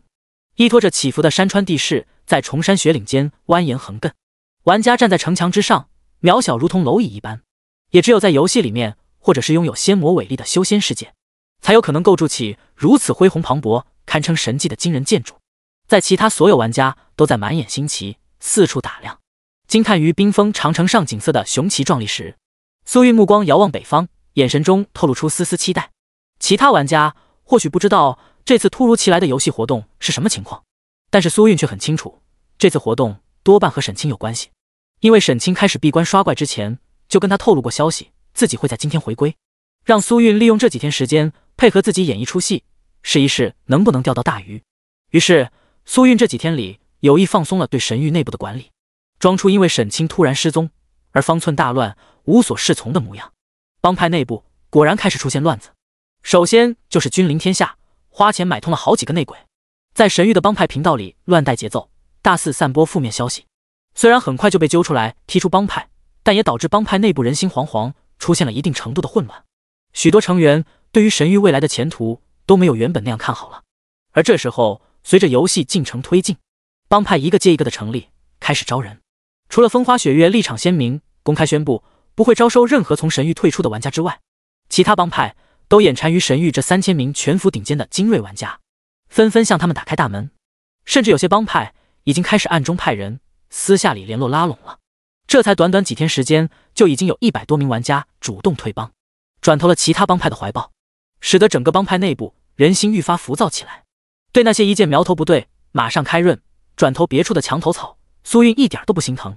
但通过几天的暗中观察，却总觉得这一切背后好像没有那么简单，似乎有一只无形的幕后黑手在暗中操控着一切，不断制造各种事端针对神域。但这个幕后的黑手隐藏很深，他暗中调查了几天时间，也没找出什么头绪，不知道其究竟是谁。此时望着天空中一片片飞旋飘落的晶莹白雪，忍不住在心中喃喃，这次活动倒是个难得的机会，狐狸的尾巴会露出来吗？与此同时，和神域毗邻的千秋工业防区之内，千秋未央手按长剑站在城墙边缘，望着城外天地苍茫、万里飘雪的壮阔景象，身后披风随风飞扬，面色平静，淡淡问道：事情办得怎么样了？放心吧，老大，都安排好了。一个名为千秋霸业的武者系玩家嘿嘿一笑，得意的道：君临天下那个傻叉没有脑子，被我们派去的人一忽悠一个准，已经上钩。这场游戏活动来的真是时候，今天就是他们神域公会彻底跌落神坛之日。千秋工业点了点头，眼神之中闪过一抹冷厉之芒。就在此时，旁边一个 ID 叫千秋大梦的玩家突然之间脸色一变，失声喊道：老大，你快看等级天榜，任逍遥他第66章，一不做二不休。千秋未央的选择，任逍遥，他怎么了？千秋未央眉头一挑，沉声问道：他又冲回等级天榜了？千秋大梦表情激动，沉声低喊：什么？这怎么可能？另一旁的千秋霸业脸色顿时就是一变，沉声说道：他不是已经被咱们送进绝望深渊了吗？除非一直躲着不上线，不然应该早就已经被杀回0级了才对，怎么可能重回天榜？千秋未央的目光也陡然一沉，赶忙打开等级天榜，果然看见几天之前连续掉级，一直掉出全服前10万名之外，导致无法查看到具体等级的沈清，不知何时竟又突然间升到了41级，一口气冲到了等级天榜第7的位置。并且就在千秋未央打开等级天榜几秒钟后，任逍遥的名字竟又突然间剧烈的跳动了一下，竟是直接连升2级，将本来稳占榜首的千秋未央硬生生给踩了下去，重新回到了天榜第1的位置。这几天来，千秋未央心里最得意的事情，就是使了一招借刀杀人，轻描淡写间搞掉了从开服以来就一直处处占先、出尽风头、稳稳压在自己头上的任逍遥，成功登上了天榜第1人的宝座。然而这位置刚到手没有几天，还都没做热乎呢，却突然眼睁睁看着任逍遥又强势无比的重回天榜，简单粗暴的从后面爆掉了自己，心情之坏可想而知，脸色瞬间阴沉到了极点，气急败坏的咬牙喝问道：“谁能告诉我这究竟是怎么回事？”老大，千秋大梦欲言又止，犹豫片刻才开口道：“几天前我们才刚把任逍遥封印进绝望深渊，今天绝望深渊就突然爆发异动，产生怪潮，任逍遥又突然间等级暴涨，重回天榜。你说这一切之间会不会存在着某些特殊关联呢？你的意思是，今天这场怪物工程跟任逍遥有关？”千秋未央神色微动，沉声问道。虽然可能性非常小，但也不能完全排除。千秋大梦表情凝重，沉声说道：“万一任逍遥真脱困出来，那么神域就不再是一块放在案板上任我们宰割的鱼肉了。而以他的行事风格，如果日后发现了我们暗中搞的那些动作，肯定不会善罢甘休。”千秋大梦犹豫片刻，试探着问：“老大，我们今天的计划要不要先暂缓一下？”千秋未央手按长剑，双眼眸光犀利如剑，紧紧盯着等级天榜之上死死压在自己头顶上方的那个名字，默然半晌，眼中闪过一抹决然，冷冷说道：“一不做，二不休。无论任逍遥是否回来，国服的王者公会都只有一个。如果我们想要登顶国服，早晚要与神域争个高下。与其瞻前顾后，坐失良机，不如放手一搏，主动出击。”“没错。”“怕个蛋！”千秋霸业马上扬起长刀，大声附和道：“莫说任逍遥回来的可能性不高，就算他真能回来又如何？他任逍遥牛逼，咱们老大也不是吃素的。我就不信，凭咱们千秋家族在游戏里多年经营，这么多的精锐兄弟，还干不过他区区一个散人玩家用几天时间临时拉起来的队伍。”几人正在说话之间，时间终于来到12点整，一道嘹亮的系统铃声在全服上空回荡开来：“各位玩家请注意，深渊封印已被撕裂，大量怪物涌出深渊。10分钟后，怪潮先锋即将抵达冰封长城，请所有参与守城活动的玩家做好准备，迎接战斗。每位玩家只有1次活动参与机会，死亡之后不可再次进入长城地图。”系统铃声回荡的同时，长城以北几十里外的虚空中突然之间一阵波荡，毫无预兆地撕裂开一条狭长的紫色裂缝，如同一条纵贯天空的丑陋疤痕，突兀无比地出现在茫茫的雪原上方。无数外形狰狞的深渊生物争先恐后涌出裂缝，轰然间坠落在大地之上，如同一股恐怖无比的紫色浪潮在茫茫雪原上铺展开来，浩浩荡荡朝着长城方向奔涌而来。而在这无边无际般磅礴的怪潮之中，没有人注意到一道毫不起眼的黑色剑光从裂缝中呼啸飞出。沈清踏在飞剑之上，仰起头来，深吸了一口北域冰冷的空气，眼中露出畅快之色。不得不说，深渊底下虽然拥有无穷无尽的怪物可以刷，对沈清来说算是一片洞天福地，但是那阴森幽暗的环境却太压抑了。相比起来，还是外面这自由的空气，呼吸起来更加舒服。出来之后，沈清第一时间联系苏玉，了解完现在的情况之后，没有直接大张旗鼓的飞去长城，而是脚踏飞剑兜了个大圈子，悄悄绕到冰封长城后面的军阵里，在 NPC 店铺里买了件戴兜帽的黑色长袍，隐藏 ID 后登上了冰封长城，准备躲在暗地里看一看，会不会有人见自己不在，趁这次活动的机会对神域出手。那自己就也趁这次机会好好让他知道知道后悔2个字怎么写。结果离神域防区还有一段距离呢，突然看见一大群人风风火火地往前走，仔细一看，赫然是君临家族的几百名玩家，在以君临天下为首的一群高层带领下，利刃出鞘，杀气腾腾，直奔远处正在抵御怪潮攻势的神域公会后方扑去。第67章不讲武德，大鱼上钩。君临天下这个坏种，不讲武德，竟然偷袭！沈清冷冷哼了一声，看着君临家族的一群人从自己的眼前经过，眼中闪过一抹冷意，但并没有直接出手灭了这群君临傻逼，而是悄悄跟了上去。这几百条小小杂鱼还不值得自己出手，他更想搞清楚的是君临背后还有没有更大的幕后黑手。与此同时，城墙前方面朝北域雪原的一侧，早已经是一副热火朝天的激战场景。深渊怪潮来势汹汹，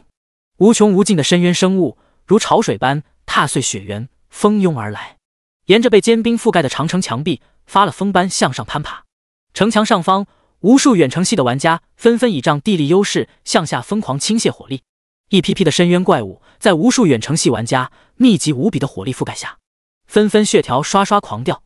如同下饺子般从城墙上一片片坠落下去，转眼就淹没在汹涌的怪潮之中。但下面的深渊怪物实在太多了，纷纷闪烁着嗜血的凶光，悍不畏死，踩踏着同类的尸体向上猛冲。很快就有大批怪物冲上城墙，与顶在前方的近战系玩家们战作一团。那些由散人玩家们防守的长城阵线顿时陷入到一片混乱的景象之中，每秒钟都有大量的白光飞起，玩家阵亡，完全依靠人海战术，在一些高级 NPC 的引导指挥下源源不断涌上城墙，才堪堪顶住了怪物攻势。与之形成鲜明对比的是各大帮派的防御阵线。现阶段能搞到建帮令牌，成功建立起游戏帮派的，绝大多数都是相当有实力的游戏团体。帮派成员基本上都是国服一流的精锐玩家，等级高，装备好，并且职业配置合理，在统一的调度指挥下发挥出来的战斗力远不是散人玩家们能比得了的，基本都十分轻松地抵住了怪潮攻势，并未付出多大伤亡，便是很快稳住阵脚，开启了收割积分的刷怪模式。不过这种轻松的情况并没有持续多久，很快一种名为深渊掠夺者的怪物出现。这种怪物十分凶残，看起来就像一只只长着翅膀的巨大螳螂，从天空中飞上城墙，挥舞着一对锋利无比的紫色臂刀，在人群中左右挥砍，令各大帮派的精锐玩家都陷入了苦战之中。苏韵身穿一套有莲花纹路的月白法袍，站在神域人群之中，一边施展职业技能给前排残血的战士系玩家回血，一边从容不迫指挥众人稳住阵脚，一条条命令有条不紊地发布下去，颇有几分女强人的干练风采，与平日生活中表现出来的温柔秀弱显得反差十分巨大。就在苏韵指挥众人将深渊掠夺者的突然攻势渐渐化解，刚要松一口气的时候，突然神色微微一变，收到了君临天下正带领着大批玩家从后方快速逼近的消息。秀眉顿时微微蹙起，眼神之中露出一抹冷冽之意，马上扭头冲正顶在城墙边沿舞动长枪大杀四方的鬼见愁大声喊道：小鬼，君临天下带人从后面偷袭我们了，你马上带8个百人团去挡住他们。什么？鬼见愁一听，眉毛当场倒竖起来，怒不可遏地大喊道：这帮狗娘养的竟然挑这种时候下黑手，我带人去干死他们。说完就风风火火地开始点人，要去迎击君临家族。这时梁小优来到了苏韵身边，脸色凝重地担忧道：但是现在怪物的攻势太猛了，如果800人从锋线上撤走的话，我们根本抵挡不住，一旦阵线松动，被怪物们冲乱阵型，到时候损失就太大了。这个问题苏韵早就考虑过了，直接说道：我们左边就是风花雪月的防区，我去找慕容兄妹谈，把左边的防区让出1/3，请他们帮我们分担一下压力，先把君临的人解决掉再说。也只能这么做了。梁小优无可奈何地点了点头，苏韵的决断也确实是目前这种情况之下最可行的解决方案了。冰封长城的城墙很宽，足足能有个几十米，在各大帮派的防守区域，几乎绝大部分人员在集中在北侧半边的10几米区域内抗击怪潮，南边有大片的空旷区域可供穿行。君临一大群人大摇大摆从水主沉浮和千秋工业的防区后穿行而过，很快就来到了神域的防区后面。这时鬼见愁也带着8个整编百人团气势汹汹地迎了出来，双方仇人见面分外眼红，也并没有过多废话，刀刃见红直接开干。鬼见愁一马当先，手提一把血红长枪，悍然杀入了君临的人群之中，枪锋猛然朝前一刺，连续射出7道枪芒，直接将一条直线上的5名君临玩家生生挑杀，然后枪锋一甩，冷哼一声，径直朝君临天下冲去。君临天下虽然也是近战系玩家，而且一身装备颇为豪华，却压根不敢和鬼见愁硬碰，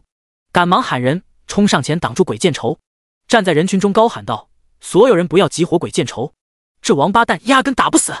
去10个血牛把他围起来，20个奶妈给锁定回血，让他冲不出来就行。远程系的10人一组，跟着组长标记，急火秒人。正常来说，君临天下这波指挥其实没有什么问题，但是可惜他严重低估了鬼见愁的实力。就在上午，为了稳定眼下局面，苏韵下定决心把那枚珍贵的史诗级血脉觉醒石给了鬼见愁，让鬼见愁觉醒了一道强横无比的史诗级血脉。此时可谓猛的一批，凭借着强悍的力量属性，轻轻松松就从那10名专门来封堵他的血牛玩家包围中突了出来，独自一人在君临家族的人群中左冲右突，大杀四方，掀起一阵腥风血雨，气得君临天下双眼血红，破口大骂，却又无可奈何，只能不断催促手下激活秒杀神域玩家。这就是一名实力顶尖的天榜玩家在团战中能够发挥出的威力。照这样的趋势下去，神域一方至多损失300玩家，就能将君临一方的近1000号人全部都团灭在这里。虽然损失同样不小，但也在可接受范围之内。然而就在这个时候，神域阵营的右翼方向突然间传来一阵刺耳的混乱与惊叫之声，大批高级深渊怪物突然涌到城墙之上，直接将神域原本严整的阵型冲乱，在人群中疯狂的肆虐起来。苏韵脸色顿时一变，赶忙在帮派管理频道里问道：怎么回事？怪物怎么冲上来了？是千秋工业。梁小优一边站在高处弯弓搭箭，急速射击冲上城头的怪物，一边语气急促的道：他们的左翼阵线突然溃败，被撕开了一个口子，然后就有大量怪物涌上城头，开始冲击我们的右翼了。第68章图穷匕现，千秋未央的算计。什么？是千秋工业失手了？苏韵闻言心头顿时微微一动，眼中闪过一抹异芒。要知道，千秋工业可是整个国服除了神域外第2个建立的帮派，帮派核心是以千秋未央为首的千秋家族，可称得上高手如云，实力雄厚。现在的怪巢攻势虽然猛烈，但还远远没有到无可抵御的地步，就连要同时面对君临家族突然偷袭的神域，都还可以勉强应付。强如千秋工业，怎么可能抵挡不住？会被怪群撕裂防线？既然如此，那就只有一个可能，千秋工业是故意的。鱼儿终于咬钩了吗？苏韵嘴角勾起一抹不易察觉的微小弧度，但是脸上却装出猝不及防的着急模样，急匆匆抽调了一个100人团赶往右翼，火速支援。花了几分钟的时间，付出几10名玩家的伤亡代价，才终于将怪群又赶下城头，重新组建完整防线。就在此时，千秋霸业突然领着一群人气势汹汹地走了过来，一开口就直接盛气凌人的兴师问罪：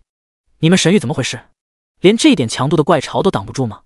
如果没有这个能力，就尽早把阵线让出来，我们千秋工业帮你们守，别死皮赖脸的在这打肿脸充胖子。知道刚才这一波就因为你们掉链子，我们死了多少个兄弟吗？听见千秋霸业如此颠倒是非，倒打一耙，神域的许多成员不干了，马上就有人站出来驳斥道：胡说！明明是你们千秋工业的阵线没有守住，被怪巢撕开了口子，连累我们跟着遭殃，你怎么能倒打一耙？还要不要脸？就是，你们不要太过分了，赶紧跟我们副帮主道歉。听见神域这边果然有人开口叫阵，千秋霸业眼底深处顿时闪过一抹得逞，脸上却装出一副愤怒的表情，愤愤不平大喝道：早就听说你们神域行事蛮横，仗着自己是全服第1个建立的帮派就横行霸道，仗势欺人，今天算是领教到了。但你们今天耍横却找错人了，以为我们千秋工业是跟君临一样的软柿子，只能任你们随便揉捏吗？千秋霸业冷哼一声，瞪着苏韵，沉声喝道：苏副帮主，你必须为刚才的事情向我道歉，不然咱们2个工会的梁子就算结下了。千秋霸业话音落下，他身后一帮千秋工业的玩家马上大声呼喊，帮他壮起了声势来。道歉，道歉，道歉！众人呼喊的声音非常大，顿时将远处许多玩家的注意力都吸引过来，一边抗击怪巢攻势，一边关注起这边的情况。就连其他各大帮派的高层也都通过各自眼线，快速得知了这边发生的情况，纷纷感觉神域遇到大麻烦了。而身处整个事件焦点中心，被无数目光关注的苏韵，此时内心非但不慌，甚至还有几分想笑。本着演戏演全套的原则，决定配合对方演出，咬紧银牙，装出一副气愤表情，目光直视千秋霸业，冷声说道：刚才之事有目共睹，分明是你们千秋工业制造事端，恶意挑衅，却想往我们神域身上泼脏水，这顶蛮横霸道的帽子我们可不戴。如果你们千秋工业执意要与我们神域为敌，那么我们接着便是，犯不着搞这种手段。千秋霸业听见苏韵说出如此强硬的话语，顿时露出正中下怀的得逞笑容，目光望向苏韵身后。下一秒，苏韵身后的神域人群中马上有人大声喊道：妈的，老子不干了！我们加入神域是觉得这个帮派有前途，想跟帮派共同成长，结果自从入会以来，每一天都不得消停。之前是跟君临纠缠，今天又跟千秋工业结仇，照这样子发展下去，明天是不是就要和全服为敌了？没错，我入帮才不到3天，都因为 PK 掉了2级了，现在就连参加个游戏活动都不能消停。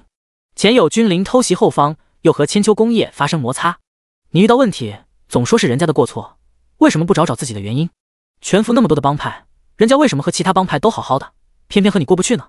妈的，这狗屁不是的烂怂帮派，老子是一天也待不下去了，退帮！几名神域玩家突然间跳出来，大声指责，话语矛头直指苏韵。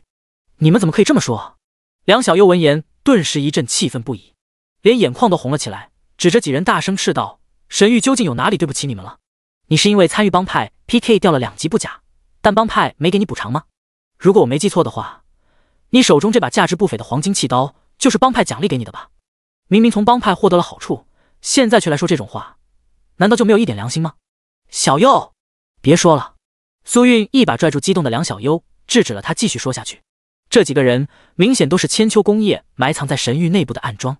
为的就是在这个时候跳出来，煽动人心，给予神域沉重一击。苏韵等的也就是这个时候，马上利用副帮主的权限，在帮派频道里大声宣告道：我们神域的宗旨是希望能够和帮派里每一位成员共同成长，打造一个国服一流的顶尖公会。现在帮主受困深渊，我们确实面临着前所未有的巨大困境，需要大家同舟共济，共度难关。但正所谓人各有志，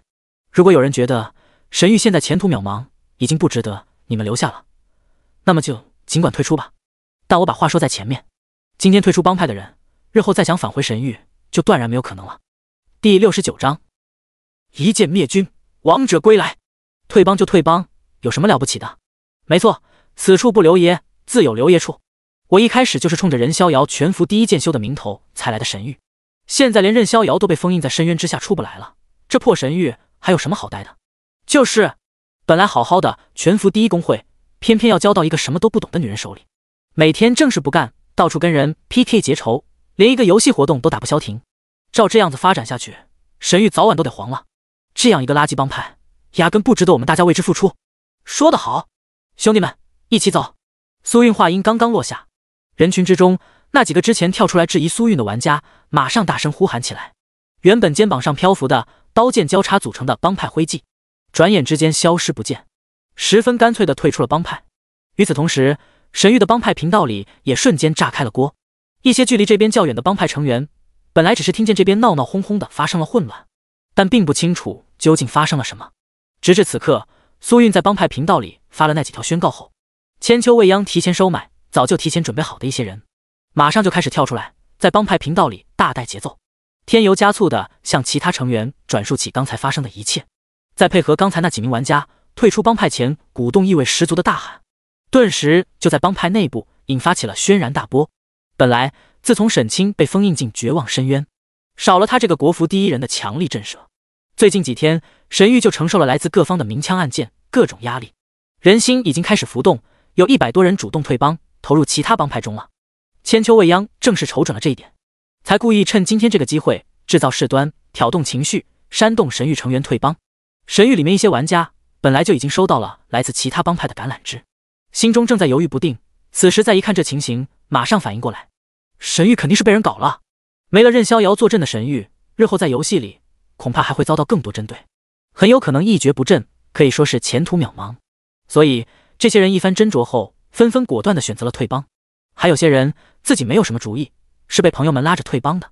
而更大一部分玩家完全是受那些别有用心的煽动影响，没搞清楚到底发生了什么事情，但就感觉神域好像真烂透了，没什么值得留恋的地方了，脑子一热，也同样跟着退出了帮派。于是短短几分钟时间内，神域公会阵地之上就陆续有1000多人肩膀上悬浮的帮会徽记消失不见，纷纷选择退出帮派。而这一幕同时被几个直播间转播到了论坛之上，被整个国服无数玩家同时见证，顿时引发轩然大波。卧槽，什么情况？神域好端端的，怎么突然这么多人集体退帮？听说是做游戏活动的时候被君临的人从后方偷袭，又和千秋工业发生摩擦。副帮主云梦飘是个花瓶，对外到处与人结怨，在帮派内独断专行，发布了很多脑残的命令，引发帮内成员不满。今天矛盾彻底爆发，最终一发不可收拾，就发展到了这一步。切，楼上的话傻子才信，神域今天这种情况分明就是被人搞了。这也是没办法的事，比起其他几个顶尖帮派，神域底蕴确实太薄，又顶着全服第一帮派的盛名，没了任逍遥这个全服第一人坐镇后，势必遭到各方针对，没落也是早晚的事。爱堂堂国服第一公会啊，竟然才短短几天就沦落至此，真让人可惜啊！与此同时，千秋未央虽然全程没有露面和苏韵直接发生冲突，但此刻也通过直播间看到了神域大批帮众纷纷退帮的场景，心中一块大石头顿时彻底落了地，脸上露出得逞笑意，哼了一声，冷冷说道：“任逍遥，就算你在深渊下搞出了什么名堂，重新杀回等级天榜上又怎么样？你的神域已经废了，今日之后将会永无翻身之日。只有我的千秋功业才是实至名归的第一帮派，必将在我率领之下登顶整个国服之巅。”远处风花雪月的阵地中，慕容家族的四兄妹表情都是有些凝重，他们早就预料到了千秋未央今日出手肯定会给神域制造不小的麻烦，却没想到这家伙竟然这么狠，一出手就是绝杀。这么多人同时退帮，并且过程全网直播，今日之后神域的名声必然会一落千丈，跌落谷底，再难吸引到真正的一流玩家加盟，几乎相当于将神域逼到了绝路，再难跻身进顶尖公会之列了。千秋未央好深的心机啊！慕容华悠悠的叹息一声，眼神之中满是惋惜。如果神域是遭到了其他帮派的外部攻击，他们还能出兵相助，但像今天这种情况却是完全没法帮忙。而正在指挥手下和鬼见愁带领的几百人激烈大战的君临天下，看见对面打着打着，好多人突然退帮了，顿时有些一头雾水。听完手下汇报之后，才知道是怎么回事，顿时心中兴奋不已。仰天哈哈大笑起来，哈哈！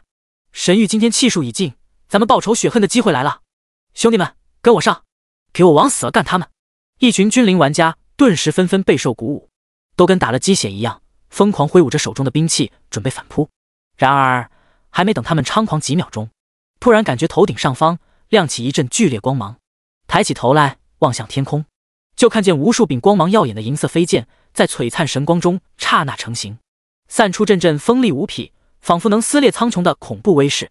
气势如虹，射落下来。每把飞剑洞穿一名君临玩家，令整整数百名君临玩家刹那之间身躯破碎，化为白光。原本一片喧闹的混乱城头，刹那之间为之一静，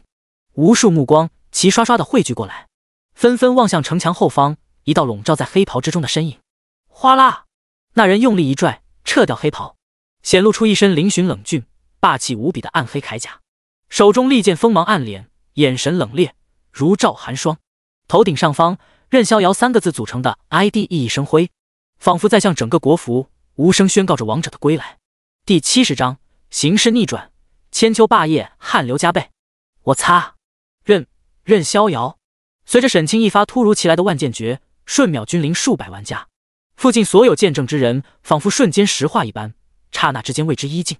纷纷都不可思议地睁大了双眼，望着沈清，露出难以置信之色。一来是被沈清刚才那一剑斩落的恐怖威势所震慑，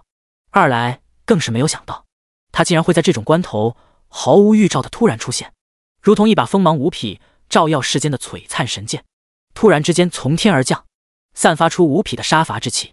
令现场所有人心神震荡，久久难以平静下来。之前鬼见愁刚领人和君临打起来的时候，附近就有许多玩家都开启了游戏直播，全程直播这场战斗。直播间里几百万人在线观看，刚刚才亲眼见证了神域公会上千成员同时退帮的历史性一幕，纷纷都在感慨不已，为堂堂国服第一帮派的衰落而感到惋惜。然而万万没有想到，仅仅几秒钟时间后，竟然就看到了数百剑光从天而降，瞬秒数百人的场景。更是随着镜头扭转，看到一把扯掉黑袍显露出的那道威严冷峻的帅气身影，是任逍遥。他回来了，难道是趁着这次游戏活动的机会从绝望深渊里逃出来了？太变态了，一个技能瞬间秒杀几百玩家，任逍遥的实力还是一如既往的恐怖啊！第一剑修，恐怖如斯。君临家族是来搞笑的吧？前一秒刚放完豪言壮语，准备支棱一下，下一秒就全员秒杀，简直就是大写的惨！哈哈哈哈！我也觉得任逍遥简直天克君临。别说君临了，现在任逍遥突然回归，恐怕就连千秋功业也都要压力山大了。嘿嘿，这下要有好戏看了。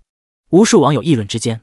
千秋功业阵地之中，千秋未央的脸色瞬间阴沉了下来，眼中露出一抹忌惮，但很快就冷哼一声，化作冷厉。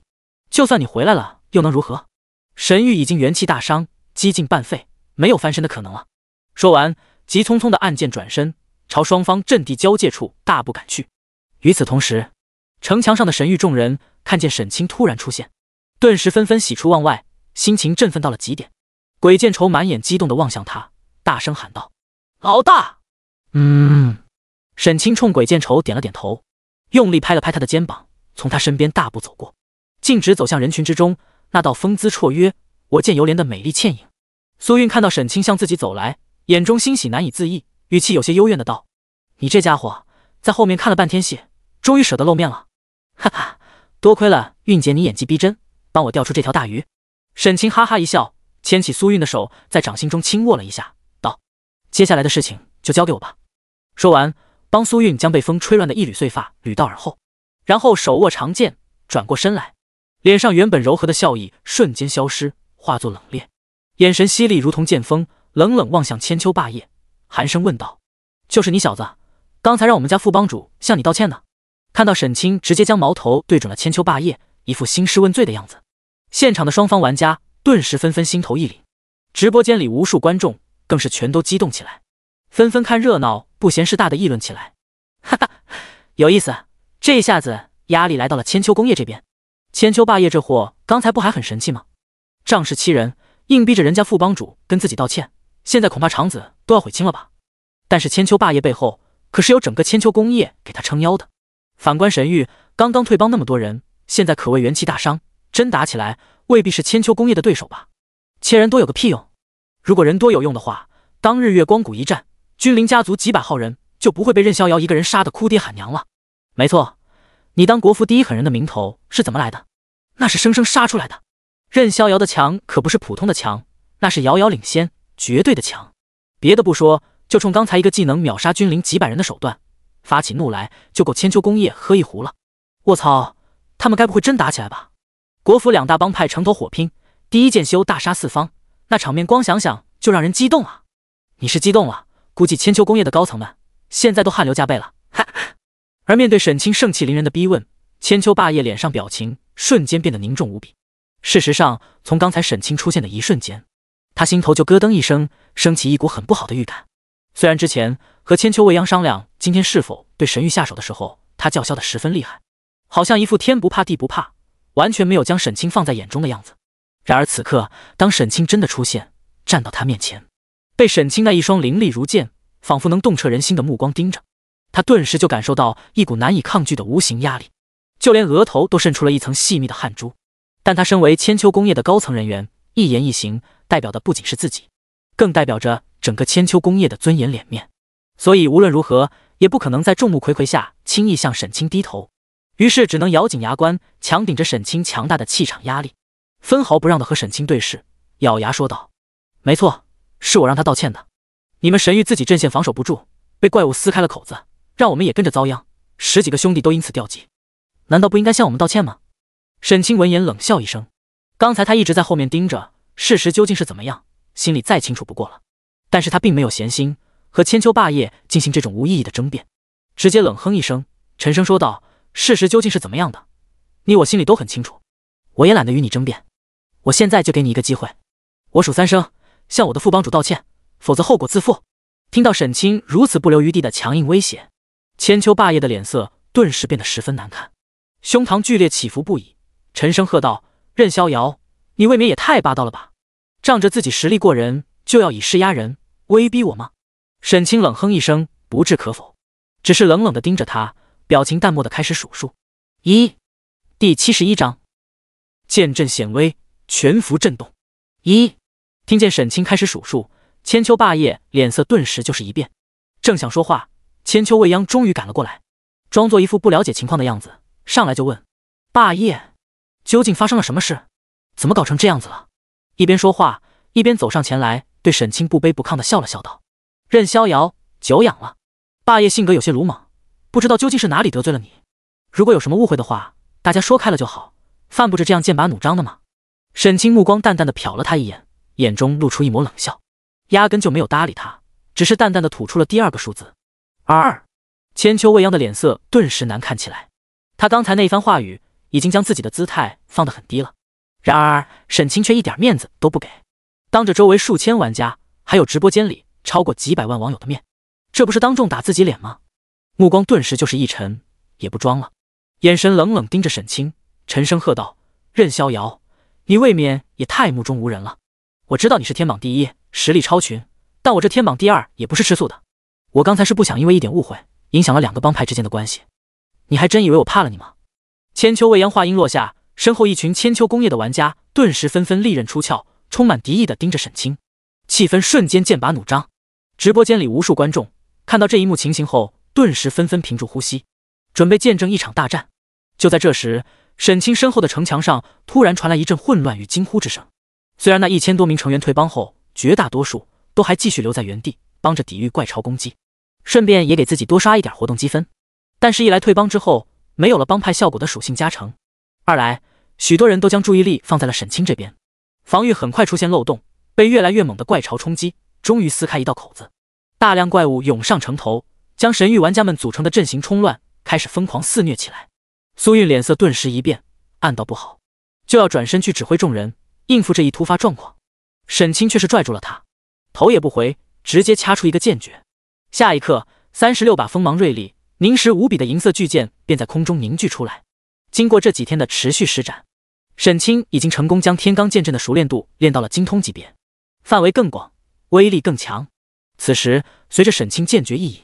直接快速飞向后方，覆盖了100米范围的一片城头。36把荧光巨剑以令人眼花缭乱的速度在天空中纵横劈斩，扫落下一道道光芒炽盛的恐怖剑气，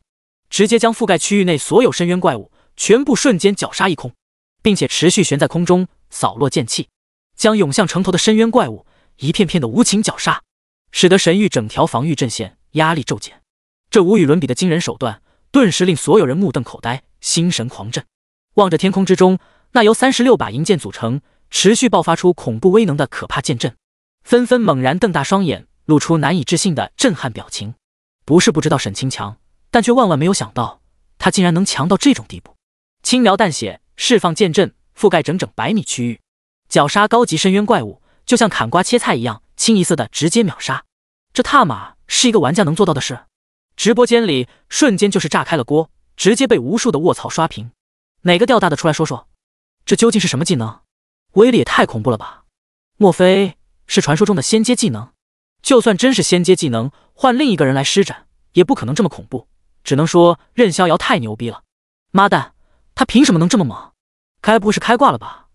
这也太影响游戏平衡了，让其他玩家还怎么玩？人家牛逼是人家的本事，你算是吗？亿万富翁的生活享受对你来说也不公平，你不一样好好活着。第一剑修，实至名归。而在现场所有人中，要说心情最为震撼、受到冲击最大的，莫过于千秋未央了。一直以来，他都将沈清视为自己在游戏里最大的对手。虽然心里十分清楚，沈清的天赋与血脉都是顶尖，自己肯定不是对手，但他认为自己好歹也是堂堂天榜第2，等级并不落后沈清，而且也拥有堪称顶尖的天阶天赋与一道稀有的传奇血脉，再加上一身价值不菲的豪华装备与重金买来的高级技能，即便和沈清有实力差距，也不会差太多才对，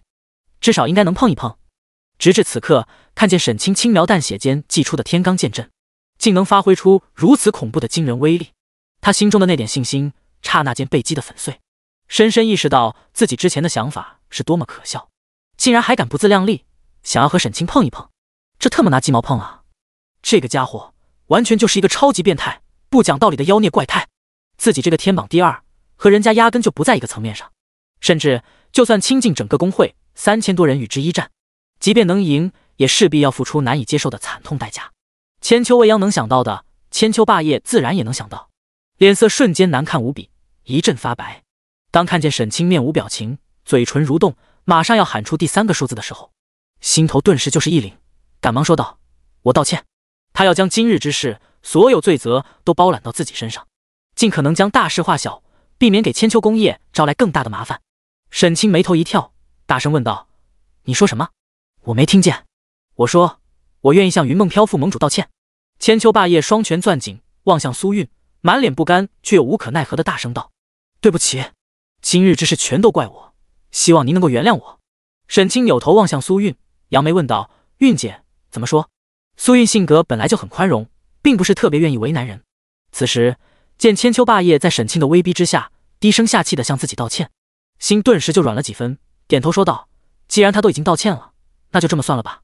千秋霸业闻言，心中顿时松了口气，但却将今天的一切视为自己的奇耻大辱，暗暗发誓，有朝一日一定要千倍百倍的偿还回来，让沈清付出惨痛的代价，偿还自己今日之耻。韵姐你啊，心地就是太善良了。沈清有些感叹地看着苏韵，笑了笑道：“但这种人，你不给他一点教训，他是不会长记性的。”说完，直接冷哼一声，扬起一剑，当着千秋未央的面，狠狠插进了千秋霸业的胸膛之中。第72章，人若犯我，斩尽杀绝。噗！负1271319，玄金黑龙剑锋利的黑色剑锋从千秋霸业前胸刺入，后背穿出，简简单单一记朴实无华的普通攻击，直接爆出高达100多万的恐怖伤害。千秋霸业怒目圆睁，难以置信地瞪着沈清，似乎完全没有料到，前一秒还好端端说话的沈清，竟会突然暴起发难，眼神充满了愤怒与不甘，当场化为一道白光，消失在了城头之上。任逍遥，你干什么？霸业明明都已经道歉了，你为什么还要杀他？千秋未央满眼愤怒地瞪着沈清，大声喝问。之前沈清在众目睽睽下以势压人，强逼千秋霸业低头道歉，就已经令他这个千秋工业的掌舵人感觉到脸上无光，很丢人了。原本以为千秋霸业道完歉后，沈清应该会见好就收，这件事也就到此为止了，但却万万没有想到，沈清竟然会得理不饶人，直接当着众人的面一剑秒杀千秋霸业，无异于一记响亮的耳光，狠狠抽在他的脸上。对于一向高傲的千秋未央来说，简直就是奇耻大辱，无论如何也不能接受，表情瞬间阴沉无比，咬牙切齿地质问沈清。然而面对千秋未央满腔怒火的大声喝问，沈清却一点都没有放在心上，目光冷冷地盯着他，沉声说道：“我让他道歉，是为了让他口服，杀他是为了让他心服。出来混，有错就要认，挨打要立正，有问题吗？就算霸业有错在先，但是我的手下我自己会管教，还轮不到你来替我教训。看来你也很不服啊。”沈清目光斜睨千秋未央，举起剑锋，悠然问道：“你也要试试我的宝剑是否锋利吗？”感受到沈清眼神中流露的丝丝杀机，千秋未央心头顿时咯噔一声，脸上表情为之一滞，很想反手拔出剑来，指着沈清大喝一声：“我剑也未尝不烈！”但想起刚才沈清一剑插穿千秋霸业，打出超过100万的伤害，就感觉到头皮发麻，一阵心虚。但身后那么多千秋工业的兄弟们都看着呢，他这个工会当家人绝不能表现得太过软弱，不然威望必然一落千丈。于是只能硬着头皮，迎着沈清凌厉如剑的逼人目光，咬牙喝道：“任逍遥，你不要太过分了！我知道你实力惊人，恐怕放眼整个国服都没人是你的对手，但也不能不讲道理，仗势欺人。整个国服所有玩家的目光可都看着呢，我们千秋工业好歹是国服前4的大型工会，今天你敢对我们如此蛮横，明天是不是就要让其他帮派都向你低头臣服了？难道想将整个国服全都变成你的天下，顺你者昌，逆你者亡吗？”千秋未央这一番话可称得上暗藏心机，直接占据道义高点，给沈清安上了一顶蛮横霸道的帽子，同时将整个国服所有的帮派都拉了进来。如果换了其他人来，可能真会有所顾忌，不敢将事彻底做绝，但他显然错估了沈清的性格。前世也好，今生也罢，沈清最恨的就是有人敢威胁自己，直接仰天长啸一声，举起剑锋，大声喝道：“千秋未央，你不用往我身上泼脏水！我任逍遥向来遵循一条原则，人不犯我，我不犯人，人若犯我，我必斩尽杀绝。今天我把话撂在这，无论个人也好，帮派也罢，只要不来主动招惹，我绝不会刻意针对。但反过来，哪怕你有本事把整个国服都联合起来和我作对，那么我也并不介意将整个国服都踏在脚下。既然你指责我蛮横霸道，那我今天就满足你，给你好好尝尝记性。”说完，沈清剑锋朝前一指，原本正在后方空中徐徐旋转，不断扫落道剑气，绞杀怪群的天罡剑阵，顿时发出一声轰鸣，浩浩荡荡朝前碾去。沈清开启了帮派战模式，将攻击设定为只对千秋工业的玩家与怪物造成伤害。于是接下来的10几秒钟里，附近城头上站立的所有玩家纷纷目瞪口呆，瞪大双眼，亲眼见证由36柄银色巨剑组成的天罡剑阵，剑锋不断发出击银，扫落到惊人剑气，如一股狂暴无比的剑气风暴，从千秋工业的阵地上横扫而过。每一道剑气都足足有10几米长，光芒炽盛，恐怖无边。斩进人群中的瞬间，带起一片复活白光，短短10几秒钟之内，便将整个城头之上近3000名千秋功业的玩家都绞杀一空。整个城头刹那之间鸦雀无声，所有人都目光呆呆的怔在原地，难以置信的瞪大双眼。这突如其来的震撼一幕，深深烙印进每个人心底深处，化作无与伦比的冲击力，令所有人心神狂震，掀起狂澜。与此同时，直播间里更是瞬间炸开了锅，无数在线观看的玩家们都疯狂了。卧槽，任逍遥也太猛了吧，竟然真把千秋功业给屠了。千秋功业好歹也是国服4大帮派之一啊，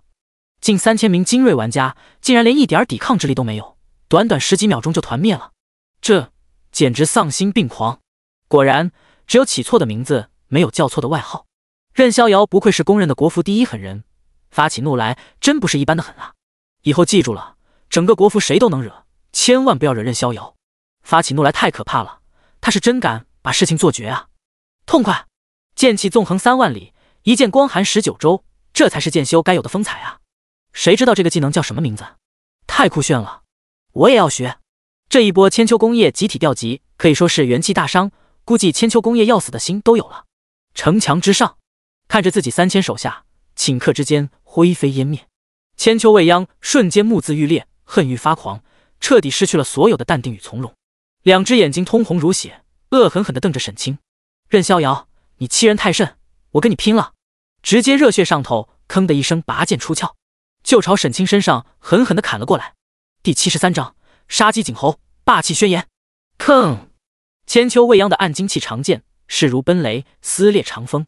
狠狠劈砍在沈清的灵气铠甲上，发出吭的一声脆响，蹦出一道激烈火花。下一刻，沈清头顶上方跳出一个伤害数字1，竟是完全没有破防，只打出1点的强制扣血。挥剑气势猛如虎，一看伤害不到5。看到这滑稽无比的一幕，附近许多玩家顿时纷纷忍俊不禁，没有忍住笑出声来。千秋未央自己也瞬间愣住了，难以置信地看着沈清头顶飘起的伤害数字，几乎一度怀疑人生。原本以为沈清身为蜀山剑修，攻击犀利毋庸置疑，但却万万没有想到防御力竟然也如此离谱。自己堂堂天榜第2，超过2万的攻击力，竟然完全无法破防，他防御力究竟有多么恐怖？尤其想到自己还是在众目睽睽下一剑砍出这种结果，简直就是自取其辱。这不是自己打自己脸吗？丢人丢到姥姥家了！一时之间，千秋未央心神狂震，正在原地，只觉脑海一片空白，脑袋瓜子嗡嗡的响。继续打也不是，不打也不是，只能像个小丑一样手足无措地站在原地，脸上表情又急又气。沈清却没有搭理他，而是扭头望向四周，目光在人群中一阵寻找。很快找到了一个头顶上有红点标志，明显开启了直播功能的玩家，目光凛然地望向镜头，扬起剑锋，正色说道：今天趁着这个机会，我任逍遥跟所有人说几句话。游戏里面无论帮派还是个人出现摩擦竞争都是正常的，如果是真刀真枪正大光明的来挑战竞争，我和神域随时欢迎。最终输赢胜负各凭本事，我任逍遥绝无二话，也绝不会恶意报复。但如果搞阴谋诡计，从背后放冷箭暗算，那今天的千秋功业就是下场。说完，直接当着众人的面一剑劈落，砍在千秋未央身上，毫无悬念的直接秒杀。城头之上霎时之间一片寂静，时间仿佛定格一般，所有人都目光呆呆地望着沈清，被其话语行动间透出的霸气果决深深震撼。然后从神域的玩家们口中响起震天的欢呼声。与此同时，直播间里经过短暂的沉寂后，也是瞬间沸腾起来，无数玩家激动热议。怪不得任逍遥今天出手这么狠，原来是故意杀鸡儆猴啊！可笑千秋未央机关算尽，不知费了多少心思，想要一举搞垮神域，结果却没算到任逍遥会在最后关头突然杀回来，到头来没把人家神域搞垮，反倒是自己的千秋功业让人家灭了个干干净净，就连自己也成了那只被杀的鲲了。哈哈，天榜第1杀天榜第2，竟然会跟杀鸡一样轻松，随便一剑就给秒了，这点是我没想到的。正常，别看任逍遥等级和其他天榜高手差不太多，但属性早已经天差地别了。断层第1，遥遥领先，痛快！生杀予夺，快意恩仇，这才是国服第1人该有的霸气。大丈夫当如是。虽然任逍遥话说的诚恳，欢迎任何玩家帮派挑战，但是恐怕今日之后，至少很长一段时间之内，再也没有任何一个帮派敢不开眼去主动招惹神域了。放眼全服，没有任何玩家势力能承受住全服第一人的怒火。国服第一帮派的宝座，神域应该是坐稳了。哈哈，我很好奇，刚才退出神域的那帮人，现在都是什么表情？还能是什么表情？苦瓜脸呗。估计那帮人现在肠子都快要悔青了。哈哈，千秋未央今天算是彻底栽了。任逍遥这个人不简单啊。青梅煮酒喃喃说道，眼神之中光芒闪动，果断无比的下令道：传令下去，从今天开始，没有我的命令，任何人不准踏入飞花城，不准和神域发生任何摩擦。风花雪月的阵地中，慕容家族四兄妹此时也都心情激荡，久久难以平静下来。慕容峰发自内心的感慨道，早就知道任逍遥这个人不简单，却没想到竟然能厉害到这种地步。更重要的是，不光实力强大，还那么帅。慕容雪和慕容月两个小美女几乎满眼都是闪亮的小星星。望着直播画面之中，沈清假皱冷峻，仗剑而立的挺拔身姿，忍不住美眸发亮的喃喃道：这么帅的家伙，要是抓回来当姐夫多好啊！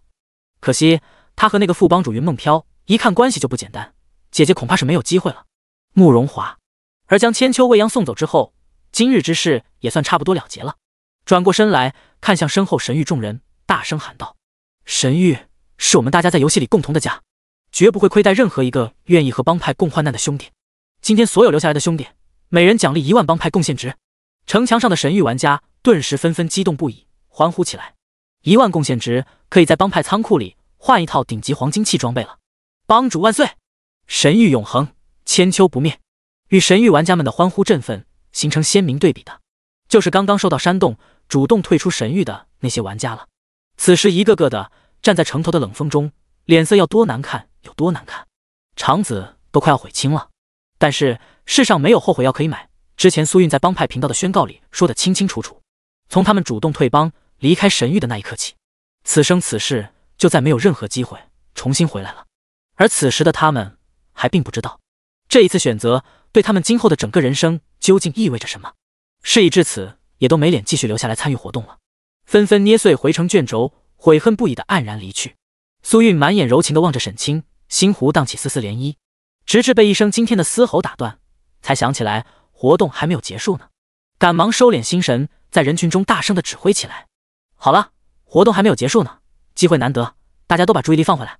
全力输出，争取多杀几只怪物，最后多拿一些奖励。好。第74章史诗称号深渊杀戮者。之前沈清一口气灭掉了整个千秋工业近3000人，令神域右侧的大片区域瞬息之间为之一空，也相当于接管了他们的防御阵线。独自一人站在城头，全力催动天罡剑阵，在长达数百米的防御阵线上来回横扫，不断扫落浩荡剑气，如同一个超大号的雨刮器般，将前方数百米区域内所有冲击像冰封长城的深渊怪物全部无情横扫抹杀，只留下不到200米区域给剩下的神域玩家们组织防线参与活动。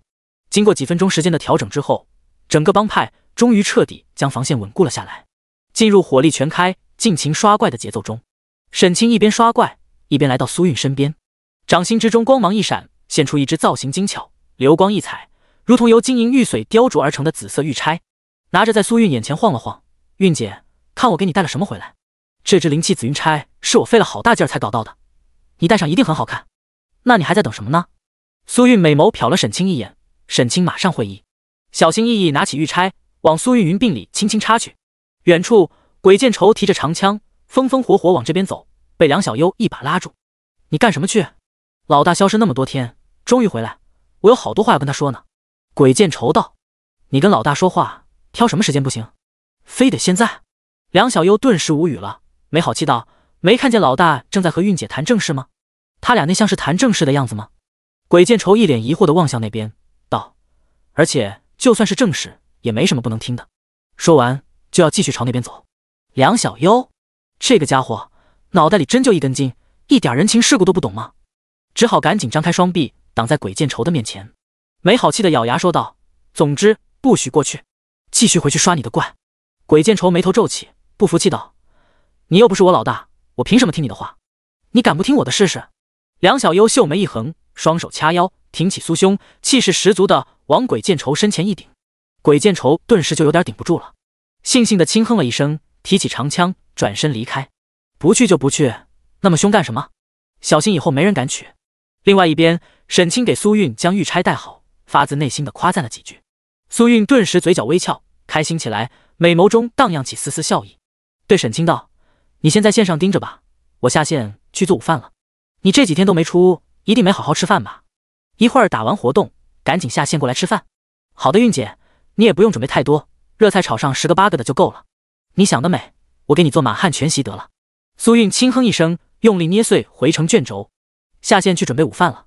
沈清继续带领神域众人在长城上抵御怪潮，不过这次贝尔蕾丝撕开封印就是为了送沈清出来，所以撕开的口子并不大，持续时间也并不长，不到半个小时之后就结束了。一阵清脆悦耳的系统铃声在国服上空回荡起来，游戏活动深渊怪潮正式结束，在全体参战玩家的努力下，成功守护住了长城天堑未被攻破，积分奖励已经发放。恭喜玩家任逍遥在本次活动中表现出色，活动积分排名第1，获得奖励声望值加10万，幸运值加3，史诗级称号深渊杀戮者。沈清打开属性面板，调出刚刚获得的称号奖励：深渊杀戮者。称号等级史诗。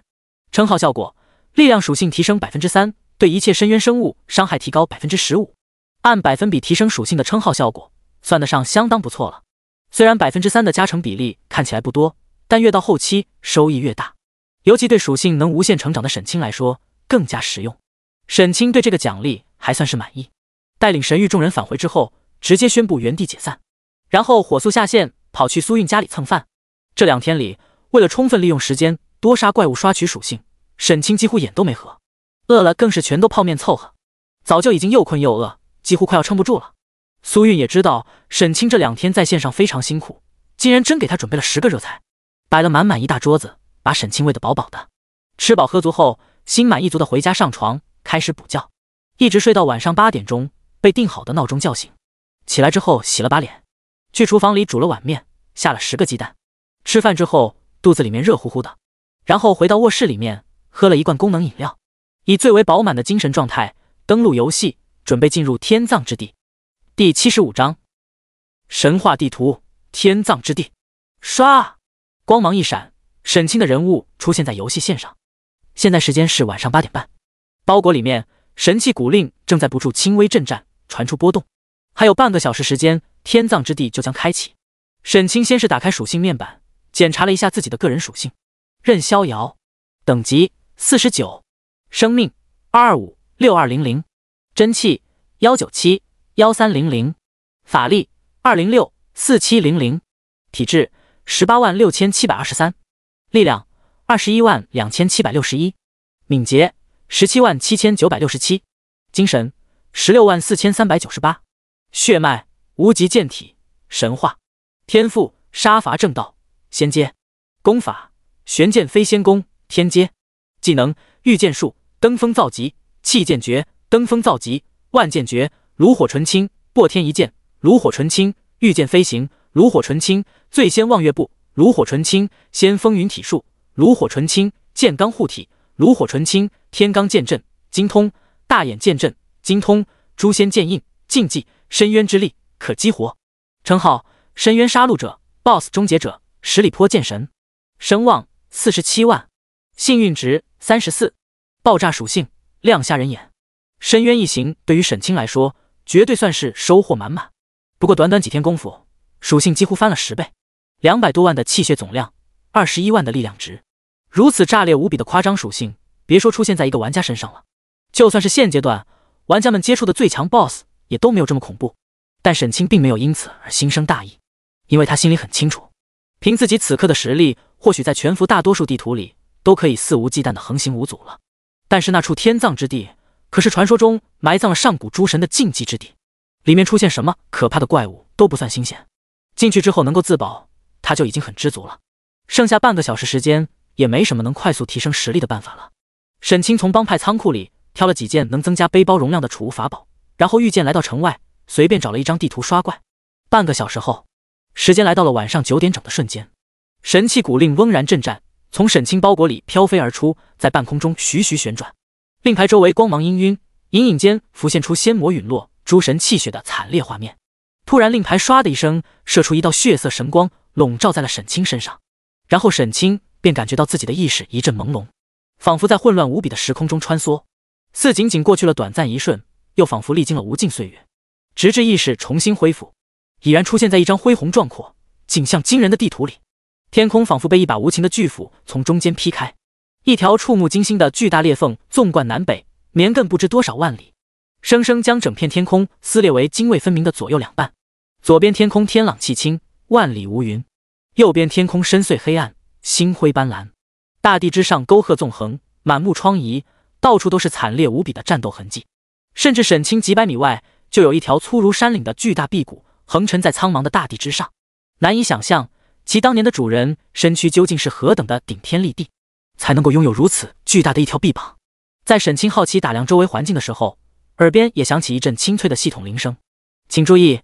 你已进入神话地图天葬之地，在本地图内不可中途下线，死亡之后不可复活，中途下线或死亡后将会被传送出地图，12小时之后可以通过神器古令离开本地图。听见这不能中途下线的规则后，沈清顿时老脸一黑。妈蛋，这么重要的规则就不能早点提醒？前世那些进来过的玩家也没有一个提起过，早知道上线前就不喝那一罐功能饮料了。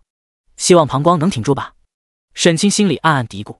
目光一瞟，突然发现旁边地上插着一块闪闪发光的金属碎片，走过去捡起来一看，碎片属性映入眼帘，法宝残片，材料等级5级。介绍：一块破碎的法宝残片，历经万年岁月沧桑，依然残存部分神性，可以用来打造装备。竟然是一块珍贵的5级材料。沈清目光顿时一亮，露出几分讶然之色。要知道，5级材料可以用来作为打造灵气装备的主材了，价值可谓十分不菲。然而在这天葬之地，竟然走几步就可以捡到。油水果然充足无比，怪不得前世那些有幸进来的玩家，有些人只在里面待了短短几分钟，就获得了改变命运的惊人造化。这次我可是专门带了好几件储物法器进来，争取多装一点宝贝回去。沈清眼神一阵发亮，美滋滋的把法宝残片揣进了包裹里面，正要继续向前探索，突然脸色猛地一变，听见一阵急促无比的破风之声朝自己的脑后袭来，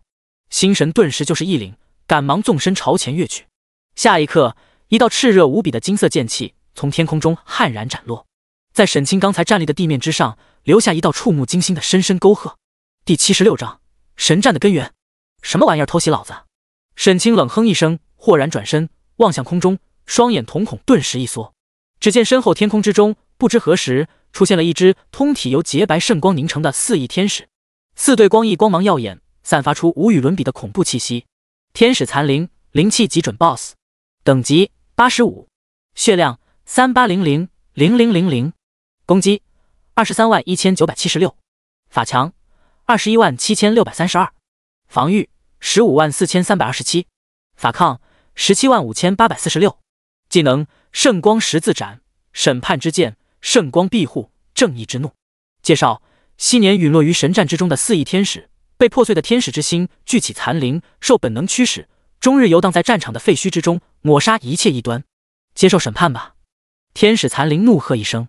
高高举起了手中由纯粹无比的神圣能量凝聚而成的白色圣剑，猛然之间劈出一道炽盛无比的白色剑气，就朝沈清当头劈来。如果是85级的正牌灵气级 BOSS 的话，沈清可能还会有所忌惮，闪躲一下。但在看到天使残灵只是一个准 BOSS 后，沈清彻底放下心来。面对这看上去威势无匹的剑气攻击，直接昂然站在原地，不闪不避，生生硬扛下这一记攻击。剑气临身的一瞬间，沈清体表顿时有一层无形的罡气浮现，是剑罡护体得被动技能自动触发，为他增强双抗属性，抵消伤害。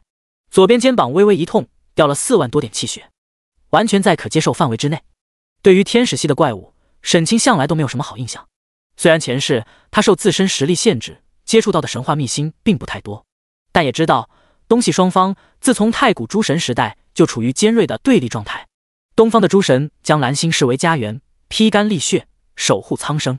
而西方诸神则坚信整个蓝星的所有生灵都背负着不可洗刷的深重原罪，意图接引天外之神降临蓝星，对整个蓝星上的所有生灵实行所谓的末日审判。东西双方矛盾尖锐，无数年来征战不休，甚至这片天葬之地，据传就是在一次规模空前、毁天灭地的神战中被彻底打废的。而天使系兵种向来是西方神系的主力兵种，拥有着极大的族群规模。在当年那场将天葬之地彻底打废的残酷神战之中，不知道究竟陨落了多少万只。所以沈清刚一进入此地，就遇到了这种由陨落天使另类转生成的怪物，也并不奇怪。前世游戏融合现实之后，沈清也参与过几场与西方势力的大型会战，没少吃天使系怪物的苦头，甚至最终就是死在了一尊圣战天使从空中劈落的剑气之下。所以从某种程度上来说，他与天使系的怪物之间其实是有些仇恨的。此时可谓仇人见面，分外眼红，出手自然格外狠辣，毫不留情。冷哼一声，直接猛然扬起剑锋，释放了自己最强的单体攻击技能仙法破天一剑。熟练度升级到炉火纯青后，破天一剑的伤害加成也大幅提升，从入门时的 300% 提升到了 1000%， 相当于发动一次10倍攻击力的超强攻击。再加上沈清的血脉、天赋、称号等等对剑系技能的伤害加成，威能之强可想而知，称之为恐怖都毫不为过。随着一声轰然巨响，气势雄浑的大宝剑斩破苍穹，从天而降，如同泰山压顶一般，狠狠劈落在天使残灵的身躯之上。威势之盛，令整个苍茫的大地都为之颤动，更是爆出了高达2000多万的恐怖伤害，直接令天使残灵长长的血条刹那间掉了一多半，由圣光凝成的天使之躯都是变得不稳起来。光一扑腾，怒目圆睁，发出一声勃然怒斥：凡人，你想抗拒审判吗？不可饶恕！想审判你爹，下辈子吧！沈清一点不惯毛病，怒喝一声，扬起手来，猛然掐诀朝天一指，万剑诀。下一刻，方圆100米的天空便骤然一暗，被密密麻麻、数之不清的银色剑气挤满苍穹，如同苍穹倾覆，大海倒流，无穷无尽倾泻而下，朝天使残灵疯狂地传射而去。每一道剑气从天使残灵身躯穿过，都能带出1万多点伤害，使得天使残灵头顶血条刷刷狂掉。不过短短2-3秒钟，天空中的所有剑气才刚射完将近一半，天使残灵那由圣光组成的凝实身躯便是快速虚幻变淡，发出一声凄厉无比的愤怒大吼。终有一日，圣光将会净化世界，一切异端必将永堕炼狱，然后便是彻底歇菜，轰的一声爆碎开来。妈的，实力不行，逼逼起来没完没了，这帮鸟人真惹人烦。沈清收起剑诀，没好气的朝地上啐了一口唾沫。唰！随着海量经验入体，一道金光从天而降，沈清升到了50级，耳边也适时的响起了游戏提示：你已经升到50级，请尽快前往门派进行境界晋升，否则等级无法继续提升。其实升不升级，对现在的沈清来说意义已经并不算很大了。而且等级天榜第2名的青梅煮酒现在才刚48级，按普通玩家正常的升级速度，至少需要2天时间才可能升到50级。沈清从天葬之地回去后再去转职也完全来得及。第一个3转的成就奖励肯定没人能和他争，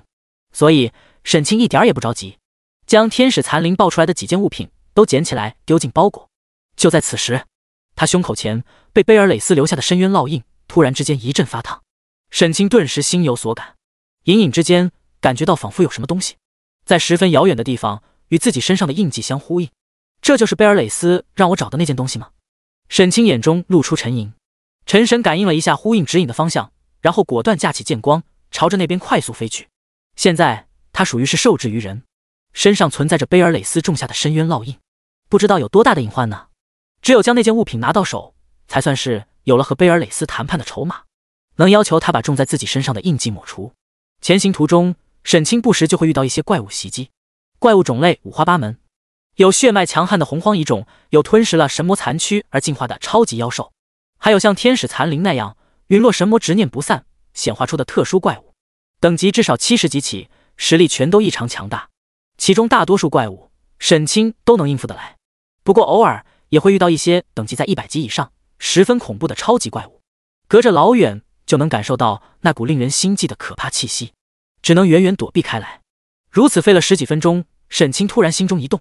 清晰无比地感受到感应中的那样东西突然之间开始朝自己快速地移动过来，速度之快几乎超过自己10倍。莫非那东西竟然是活物不成？沈清顿时心头一惊，脸色微变，露出惊疑不定之色。第77章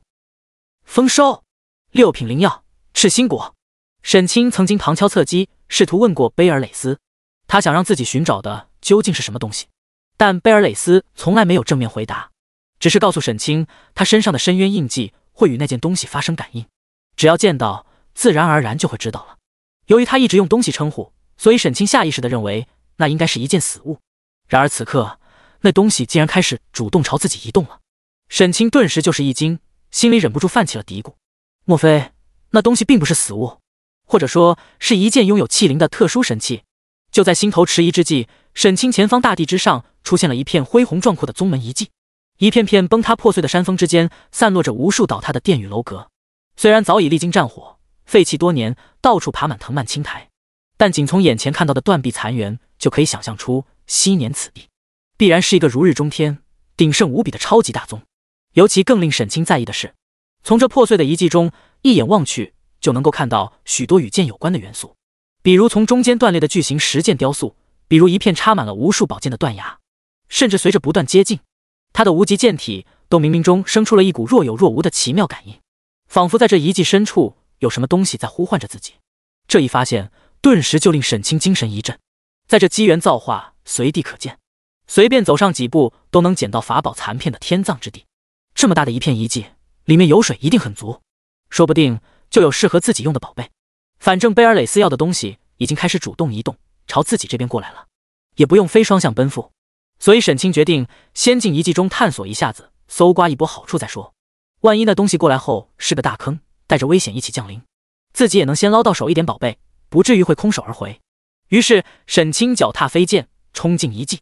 先飞到了那几把远远看见的断裂石剑雕塑前。近距离下，沈清发现在每一把石剑之上都刻印着铁画银钩的古老文字。当沈清目光落在这些文字上的时候，马上获得游戏提示：叮，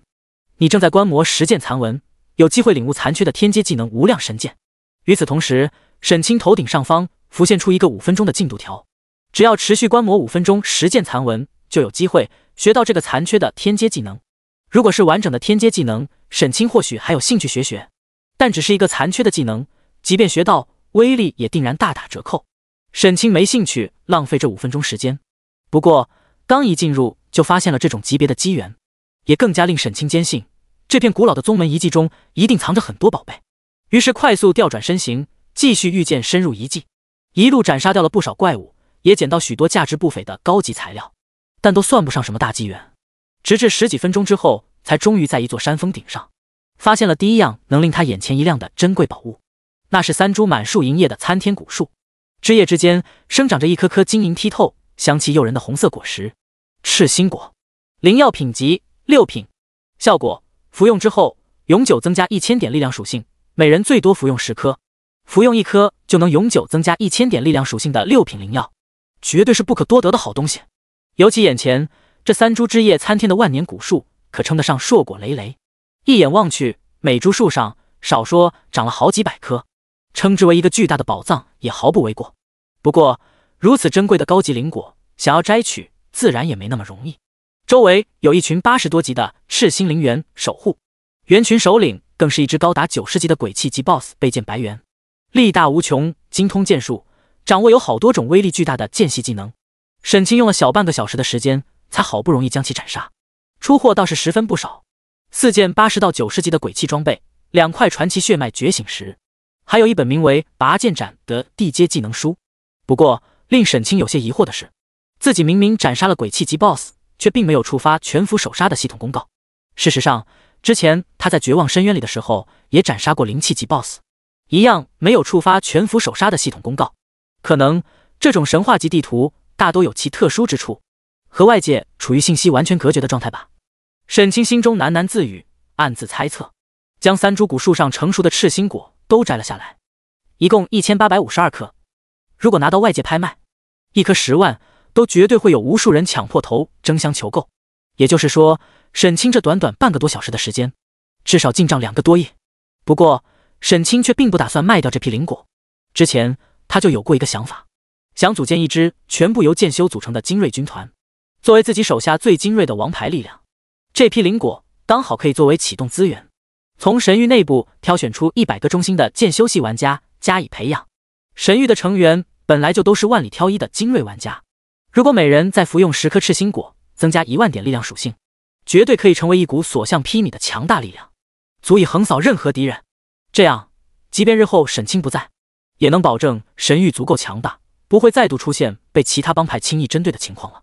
不过，虽然决定了要用这批灵果来培养手下，但沈清并不会白给他们。回去之后，要让苏韵策划一次比拼选拔，只有让这机会得之不易，他们才会更加珍惜。至于多出来的灵果，可以放在帮派仓库，让成员们用积分兑换。只有让所有帮派成员都切实的看到好处，尝到甜头，才能更死心塌地的追随神域，为帮派出力。可惜这3棵古树太大了，沈清没有办法带走。神域现在也还没有帮派驻地，不然的话，沈清真想移植回去，这才是真正的大机缘。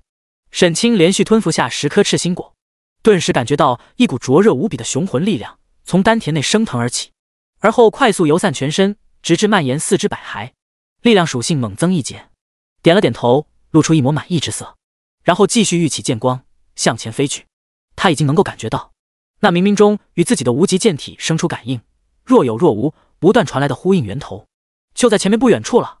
第78章龙骑降瓦伦。从生长有赤心古树的山峰上离开之后，沈清继续向前飞行，飞越过几座被拦腰斩断、崩溃倾塌的巨大山峰。前方突然出现了一座屹立万仞的陡峭高崖，高崖上的一道亮光吸引了沈清的目光，停住剑光，凝神望去，只见那赫然是一尊身披甲胄、生长有4对漆黑羽翼的8翼大天使，被一把寒光闪烁的紫色宝剑洞穿心脏，钉死在了高崖之上。其死亡至今不知已经过去了多少岁月，但却依旧栩栩如生。8只漆黑如墨的巨大翅膀，3只破损，2只折断，剩下的3只羽毛也凌乱无比，上面布满斑斑血迹。从胸前的伤口之中流淌出大量的紫色血液，将大片的崖壁染作紫色，散发出摄人无比的恐怖气息。即便隔着很远距离，远远望去都令沈清感受到一股心惊肉跳的心悸之意。除此之外，在高崖下方的大地上还有一具庞大无比的西方龙骨架，庞大骨架粗如山岭，如同用最上乘的美玉雕琢而成，龙头、龙躯远远分离，应该是被人一剑斩断了头颅而陨。虽然只剩下了一堆白骨，但透露出来的恐怖威压，却一点都不比那具被钉死在崖壁之上的8翼堕落天使弱。看着眼前这2具不知道陨落了多少岁月的强大遗骸，沈清眼中不由自主露出几分凝重之意。要知道，8翼天使已经可以算得上真正的传说生物了，至少也是120级以上的超级 BOSS。而在神话 OL 里，等级越高，怪物的实力差距也就越大。比如现在的沈清，如果拼硬实力的话，基本能够与90级左右的鬼泣级 BOSS 相当。但如果 BOSS 的等级突破了100级，那么除非是刚好被他克制的特殊类型，否则基本很难抗衡。如果超过了110级，那么即便不是 BOSS， 只是一只普通怪物，也够沈清喝一壶的。至于120级以上的超级 BOSS， 即便前世游戏降临2年半后，依然是绝对的巅峰战力，实力最顶尖的玩家强者都很难能与之抗衡，只有蜀山剑圣等少数顶级 NPC 才能收拾。也是沈清一路飞来，见到过生前最强的神战遗骸了。然而即便实力如此强大，甚至堪与仙神比肩的恐怖存在，却是双双陨落此地，可见当年这里发生的战争究竟有多么惨烈。那把钉死8翼天使的宝剑主人，定然是超凡入圣的剑道强者。而就在那具庞然无比的龙骨后方，有一个深不见底的巨大深坑，似乎是被某种恐怖的巨力冲击而成。沈清冥冥中感应到的那股呼唤，就是从这深坑之下若隐若现传出来的。沈清眼中光芒微闪，深吸口气，将玄金黑龙剑握在手中，正准备飞进那深坑之下一探究竟。突然听见一阵高亢无比的龙啸之声远远传来，抬起头来，目光望去，就看见一头鳞甲峥嵘、庞大无比的红色巨龙，一对巨翼舒展而开，足足有近100丈之宽，如同一片炽热红云从远处天空中呼啸飞来。龙背之上更站立着一个身披甲胄、手提龙枪的壮年男子，满头金发随风飞舞，深邃的蓝色眼眸中显现出十足的霸气桀骜。龙骑将瓦伦，等级血量、攻击、法强、防御、法抗、技能。介绍：圣瓦雷帝国龙骑兵团4大龙骑将之一，拥有着无与伦比的斗气天赋，坐骑红龙暴虐狂躁，心中燃烧着焚毁世界的强烈冲动。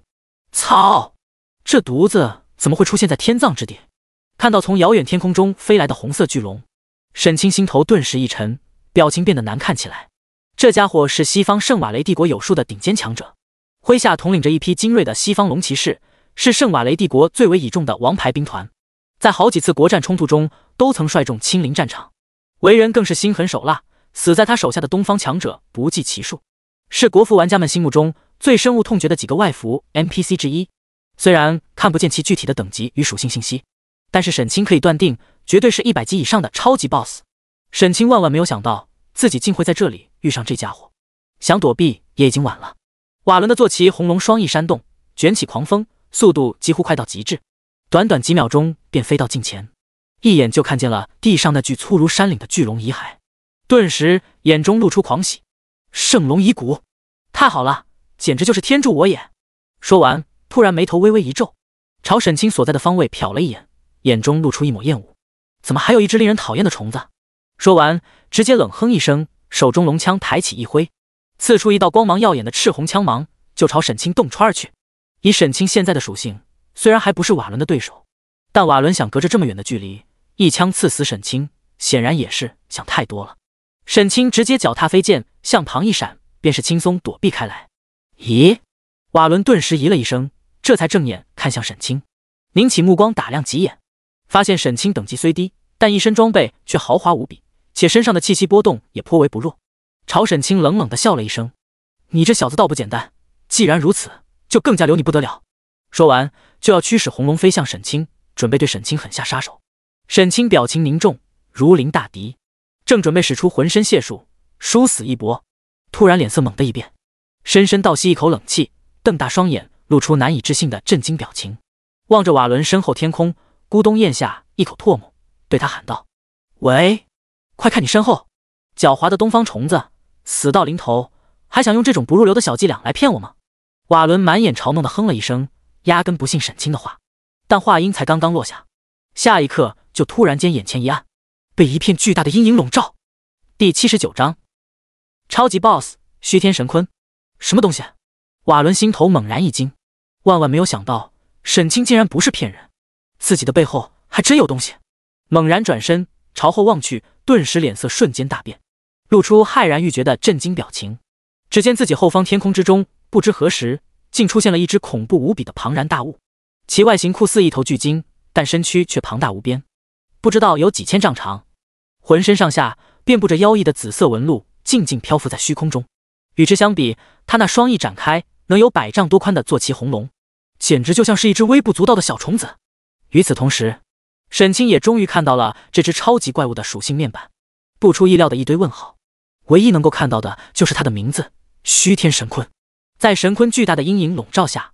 瓦伦全然没有了刚才面对沈清时那股不可一世的嚣张气焰，脸色瞬间变得惨白，额头之上冷汗涔涔，感受到一股发自内心无可抗拒的恐怖压力。下一刻，虚天神鲲突然张嘴，发出一声沉闷低吼，然后猛然用力一吸，刹那之间，方圆万里风云动荡，无数气流剧烈涌荡，如同百川归海一般，被吸入他那无边无际的漆黑巨口中。大地之上，无数怪物惊叫嘶吼，被恐怖的气流倒卷，倒飞上天。就连那一具沉重无比的巨龙骨架，还有万仞高崖上钉死的那只8翼天使，也被这恐怖的巨力裹挟，飞进神鲲巨口化作的黑色漩涡中。瓦伦脚下的坐骑红龙发出惊恐无比的凄厉嘶吼，浑身上下迸发出熊熊的烈焰神火，拼命扇动一对龙翼，试图挣扎，然而却是徒劳无功，根本无法抗拒从虚天神鲲口中传出的恐怖吸力。没过多久，便是发出一声哀鸣，连同背上的瓦伦一起被吸入了神鲲口中。神鲲这才闭上嘴巴，满足无比的打了个饱嗝，打出的嗝又化作一股威力惊人的浩荡天风，直接把远在几百丈外，好不容易才坚持过刚才疯狂倒吸的沈清又给吹得身形飘摇，好半天才稳住身形。看着前方那几乎占据了半片天空的庞然大物，脸色难看到了极点，因为此刻他胸膛正中的深渊烙印正传来阵阵强烈的灼烧之感，清晰无比的感应到贝尔蕾斯所说的那样东西，就是眼前这头恐怖无比的虚天神鲲，或者说在他的体内。与此同时，贝尔蕾斯那高贵清冷的声音更是在沈清心底里突兀响起，语气带着丝丝急促：“我要的东西就在这大鱼肚子里，快杀了他，给取出来！”沈清闻言，脑门上顿时浮现出一圈问号，表情瞬间古怪无比，就好像被9头虫要求去杀了唐僧师徒的奔波霸一样。你要不要听听你说的到底是什么话？这虚天神鲲个头大的一眼望不到边，就连像瓦伦那样100多级的超级强者都没有丝毫的抵抗之力，一口就被吞进去了。就算不是120级往上的超级 BOSS， 估计也差不远了。你让我拿命去杀呀！贝尔蕾斯显然也清楚沈清心中的想法，马上又道：“我会施法，帮你暂时限制住他大部分力量，最多持续1个时辰。如果超过1个时辰，还是杀不掉他的话，那么就也不要指望我收回你身上的印记了。”话音落下，前方天空中的巨鲲突然之间身躯狂震，仿佛感受到某种巨大的痛苦一般，庞然身躯疯狂扭动，发出愤怒无比的狂吼，声浪如潮，浩荡八方，方圆数百里内的山峦、大地纷纷受到声波震荡，轰然声中碎裂崩塌。首当其冲的沈清更是当场胸口一闷，瞬间掉了几十万的气血。与此同时，他也获得了游戏提示：定，虚天神鲲受特殊情况影响，陷入极度虚弱状态，整体属性大幅下降。事已至此，没有什么退路可言，只能硬着头皮上了。沈清猛然一咬牙关，御剑飞到虚天神鲲上方天空，猛然之间扬手一剑，出手就是最强杀招破天一剑。气势惊人的银色巨剑碎裂苍穹，从天而降。不过跟虚天神鲲那庞大无比的身躯比起来，剑身足有7、8丈长的破天一剑也就跟一根小牙签一样的微不足道，扎在虚天神鲲那充满了紫色密纹的背部之上，撕开一个血色伤口，打出来20多万的伤害。看到这个伤害数字，沈清的眉头顿时便紧皱而起。要知道破天一剑可是他最强的攻击技能了，才只能打出来这么点伤害，如果换成万剑诀的话，恐怕压根破不了防，纯粹就跟刮痧一样，每道剑气只能打出个位数的伤害。而掉了20万气血之后，虚天神鲲头顶上方那长长血条却几乎都没有动弹，总气血量恐怕至少10亿起步。照这样下去，别说是2个小时了，就算给沈清1天1夜，也不可能把皮糙肉厚的虚天神鲲给磨死。妈的，拼了！沈清眼神一阵发狠，猛一咬牙，发动了那个除非到了万不得已，否则自己绝不想轻易使用的技能——深渊之力。随着技能激活，沈清胸口前方的深渊印记顿时绽放出一阵妖异无比的紫色光芒，一道道狰狞扭曲的紫色魔纹从印记中蔓延而出，快速爬满沈清全身。随之而来的是一股磅礴无比恐怖能量注入沈清身体之内，就连他身上穿着的深渊套装也都因此受到影响，铠甲形态发生变化，表面生长出一根根寒芒闪烁的狰狞尖刺，变得更加嶙峋冷峻。沈清整体属性数值瞬间生生翻了1倍，感受到在自己体内疯狂涌动的雄魂之力，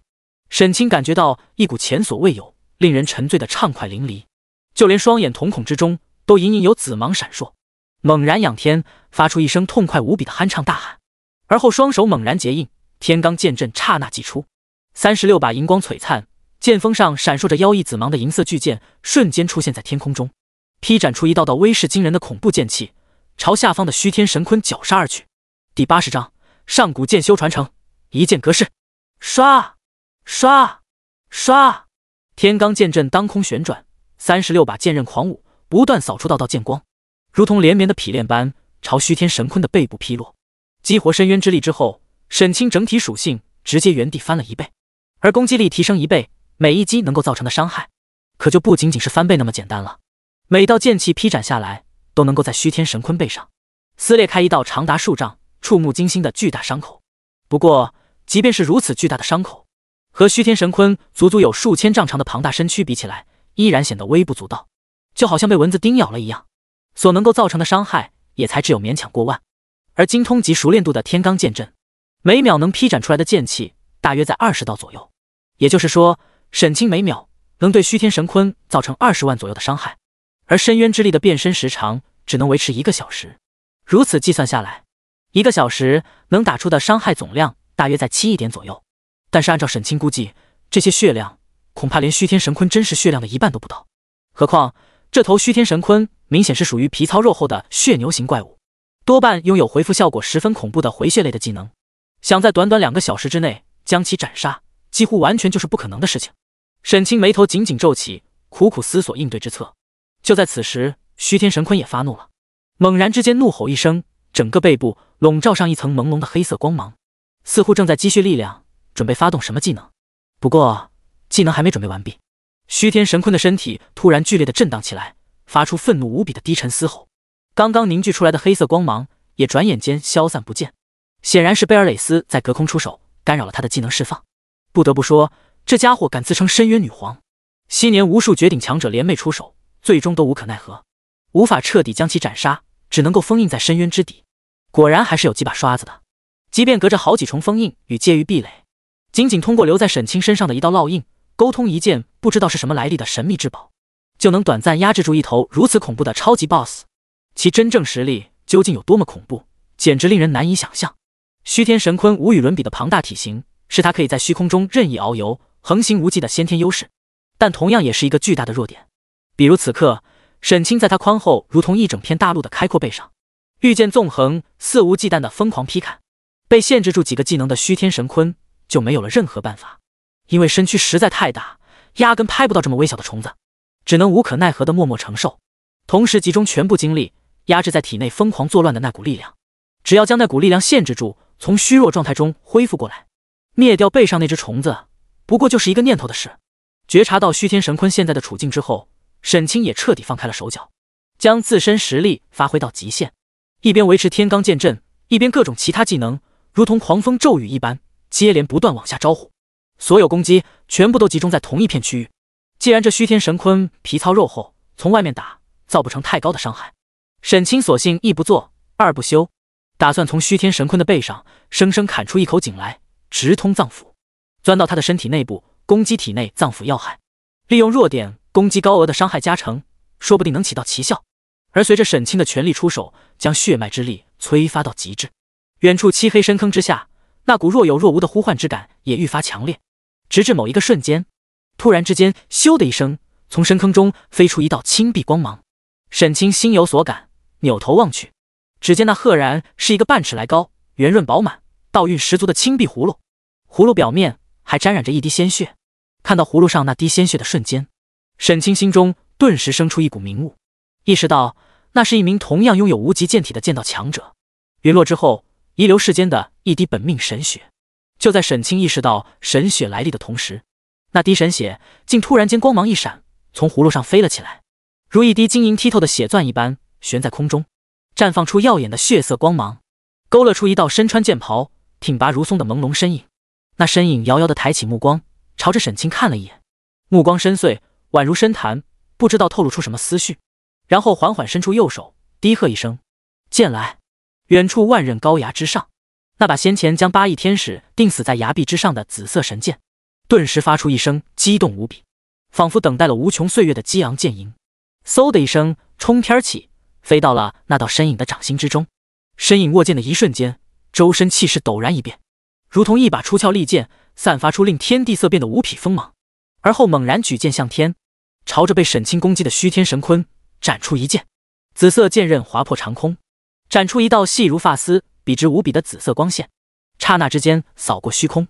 从虚天神鲲庞大无比的躯体间一透而过。虚天神鲲躯体之上没有留下半点伤痕，但下一刻便是猛然身躯狂震，爆发出惊天动地的嘶吼之声，头顶血条更是瞬间猛掉了一大截，只剩下了1/5。但沈清此刻却全然没有注意到虚天神鲲的血量变化，甚至完全忘记了周围的一切，只有刚才那身影挥剑的动作在脑海中不断的重复，直至如同钢印一般，深深刻印进沈清的灵魂深处。沈清耳边响起一声清脆的游戏提示：“叮！恭喜你获得上古剑修的传承印记，领悟天阶技能一剑格式。一剑格式主动，技能等级天阶，掌握程度入门0 500。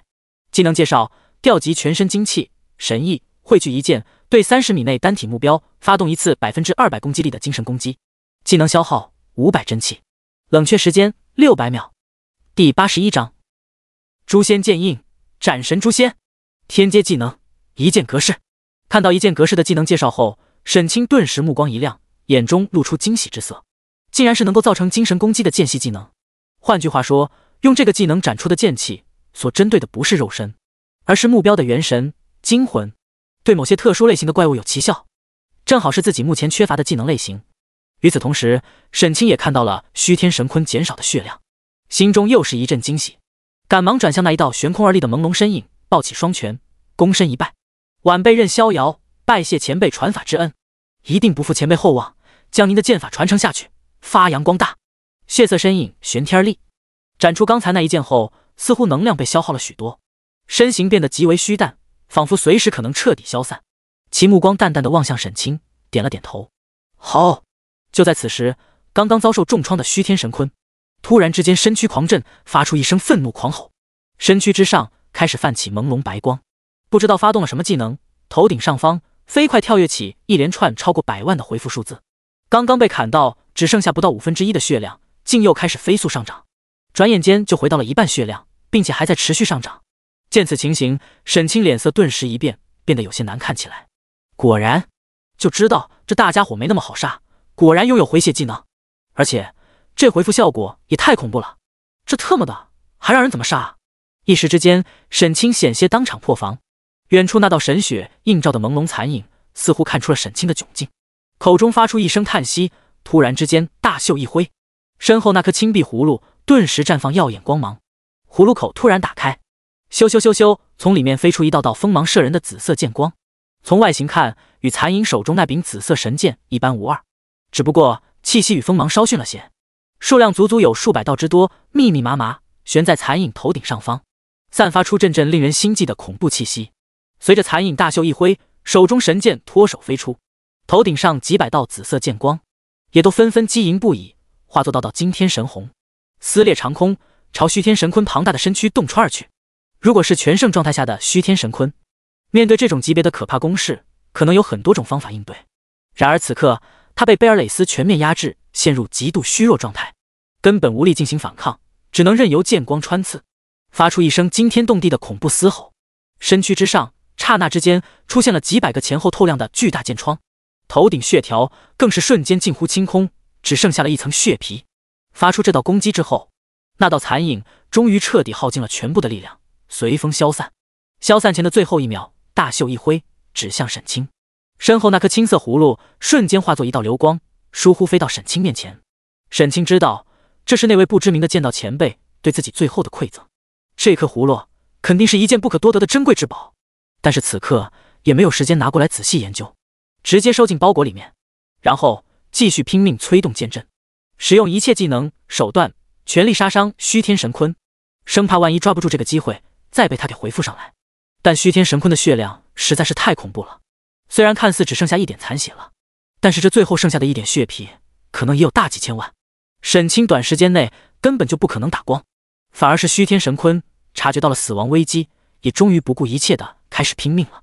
巨口一张，嘴巴里面形成一个幽深无比的巨大黑洞，传出无与伦比的恐怖吸力。在这股巨力的撕扯之下，周围空气化作漩涡，疯狂的向里面涌去。即便沈清位于虚天神坤背部位置，也依然抗拒不了这股吸力的撕扯，身形顿时剧烈摇晃，不可抑制地朝着巨鲲嘴巴的方向快速飞去。沈清脸色顿时巨变，要知道之前他可是亲眼见证那位前世曾经纵横东西两方，气焰滔天，不可一世的龙骑将瓦伦，就是被神坤用这个技能一口吞到肚子里的。虽然不知道被吞后会发生什么，但下场肯定是凶多吉少。沈清可并不想尝试那究竟是什么滋味，此时眼神一阵发狠，猛一咬牙，下定决心，终于发动了那个代价巨大，自己自从获得以来还从来没有用过的禁忌技能诛仙剑意。右手双指并拢成剑，从眉心前缓缓抹过，顿时一道嫣红如血，如同剑痕的笔直竖线在沈清眉心前陡然出现，散发出仿佛令天地色变、无与伦比的杀伐之意。沈清全身的精气神在这一刻被前所未有的调动起来，疯狂涌向这道剑印，使得剑印愈发嫣红，锋芒毕露，铮铮剑影响彻虚空。一道若隐若现的血色小剑在眉心前朦胧浮现，随着沈清剑诀一指，咻的一声击射而出。那一刻，天地失色，风云俱寂，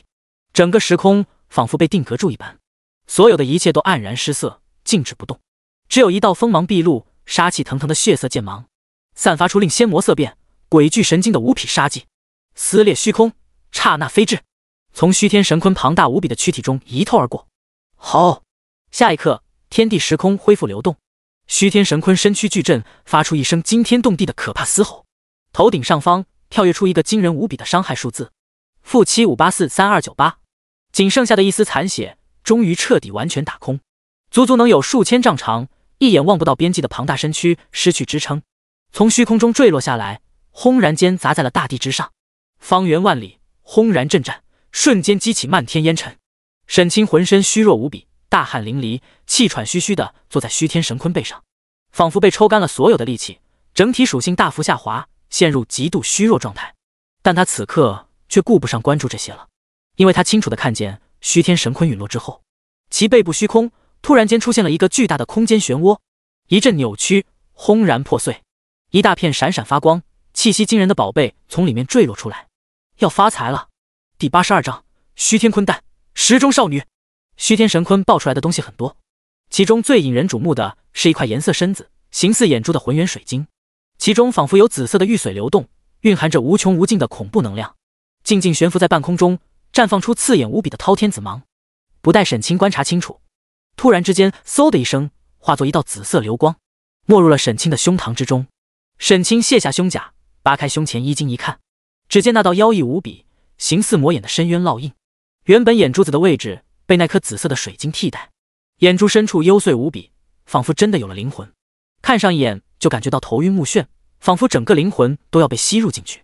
沈清顿时骇然无比，不敢多看，赶忙移开目光，将自己的衣服重新盖好。与此同时，耳边也响起了贝尔蕾丝的声音：“干得不错，我果然没有看错人。接下来只需要坚持满6个时辰，顺利离开天葬之地，把东西交给我就可以了。一定要坚持满12小时。”沈清闻言顿时一怔，扬眉问道：“提前出去不可以吗？你如果在这里死掉的话，即便能重新在外界复生，这件东西也肯定会就此遗落。想将它带离出天葬之地，只能通过神器古令打开的传送通道。”沈清闻言，心中顿时一阵无语。这女人有什么话就不能一次性痛痛快快的说清楚吗？非得跟挤牙膏一样，事到临头了才告诉下一步要怎么做，搞不懂是什么逻辑。沈清心中暗暗思忖，如果自己是全盛状态的话，那么只要膀胱能顶得住，撑过12个小时，应该问题不算很大。但是现在用完诛仙剑印之后，全属性削弱了 80%， 在这危急四伏的天葬之地，想存活12个小时又谈何容易？实在不行，就只能找一个相对安全的地方苟起来拖延时间了。不过那都是之后的事情了，当务之急还是先把战利品清点完再说。沈清兴冲冲跑到虚天神坤爆出的物品堆前，目光一扫，只见可谓琳琅满目，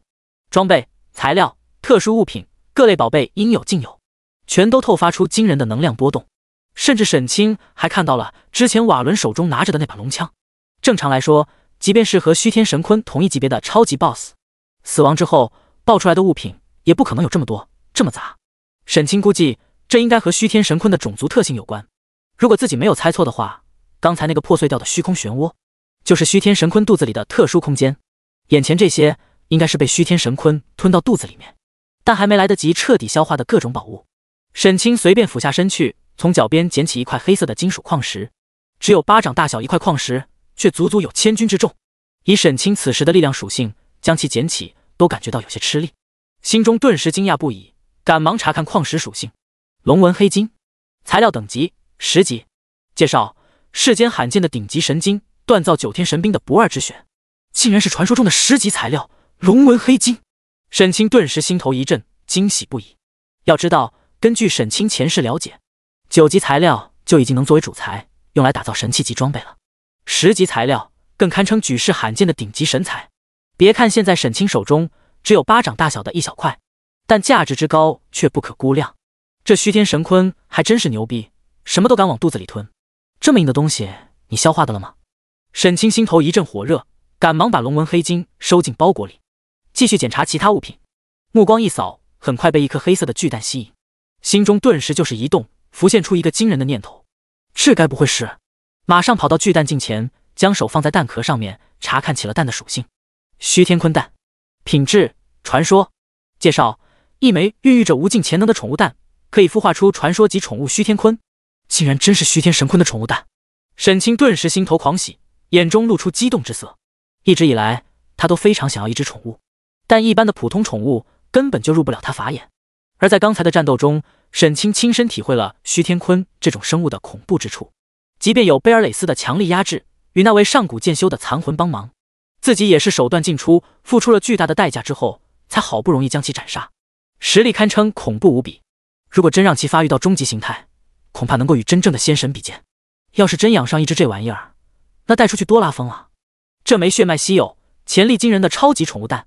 已经完全可以满足沈清对宠物的各种要求了。当场打定主意，等出去后找一个安静的地方，把它成功孵化出来，收为宠物。将徐天坤的宠物蛋也收起来后，沈清的目光很快又被一块闪烁着九彩光芒的奇石吸引。这块奇石是虚天神坤爆出来的所有物品中体积最大的一样。沈清凑近细细打量，只见奇石外形古拙，石头表面生有9个天然孔窍，通体散发出淡淡的9色神辉，并且这层9色神辉还在以一种独特的韵律一收一放，就好像在呼吸一样，十分神奇。沈清伸出手来，好奇地摸了下这块奇石，突然听见咔啦一声，奇石中间竟裂开了一道裂缝，并且这道裂缝迅速蔓延，转眼间遍布了整块奇石。从裂开的缝隙之中喷薄出柔和的9色光华，然后奇石微微震颤，无数碎石纷纷脱落，从里面喷出的光芒也愈发耀眼，直至最终所有碎石全部脱落，光芒这才缓缓消翳。一片凌乱碎石中间逐渐显露出一个身姿曼妙的长发少女，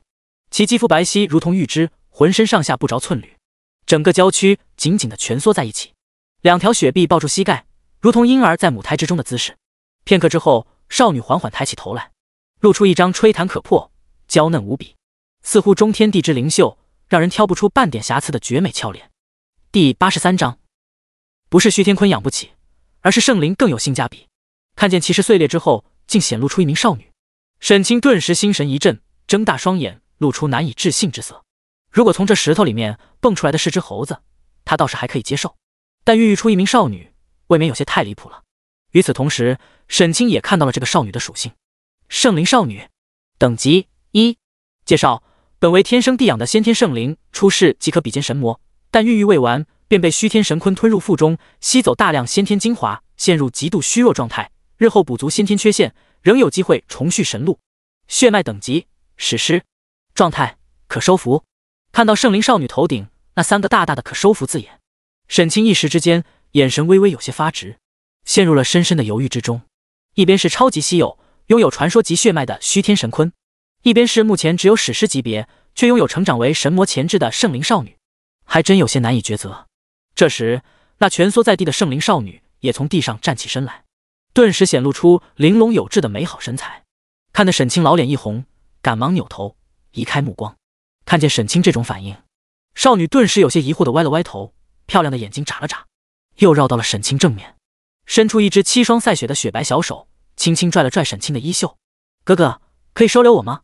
这一刻，沈清终于下定决心，不是徐天坤养不起，而是圣灵少女更有性价比。而且徐天坤还是宠物蛋形态，即便自己不用，也能拿去送给别人。但眼前的圣灵少女，如果自己不收的话，就只能在天葬之地中独自流浪，跟自己没有半点关系了。小孩子才做选择题，大人当然是全都要。于是沈清看向少女，认真说道：“我当然可以收留你，不过你要把我认为主人。”少女脸上顿时露出欣喜笑容，脆生生地喊了一声：“主人！”下一刻，沈清便得到了与圣灵少女签订契约、收为宠物的游戏提示。与此同时，沈清清晰无比地感受到，自己与这少女之间建立起了一种难以用语言形容，仿佛水乳交融般的奇妙联系。心念一动，便调出了少女的属性面板：圣灵少女，种族先天圣灵，血脉等级史诗，等级1，生命500，法力1000，体质50，力量50，敏捷50，精神100，天赋天眷，天地孕育的先天圣灵，气运所中，受天道眷顾。技能五行遁术精通。看完圣灵少女的面板属性后，沈清微微有些惊讶，1级的时候竟然就能够拥有高达250点的基础属性，这可不是史诗级宠物该有的属性强度，甚至就连许多传说级的宠物都达不到这个水准。不愧是本该出世之时就能比肩神魔的先天圣灵，即便被虚天神坤吸走了大量的先天本源，而导致早产发育不良，血脉等级下滑到了史诗级别，但拥有的成长潜力也远不是普通的史诗级宠物能够比拟的，而且拥有的技能也十分给力。要知道，五行遁术可是货真价实的天阶技能，虽然没什么杀伤性，但是用来逃命、赶路却是再合适不过了，堪称仙阶以下世间最强的保命绝学。刚一出生就能掌握这种神技，并且还是精通级别，不得不说，这圣灵少女的天赋实在是强得惊人，使得沈清十分满意。这个宠物没有受挫，从包裹里取出那件之前在冰封长城买的黑袍，先把少女娇躯裹住，使得春光不再外泄，然后说道：“我先来给你取个名字吧，既然你是先天圣灵，就叫你灵儿怎么样？”灵儿。圣灵少女美眸轻眨，用力点头，开心地抱住了沈清的胳膊，脆声笑道：“我喜欢这个名字，谢谢主人。可哪个？你也不要叫我主人了，听起来好像有什么特殊的癖好一样。”沈清轻轻咳嗽一声，沉吟说道：“你以后就叫我哥哥吧。”“好的，哥哥。”沈清微微一笑，有些宠溺地揉了揉灵儿的头发，然后继续检查地上虚天神坤爆出来的那些物品。最终经过一番清点，里面共有100级以上的天气装备2件，地气装备11件，一个名为风妖师的隐藏职业传承令牌，2块传说级血脉觉醒石，9级材料4块，8级材料20余种，全都是不可多得的好东西，随便一样拿到外界都能轻易卖出天价，让无数人为之疯狂，合在一起价值更是难以估量。沈清心中感叹不已，这天葬之地果然不愧是传说中众神泣血的造化宝地，称他一句富得流油，真是一点儿也不为过。除了以上这些之外，还有几样十分神秘的特殊物品，仅从物品介绍上看不出来什么名堂，但既然能被虚天神坤吞进肚子里还消化不了的，肯定不是寻常之物。其中最令沈清在意的是一个巴掌大小，通体黝黑，刻印有飞升图案的玄铁宝匣，宝匣通体严丝合缝，也没有锁，不知道该怎么开启。沈清只能先把它丢进包裹里，等从天葬之地出去之后，再慢慢想办法研究开启，看里面究竟是什么东西。而在所有物品之中，只有2件是沈清现在就能够使用的，那是一对锋芒锐利、神异非凡的稀世宝剑，2件剑刃一红一蓝，交叉斜插在虚天坤背上，散发阵阵摄人幽芒。凌霜剑，星剑，地气，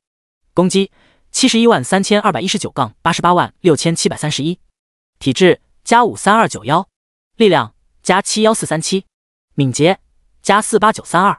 精神+56178，特效神谕，普通攻击获得40%吸血效果。装备技能凌霜剑气，激活之后射出10米长的凌霜剑气，攻击力提升20%，消耗500真气秒。装备技能起死回生，使用者死亡后可以在3秒内激活技能，原地满状态复活，冷却时间48小时。装备等级100。介绍：正气开封，星剑合一，淬血开封，魔剑无敌。耗费500年光阴打造的稀世神兵，双剑合璧，更可发挥出令风云色变的恐怖威力。凌霜剑，魔剑，地气，攻击736347-900215，体质+47172，力量+82372，敏捷+48932，精神+44786。特效魔煞，普通攻击造成40%额外伤害。装备技能凌霜剑气，激活之后射出10米长的凌霜剑气，攻击力提升20%，消耗500真气秒。装备技能魔心斩，以死亡一次为代价，对单体目标发动3000攻击力的舍命一击，冷却时间48小时。装备等级100。介绍：正气开封，星剑合一，淬血开封，魔剑无敌。耗费500年光阴打造的稀世神兵，双剑合璧，更可发挥出令风云色变的恐怖威力。注：星魔2剑同时装备，2件属性增强20%，使用者可以同时获得2把剑的属性加成，获得技能凌霜剑海。凌霜剑海召唤凌霜剑气从天而降，对200乘以200米区域内的目标造成一次500%攻击力的高额伤害，冷却时间24小时。第84章天气至宝青天湖。看完2把凌霜剑的属性，沈清心中顿时涌出一阵狂喜，激动之情无以言表。身为一名剑修，沈清最喜欢的装备自然非各种各样的名剑莫属了。事实上，自从在深渊之下将御剑术修炼到登峰造极境界后，他就已经拥有了同时操控9把飞剑进行战斗的能力，只不过只能将其中1把剑设为主武器，获得它的属性加成。而且9把剑的攻击力不能叠加，每把剑造成的伤害高低还是由飞剑本身的攻击力决定。而沈清现在面板属性高达好几十万，也只有70级以上达到鬼气级别的剑系武器才值得他装备使用。毕竟同时操控多把武器对心神的消耗极大，灵活性方面会显著下降。虽然整体的攻击频率能提升很多，但分摊到每把剑上，攻击的频次反而会下降。如果副武器的攻击力不够高的话，那还不如集中精力只操控好1把飞剑呢。沈清本来就打算趁这次机会，在天葬之地里好好的搜寻一番，看能不能给自己搞几把好剑。没有想到，现在竟然一下子就来了2把，而且还是一对罕见无比、地气级别的双生宝剑。按照装备属性介绍，可以同时设置为主武器，合起来提供的属性加成，比起同等级的天气装备都有过之而无不及了。称之为神兵利器也毫不为过。跟眼前这2把灵双剑一比，贝尔蕾丝赠送的鬼气玄金黑龙剑简直就是不值一提。沈清拔起2把宝剑，拿在手中，顿时感觉身躯一震，两股截然不同却又同样雄浑的强大能量从剑柄中涌入双臂，在他体内阴阳济济，激荡不已，使得沈清因为使用诛仙剑印而产生的强烈虚弱感都随之减弱了许多。这2把地气宝剑的入手，使得沈清实力大增，即便此时属性削弱了 80%， 也能有一定的自保之力了。这时沈清突然心中一动，想起了之前那位上古剑修残魂彻底消散前送给自己的那个葫芦，赶忙掌心光芒一闪，将其取出，凝神查看起了属性。青天壶，天气特效，将剑系武器收入壶中，每隔一段时间可孕育出一把拥有本体 90% 属性的引剑，最多同时蕴养3种引剑，所需时间视剑的品质而定。鬼气剑，每24小时孕育一把；地气剑，每7天孕育一把；天气剑，每49天孕育一把。装备等级无。介绍：无尽岁月前，一位超凡入圣的剑道大能，采天地灵根之果，融入无尽神材宝料，耗费100年光阴千炼而成的养剑葫芦，内蕴乾坤造化之力。果然是只养剑葫芦。沈清目光顿时一亮，暗道自己果然没有猜错。不过虽然早猜到了装备类型，但这只青天壶的属性介绍还是大大出乎了他意料之外。作为一件天气装备，竟然没有任何的属性加成，更没有任何的技能特效，所拥有的唯一功能就是养剑，称之为天气装备中的奇葩也毫不为过。但也恰恰因为把其他所有功能都舍弃掉，将整颗葫芦的全部精华都集中到养剑这一个功能上，使得这个功能大大增强，几乎达到了某种程度的极致。与一般的养剑葫芦不同，这只青天壶并不是来温养飞剑，使得剑刃锋芒提升增强威力的，而是用来复制飞剑增加飞剑数量的。这个功能对于任何剑修来说，恐怕都拥有难以抗拒的巨大诱惑。毕竟几乎所有强大剑修都拥有同时操控多柄飞剑的能力，许多顶尖剑修都有搜罗世间名剑收为己用的癖好，对于名剑拥有着近乎执着的狂热追求。但问题是，这世间实力强大的剑修太多，可真正的名剑却十分稀少，尤其是达到地气或天气级别的剑系武器，已经可以称之为真正的神兵利器了。那等至宝可不像普通的白银器、黄金器一样，只要多刷几个 BOSS， 多做几个游戏任务就可以轻易爆出来，几乎每一把都是独一无二的存在，拥有着独特的背景来历，属于可遇不可求的至宝。沈清前世曾有玩家做过统计，直至游戏融合现实2年半后，整个国服出现过的神器数量不超过30件，天气装备不超过1000件，地气装备2万余件，其中剑系武器的占比还不到1/50。也就是说，整个国服地气及以上的剑系武器只有区400多把，其中还有一大部分掌握在那些高级 NPC 手中，剩下大约200多把被几千万用剑的玩家竞争，可想而知想搞到一把的难度有多大。今天沈清也就是运气好，又加上来到了天葬之地这样一张油水充足的神话级地图里，才能一下子搞到2把100级的地气剑。否则的话，即便他拥有着前世记忆，想给自己搞齐9把地气名剑，也要花费大量的时间心血。但是现在有了这只养剑葫芦，就完全不需要为此事费心了。只要将2把凌霄剑放进里面，每隔7天就能凝成2把拥有本体 90% 属性的引剑，1个月后就可以凑齐9剑之属了。而且沈清敏锐地意识到，这个养剑葫芦的功能和天元剑阵更堪称是完美契合。要知道，他现在用万剑诀凝聚出的剑气来催动剑阵，威力其实是大打折扣的。只有用真实的宝剑布阵，才能够充分发挥出天元剑阵真正的威力。而用来布阵的阵剑，如果品质参差不齐，彼此剑气冲突的话，也会严重影响剑阵威力。最好是使用一体炼制的成套阵剑，彼此剑气和谐统一，宛如一体，才能将剑阵威力真正发挥到极致。但越是高级的宝剑，炼制所需的材料就越是珍惜，想炼成一把都千难万难，更不用说数十把规模的成套炼制了。如果真的不惜代价投入海量资源的话，炼出一套鬼气阵剑其实还是有可能的，但想达到地气级别，可能性就非常小了。至于一整套的天气阵剑，则是完全没有可能。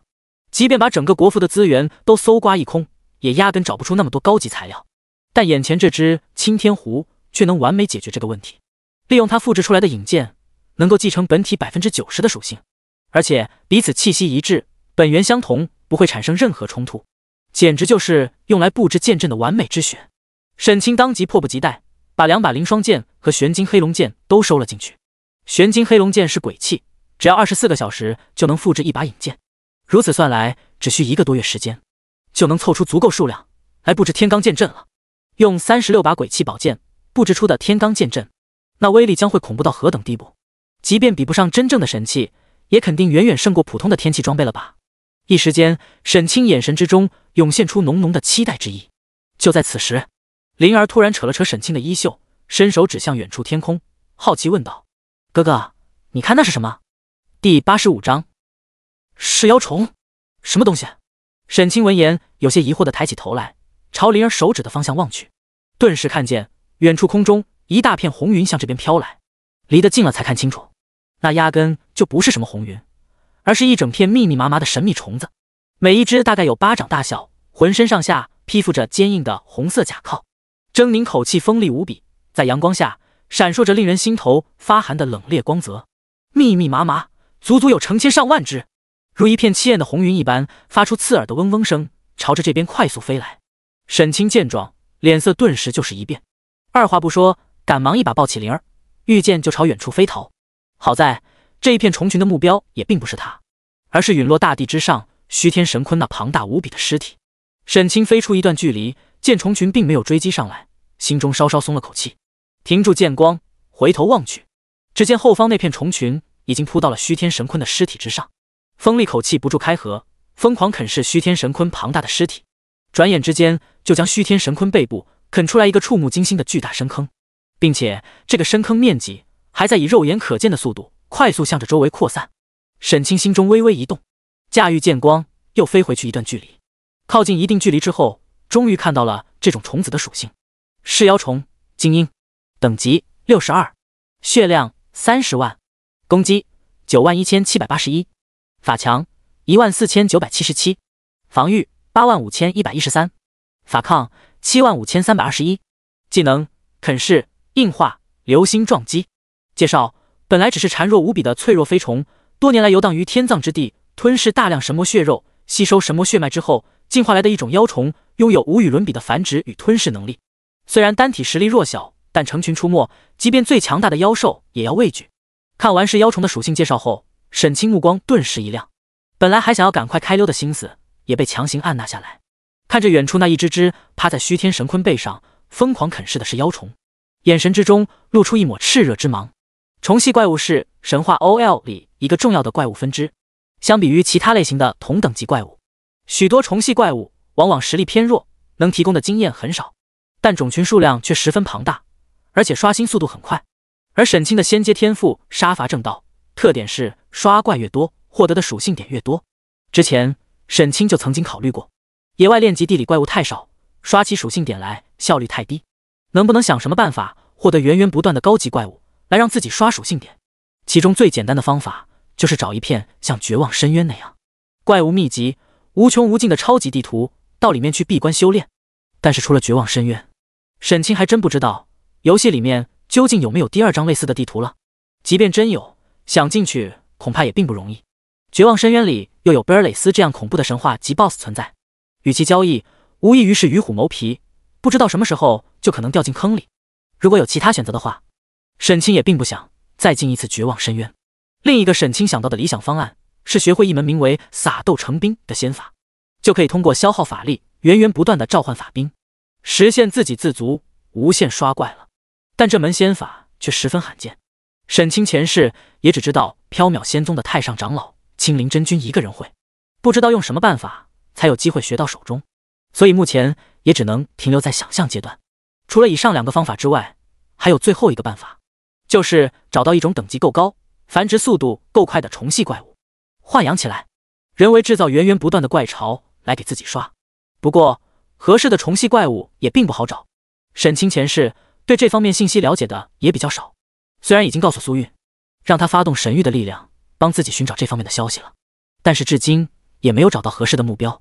寻找到的几种虫系怪物，不是繁殖速度太慢，就是培育条件太过苛刻，根本满足不了沈清的需求。不过现在看见这种是妖虫后，沈清却是心中一动，眼中露出期待之芒。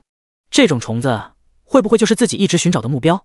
反正杀掉虚天神坤之后爆出来的这些宝贝，就已经让沈清此行收获颇丰，堪称赚了个盆满钵满，很满足了。而且自身属性严重下滑，继续到处探索的话，危险性太大，说不定什么时候突然间遇到个高级怪物，就随手把自己秒了。到时候和贝尔蕾丝的约定无法完成，指不定惹出什么麻烦呢。所以沈清本来就打算找一个安全的地方苟起来。坚持满12个小时之后，直接使用神器古令打开传送通道，离开这里。现在索性就不走了，直接在附近一片刚刚被虚天神坤从空中坠落震塌山峰形成的巨大乱石堆中躲藏起来，远远观察是妖虫啃噬虚天神坤尸体的整个过程。经过观察，沈清发现是妖虫的啃噬速度非常之快，而且通过吞噬血肉积攒够充足的能量之后，马上就会交配产卵。一只是妖虫，一次产卵数量至少超过100枚，这些虫卵会在短短10分钟内孵化出来。最初孵化的幼虫非常小，但是吞噬血肉之后，马上就会快速成长，短短不到1个小时之内就能彻底长为成虫，然后再次交配产卵，使得整个虫群数量几乎呈指数形式的飞速增长。短短几个小时之内，就从最初的几千只繁衍到了几十亿只，并且还在以一个十分恐怖的惊人速度爆炸式的持续增长。即便是虚天神坤那绵延数千丈、庞大无比的恐怖身躯，在如此庞大数量的是妖虫啃噬下，也压根不够吃。只过了短短7、8个小时，便几乎被啃噬殆尽，只剩下一根根粗如山岭的巨大白骨，悲凉地伫立在大地上。而在将虚天神坤的尸体啃噬的差不多后，是妖虫们终于开始一片一片的成群飞走，化作一朵朵令人头皮发麻的血色红云，快速飞向四面八方，继续寻找其他猎物。如此这般，又过了1个多小时，绝大多数的是妖虫都早已经远远飞走了，只还剩下零星几只孵化较晚，没来得及跟上大部队的虫子，攀附在雪白的骨架之上，啃噬着残余的小块碎肉。沈清一直耐心地等到此刻，终于眼中金光一闪，从藏身的地方冲了出来。第86章万虫谷长老柯云深。沈清脚踩剑光，飞到虚天神坤庞大如山的骨架旁，目光一扫，很快就发现了几只是妖虫，正聚集在一块生长在骨头缝里的碎肉上，不顾一切疯狂啃噬。顿时眼中金芒一闪，瞅准时机，一拍腰间的储物袋，光芒一闪，便见一颗光泽圆润、黄澄澄的大葫芦从储物袋里飞了出来。正是当日沈清上蜀山转职时获得的那件绑定装备炼妖葫芦。当初沈清还觉得这件装备对于自己来说太过鸡肋，想不到今天就派上了用场。沈清将其祭出之后，果断发动了葫芦的收妖技能，便见这颗炼妖葫芦快速飞到那几只是妖虫上方的半空之中，弧底朝天，当空倒悬，从窄小的葫芦嘴里爆发出一股惊人的撕扯之力。其中一只是妖虫受到这股吸力撕扯，顿时身躯一阵不稳，晃晃悠悠漂浮起来，朝葫芦口里倒飞而去。但飞到一半的时候，这只是妖虫突然发出一声刺耳嘶鸣，开始剧烈挣扎起来，很快就从炼妖葫芦的吸力控制中挣脱出来，飞到一旁。第一次收妖失败，没办法，炼妖葫芦只是30级的黄金器装备，而眼前的几只是妖虫，虽然才刚孵化不久，还并没有彻底长成，但也已经快50级了，收不进去也很正常。几只是妖虫受到惊扰之后，顿时纷纷腾空飞起，双眼血红，闪烁着阵阵嗜血的凶光，就朝沈清冲了过来。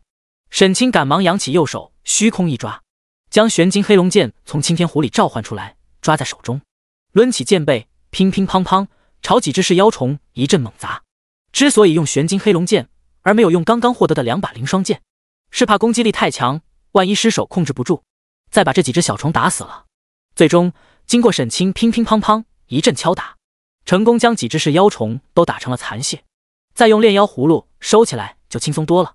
沈清连续几次施法，成功将几只是妖虫都收进了葫芦里面，心中顿时一阵兴奋。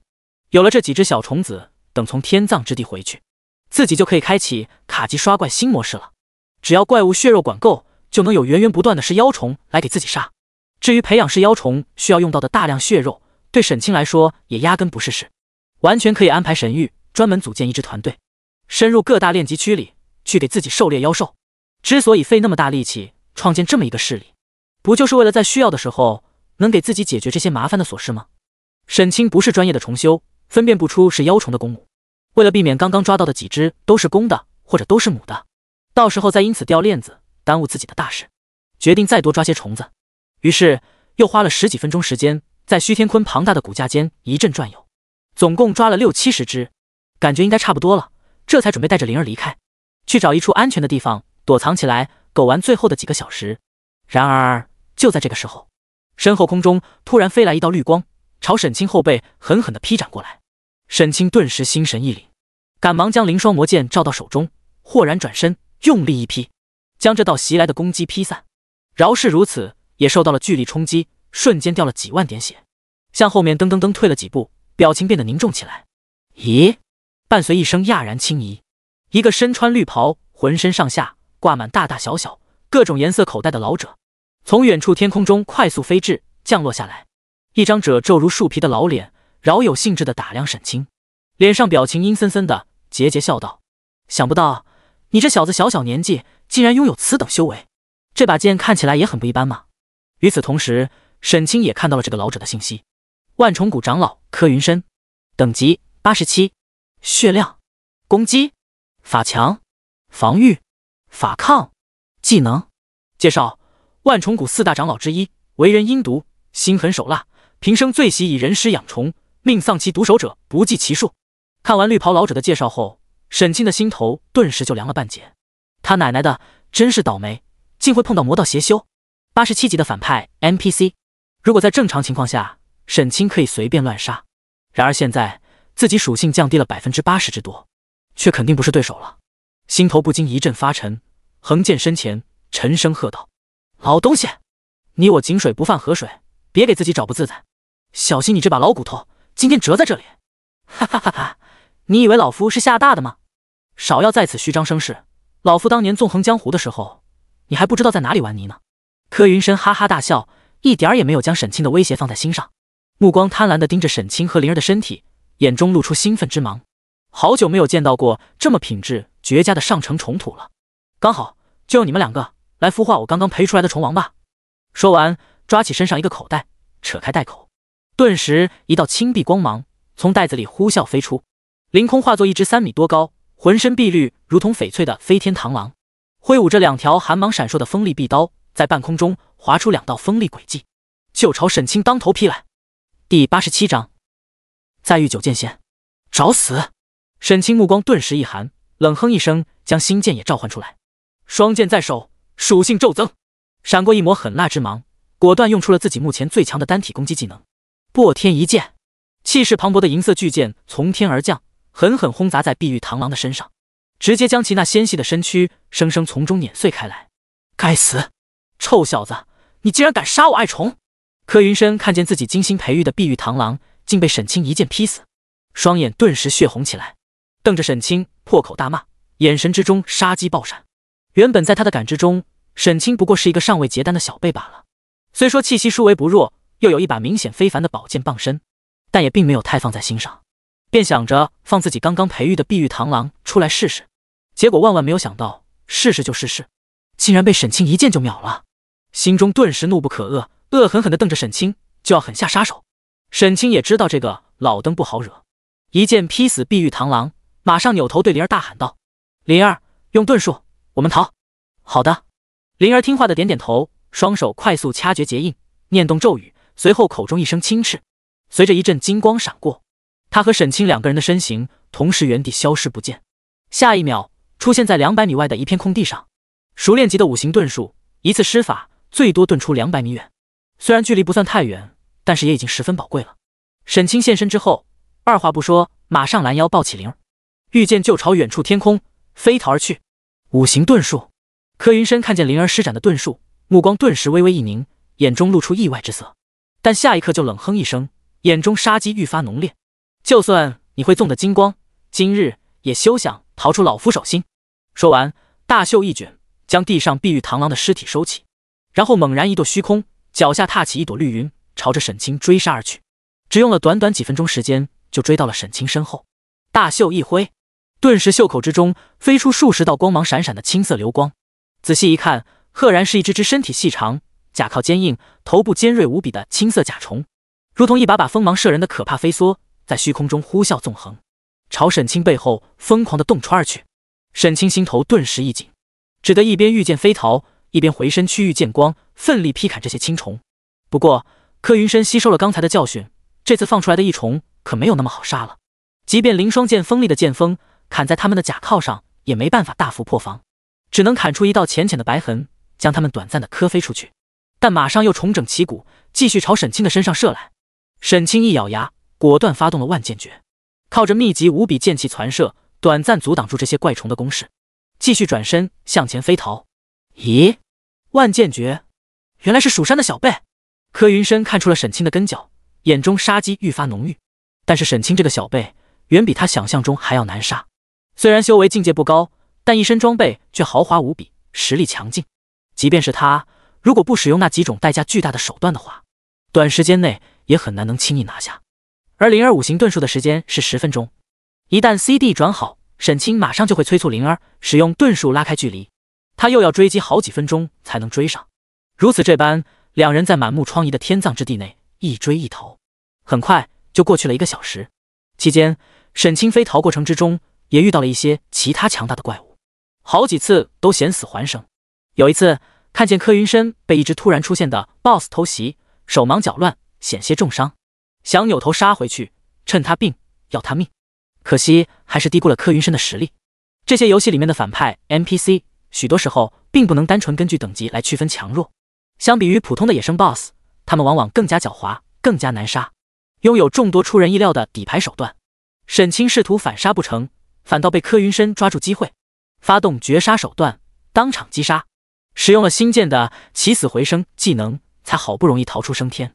然后继续向前飞逃。两人一追一逃之间，不知道飞出了多远距离，一直飞进了那半边被漆黑夜色笼罩的区域，空气阴冷湿寒无比，虚空之中有模糊的幽魂游荡，大地之上一具具威势惊人的不死生物徘徊。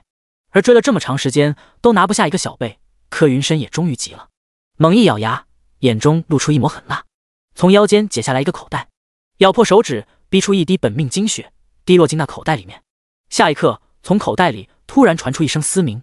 飞出一条通体雪白、寒气缭绕、生长有一对透明翅膀的巨大蜈蚣，翅膀一扇，瞬间化作一道白光，飞到了沈清的前方。现身之后，嘶鸣一声，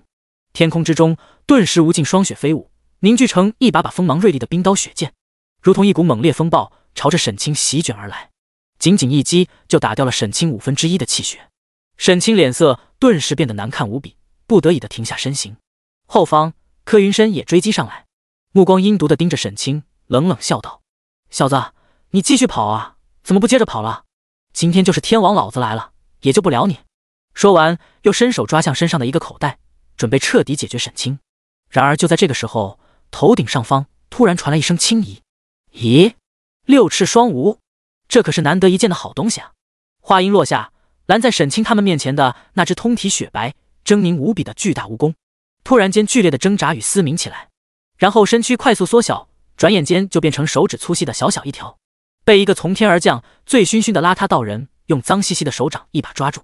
眉开眼笑，开心无比的塞进了朱红的酒葫芦里，然后用力的晃了晃，放在耳朵边听了听声音，眼神中流露出无比的满足之意。师傅！看着这突然间从天而降的邋遢道人，沈清顿时惊喜不已，赶忙上前激动喊道：“咦，你这小子看着有些眼熟。”道人醉眼朦胧地打量了沈清一眼，捶了捶自己的脑袋，突然眼神一阵发亮，大声说道：“啊，我想起来了，你是那个偷看老板娘洗澡的伙计。”沈清嘴角顿时一阵抽搐，满脸无语地看着九剑仙：“师傅，您忘了，我是您在十里坡收的徒弟啊。”徒弟？九剑仙有些疑惑地晃了晃脑袋，似乎想不起这一茬来了。就在此时，后方却突然传来一声撕心裂肺的痛苦呼喊：“我的6翅双无！”看见自己不知耗费多少心血，辛苦培育的珍稀灵虫，被一个不知道从哪里冒出来的邋遢道士给塞进了酒葫芦里，柯云深顿时疼得心头都在滴血，眼睛当场血红起来，瞪着九剑仙大骂起来：“你这该死的臭道士，快把我的6翅双无还回来，不然让你死无葬身之地！”第88章剑仙传法九神咒。柯云深走得很安详，一开始突然间看见一个陌生无比的邋遢道人从天而降，二话不说就将自己多年心血培育的六翅双无一把抓住，塞进酒葫芦里泡酒。他心中的愤怒可想而知，怒不可遏的直接开骂。但刚骂完，心底突然咯噔一声，升起一股不妙的预感。尤其是听见沈清喊那个道人师傅后，这股预感更加强烈，忍不住又细细打量了那道人几眼。脏兮兮的道袍，斜背的长剑，朱红色的大酒葫芦，怎么感觉好像在哪听说过呢？莫非是那传说中的？一瞬间，额头的冷汗刷一下流了下来，二话不说转身欲逃，然而却是已经晚了。从他怒不可遏开口骂人的那一刻，就已经有了取死之道。九剑仙醉眼朦胧地抬起目光，朝他淡淡瞟了一眼，屈指轻弹，一发简简单单的气剑诀，快如闪电，一闪而逝，轻而易举就洞穿了柯云深的眉心。这个作恶多端的魔道妖人，砰的一声倒在地上，就此结束了罪恶的一生。而解决掉柯云深这样一个高达87级的高阶 NPC， 九剑仙却像是随手将苍蝇拍死，做了件微不足道的小事一样，一点没有放在心上。又打量了沈清几眼，这才突然眼神一亮，一拍脑门：“哦，我想起来了，你是那天晚上在乱葬岗杀灯笼怪的那小子。”说完便拎着酒葫芦围着沈清转了一圈，眼中露出几分讶然，忍不住的啧啧称奇：“好小子，短短几天时间不见，修为竟然已经达到这一步了，还觉醒了无极剑体。看来你小子机缘不浅啊！哪里，徒弟能有今日成就，多亏了师傅您当日的传法之恩啊！”沈清赶忙恭敬说道：“哈哈，这话我爱听。”九剑仙哈哈大笑，看沈清小子很上道，仰头喝了一大口酒，十分欣赏的拍了拍沈清的肩膀，对他说道：“既然你的修为已经到了这一步，那么今日为师就亲自渡你吧。”说完，手掌抓在沈清肩头，眼中闪过一抹金芒。沈清顿时浑身一震，感觉到一股雄浑的力道涌入体内。与此同时，耳边响起了系统提示声：“叮，你获得九剑仙亲自洗礼，修为突破，玄剑飞仙功获得进阶。”与此同时，他的个人属性栏里，玄剑飞仙功几项属性的成长星级顿时发生剧烈改变。玄剑飞仙功天阶功法，体质成长1000星，力量成长1500星，敏捷成长900星，精神成长1500星，奇经贯通，剑鞘已开，可以凝聚本命飞剑。当前进度0%。功法进阶首先带来一个最大的好处，就是成长星级大幅提升，以后每升一级获得的属性值大幅增多。除此之外，对于任何修行体系的玩家来说，三转的意义都格外重大。各大门派的修炼功法，三转之后都将迎来一波质变。对于剑修系的玩家来说，三转带来的最大增强就是能凝聚本命飞剑了。而凝聚本命飞剑的方法，说起来也非常简单，就是不断释放剑系技能，在一次次技能释放中感悟剑道，磨练剑意，将进度条拉满之后，就能凝聚出本命飞剑了。本命飞剑对于一名剑修系的玩家来说至关重要，是除了血脉、天赋、功法之外，另外一个足以改变剑修命运的重要因素，甚至从某种程度上来说，比血脉、天赋和功法都更加重要，是真正能决定一名剑修最终成就高低的关键性因素。而根据沈清前世的经验，最早觉醒本命飞剑的人能获得国服的气运加持，很大概率能觉醒出品质极高的本命飞剑。这份关乎重大的气运机缘，他肯定也是要抢的。此时心中一阵开心，右手马上光芒一闪，取出一个沉甸甸的大酒坛子，双手抱着凑到九剑仙身边，笑着说道：“多谢师傅接引之恩，这坛百年陈酿是徒弟孝敬您老人家的。”沈清在游戏里是不喝酒的，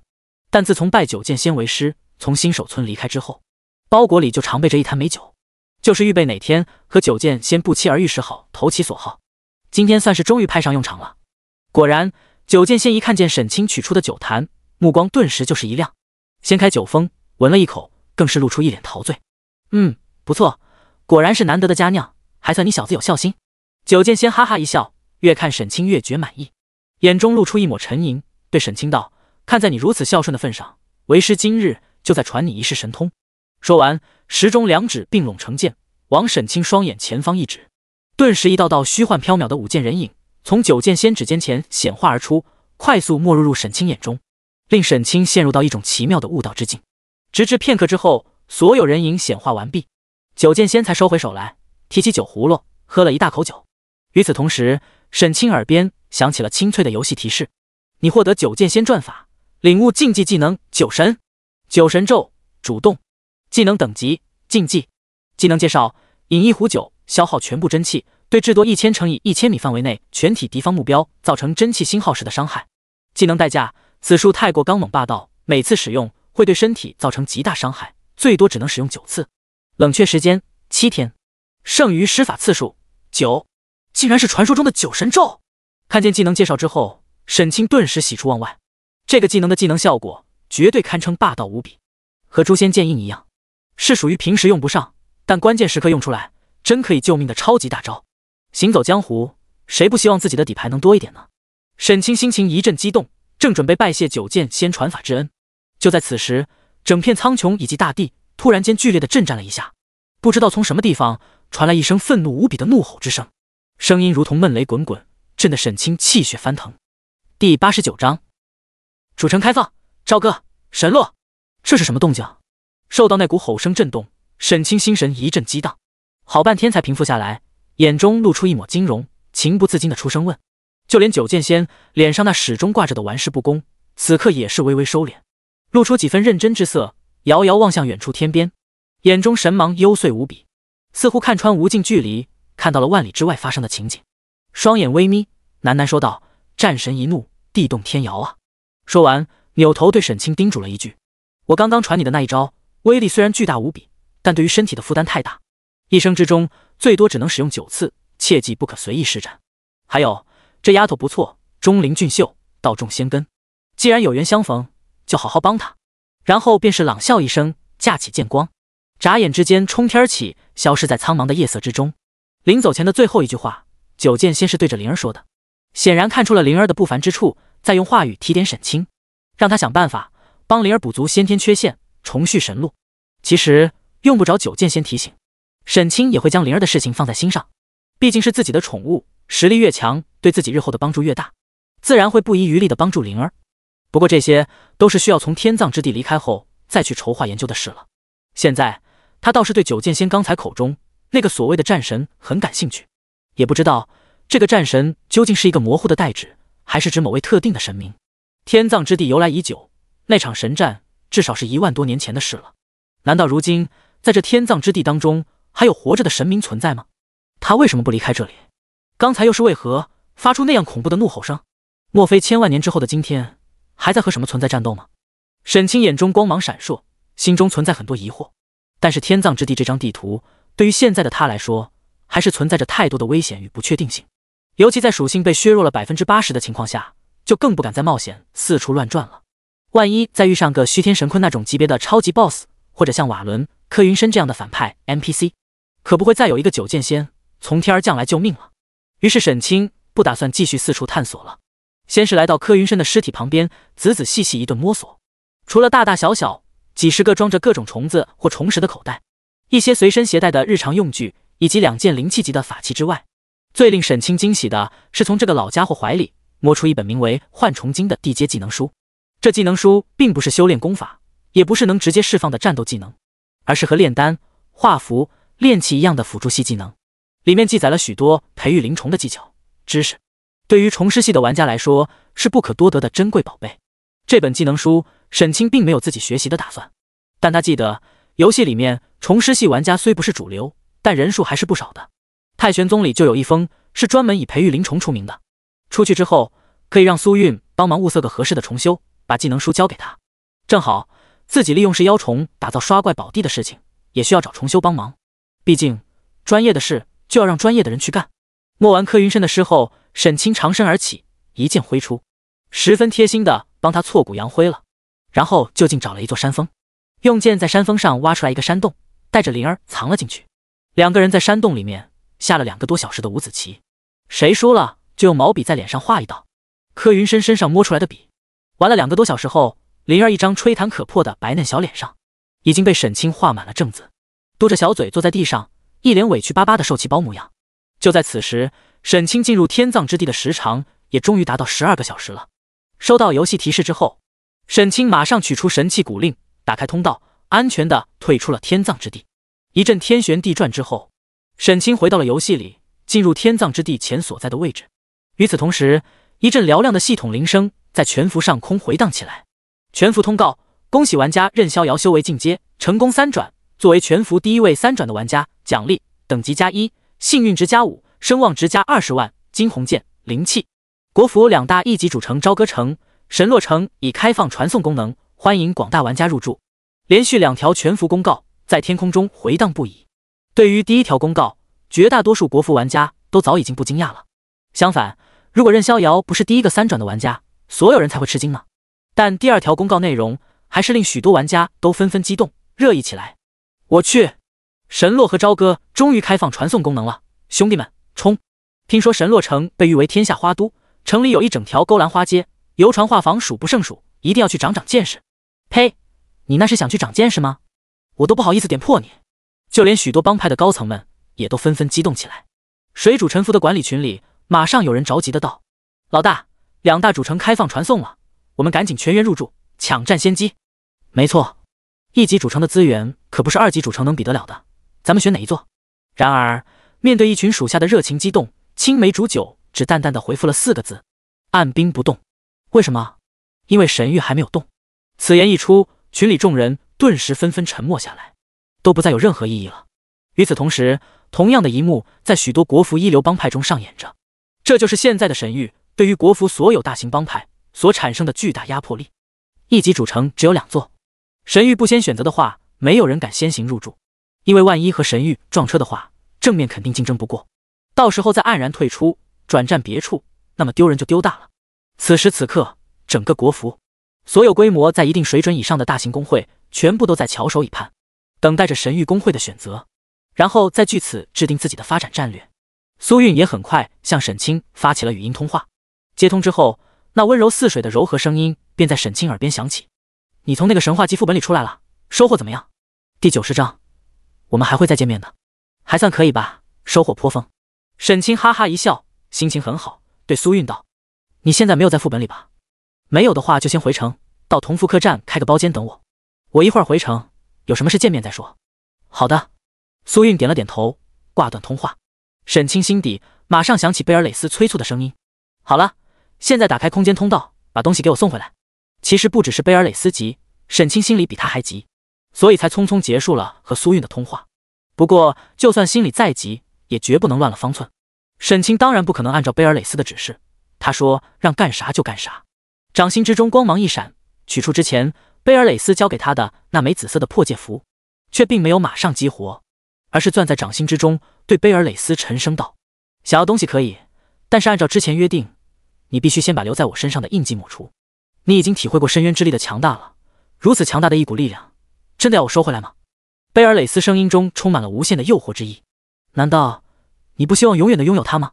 如果我缺力量的话，自会自己修行获得，就不需要你操心了。沈清目光微沉，沉声说道：他可没有随便在自己身上带着别人印记的习惯。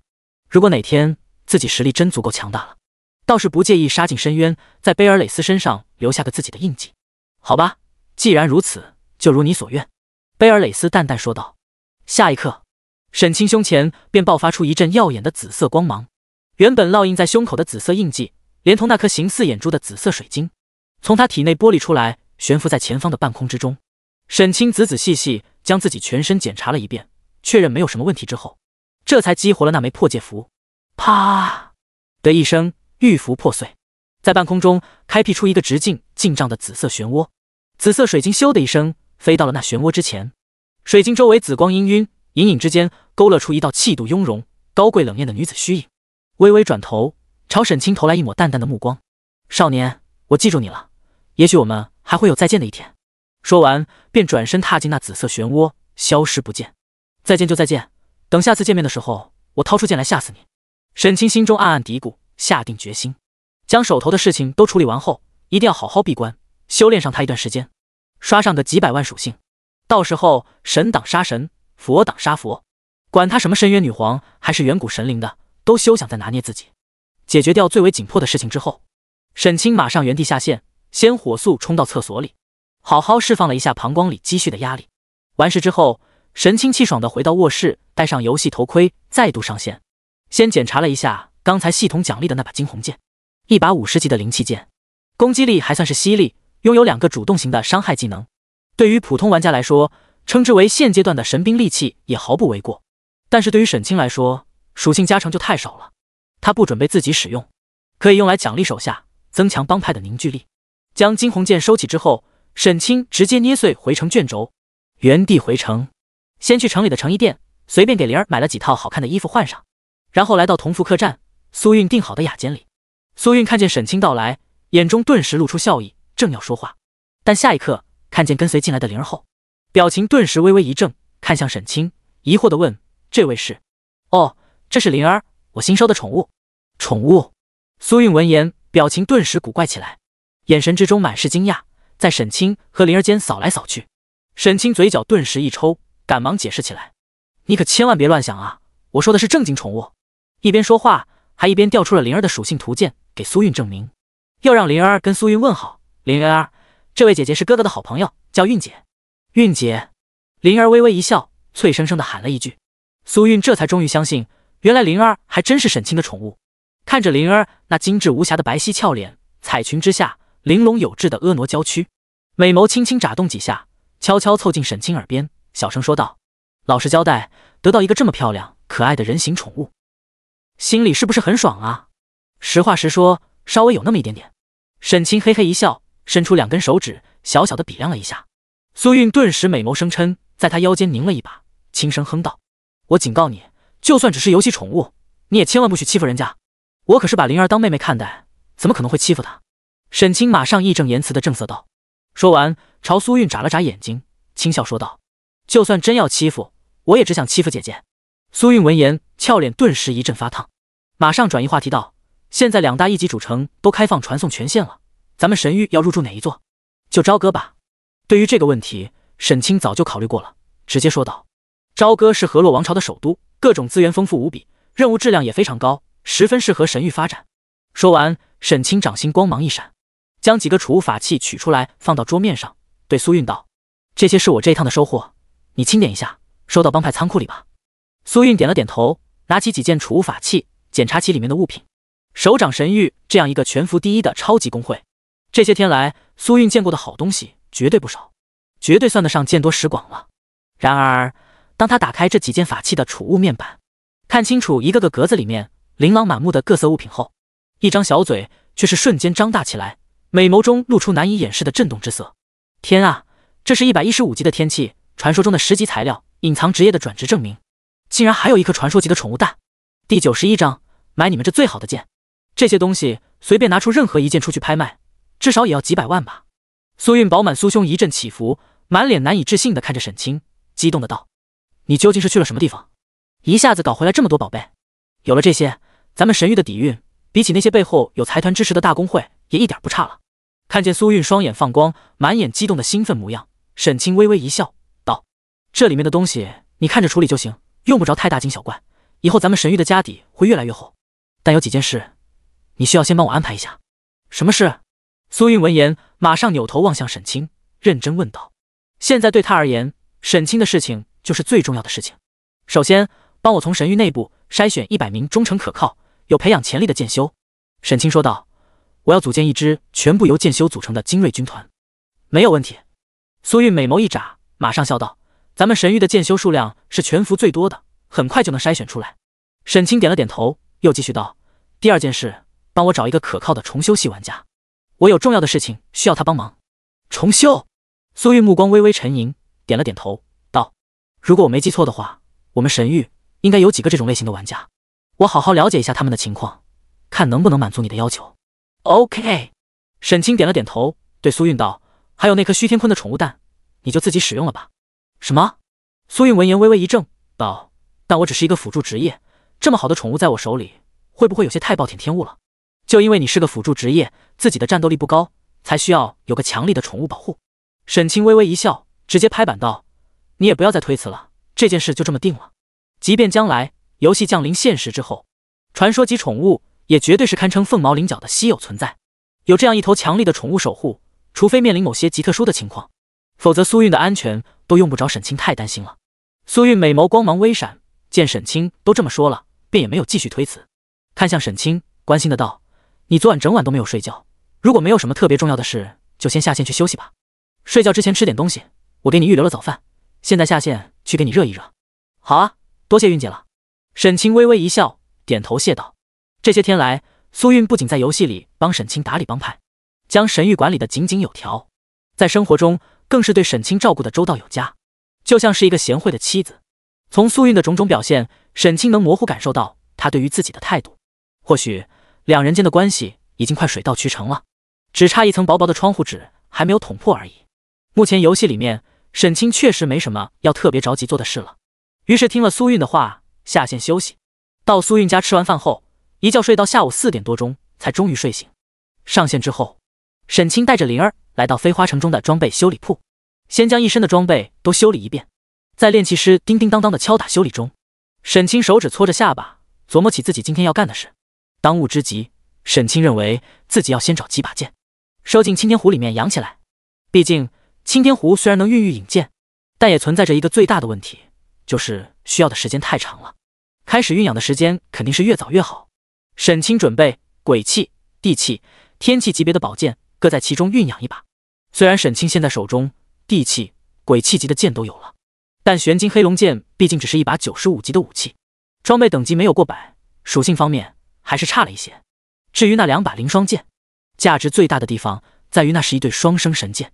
双剑合璧，威能倍增。但是单独任何一把拆分开来，也并不是地气装备里的极品，所以沈清想寻找一把真正极品的地气宝剑，收进青天壶里面养起来。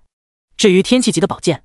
前世直至沈清陨落之时，整个国服也才一共出世20多把，随便得到任何一件，沈清都能心满意足，就不挑了。至于这3把剑到哪去找，沈清心中一阵沉吟，很快便是有了打算。一身装备修理好后，马上带着灵儿来到了飞花城的传送点，传送前往国服2大一级主城之一河洛王朝的国都所在朝歌城。相比起飞花城那样的次级主城，朝歌城的建筑风格要更加气派，更加庄严。一个最直观的体现就是街道开阔无比，足以容纳20架马车并排通过，沿街地板都是以平整的地砖铺成，街道之上行人如织，两侧商铺楼宇林立，各种小贩沿街叫卖。灵儿自从出世以来，还是第一次看见如此热闹的繁华盛景，顿时就被深深吸引，一时之间眼花缭乱，2只眼睛四处张望，都不知道该看哪了。沈清反正也不着急，就带着他边走边玩，时而停在路边看新奇的异兽杂耍，时而花上几枚金币玩玩套圈之类的小游戏，直至半个小时之后，才终于来到了此行的目的地——万宝楼，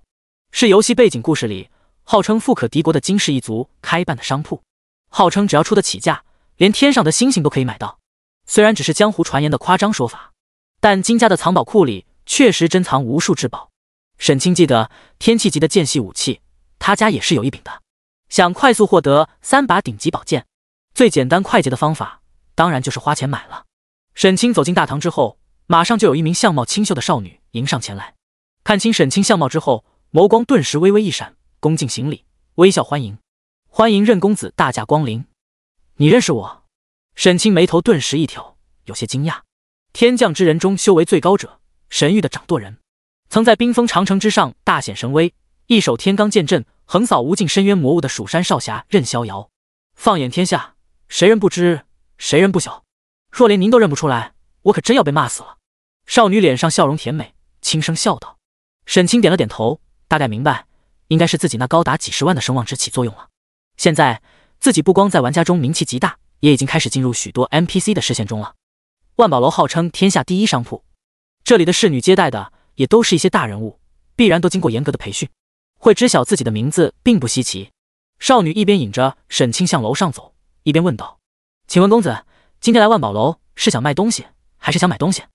我来买剑。沈清轻笑一声，直接说明了自己的来意。买你们这最好的剑。第92章，震惊的万宝楼少主。买万宝楼最好的剑。少女听见沈清的话，美眸顿时微微一闪，脸上笑容令人如沐春风，将沈清和灵儿引到了3楼的一间雅间里面，为2人沏好了一壶香茶，请2人先稍后片刻，然后躬身退出房间。过不多时，便有一阵爽朗的笑声自屋外传来。随着笑声，一名衣着华服、仪表堂堂的锦衣公子走进房间，向沈清热情地打招呼道：仁兄大名，最近几日可称得上如雷贯耳，今日终于有幸得见了。沈清一眼认出来人正是金家3公子金富贵。这货虽然名字土气，修行天赋也并不高，却是做生意的好手，手中掌握大量资源，更有许多高手为他卖命，也算是游戏里一个有些分量的 NPC。 于是马上起身恭维笑道：哪里，我这一点区区虚名，哪里能跟金三公子相比？两人一番寒暄客套，双双落座。金富贵将话题切入正题，看着沈清，含笑问道：我刚才听小兰说，任兄今日来万宝楼是为买剑而来，不知具体有何要求？想要买一把什么剑？我今天想买3把剑，一把鬼气，一把地气，一把天气。沈清微微一笑，洒然说道：至于要求吗？自然是越强越好。听见沈清轻描淡写，一开口就要买3把剑，而且其中更有一把举世罕见的天气名剑。金富贵脸上表情顿时微微动容，眼中闪过一抹惊讶，但很快掩饰下去，开口说道：鬼气、地气级的名剑，万宝楼中有很多把，都是铸剑名师打造的传世精品，相信足以满足仁兄。至于天气级的宝剑，实不相瞒，我们万宝楼确实也存有一把，但那属于镇楼至宝，无价之物，其价值之高并不能以金币衡量，必须要足够价值的其他至宝才能交易。任兄今日恐怕要失望了。他之所以这么说，倒不是看不起沈清，恰恰相反，是因为他对于沈清太了解了。事实上，从天降之人降临到这个世界的第一天，身为商人的金富贵就敏锐地嗅到了巨大商机，安排自己的情报网时刻关注这些天降之人的最新动向，就连各大次级主城里向玩家出售药水、装备、符箓、材料的各种商铺，有一小半都是他名下的产业。正因如此，他对于天降之人的了解很深，知道虽然天降之人受到诸神之力庇佑，修行速度一日千里，十分迅猛，但毕竟才刚刚降临没有几天，普遍修为还比较低。目前阶段，灵气级别的装备就已经是他们能接触、驾驭的最强装备了。即便沈清是所有天降之人中风头最劲、修为最高的第一人，更是那位传说中神龙剑首部剑尾、游戏红尘的剑仙弟子，但是如今也不过才刚刚跨入第3重大境界而已，连本命飞剑都尚未凝聚，所以金富贵并不认为他能拿出有足够价值的宝物换走那柄在万宝楼神兵阁里高悬了10几年之久的至宝神剑。金富贵心里面在想什么，沈清心里十分清楚，也并没有多说废话，直接掌心光芒一闪，取出一口巴掌大小、光芒璀璨的银色小钟，放到了两人之间的桌案上。雕刻有密密麻麻、无数图案的金属钟壁不状自鸣，发出阵阵清脆钟鸣，令人的神魂都仿佛为之震荡。正是沈清击杀虚天坤后爆出来的2件天气装备之一，另外1件他交给了苏韵，让他存到帮派仓库作为底蕴，这1件则带了出来，准备用它来和万宝楼做交易。这是传说中的精神钟。看见沈清放到桌上的银色小钟，金富贵顿时两眼一阵发直，心神剧烈震动不已，连呼吸都忍不住微微急促了起来。要知道，即便身为金氏一族嫡系传人，执掌万宝楼的生意，他也很少能有机会见识到天气级别的超级之宝。此时两眼一阵放光，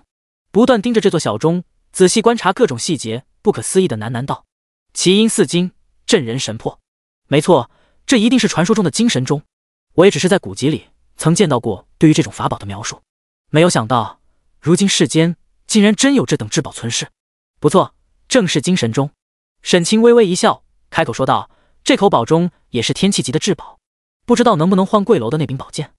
这金富贵闻言顿时露出为难之色。要知道，即便同为天气，也有等级高低、品质好坏之分。这口精神钟虽然已经世间罕见的极品法宝了，但比起万宝楼那一柄镇楼神剑，价值还是相差甚远。于是沉吟片刻，摇头说道：任兄这一口精神钟确实称得上稀世罕见的极品珍宝，但想换走那柄宝剑，只怕还是有些不够。说完，忙又马上开口补充道：但是除了那柄剑外，我万宝楼还有许多稀世珍宝，虽然比不上天气宝剑的绝世锋利，但也各有神奇妙用，不知道任兄有没有兴趣看看。显然金富贵认为仅凭这一口精神钟还换不走那柄宝剑，但是又看上了这口宝钟，所以希望可以用其他的宝贝和沈清交易。沈清却是直接摇头，断然拒绝了金富贵的提议。我只换剑，不换其他。金富贵闻言顿时露出失望表情，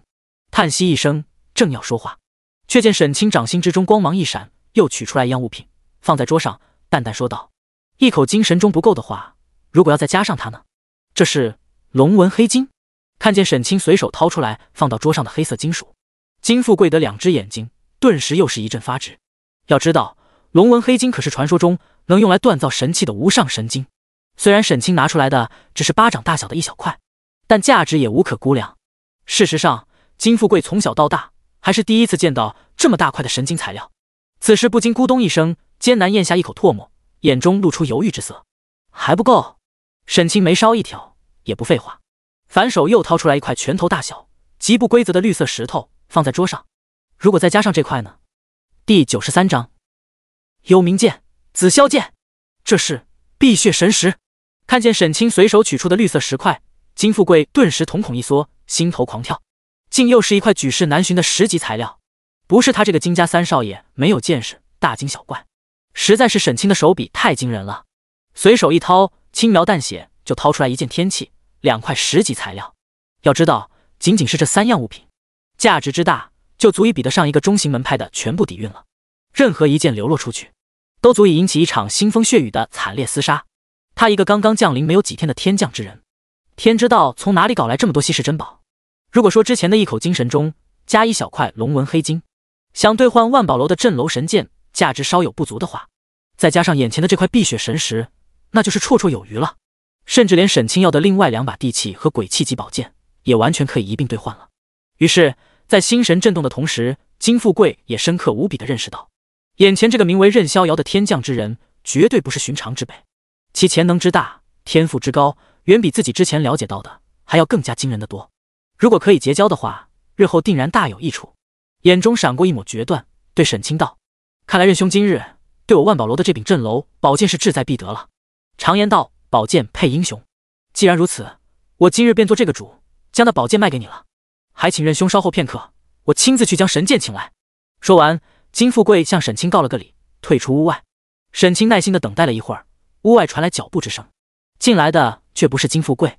而是10几名身穿旗袍、身姿窈窕、面容姣好的妙龄少女，每人手中都捧着一条沉甸甸的长长剑匣。来到屋里之后，分成几排，端庄站好。一名仪态端庄、气质不俗的中年美妇柳腰款款走到众女前方，朱唇轻启，对沈清道：“任少侠，少主亲自去请神剑，需要一点时间，吩咐我们先将楼里的地器与鬼器剑都呈上来，供您挑选。少侠是否现在就挑？”“好啊，既然如此，就让我好好开开眼界吧。”沈清一听，顿时来了兴趣，马上笑道。中年美妇闻言一笑，转回身来，冲少女们拍了拍手。所有少女动作整齐划一，干脆利落地将手中捧着的剑匣打开，捧在怀中。霎时间，10几道剑光在屋中亮起，剑吟阵阵，彼此呼应，整个房间都被一股凌厉的沛然剑气所充斥。沈清目光顿时一亮，站起身来，在中年美妇的陪同之下，从一名名少女的身前走过，眼神之中金芒闪烁，细细打量剑匣之中一柄柄造型不同、气息迥异，却同样锋利、气势非凡的锋利宝剑。不得不说，万宝楼不愧是闻名天下的至高宝阁，家底果然丰厚无比。这次拿出来给沈清挑选的一共有16把剑，其中地器4把，鬼器12把。有的剑刃表面清亮无比，光芒律动，如同秋水；有的剑刃表面神光氤氲，有清晰的龙影盘旋；还有表面看去平平无奇，毫不起眼，但锋芒内敛的传世古剑，都是100级以上的神兵利器。任何一柄拿到外界，都足以令无数人为之发狂，引发一场流血争夺。沈清两世为人，都从来没有近距离下观赏过这么多稀世宝剑，一时之间看得有些眼花缭乱，在一柄柄宝剑前来回踱步，查看属性，不时拿起一把挥舞几下，试试手感。最终花了半天时间，才终于挑选出最令自己满意的2把剑。幽冥剑，鬼器，攻击991371122674，体质加8934221，力量加11212326，敏捷加778371，精神加984597。特效：幽冥之力，攻击附带玄冥之力，造成50%额外伤害。特效：噬魂，斩杀生灵之后，可以噬其残魂，使剑刃锋芒获得增长。装备技能：幽冥剑域，将周围500米化为幽冥剑域，每隔5秒，使用者可以在剑域范围内任意穿梭，消耗2万真气秒，冷却时间48小时。装备技能：幽冥怒斩，将剑刃内积蓄的幽冥魂力全部释放，对目标造成高额伤害。装备等级110。介绍：一把来历不明的妖异邪剑，每次出世必定伴随腥风血雨。紫霄剑，地器，攻击73689619838215，体质加2847981，力量加3285732，敏捷加2788961，精神加2843769。特效雷炎，攻击附带紫霄神雷的雷炎效果，造成80%额外伤害。特效神雷，普通攻击有30%几率触发一道紫霄神雷从天而降，攻击目标。装备技能雷神之躯，以紫霄神雷之力灌注全身，全属性提升40%，持续时间30分钟，冷却时间24小时。装备技能神雷天怒，召唤紫霄神雷从天而降，对1000乘以1000米区域内敌方目标造成3次3000万点的雷霆伤害，冷却时间48小时。装备等级112。介绍：100年之前，一代铸剑名师段天虹以玄奇秘法采集紫霄神雷，融合金精神铁锻造而成的稀世神兵。建成之日，万雷天降，方圆千里魂鬼皆惊。第一把幽冥剑虽然只是鬼器，但是装备等级较高，所以攻击力与属性加成比沈清手中的地气凌霜剑还高出不少。而且更为难得的是，拥有可成长的特性，堪称鬼器装备中的极品。至于紫霄剑，剑刃中蕴含着神雷之力，最大的特点就是威力巨大，拥有无与伦比的惊人破坏力。如果日后真能以几十把这样的宝剑为基，排成剑阵，最后发挥出的威能，恐怕足以堪比真正的神器。沈清握住紫霄剑的剑柄，伸出手掌，从剑脊上缓缓抚过，正在凝神仔细观赏这把宝剑，突然感觉手中剑刃微微一颤，发出一阵颤吟之声，就连剑身上缭绕的雷光都瞬间暗淡了许多。那些少女剑匣中放置的宝剑也都纷纷发出轻盈，如同感应到了什么一般，剑刃锋芒大为收敛。就在此时，屋外传来金富贵隐含激动的声音：“仁兄久等，我把神剑取来了。”第94章极品天气七星龙渊。听见金富贵的声音，沈清顿时心神一动，赶忙扭头转身望去，就见金富贵用双手捧着一口雕工精美、古色古香的木质剑匣走进屋来，剑匣之上还贴着好几张黄色符纸，似乎是为了防止里面剑气外泄而施加的封印。金富贵来到屋中，将剑匣放在桌子上，揭下上面几道符纸，让侍女们小心收好，然后深深吸了口气，小心翼翼地掀开剑匣。才刚刚掀开一道缝隙，剑匣之中便传出一声仿若龙吟的剑吟之声。房间里面所有宝剑在这一刻剑身纷纷颤动起来，剑身上光芒收敛到极致，发出仿佛臣子见到君王，充满臣服之意的颤吟之声。随着剑匣彻底打开，一股青光透发而出，转眼消散。沈清心神一阵激动，屏住呼吸，凝神望去，只见剑匣中封存的是一把锋芒锐利的笔直长剑，剑长3尺，寒芒凛冽，剑身之上7点星芒神华内敛，形成浑然天成的7星图案。凝神注视剑身光泽，有如登高山而下望深渊，缥缈深邃，若有巨龙盘伏，即便再不懂剑的人也能一眼看出，这绝对是一把不可多得的神兵利器。梦寐以求的天气神剑就在眼前，沈清顿时激动不已，连呼吸都忍不住微微急促了起来。征得金富贵同意后，双手托着将其从剑匣中取了出来，认真查看具体属性。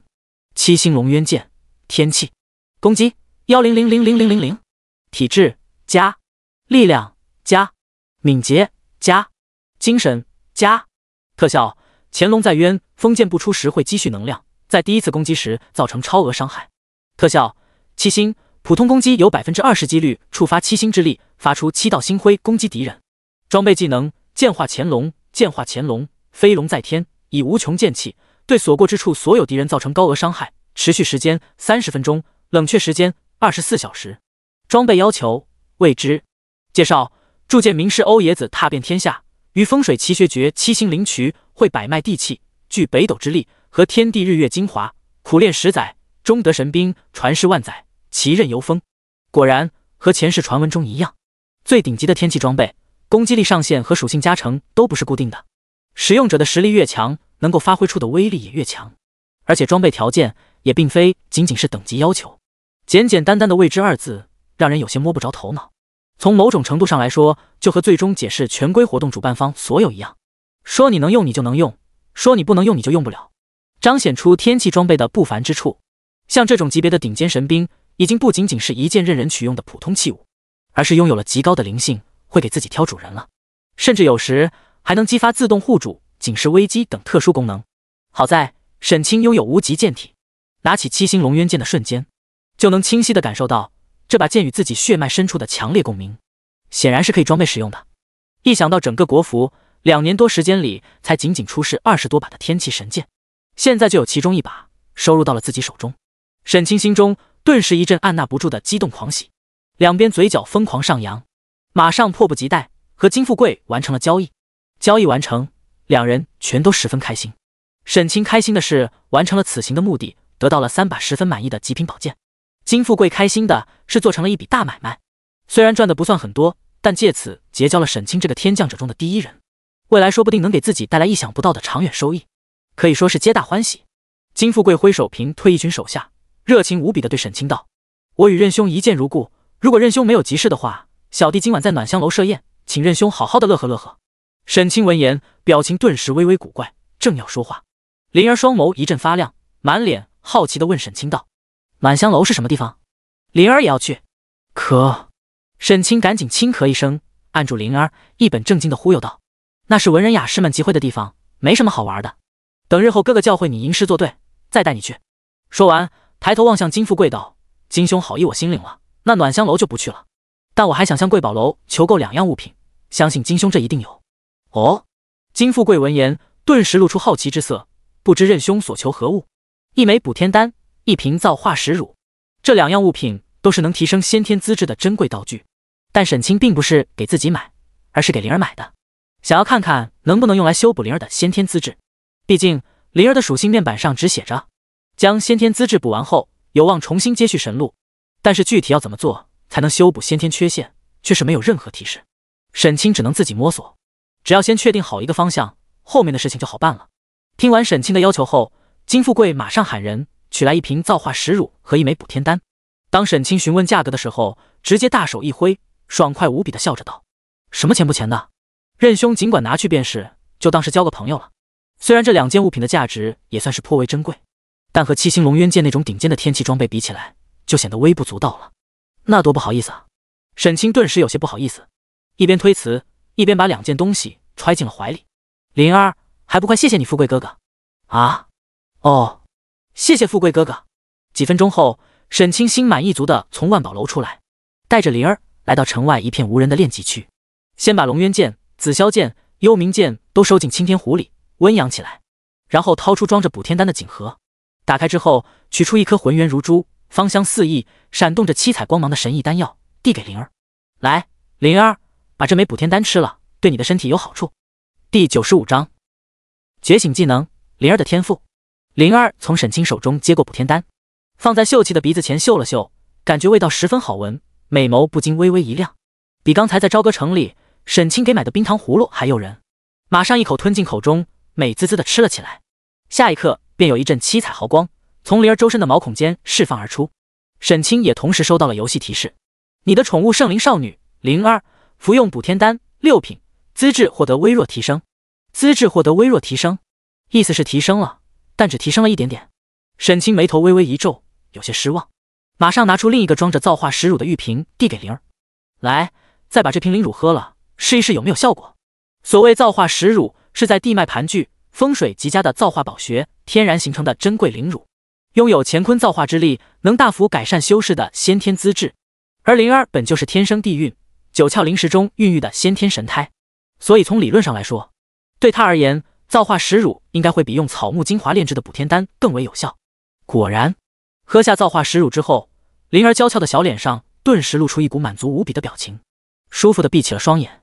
与此同时，沈清也获得了游戏提示：你的宠物圣灵少女灵儿服用少量造化石乳，传奇资质获得小幅提升。这一次，系统提示中的描述变成了小幅提升。显然，对于灵儿来说，造化石乳的效果比补天丹要强得多。看来，想帮灵儿补足先天缺陷，要多寻找那些隐藏极深的造化宝穴，利用各种天然孕育的宝物才行。沈清口中喃喃自语，心中渐渐有了打算。不过，这事并不用太着急。现在对于沈清来说，最重要的事情是把自己利用食妖虫快速刷取属性值的修行宝地先建立起来。想要建成这个宝地，光有食妖虫还不行，还需要一个合适的地点，最好是一座密闭的山洞，至少拥有2个出入口。一个入口让神域的玩家们源源不断运来兽尸，攻势妖虫吞噬繁育，自己堵住另外一个出口，借此杀怪刷取属性。这样的地形在游戏里虽然并不多见，但也还是有一些的。沈清沉神思考片刻，很快便是有了目标。那是一张名为白猿洞的地图，离朝歌城200多里，不算太远。洞穴入口在半山腰，一直通到山腹深处，最近端是一个巨大的天然洞穴。洞穴顶上有一条巨大的裂缝，直通山顶。中午时分，阳光可以透过裂缝直接射进洞穴深处，几乎完美符合沈清心目中的理想条件。至于洞穴里的怪物，则是一群70级的铁壁苍猿。第一个通关的玩家可以在洞穴中找到一具白猿尸骨，获得一把灵气级的宝剑和一本地阶技能书，也算是一份不错的机缘。心里有了目标之后，沈清马上动身，带着灵儿御剑升空，飞了10几分钟之后，按照记忆中的方位顺利找到了白猿洞。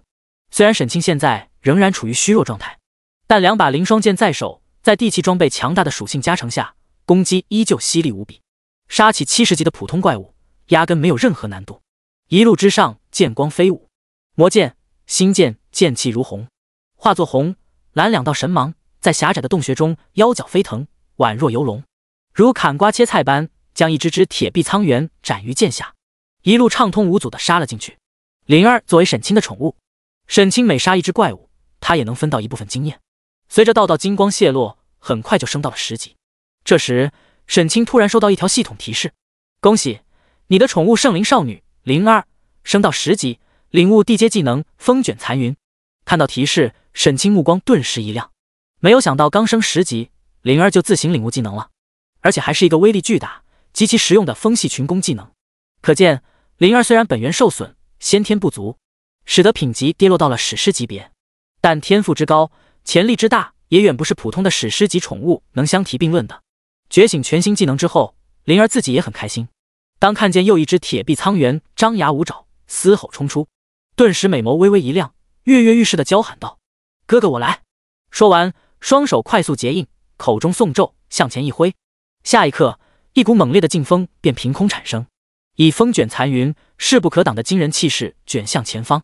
从铁壁苍猿身上席卷而过，带起3个1的伤害数字。灵儿见状，小嘴顿时就是一瘪，有些郁闷。沈清却是哈哈大笑，笑着揉了揉灵儿的头发，对她说道：傻丫头，你现在等级太低了，还不是这里怪物的对手，乖乖跟在哥哥身后，等过几天等级提升上来之后再大显神威吧。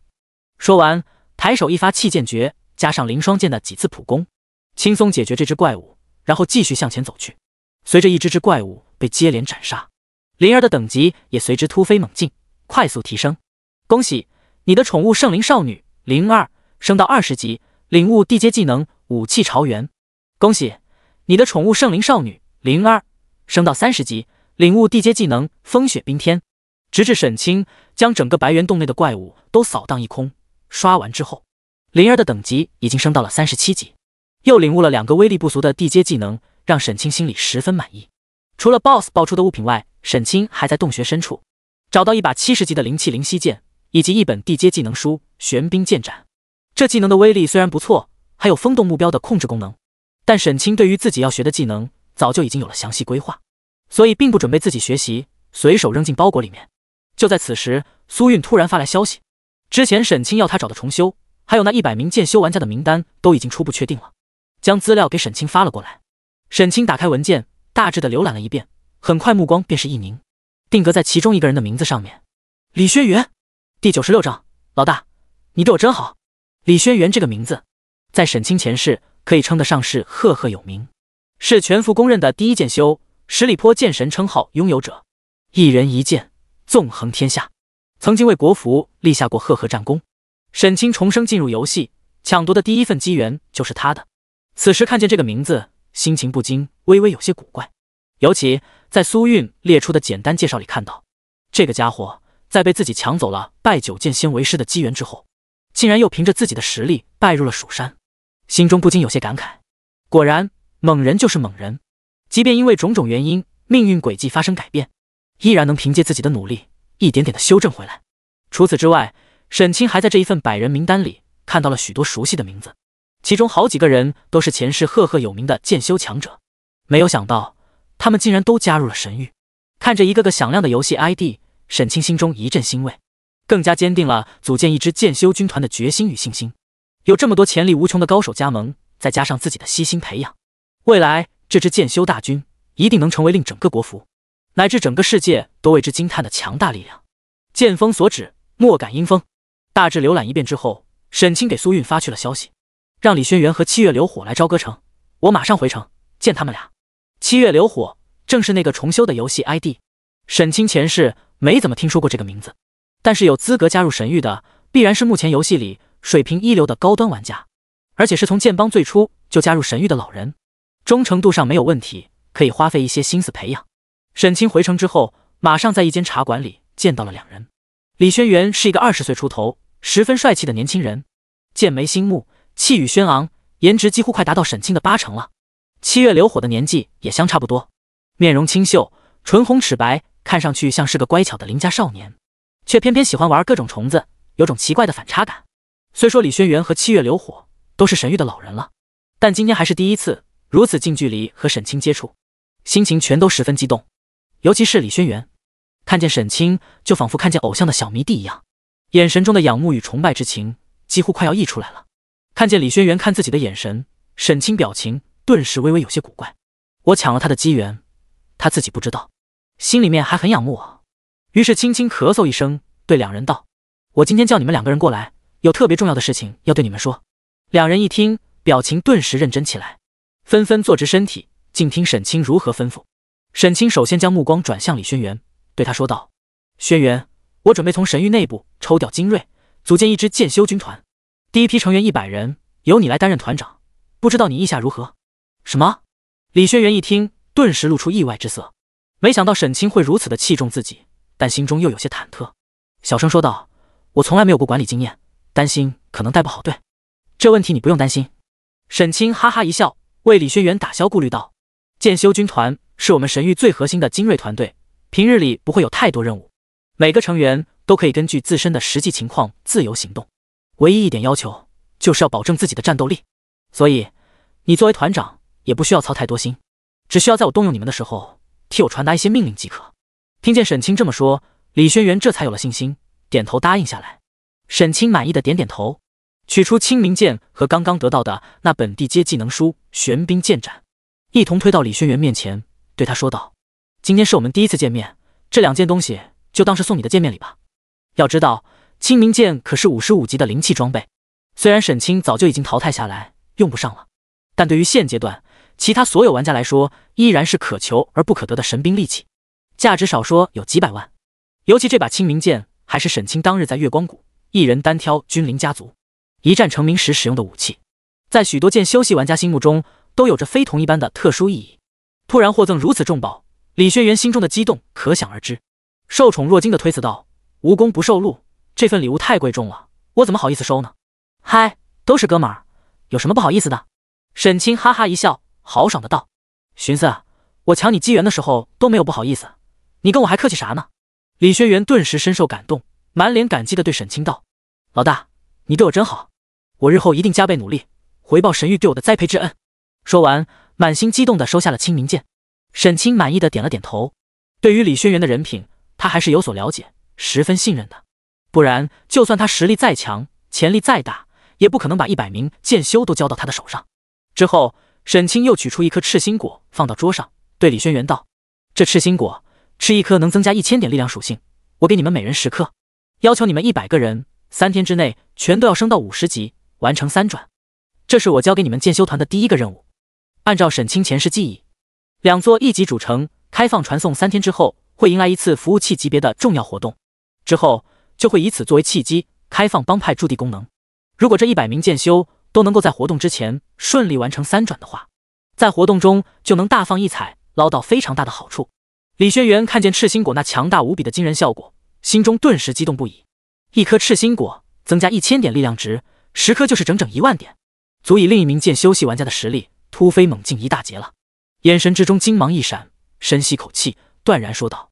老大放心，我们保证完成任务。沈清满意的点点头，然后将目光转向了七月流火。第97章全服活动，风都鬼门。看到沈清目光望来，七月流火顿时坐直了身躯，眼中露出期待之色。刚才看见沈清对李轩辕那么好，不但给了剑修团团长那么重要的帮派职务，还又是送剑送技能书的各种好东西往外掏，他在一旁早就感觉到眼馋无比了，此时心跳微微加速，等待着沈清跟自己说话。沈清见七月流火这种表现，不禁莞尔，笑着问道：“知道我今天喊你来是为了什么吗？”“不知道。”七月流火老实的摇了摇头，看着沈清，试探着问：“难道你也想组建一个重修团？”“重修团？”沈清眉梢微微一挑，笑着说道：“如果以后有需要的话，倒也不是不能考虑。但我今天可不是为这个把你找来了，而是有另一个更加重要的任务想要交给你。”沈清一边说话，一边取出炼妖葫芦，从里面倒出一只是妖虫，用力抓在手中，对七月流火道：“这是我在一张特殊地图里找到的一种奇虫，准备大量培育，造一个人为制造的刷怪点。”然后沈清便将自己心中的想法跟七月流火大致的描述了一遍，最后问道：“这件事情对我而言非常重要，你有没有办法能帮我实现？”从沈清取出噬妖虫的第一时间，七月流火的目光便完完全全被这种通体赤红、外表瘆人的甲壳虫深深吸引，眼睛都快要发直了。听完沈清讲述之后，沉吟片刻，开口说道：“这种虫子我没有见过，目前了解并不太多，但如果它真像老大你刚才描述的那么神奇的话，那么应该可以实现。只是如果真要每天培育几十上百万只的话，那需要消耗的食物数量也是一个天文数字，只怕实施起来可能没有那么容易。这一点你不用担心。”沈清直接大手一挥，对他说道：“我可以每天组织2到3个千人团，专门负责给噬妖虫狩猎食物。如果你有其他任何需求的话，也可以随时跟我提。这件事情是目前整个神域最重要的一件大事，我可以动用手中的任何资源进行支持，只要你能顺利完成，就是大功一件。”虽说昨天神域才刚刚经历了千秋未央策划煽动的退帮风波，帮派里只剩下了1000多人，但是深渊怪潮活动结束之后，帮派等级就顺利升到了4级，成员上限扩充到了1万人，再加上沈清的王者归来，雷霆出手，一人一剑，霸气横扫千秋功业，更是令神域在游戏里的威望达到了顶峰。无数一流玩家争先恐后，抢破头都想要加入，搭上神域这艘大船。短短1天多时间后，成员数量就已经扩充到5000多人，并且还在快速增加。每天抽调个几千人，负责狩猎培育噬妖虫需要的野兽尸体，完全没有任何问题。毕竟狩猎本身也是个杀怪练级的过程，只要给所有参与狩猎的成员都发放一定的帮派积分，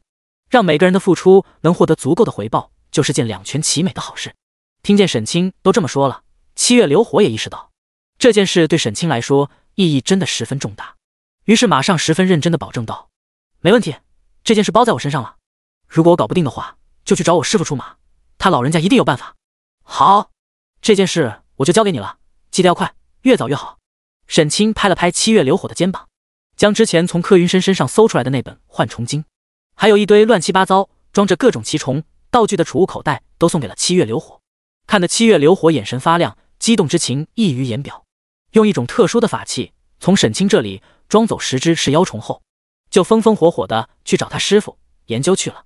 其实单纯培育噬妖虫并不难，只要有充足的食物供应，把幼虫扔进去，它们就能快速成长，大量繁殖。真正的难点在于山洞里一共有2个出口，怎么让培育出来的噬妖虫只沿着特定的路线往沈清所在的那个出口去。不得不说，七月流火的师傅，那位名为山中老叟的隐士奇人，手段确实十分高明，只用了短短1天多时间，就基本摸清了噬妖虫的习性，指点七月流火，成功帮沈清将刷怪基地建造了起来。在白猿洞内那个直通山顶的裂缝墙壁上，涂抹了一种不知道怎么炼成的神奇秘药，散发出一种普通人闻不到的独特气味，但是妖虫对其却十分敏感，闻到之后立马掉头，压根不敢过于靠近。于是这条天然裂缝就变成了便捷的食物投喂口。苏韵负责组织大批神域玩家，在练级点狩猎那些体型庞大、血肉充足的大型怪物，击杀之后，借助从 NPC 商会租来的大型法舟，用最快的速度运到白猿洞所在的山头上空，倾泻进下面的洞穴之中。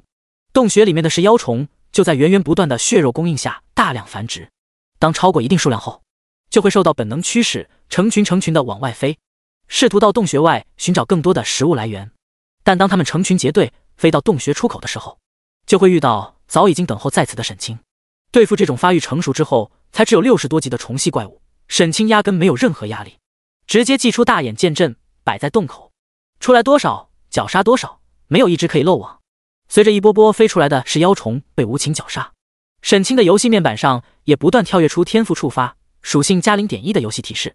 属性几乎是突飞猛进的爆发式增长，平均每个小时都能刷几千属性点，比当初在绝望深渊下御剑纵横、大杀四方的刷怪效率都不遑多让了。至此，沈清的付出终于算第一次收到回报，享受到了手下有一个大型帮派帮自己办事的好处。要不是之前花费了不少心思，将神域一手打造成名震国服的第一帮派，能同时派得出几千号人帮自己到各大地图里狩猎妖兽，源源不断的供应血肉来培育噬妖虫，光凭他自己一个人，就算属性再高，实力再强，也很难打造出一个如此完美的刷怪宝地。这天晚上8点钟，沈清正在白猿洞口，一边维持大眼剑阵杀着噬妖虫刷属性值，一边悠闲地逛着论坛打发时间。突然一阵系统铃声在天空中回荡起来，所有玩家请注意，万鬼门于丰都山设坛做法，大开鬼门，召唤无数地府阴魂降临人间，万里山河化为鬼域。各大仙门已经派遣强者赶往镇压，丰都鬼门活动正式开启。活动期间，活动区域内所有怪物爆率翻倍，经验奖励翻倍，欢迎广大玩家前往支援。活动结束之后，将会根据积分排名发放奖励。第98章，那就是神域的剑修团吗？全服活动，丰都鬼门，听起来好像很牛逼的样子。经验翻倍，爆率翻倍，兄弟们都还等什么？赶紧冲啊！上次深渊怪潮的活动是中午，老子在公司上班呢，都没有赶上。这次可绝对不能错过了。阿弥陀佛，驱魂捉鬼，正是我佛门中人的拿手好戏，带贫僧出马去度化他们。系统公告响亮无比，在天空中回荡3遍。刹那之间，整个国服为之沸腾，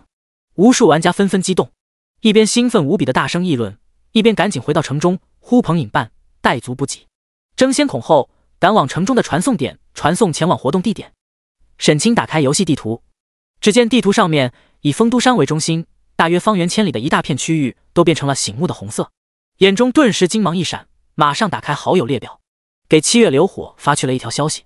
流火，让虫子们先停下吧，今天晚上先去参加游戏活动。收到。守在山顶上的7月流火收到沈清消息之后，马上掌心光芒一闪，取出一个古色古香的青铜香炉，点燃里面一种奇异的熏香，然后施法操控香炉沿着裂缝缓缓落进山腹之中的洞穴里。这种熏香也是山中老叟传给7月流火的一种特殊道具，只要放进山洞里面，不消几分钟的时间，山洞里的噬妖虫们便会纷纷昏昏欲睡，陷入一种沉睡状态，受到外界强烈刺激之后才会苏醒，是操控噬妖虫的一种重要手段。毕竟沈清也是要睡觉的，不可能24小时在线上刷怪，这种对于噬妖虫的控制手段还是十分有必要的。与此同时，神域的帮派频道里，苏韵也已经在发号施令，有条不紊地在地图上标记位置，安排帮内众人以最快的速度赶到活动区域，到指定位置集合了。沈清等待了几分钟，等到山洞里面的噬妖虫全都陷入沉睡之中，不再往外面飞之后，和7月流火一起回城，通过朝歌城里的玩家传送阵传送前往活动区域。刚刚从传送阵出来，就明显感受到周围空气中弥漫着刺骨的阴森与寒冷之意。天空之中星月无光，一道道模糊无比的朦胧鬼影在夜色中呼啸穿梭，刺耳的尖笑声充斥满整片天地。入目所见，整片天地都仿佛化为了一片可怕无比的阴森鬼域。夜空之中到处可见御空飞行的修真系玩家，区域法器与阴魂鬼物们激烈大战。当沈清和7月流火赶到集结地点之时，在线的神域玩家们基本上都已经到了，人数多达7000余人，密密麻麻，几乎占满了整片谷地。每个人身上的装备都十分精良，在夜色中散发出明亮的装备光芒，远远看去气势惊人。这次丰都鬼门活动和上一次深渊怪潮的活动不同，并不是阵地防守战，而是在广阔的活动区域内尽情刷怪的狩猎模式，进场越早收获越多。所以沈清没让众人等待太久，直接在公会频道里发布命令，命令所有到场玩家按100人团组成编制出发刷怪。随着沈清一声令下，早已经迫不及待的神域众人马上快速行动起来，以100人团为单位，搭乘修真系玩家们操控的飞行法器，向着活动区域深处怪物密集、等级更高的区域快速进发。转眼间，多达数百件流光溢彩、体积巨大的飞行法器腾空而起，在鬼气阴森的夜空中浩荡前行，如同一道道光芒耀眼的流星破空，气势惊人。沿途遇到所有鬼物，不等靠近，便纷纷被飞行法器中射出的法器或技能命中，痛苦嘶吼，溃灭开来，令周围同样在参加活动的其他玩家纷纷侧目，惊叹不已，眼中露出神往之色。而随着不断向前方深入，周围遇到的怪物等级也越来越高，渐渐超过了50级。即便是神域的精锐成员，也逐渐感觉到了压力。于是，一个个百人编队开始分离四散开来，落入下方的山林旷野中，开启了正式的刷怪模式。最后，只剩下100余道气势如虹的璀璨剑光，前进势头丝毫不减，继续向前呼啸飞去。这100多道剑光上站着的，正是沈清以及李轩辕率领的剑修团。沿途之上，一只只阴气缭绕的狰狞恶鬼，嘶吼声中发疯扑来，但都不用沈清出手，身后李轩辕等一众剑修便都纷纷御剑出击。100多把光芒闪耀的凌厉飞剑在长空中纵横飞梭，如同无数游龙呼啸，将一切敢于靠近的恶鬼纷纷绞杀，干脆利落，势不可挡。下方一片山林之中，风花雪月的一个百人团正在围猎一只55级的暗荆级 BOSS。 听见远处破空之声，扭头望去，便看见这100多道剑光从天空中快速飞过，气势如虹，冲向远方。慕容峰的眼神之中顿时流露出一抹掩饰不住的羡慕之色。那就是神域的剑修团了吧？第99章，不好意思，我按错技能了。那就是神域的剑修团了吧？望着从头顶夜空中飞过的100道剑光，慕容峰眼中流露出掩饰不住的羡慕之色。目前整个游戏里面3转的玩家总共还不到1000人，神域一家就独占了300多。尤其是这个剑修团，100名成员全部3转，说是目前整个国服实力最强的百人团也毫不为过。恐怕光凭这100人就足以扫灭一个普通的中型帮派了。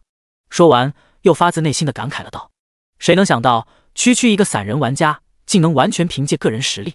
在短短不到1个月的时间内，就打造出一个如此强盛、如日中天的超级势力。任逍遥这家伙确实称得上是个传奇了。好在我们和神域的关系不错。慕容华也点了点头，轻声笑道：他们强大，对于我们也有好处。2天前，沈清和慕容兄妹见过一次面，详谈了神域与风花雪月2大帮派日后的发展。当时沈清曾经主动邀请风花雪月入驻朝歌，毕竟一个1级主城拥有的游戏资源是十分丰厚的，光神域一家也独占不完，完全能同时容得下好几个大型帮派。当初沈清被君临暗算，封印进绝望深渊的时候，风花雪月是全服唯一一个没有趁机落井下石的大型帮派，并且主动向神域给予了很大的支持帮助。沈清记得这份人情，已然将风花雪月列入了神域的盟友清单。但是最终慕容兄妹还是婉拒了沈清的好意，因为他们十分清楚，一山不容二虎，一个1级主城的资源确实能同时供养起好几个大型帮派，却只能有一个说话算数的真正王者。现在的风花雪月实力和神域完全不对等，如果真的来了朝歌，那么以后风花雪月就相当于人在屋檐下，名为盟友，实为附庸，那并不是慕容兄妹想要的结果。所以最终他们还是选择了去神洛发展，决心率领风花雪月和千秋工业、水煮沉浮等其他一流的帮派竞争，在不断的铁火洗礼中，将风花雪月锻造成真正的王者公会。沈清完全能理解慕容兄妹的心情，所以也并没有强求，只是表态，如果有需要帮忙的地方，尽管开口。神域随时可以派遣最精锐的力量赶赴神洛，帮助他们扫平敌人。这个承诺让慕容兄妹欣喜不已，对于日后在神洛城和其他帮派的争锋较量，也都更加有了信心。而随着不断向活动区域深处前进，周围能见到的其他玩家越来越少，怪物数量越来越多，出现的景象也愈发惨烈，触目惊心。甚至沈清亲眼看见一整座城市被阴魂屠戮，化为鬼城的凄惨场景，就连山林中的所有活物也都全部无一幸免，被吸干了血肉精魂，化为一具具冰冷的干尸。只有仿佛无穷无尽的阴魂鬼物，周身缭绕浓重阴气，在天地间不断的凄厉嘶吼，徘徊游荡。继续向前，周围空中陆续出现了各大门派的高级 NPC， 有缥缈仙宗的强者施展神通，呼风唤雨，扫荡鬼群；有天龙寺的佛门高僧脱下袈裟飞到空中，旋转绽放万道金光，所过之处无数厉鬼纷纷嘶吼，如冰雪遇赤阳般快速消融，灰飞烟灭。甚至沈清还看见了蜀山派的高手施展万剑诀，无数剑雨从天而降，瞬间绞杀大片阴魂。除了这些强者之外，数量更多的还是来自各大门派的普通弟子，以及河洛王朝派来的修士大军。他们的等级并不比周围的阴魂鬼物高多少，完全是在浴血厮杀，与充斥天地的无穷厉鬼激烈大战，拼命阻挡这一场堪称浩劫的恐怖灾难向更加遥远的地方波及。虽然心里十分清楚，这是游戏剧情向前推进的必然发展，但是看到这番情景，沈清心中还是不禁有些动容。就在此时，沈清目光突然一凝，看见前方一个鬼气森森的小山村里，一群玩家正在围猎一头青面獠牙的猛鬼 BOSS。仔细一看，竟然是千秋未央率领的几十名千秋工业的核心精锐。沈清见状，顿时忍不住笑了一声。既然都在这遇见了，不过去打声招呼实在是说不过去，直接御剑飞了过去，手握长剑，凌空一斩，隔空一招一剑格式，劈出一道笔直如线的血色剑气，快如闪电从那头猛鬼身体上一扫而过，打出700多万的恐怖伤害，将其本来还剩下1/3的血条瞬间清空，直接秒杀。下面一群千秋工业的玩家本来正打得热火朝天呢，突然 BOSS 就被抢了，顿时纷纷心神震动，愤怒无比的抬起头来，一眼就看见了御剑飞过来的沈清，顿时纷纷脸色大变，露出深深忌惮之色。千秋霸业脾气火爆，且本就和沈清有仇，此时直接怒不可遏，瞪着沈清大声喝问：任逍遥，你未免欺人太甚了，为什么要抢我们的 BOSS？ 不好意思，我刚才按错技能了，真不是想抢你们的 BOSS。 沈清十分不好意思的道了声歉，然后猛然右手掐诀，朝天一指，激活了凌霜剑的装备技能凌霜剑海。下一刻，在千秋工业几十名核心玩家骇然惊恐的目光中，无穷无尽红蓝两色的惊人剑气散发出威临天地的无匹锋芒，轰的一声从天而降，覆盖了200乘以200米范围的广阔区域，每个人的头顶上方都爆出了超过1000万的恐怖伤害，无一例外瞬间秒杀。沈清拍了拍手，目光淡淡的望着下方，说完了刚才的话语：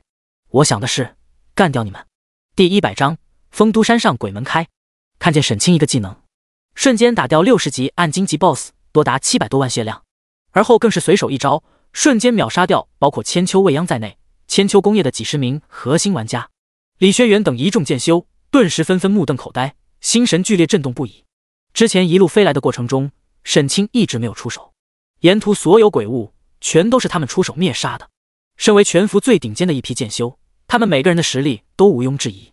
虽然心里十分清楚，和沈清这个全服公认断层领先的第一剑修比起来，肯定存在巨大差距，但怎么也无法想到差距竟然如此之大。要知道，就在短短几天之前，沈清在冰封长城上以天罡剑阵大杀四方的时候，虽然就已经十分变态了，但也远远没有这么恐怖。这才短短几天时间，他的实力竟然又如同做了火箭盘，突飞猛进的暴涨了一大截，让这些在内心深处全都以沈清为终极目标，拼尽全力奋力追赶的剑修们顿时纷纷心神震动，感觉沈清就好像一座巍然耸立在所有人前方永远都不可逾越的高峰一样，令人只能遥遥仰望，甚至生出绝望之感。但是也有一部分人在短暂的震动过后，眼神之中又涌现出更加明亮的坚定之芒，更加明确地看清了前行的方向。沈清转身望向众人，将所有人的表情都尽收眼底，然后对李轩辕说道：到这里就差不多了，再往前去你们也会非常危险，把刚才那群人爆出的装备打扫一下，然后就在这附近刷怪吧。说完，沈清又补充了一句：如果看见有 NPC 遇到危险，尽可能的出手相救。和野图副本里那些被杀之后还能无限刷新的普通怪物不同，这些来自各大门派有名有姓的剧情 NPC 一旦死亡就再也没办法复活了，他们涉及的剧情任务线也很可能就此断掉，每一个都属于国服的重要资源，在日后的国战甚至游戏降临现实之后都能发挥重要作用，在力所能及的前提下还是要尽可能保护一下的。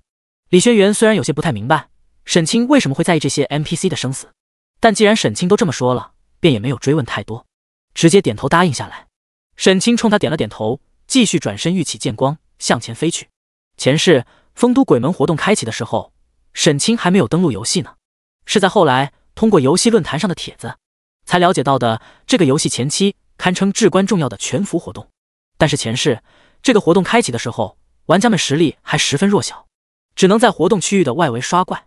最核心的活动区域压根没有人能进去，所以压根无人得知作为这场动乱源头的丰都山究竟是一番怎样的情形。现在沈清就要直奔那里，亲眼见证这场对于未来整个国服的发展走向都影响深远的游戏剧情究竟是如何演绎的。而在前行过程之中，沈清直接祭出了天罡剑阵，将剑阵范围开到最大，覆盖方圆数百米的区域，如同一股势不可挡的剑刃风暴，气势如虹，卷向前方，将沿途所有挡路的阴魂都无情绞杀。如今在沈清的剑阵之中，已经有3把剑被幽冥剑以及通过青天湖复制的引剑替代，由这3把剑劈出的剑气产生的攻击力格外凌厉，使得天罡剑阵的整体威力都大为提升。尤其这天地间阴气弥漫，到处都鬼气森森的环境，与幽冥剑的属性刚好相合。剑锋之上幽光闪烁，如鱼得水。每一次展出的剑光将那些扑来的鬼物斩杀后，都会发出一道幽光，将鬼物破碎的残魂席卷而回，使得剑锋周围缭绕的黑色幽影愈发深邃。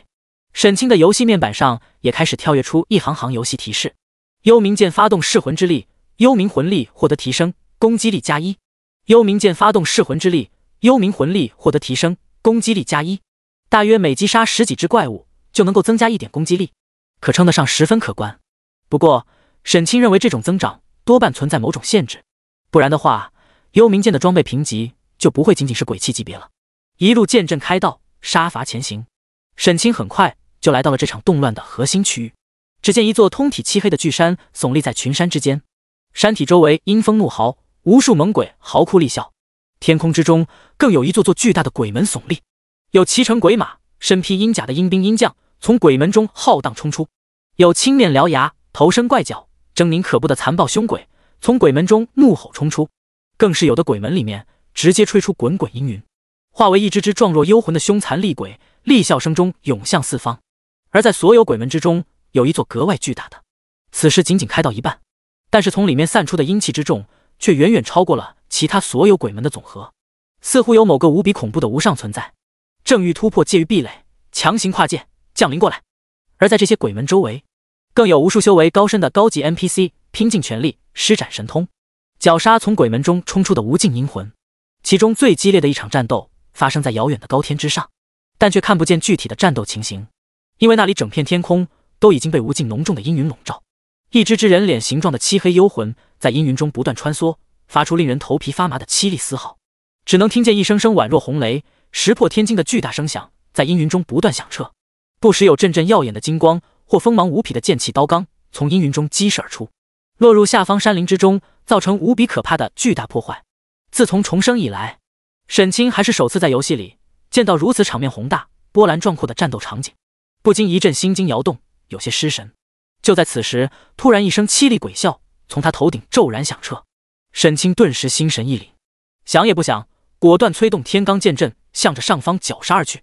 然而一向无往不利的天罡剑阵在这头猛鬼的冲撞之下，竟然直接分崩离析，崩溃开来。不过也为沈清争取了宝贵的时间，瞬息之间御剑飞退，拉开了几十米距离，抬起头来望向前方，只见刚才那突然向自己发动袭击的，赫然是一只身体不过2尺来高，皮肤发青，双眼森白，浑身上下缭绕着森森鬼气的幽冥鬼婴。第101章神雷天怒，瞬秒群鬼。幽泉鬼婴，鬼气级 BOSS， 等级103。血量、攻击、法强、防御、法抗、技能。介绍：集天地阴气、九幽精华，借人体孕育，逆天而生的阴胎鬼婴，在地府幽泉中修炼100年，终于修成鬼王之身。鬼婴一气，天地色变。原来是103级的正牌 BOSS， 怪不得这么猛呢。沈清口中喃喃自语，话音未落，幽泉鬼婴突然张嘴，发出一阵凄厉无比的啼哭之声，声音刺耳，尖锐无比。在这声音的刺激下，沈清顿时头脑欲裂，血条开始以每秒钟几十万的速度飞速下滑。如果是几天前遇到这种级别的超级 BOSS，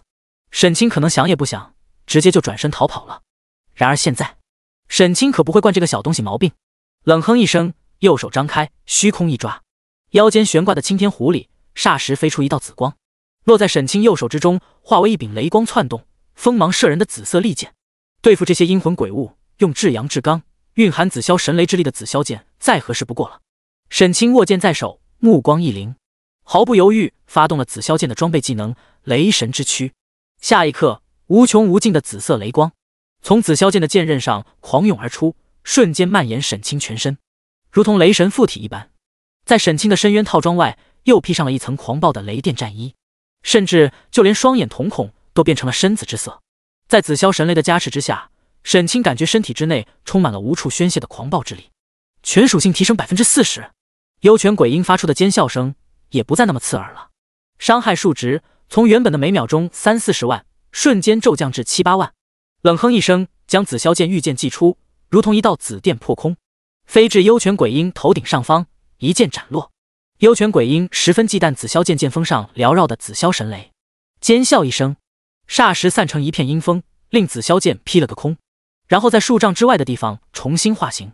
眼中露出嗜血凶光，朝着沈清飞扑而来。鬼魂系的怪物真是烦人。沈清眉头微微一皱，觉得自己该是时候多学几个实用的控制系技能了。冷哼一声，果断释放出万剑诀，然后激活大眼剑阵。49道雷光窜动的紫色剑气在虚空中骤然凝聚，沿着特定的轨迹呼啸飞梭，演化无穷奥妙玄机。被剑阵笼罩的幽泉鬼婴顿时就被困在其中，迷失方向。入目所见，天地四方无穷无尽，到处都是裹挟着紫色雷光的煌煌剑气，无论往哪个方向飞，都永远飞不出这方剑气的天地，反而换来一道道无情的剑气劈斩。而在沈清的视角里，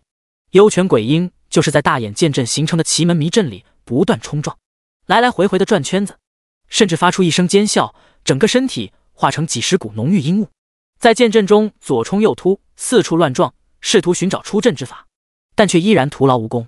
这就是大眼剑阵的玄妙之处，单以绝对的攻击力而言，稍逊于杀伐狂暴的天罡剑阵，但却拥有困敌之效。将幽泉鬼婴困住后，沈清火力全开，凝神操纵紫霄神剑，剑锋之上雷光缭绕，从幽泉鬼婴化作的滔天阴气中来回穿梭，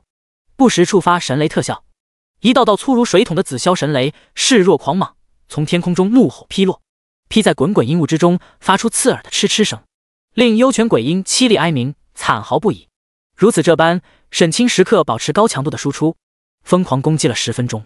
幽泉鬼婴那长长的血条终于只剩下了最后的1/10，彻底被逼红了眼睛。突然之间显现真身，整个身躯砰的一声炸碎开来，形成一股无与伦比的恐怖冲击，直接将组成大眼剑阵的几十道剑气全部生生震散开来，终于成功脱困而出。但是他也因为发动这个技能陷入到了虚弱状态，尖笑一声，阴风一卷，裹挟着仅剩的一个脑袋朝着远处飞逃而去。神话 OL 游戏里某些智能度极高的高级 BOSS， 一旦陷入生死危机，并不会傻傻的死磕到底，而会果断选择逃命。这也是击杀高级 BOSS 是一个巨大的难点，费了半天劲才好不容易打成残血的 BOSS。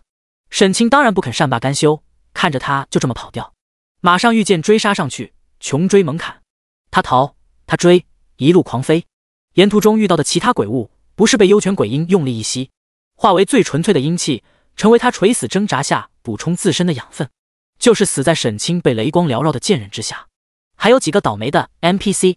也被幽泉鬼婴逃命之间扑到身上，瞬间吸干全身血肉。如此这般亡命追逃了几分钟，幽泉鬼婴的血量已经只剩下最后一丝了。就在此时，前方又出现了一片战场，一大群眼眶之中燃烧着森森绿火的白骨骷髅，密密麻麻，如同潮水，将一道红色的身影团团包围，口中喷吐漫天鬼火，试图炼化那道身影。被重重围困的那道身影只能咬紧牙关，拼命挥舞着一杆火红的大旗，不断扫出重重火光，化为一只只栩栩如生的烈焰凤凰，围绕自身不住旋转，艰难抵抗那铺天盖地的鬼火侵袭。慌不择路的幽泉鬼婴看见前面那一大群白骨骷髅，顿时眼中露出狂喜，毫不犹豫冲上前去，用力一吸，就欲将这群鬼火骷髅的本命阴火连同里面那名人类修士的一身精血一并吸收，为自己再接续一线生机。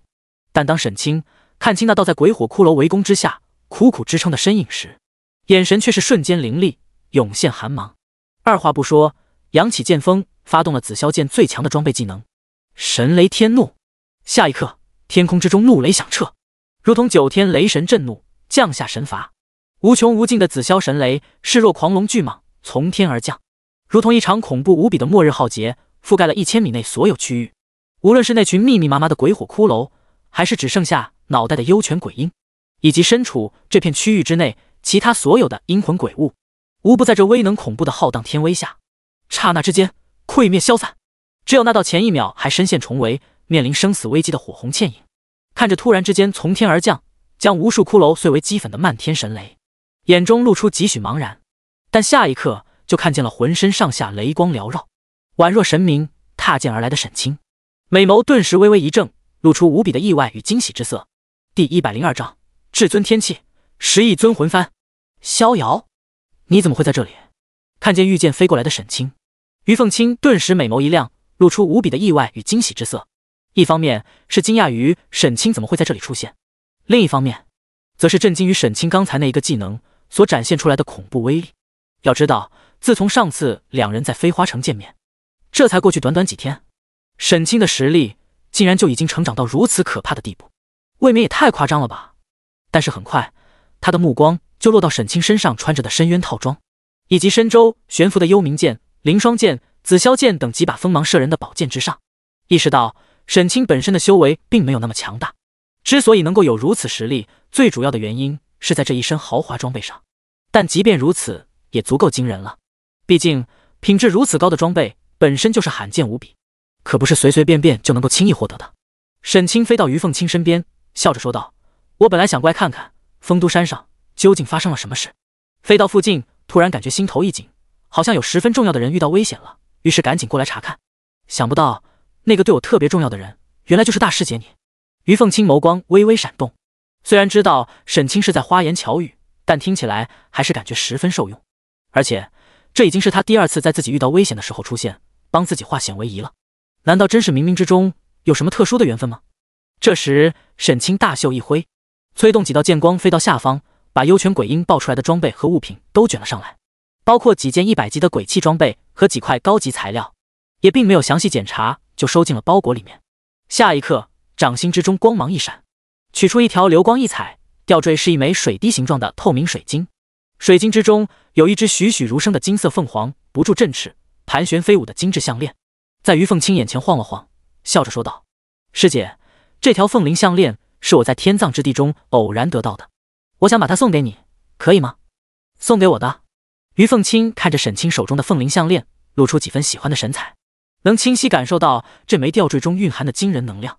绝对是一件品质极高的地气装备。沈清看于凤清脸上表情，就知道他很喜欢这条项链，笑了笑道：“对啊，送给你的，要不要我现在帮你戴上？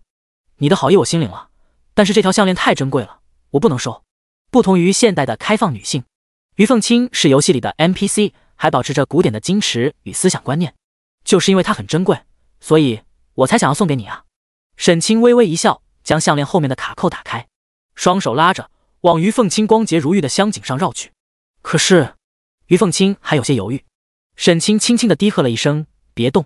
于凤清真就不动了，俏脸之上升起一抹嫣然红霞，任由沈清动作轻柔，将凤灵项链给自己戴好。流光溢彩的水晶项链戴在于凤清心长白皙的脖颈上，光芒闪闪，相得益彰。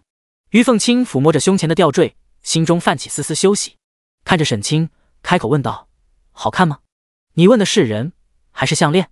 当然是项链了，项链好看，人比项链还好看10000倍。”轰！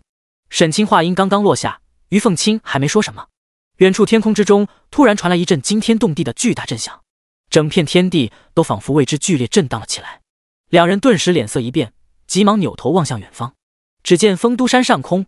那处战况最激烈的战场似乎已经暂时分出了胜负。随着刚才那声巨响，大片的阴云被当空震散，3道身影被生生从其中震退出来，分别是一名慈眉善目的耄耋老僧，身披一件大红袈裟，身体周围虚空之中18颗菩提佛珠悬浮，绽放万道佛光；一名身披青金甲胄，左手持刀，右手持剑，身后披风烈烈飞扬的中年武将；一名鹤发童颜，身穿道袍，头戴紫冠，头顶上方一块黄铜挂盘徐徐旋转，散发无尽玄妙气息的道士。沈清一眼认出，这3个人分别是净莲宗主持苦慈大师、朝天阙天地玄黄4大战将之首的天降魏婴，以及太玄宗紫阳峰峰主紫阳真人，都是国服顶尖的高级 NPC， 所用武器更是不凡，赫然是3件天气装备。然而此刻这3人的状态却都不很好，浑身上下血迹斑斑，脸色发白，气喘吁吁，显然在刚才的战斗中吃了大亏。而高天之上，重重阴云徐徐散开，显现出一名浑身上下都笼罩在黑袍之中的神秘身影，手持一把1丈多长的紫色鬼幡，脚踏风云，放声狂笑：“今日本座大开地府之门，方圆万里净化鬼域，从此往后鬼道大兴，就凭区你们几人也想阻挠本座大计，简直就是螳臂当车。”这神秘人沈清也并不陌生，万鬼门门主鬼灵子游戏里实力最强的几大反派 BOSS 之一。但是此刻，沈清的注意力却并没有在他身上，而是死死盯住了他手中拿着的那件法器——10亿尊魂幡。据说里面拘禁了10亿生魂，阴气滔天，无穷无尽，是整个游戏里威能最恐怖的几件至尊天器之一，威力无限接近神器。甚至在丰都山上这种鬼门大开、阴气滔天的环境中，说它就是神器也毫不为过。怪不得连3大高手联手都打不过他。于凤青也脸色一变，银牙紧咬，焦急的道：“不好，子阳师叔他们不是这魔头的对手，其他各派强者恐怕一时间也赶不过来。一旦彻底鬼门大开，让对面的鬼神降临过来，就什么都晚了。”对此，沈清倒是并不担心，因为他清楚的记得前世这道鬼门并没有被成功打开，但究竟是被谁封印住的，却并不清楚。就在心中有些好奇，究竟会是何方神圣能打得过手持10亿尊魂幡的鬼灵子时，突然间，一个苍老的声音在他心底悠悠响起：“师侄，借你身体一用。”第103章，剑圣附体，天剑诛邪。师侄，借你身体一用。一阵苍老的声音在沈清心头响起，下一刻，沈清的身体便微微一震，清晰无比地感受到一股沛然无比的磅礴力量，不知通过什么方式注入到自己的身躯之中，瞬间失去了对于身体的掌控权。但沈清却并未惊慌，因为通过那道声音，他已经判断出这突如其来占据了自己身体的意识的身份——蜀山剑圣。被剑圣意识附体后，沈清眼神瞬间变得幽深无比，透出一股世事洞明，仿佛阅尽世间沧桑，明悟大道的高深之感。用心感受了一下这具身体的情况，突然间轻咦了一声，有些意外的讶然道：“七星龙渊竟然在你手中，真乃天助我也！”说完，右手在虚空中一抓，腰间悬挂的青天壶中顿时飞出一道寒芒，化为锋芒射人的七星龙渊剑落在沈清掌心之中。剑刃之上，7颗寒星次第闪亮，剑刃击银，声震长空，散发出令风云色变的一天剑气。远空之中，正在紧张对峙的鬼灵子与3大强者瞬间心有所感，扭头望来。苦刺大师3人眼神之中顿时露出惊喜之色。剑圣！鬼灵子则脸色一变，眼神之中露出深深忌惮之色，冷哼一声，声音凄厉的怒喝道：“殷若虚，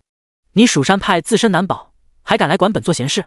不怕锁妖塔那群妖破风把你蜀山上下血洗干净吗？”面对鬼灵子的怒喝威胁，剑圣一句话也没说，眼神之中锋芒一闪，一步迈出，瞬间踏足高天之上。立足之处，数千米内阴云散尽，重新恢复朗朗乾坤，月华星辉无声洒落。剑圣将剑高高举起，一刹那间，仿佛与整片天地都发生共鸣。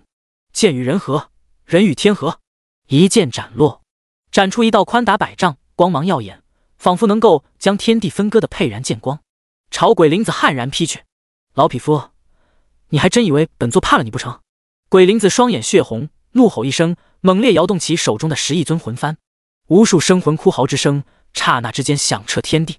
无穷无尽，如同浓烟的阴魂雾气在天空中骤然凝聚，汇聚成一把长达100丈、阴气森森、邪异无比的鬼头妖刀，与剑圣劈出的剑气在空中骤然碰撞。没有想象中惊天动地的碰撞之声，有的只是尖锐刺耳、渗人无比的阴魂七窍。剑气、妖刀双双湮灭，鬼灵子手中的10亿尊魂幡霎时之间光芒一暗，幡面之上撕裂开一道道纵横交织的细细剑痕。鬼灵子顿时疼得心头都在滴血，眼神之中满是惊惧：“该死的，你竟然真的踏入了传说中的天剑之境！”剑圣眼神淡漠，一言不发，第2剑又斩落下来。鬼灵子瞬间脸色大变，没有办法，只得再次挥动10亿尊魂幡来迎战，眼神发狠，咬破舌尖，逼出一口本命精血，喷在尊魂幡翻面上，双手掐诀朝前一指，10亿尊魂幡霎时间光芒一闪，将鬼灵子身躯卷起，化为一股浓黑如墨的滚滚阴云。阴云表面，无数狰狞扭曲的人脸浮现，发出痛苦嘶号之声，又由这些扭曲人脸组成了一张遮天蔽日的巨大鬼脸，张开巨口，狠狠一吞，将剑圣斩出的第2道剑气吞进了口中。但是仅仅1秒钟后，这张遮天蔽日的巨大人脸便是急剧扭曲变形，发出一阵无数生魂齐声哀鸣汇集成的凄厉鬼笑，轰的一声炸裂开来。漫天溃散的阴云中，已然残破的10亿尊魂幡裹挟着一道朦胧的幽影，以惊人的速度遁向远空。想逃？紫阳真人等3大高手瞬间察觉，马上出手进行阻拦。3道光芒炽盛的恐怖攻击同时朝其轰杀过去。虽然成功的命中了那道幽影，又对其造成了一次重创，但还是被其成功逃掉了。虽然剑圣连续2剑令鬼灵子落荒而逃，但是一闪闪开启的鬼门却并没有就此关闭，无穷无尽的阴魂厉鬼依然通过这些门户源源不断地冲过来。尤其是那道耸立在丰都山正上方最为巨大的阴森鬼门，此时此刻已经近乎开到一半，不断吹出惨惨阴风。一对巨大无比、生满了嶙峋骨刺与白色骨鳞的狰狞鬼爪用力扒住鬼门边缘，似乎想用力将鬼门撑开，然后强行降临过来。剑圣眸光扫视过去，二话不说，又是狠狠一剑劈出，浩然剑气扫过苍穹，悍然劈入鬼门之后。下一刻，扒在鬼门上的2只鬼爪突然松开，一声恐怖无比、令天地色变的凄厉怒吼从鬼门后猛然传出。沈清虽然身体被剑圣附体接管过去，但是意识始终清醒。之前剑圣操控他的身体连续劈出3道剑气，使得沈清心有所感，仿佛冥冥中捕捉到了一抹说不清道不明的特殊剑意，沉浸在一种奇妙的悟道境界中。然而此刻，随着这声鬼啸响彻，沈清瞬间心神一凛，清晰无比地感受到一道怨毒无比的阴冷目光从鬼门后投射出来，落在了自己的身体之上，令他瞬间遍体生寒，如坠冰窟，也打断了那种玄之又玄的奇妙顿悟。气得沈清咬牙切齿，恨不得马上冲到鬼门后面，把那个该死的鬼神一剑劈死。但才往前冲出几米，便是赶紧刹住剑光。反应过来，劈完刚才那3剑后，剑圣的意识已经离开了，突出一个来也匆匆，去也匆匆，人狠话不多。鬼叫什么？今天先放过你一马，下次见面再削你。沈清冷哼一声，冲鬼门后那未知的存在骂了一句。与此同时，耳边响起一阵清脆的游戏提示：恭喜你亲身体会剑圣挥剑，领悟仙阶技能天剑诀。天剑诀技能等级仙阶，掌握程度入门01000。技能介绍：人剑一体，天人合一，达至传说中的天剑之境，一剑可杀万军，一剑可破山河。被动攻击力加100，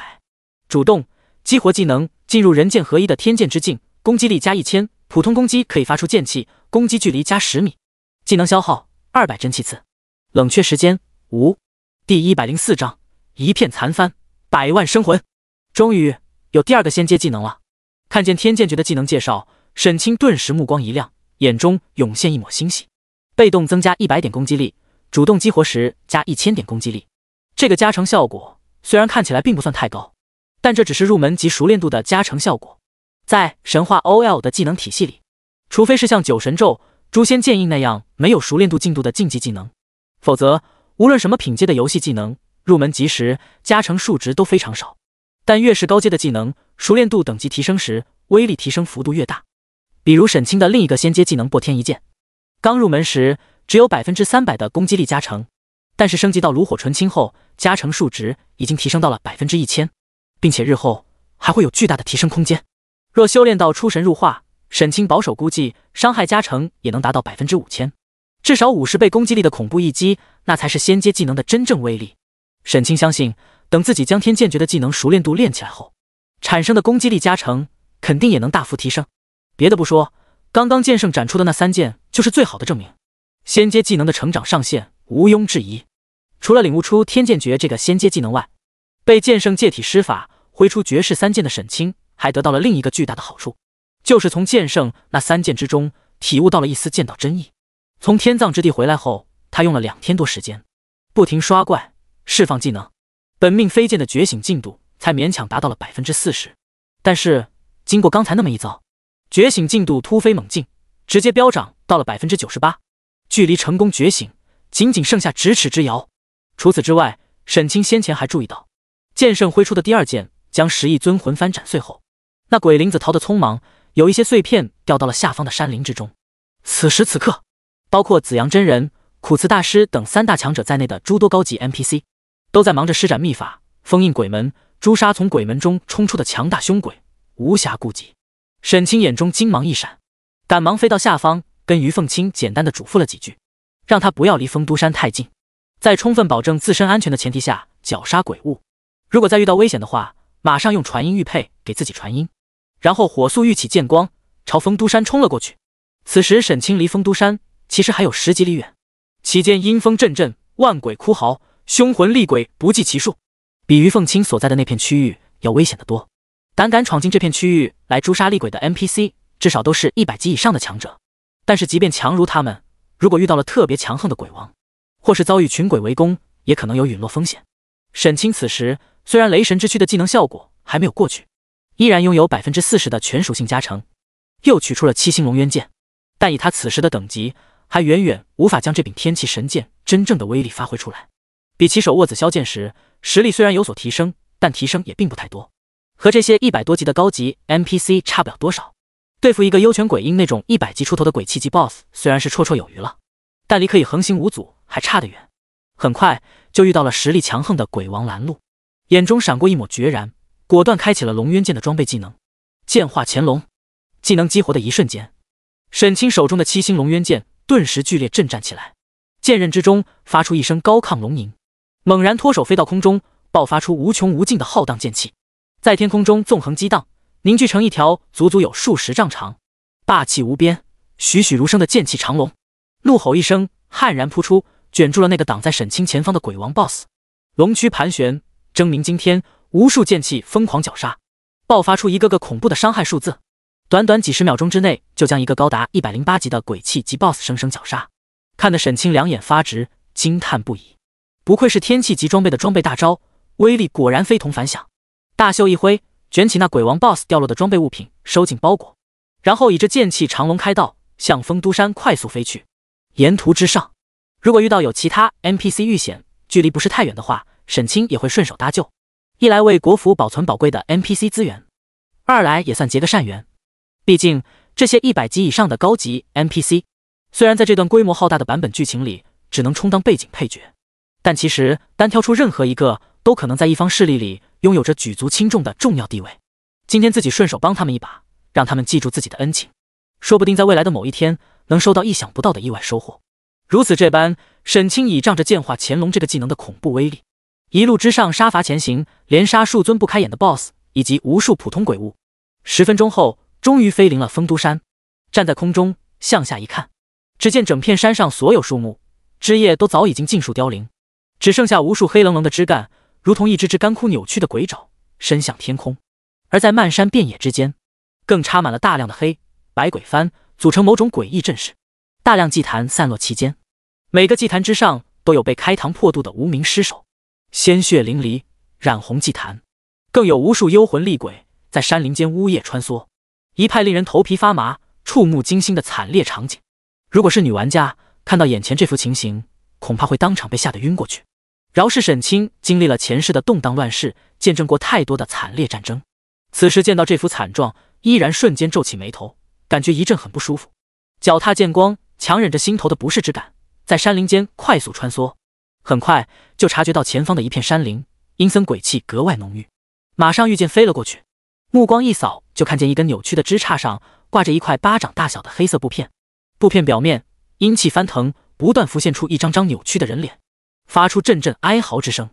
沈清目光顿时一亮，马上俯冲下去，将那布片抄到手中。魂幡残片，灵气，装备技能万鬼噬魂，召唤100万生魂攻击敌人。介绍：魔宗至宝11尊魂幡的破碎残片，其内居有100万生魂，蕴含着可怕的力量。装备等级60级。使用要求：拥有控魂技能。第105章。我有其他的超度方法。这小小的一块布片里面竟有100万生魂。看到魂幡残片的装备介绍，沈清顿时目光一亮，眼中闪过惊喜之芒。100万生魂，要是全部杀掉，就是整整10万属性点啊！别看只是微不足道的一小块法宝碎片，但是对于自己来说，可真是不可多得的好宝贝。沈清嘿嘿一笑，赶忙把魂幡残片收进包裹，然后继续向前，抓紧时间搜寻其他散落在山林之间的魂幡残片，同时心头一阵火热，忍不住的小声嘀咕：也不知道鬼灵子那货逃到哪里去了。从之前看到的情形推断，应该是被剑圣斩碎了肉身，只剩元神裹挟着残破的10亿尊魂幡逃跑了。尊魂幡里可是号称有10亿生魂啊，以后一定要想办法搞到手中，这种害人的东西就不能留在世上。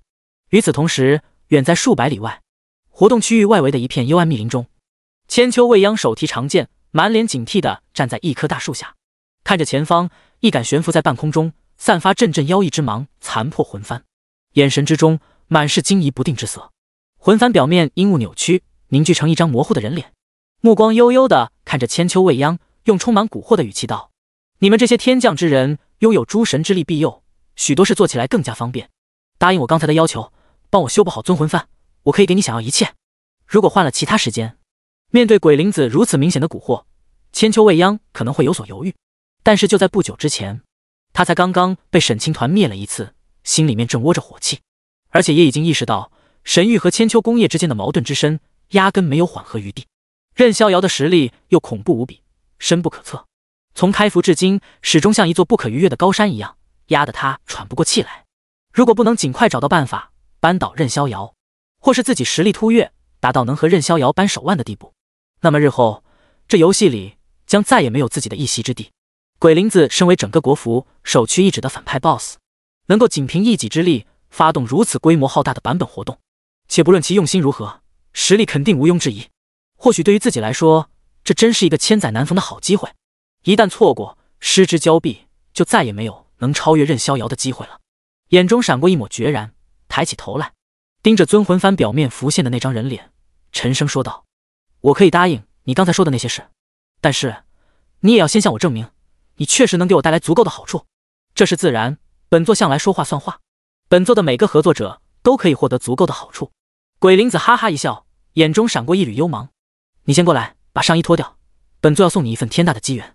鬼灵子和千秋未央两个人在暗地里进行着某种不为人知的交易的时候，沈清脚踏剑光，在丰都山呼啸纵横，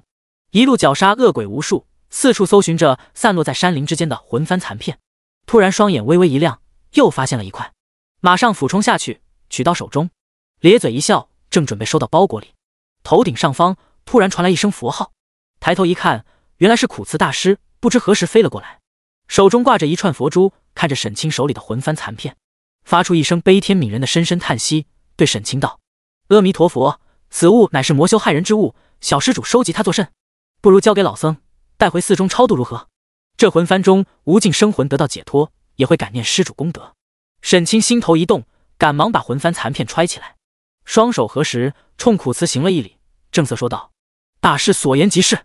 晚辈也认为这魂幡中拘禁的无数生魂不能再留在世间害人了，应该全部超度，让他们都获得解脱。但区区小事就无需劳烦大师您亲自出马了，还是由晚辈代劳吧。”哦，苦慈大师眉毛微挑，有些讶然地看了眼沈清：“小施主也懂得超度之法？”“略懂，略懂吧。”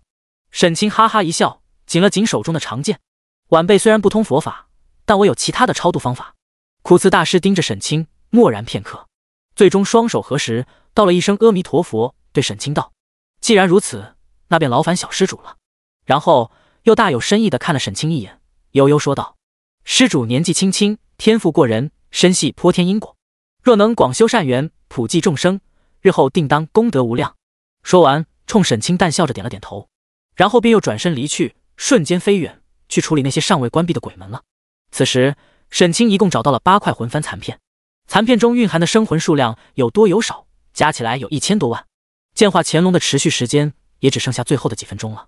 一旦技能结束，在这危机四伏、遍地猛鬼的丰都山，很有可能遭遇危险。沈清倒并不怕掉级，刚才一路过来杀了那么多 BOSS 和怪物，他的等级早就升到了70级，卡到了4转的门槛。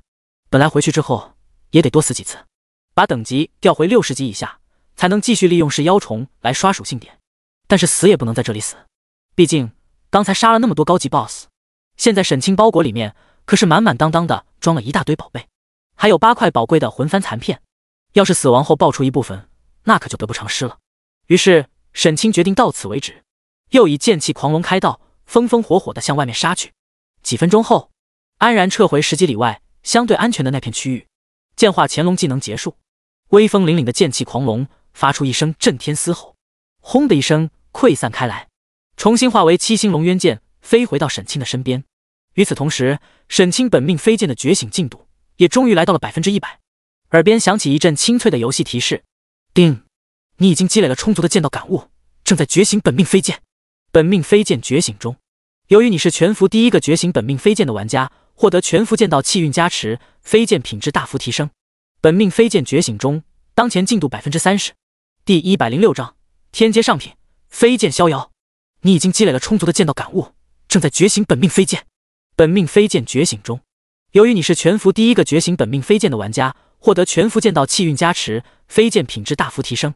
恭喜，成功觉醒本命飞剑！飞剑品质天阶上品。随着一行行醒目的游戏提示在面板上不断浮现，沈清体内位于胸口正中的剑鞘里，一股股精纯无比的本命精元在鞘腹中激荡汇聚，最终伴随着一阵清冽的剑吟之声，一把长约3寸、精巧无比、通体剔透如同琉璃的本命飞剑终于彻底凝聚成型。沈清心神微微一动，本命飞剑顿时如避食指一般，从身前虚空中跃现而出，围绕着它不断飞旋，发出欢快的剑吟声。与此同时，沈清眼前的虚空中也浮现出一块面板，显示出本命飞剑的详细属性。本命飞剑未命名，品质天阶上品，攻击力10万，坚固度10万，耐久度100。技能1，最大攻击距离1000米，速度100米每秒。技能2，可进行短距离空间跳跃，冷却时间5秒，最大跳跃距离10米。技能3，无视任何护盾、屏障、结界类技能。本命飞剑和觉醒天赋的等级划分差不多，都是分为天、地、玄、黄4个品阶，只不过每个品阶里面又细分成上、中、下3等。而且和天赋一样，孕育之初所能够达到的最高品阶就是天阶上品，只有经过后天磨砺，获得逆天的机缘造化后，才有机会晋升为至高无上的仙品飞剑。沈清刚重生时受到天逆珠的影响，破格觉醒了仙阶天赋，本来这次心中还有一些期待，是不是也能孕育出仙品飞剑？可惜还是差了一丝，飞剑品质只达到了天阶上品。不过即便只是天阶上品，这把本命飞剑的各项属性也可以称得上炸裂无比，令人惊叹。首先就是高达10万的初始攻击力与坚固度。要知道本命飞剑十分特殊，它的初始属性不受任何装备加成影响，只与每一名剑修的基础属性息息相关。一般来说，刚诞生的本命飞剑属性都并没有多强，攻击力普遍在几百点左右，能超过1000都很难得了。需要在剑修的剑鞘之中经过日久天长的培育温养，用各种天材地宝祭炼后，才能逐渐显露锋芒，发挥威能。而沈清的本命飞剑刚刚诞生就拥有高达10万的初始攻击力，称之为变态也毫不为过，拥有着无与伦比的成长潜能。同样高达10万的坚固度，意味着沈清的本命飞剑特别抗造，在战斗中不易受损。这对于与剑修性命相连的本命飞剑来说，同样是不可多得的宝贵特性。除此之外，其拥有的3个技能也相当给力。要知道，判断一把本命飞剑品质好坏的核心要素，就是其拥有的先天技能。如果技能普通的话，和普通的剑系武器也没什么太大区别，压根就没有太大培养价值。相反，只要技能给力，即便初始属性数值不高，也能通过后天培育，将其祭炼成一把不可多得的神兵利器。沈清这把本命飞剑不但罕见的拥有3个本命技能，尤其更为难得的是，任何一个都是不可多得的极品技能。第一个技能大幅度强化了沈清的攻击距离与攻击速度，直接令沈清的最远攻击距离达到了1000米之遥，比登峰造极的御剑术还远了数倍。日后经过祭炼之后，技能效果定然还能大幅提升，说不定千里之外取敌人首级都不再是梦。第二个空间跳跃的技能突出一个灵活机变，出其不意，关键时刻使用出来，说不定能收到奇效，大幅增强实战能力。第三个无视护盾类、屏障类技能的能力，在沈清看来才是这把本命飞剑最逆天的一个技能。有了这个技能加持，从今以后游戏里面自己这把本命飞剑完全可以上天入海，任意遨游，无不可入之处，无不可杀之人。除非目标完全躲藏起来，让自己找不到这个人，否则无论躲在什么地方，拥有多少层坚固的护盾防护，都逃不过自己的飞剑索命。这时面板之上浮现提示，请沈清给刚刚觉醒的本命飞剑命名。沈清稍稍沉吟片刻，眼神之中金芒一闪，口中吐出逍遥2字。不仅仅是因为自己的游戏 ID 叫任逍遥，更加因为这飞剑觉醒的3个技能给沈清的感觉就是天高地远，任我逍遥。用这个名字来称呼再合适不过。沈清给本命飞剑命完名后，下一秒钟，一阵响亮无比的系统铃声又一次在全服上空回荡起来。全服通告，恭喜玩家任逍遥成功觉醒本命飞剑逍遥天阶上品。作为全服首位觉醒本命飞剑的玩家，获得史诗称号天命剑修，奖励声望值加20万，金币加10万，幸运值加3，斩龙台传说。卧槽，任逍遥成功觉醒本命飞剑了，真牛逼啊！谁知道本命飞剑是什么玩意？你特么连是什么东西都不知道，激动的啥？我就感叹下，不行吗？本命飞剑，这一听就牛逼克拉斯。那是剑修系玩家3转后能觉醒的特殊本命物，跟普通武者系玩家的本命罡气、修真系玩家的本命金丹、如修玩家的本命字差不多。任逍遥身为国服第一剑修，能第一个觉醒本命飞剑不足为奇。关键是这把本命飞剑的品质竟然是天阶上品，直接到顶了。靠！任逍遥本来就够厉害了，又觉醒了这样一柄超级极品的本命飞剑，以后还有谁是他的对手？别说以后了，现在就没人敢惹他。天榜第2到第10加起来都不够他一剑砍的。沈清不知道自己觉醒本命飞剑又一次在全服引发热议，就算知道，他也并不会太在意。此时的他注意力已经完全放到刚才发放的系统奖励上了。第107章，传说级奖励：玄清灵液，天命剑修，称号等级史诗，称号效果：本命飞剑攻击力提升 10%， 本命飞剑技能效果提升 10%。这个天命剑修的称号效果提升了本命飞剑的威力，本命飞剑威力越大，加成效果也就越强。对于拥有天阶上品飞剑的沈清来说，算是个十分不错的称号加成了。除此之外，系统奖励的另一件物品，则是一块颜色漆黑、方正无比、大小和板砖差不多的条形方石，拿在手里沉甸甸的，很有质感。斩龙台，物品等级传说，物品介绍：来历神秘的黑色岩石，存世数量极其稀少，专门用来磨砺本命飞剑的稀世神物，只需小块就能大幅提升飞剑品质。看着自己掌心之中这块沉甸甸的黑色石块，沈清眼神中流露出一抹难以掩饰的惊喜之色。对这种专门给剑修磨砺本命飞剑用的稀世奇物，沈清前世的时候就如雷贯耳，知道其究竟有多么珍贵。别看只有板砖大小的一小块，但也足以令一把本命飞剑威力产生一次突跃。即便到了游戏后期，游戏融合现实之后，也依然是可遇而不可求的宝贵资源，足以令任何剑修为之眼红，趋之若鹜。这块斩龙台可以说来的正是时候，刚好可以为给逍遥给自己这把刚刚觉醒的本命飞剑进行开封。不过现在不是时候，现在丰都鬼门的游戏活动还没结束，以3大强者为首的一群高级 NPC 正在忙着封印鬼门。以丰都山为中心，方圆千里的范围内，还有大量的阴魂鬼物、高级 BOSS 等着自己去收割呢。沈清打开活动的积分排行榜，发现自己以71万的总积分的排在榜首，排名第2的是青梅煮酒，积分23000多点。沈清估计，即便自己现在就下线睡觉，直到活动结束，依然还能稳居第1。不过活动积分多少，直接与最后获得的奖励息息相关，所以沈清还是要抓紧时间，尽可能多刷积分的。于是接下来的几个小时里，沈清头悬天罡剑阵，脚踏剑光，纵横长空，身体周围龙渊剑、紫霄剑、凌霜剑等多柄宝剑呼啸随行，如同一道道璀璨的流星破空。在丰都山外围区域，火力全开，疯狂绞杀阴魂鬼物，尤其盯住了那些实力强横的高级 BOSS， 杀上一只所斩获的活动积分比杀1万只普通怪物还多。不过雷神之躯和剑化乾龙这2个装备大招用完后，沈清实力有所下滑，再杀100级以上的大 BOSS 就多少有些费力了，所以接下来几个小时里一共也才杀了3只，杀的最多的是一些8、90级的灵气级 BOSS， 并且期间搭救了不少陷入险境的高级 NPC， 算是帮国服保住了一批重要的游戏资源。如此这般一直杀到晚上12点整，丰都山上打开的所有鬼门终于都被完全关闭，并施加了重重封印。从鬼门中冲出的无尽阴魂也在全服玩家和 NPC 的合力下消灭了大半。整场活动终于彻底宣告终结。天空之中回荡起嘹亮的系统公告：所有玩家请注意，在全体参战玩家的共同努力下，成功封印所有鬼门，将鬼门中冲出的鬼物斩杀大半。游戏活动丰都鬼门正式结束，活动奖励已结算完毕，并完成发放。恭喜玩家任逍遥在本次活动中表现优异，活动积分排名第1，获得奖励声望值加30万，幸运值加5，史诗级称号鬼王克星，系统抽奖机会1次。鬼王克星，称号等级史诗，称号效果：精神属性提升 3%， 对鬼魂系怪物拥有 10% 伤害减免，造成伤害提高 10%。这个称号的加成效果还算不错，但是现在沈清的心思却压根没有放在这称号上面，因为他没有想到这次系统竟然没给物品奖励，而是给了抽奖机会。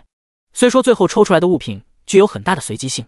并不一定能出好货，但是抽奖这种东西主打一个紧张刺激，看着从天空中徐徐降落，最终悬停在自己面前虚空中的抽奖平台，沈清的心情不自觉就紧张起来，下意识屏住了呼吸，目光望向抽奖平台。只见那是一个直径大约在1米左右的圆形盘台，被一条条纵横的细线分割成一个一个的小格子，每个格子都闪烁着颜色各异的明亮光芒，上面浮现出一样物品的微缩幻影。沈清一眼看去，就看见了神话级血脉觉醒石、仙阶技能书、天际装备、传说级宠物蛋等可遇而不可求的珍贵宝物，即便最差的，也至少是传奇级别的物品奖励，密密麻麻的悬浮在盘面之上，看得沈清呼吸急促，眼花缭乱，恨不得把这些宝贝都搂到怀里。可惜这些宝贝里面他只能够抽取一样，而决定最终结果的投石就在他掌心里攥着。活动的最后1个多小时，于凤清一直和沈清在一起刷怪，此时看着从空中降下的抽奖圆盘，也忍不住美眸睁大，满脸好奇地问沈清道：“这是什么东西？”“是天上诸神为了奖励我在这场动乱中立下的功劳而赐下的特殊奖励。”沈清用于凤清比较容易理解的方式跟他解释了一句，然后举起攥着投石的右手，伸到于凤清面前，对他笑道：“来，师姐，帮我吹一下。”“啊！”于凤清顿时愣了一下，雪白俏脸微微泛红，看着沈清伸过来的拳头，张开红唇，轻轻地吹了一口气：“这样可以吗？简直完美，感谢师姐借我好运。”沈清哈哈一笑，瞅准轮盘上一个高级奖励秘籍的区域，扔出了手中的投石。于凤清顿时跟着屏住了呼吸，饱满胸脯一阵起伏，俏脸之上写满紧张，美眸紧紧盯着那颗形状不规则的小石子，在轮盘上左右弹射，一阵咕噜，最终落在了其中一个紫色的格子里面。与此同时，沈清的游戏面板上浮现出了一行提示：“恭喜，你抽中了传说级奖励玄清灵液。”第108章破妄之眼，于凤清血脉的秘密。恭喜，你抽中了传说级奖励玄清灵液。随着游戏提示浮现，眼前那块抽奖轮盘咻的一声消失不见，只有投石落入的那个小格子从整块轮盘上脱离出来，光芒一闪，化为一个拇指大小的小玉瓶，落入沈清掌心之中。玄清灵液，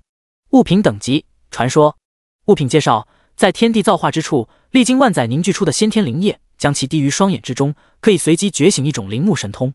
没能抽到那几种神话级别的最高奖励，沈清心中稍稍有那么一点点失落。不过传说级的物品奖励也很不错了，也不知道自己能觉醒个什么神通。沈清心中一阵期待，马上把玄清灵液递到于凤清面前，请求帮助：“师姐，可以帮我把这瓶灵液滴进眼睛里吗？”“这是传说中的玄清灵液。”于凤清从沈清手中接过玉瓶，打开之后看了一眼，眼神之中顿时露出惊讶之芒。没想到沈清竟然从刚才的抽奖之中获得了这种传说中的珍贵奇物，看来天降之人果然不凡，会受到诸神格外的恩眷。沈清身高比于凤清高，站着滴灵液的话不太方便，而玄清灵液又珍贵无比，万一失手滴到眼睛外面，那损失可就大了。于是为了保险起见，沈清提议两人找一块平坦的地方，让于凤清坐在地上，自己枕在他腿上，再往眼睛里面滴。于凤清闻言，嘴角顿时微微翘起，似笑非笑地看着沈清，眼中意味十分明显：“你那是担心灵液浪费吗？我都不好意思点破你。”轻哼一声，伸出2根葱葱玉指，轻轻一引，直接运用法力将玄清灵液从玉瓶里牵引出来，悬在空中，然后翻转手腕，屈指一弹，整团灵液顿时从中分为2股，在于凤清法力牵引下，精准无比地射进了沈清的双眼之中。哎，谁说女人胸大就无脑的？大师姐就一点都不好骗。沈清心中暗叹一声，有些忧愁。与此同时，随着2股灵液入眼，两边眼球顿时泛起丝丝清凉之意，泛起一层淡淡清光，最终徐徐消隐下去。与此同时，耳边响起悦耳的游戏提示音：“恭喜你使用玄清灵液，成功觉醒天阶技能破妄之眼。破妄之眼，被动，技能等级天阶。技能介绍：拥有看破虚妄、洞彻真相力量的灵眼，灵眼大成，能够看穿世间一切幻象，洞彻敌人虚实弱点。”很明显，这是一个功能型的技能，不能直接提升玩家的战斗力，但是在某些特定的地图或情景之下，往往能起到意想不到的重要作用。沈清抬起目光望向周围，眼眸之中清光浮动，只觉入眼所见，整个世界都比以前更清晰了。即便此刻正值深夜，光线昏暗，也能够轻易看清楚千米之外树顶上叶片的清晰脉络。显然，虽然技能说明上并没有写出来，但沈清的视力无疑获得了巨大的提升。而当沈清将目光望向一旁的于凤清的时候，更是能够清楚看到，在他挺拔傲人的身体内有一团朦胧的火光浮现，火光之中，一只栩栩如生的火羽凤凰蜷缩如卵，正在沉睡。沈清知道，这是于凤清传承至上古瑜伽的血脉之力，只不过现在还没有觉醒。日后血脉觉醒之后，他的全部修炼潜能才会彻底得到释放。于凤清见沈清觉醒灵目后，就两只眼直勾勾地盯着自己看，顺着沈清的视线看了一眼，俏脸顿时就是一红。这个家伙该不会觉醒了什么透视之类乱七八糟的神通吧？没好气地瞪了沈清一眼，咬牙问道：“看什么呢？你究竟获得了哪种灵目神通？”“我获得的是破妄之眼，看见师姐血脉之中似乎暗藏玄机，所以忍不住多看了几眼，师姐莫怪。”沈清老老实实地回答道。“破妄之眼。”于凤清眸光微闪，对沈清道：“这是一种十分罕见的灵目神通，若使用得当，能派上大用场。看来你的运气不错，这还要多亏了师姐借我的那一口仙气。”沈清笑道：“这下离和师姐你的约定又近了一步。”“什么约定？”“天下无敌，娶你过门呀！”于凤清闻言，芳心顿时微微一颤，情不自禁回想起两个人初见的那个夜晚，当时不过是话赶话，随口说出来的玩笑之语，这家伙还真当真了。不过记得当日初见之时，沈清还只是个刚刚踏足修行不久、平平无奇的小剑修，这才短短不到1个月的时间，就已经成功凝聚出本命飞剑，更获得了七星龙渊剑这种级别的无价之宝，成为令自己都只能仰视的一方强者了。他如此突飞猛进的刻苦修行，难道就是为了这个约定？还有当日他为自己护法之时，最后呈现在自己眼前的那副惨样，现在想来分明就是装出来的。这个坏蛋一开始就没安好心。想着想着，于凤清嘴角边情不自禁漾起一抹微微笑意。“师姐，你想什么呢？突然笑得这么开心？”“我想到了开心的事情。”“什么开心的事情？能不能说出来，让我也跟着开心一下？”“不告诉你，你自己猜去吧。”于凤清轻哼了一声，风情万种地横了沈清一眼。活动落幕，于凤清很快就收到传音，要返回师门复命了。沈清也捏碎回程卷轴，回到朝歌城里，找了个僻静的地方下线，上床睡觉。第二天早早起床上线，先把昨晚活动中斩获的装备、材料都放进帮派仓库里，然后又去修理装备，补充了一波补给品。直至上午9点钟整，突然一道嘹亮的系统通知在整个国服上空回荡起来。全服公告：昨夜万鬼门在丰都山犯下惨案，方圆千里生灵涂炭，君王震怒。皇帝下令对河洛王朝境内所有魔道妖人进行清剿，一切玩家帮派攻克魔道据点之后，可上报朝廷，在据点原址建立帮派驻地。第109章帮派驻地，万圣荒山。嘹亮无比的系统通知响彻天际，在整个国服上空回荡了3遍，才终于停止。整个国服无数玩家顿时纷纷抬头望天，听完通知内容之后，无不满心激动，热议起来。我去，帮派驻地系统终于开放了，发动玩家打魔道 NPC 这招驱狼吞虎用的妙啊！看来国服的和平发育期终于要过去了，那些国服的大型帮派再也不能你好我好大家好的克制发育了。没错，为了争夺帮派驻地，注定会展开一场场激烈的流血争夺，这下要有好戏看了。不过公告里光说了，只要清剿了魔道据点，就能在原地建立帮派驻地，可魔道据点在哪里？不会让玩家们自己找吧？很有可能，毕竟那些魔道妖人的活动都十分隐秘，如果据点暴露的话，不用玩家过去清剿，各大门派的 NPC 早就直接派人过去扫灭了。这么说来，能不能抢到好的帮派驻地，不光要看帮派实力，还得看消息够不够灵通。这是千载难逢的好机会啊！兄弟们不要下副本练级了，都去找魔道据点吧，找到一个就发财了。全服玩家激动热议，都在研究去哪里寻找魔道据点的时候，沈清也收到了苏韵的消息，问他需不需要派些人手去寻找一下魔道据点的线索。沈清直接回复不用，让他继续安排大家正常刷怪、下副本打装备练级就行。关于帮派驻地的事情，自己已经从一些高级 NPC 那里获得了相关线索，会亲自追踪，负责寻找。其实之所以这么说，不过是对于苏韵的托词而已。沈清真想寻找魔道据点，哪里还需要去 NPC 那里找什么线索？眼睛一闭，前世各大帮派的驻地位置直接在脑海中清晰浮现。不过根据游戏规则，每个帮派只能拥有一座驻地，所以沈清要做的是，只是在这些驻地中挑选出一个最好的而已。而且相比其他玩家以及游戏里绝大多数的 NPC， 沈清还知道一个重要的情报，就是几个月后游戏与现实融合时，并不仅仅是游戏里的怪物与 NPC 会出现在现实世界，就连许多重要的游戏地图也都会降临到现实之中，使整个蓝星的土地面积增加100倍，地形地貌完全改变。在游戏里经营的帮派驻地，几个月后也将会降临到现实之中，变成一个帮派的大本营。所以驻地建设至关重要。沈清早已经选定好神域的第一个驻地位置，结束和苏运的通话之后，直接来到城中的传送点。经过一次远程传送，来到位于游戏地图西域群山的一个传送点，玉起剑光又飞行了10几分钟后，前方大地之上出现了一片起伏如龙、气象万千的磅礴山脉，正是游戏里赫赫有名的万圣仙山。传说无尽久远的岁月前，这里曾经伫立着一座耸入星海，站在山巅，抬起手来就能触摸到天上星辰的磅礴巨山，乃是九州龙脉汇集之处，世间第一条祖龙便诞生于此。后来经过一场未知变故，导致圣山崩塌，山根破碎，又经过无穷光阴的岁月变迁，最终才演化成如今这般群山起伏、连绵如龙的磅礴地貌。时至今日，这片山脉也没有被人类征服，是一片充满野性的无垠大荒。群山之间充斥着无穷无尽的洪荒遗种、巨妖猛兽，从70级到100级以上的怪物都有。据说在群山最深处某个地方，沉睡着从太古洪荒时代一直存活至今的无敌妖神。现在还没有几个玩家探索到这张地图，但是在不久之后的将来，甚至游戏融合现实之后，这里都将会成为一片拥有巨大吸引力的重要炼级地。不仅仅因为这里怪物的等级够高，拥有丰厚的炼级资源，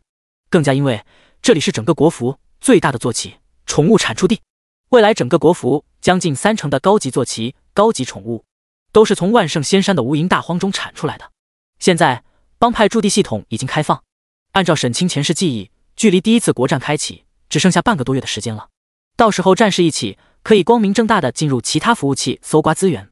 而且按照沈清前世记忆，第一次国战的时候，国服就面临多线作战的巨大压力，到时候游戏传送功能不能使用，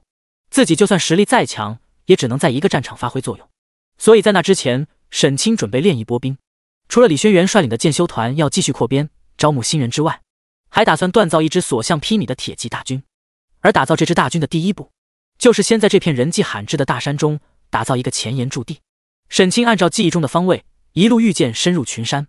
很快就在一片山谷之中找到了一个兽王宗的魔修据点。山谷里面用粗如耳壁刻满铭文的巨大锁链，锁着好几头体型庞大的巨大妖兽。许多魔道修士正围着这几头妖兽忙忙碌碌，不知道在干些什么。前世这里最先被风花雪月发现，抢夺下来成为了自己的驻地。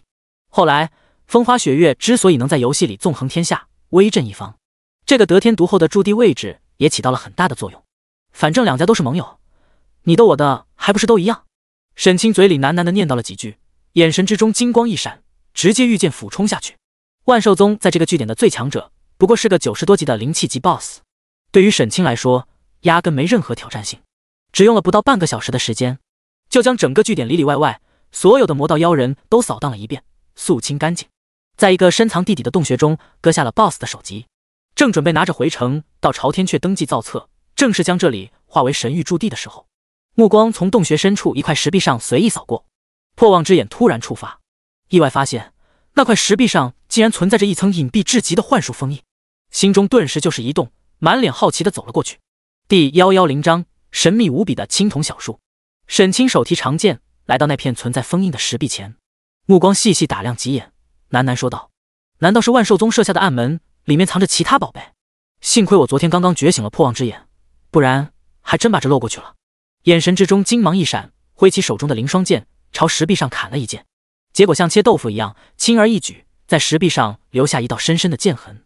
但石壁上存在的那层封印结界却丝毫未损。这一结果令沈清眉头微皱了起来，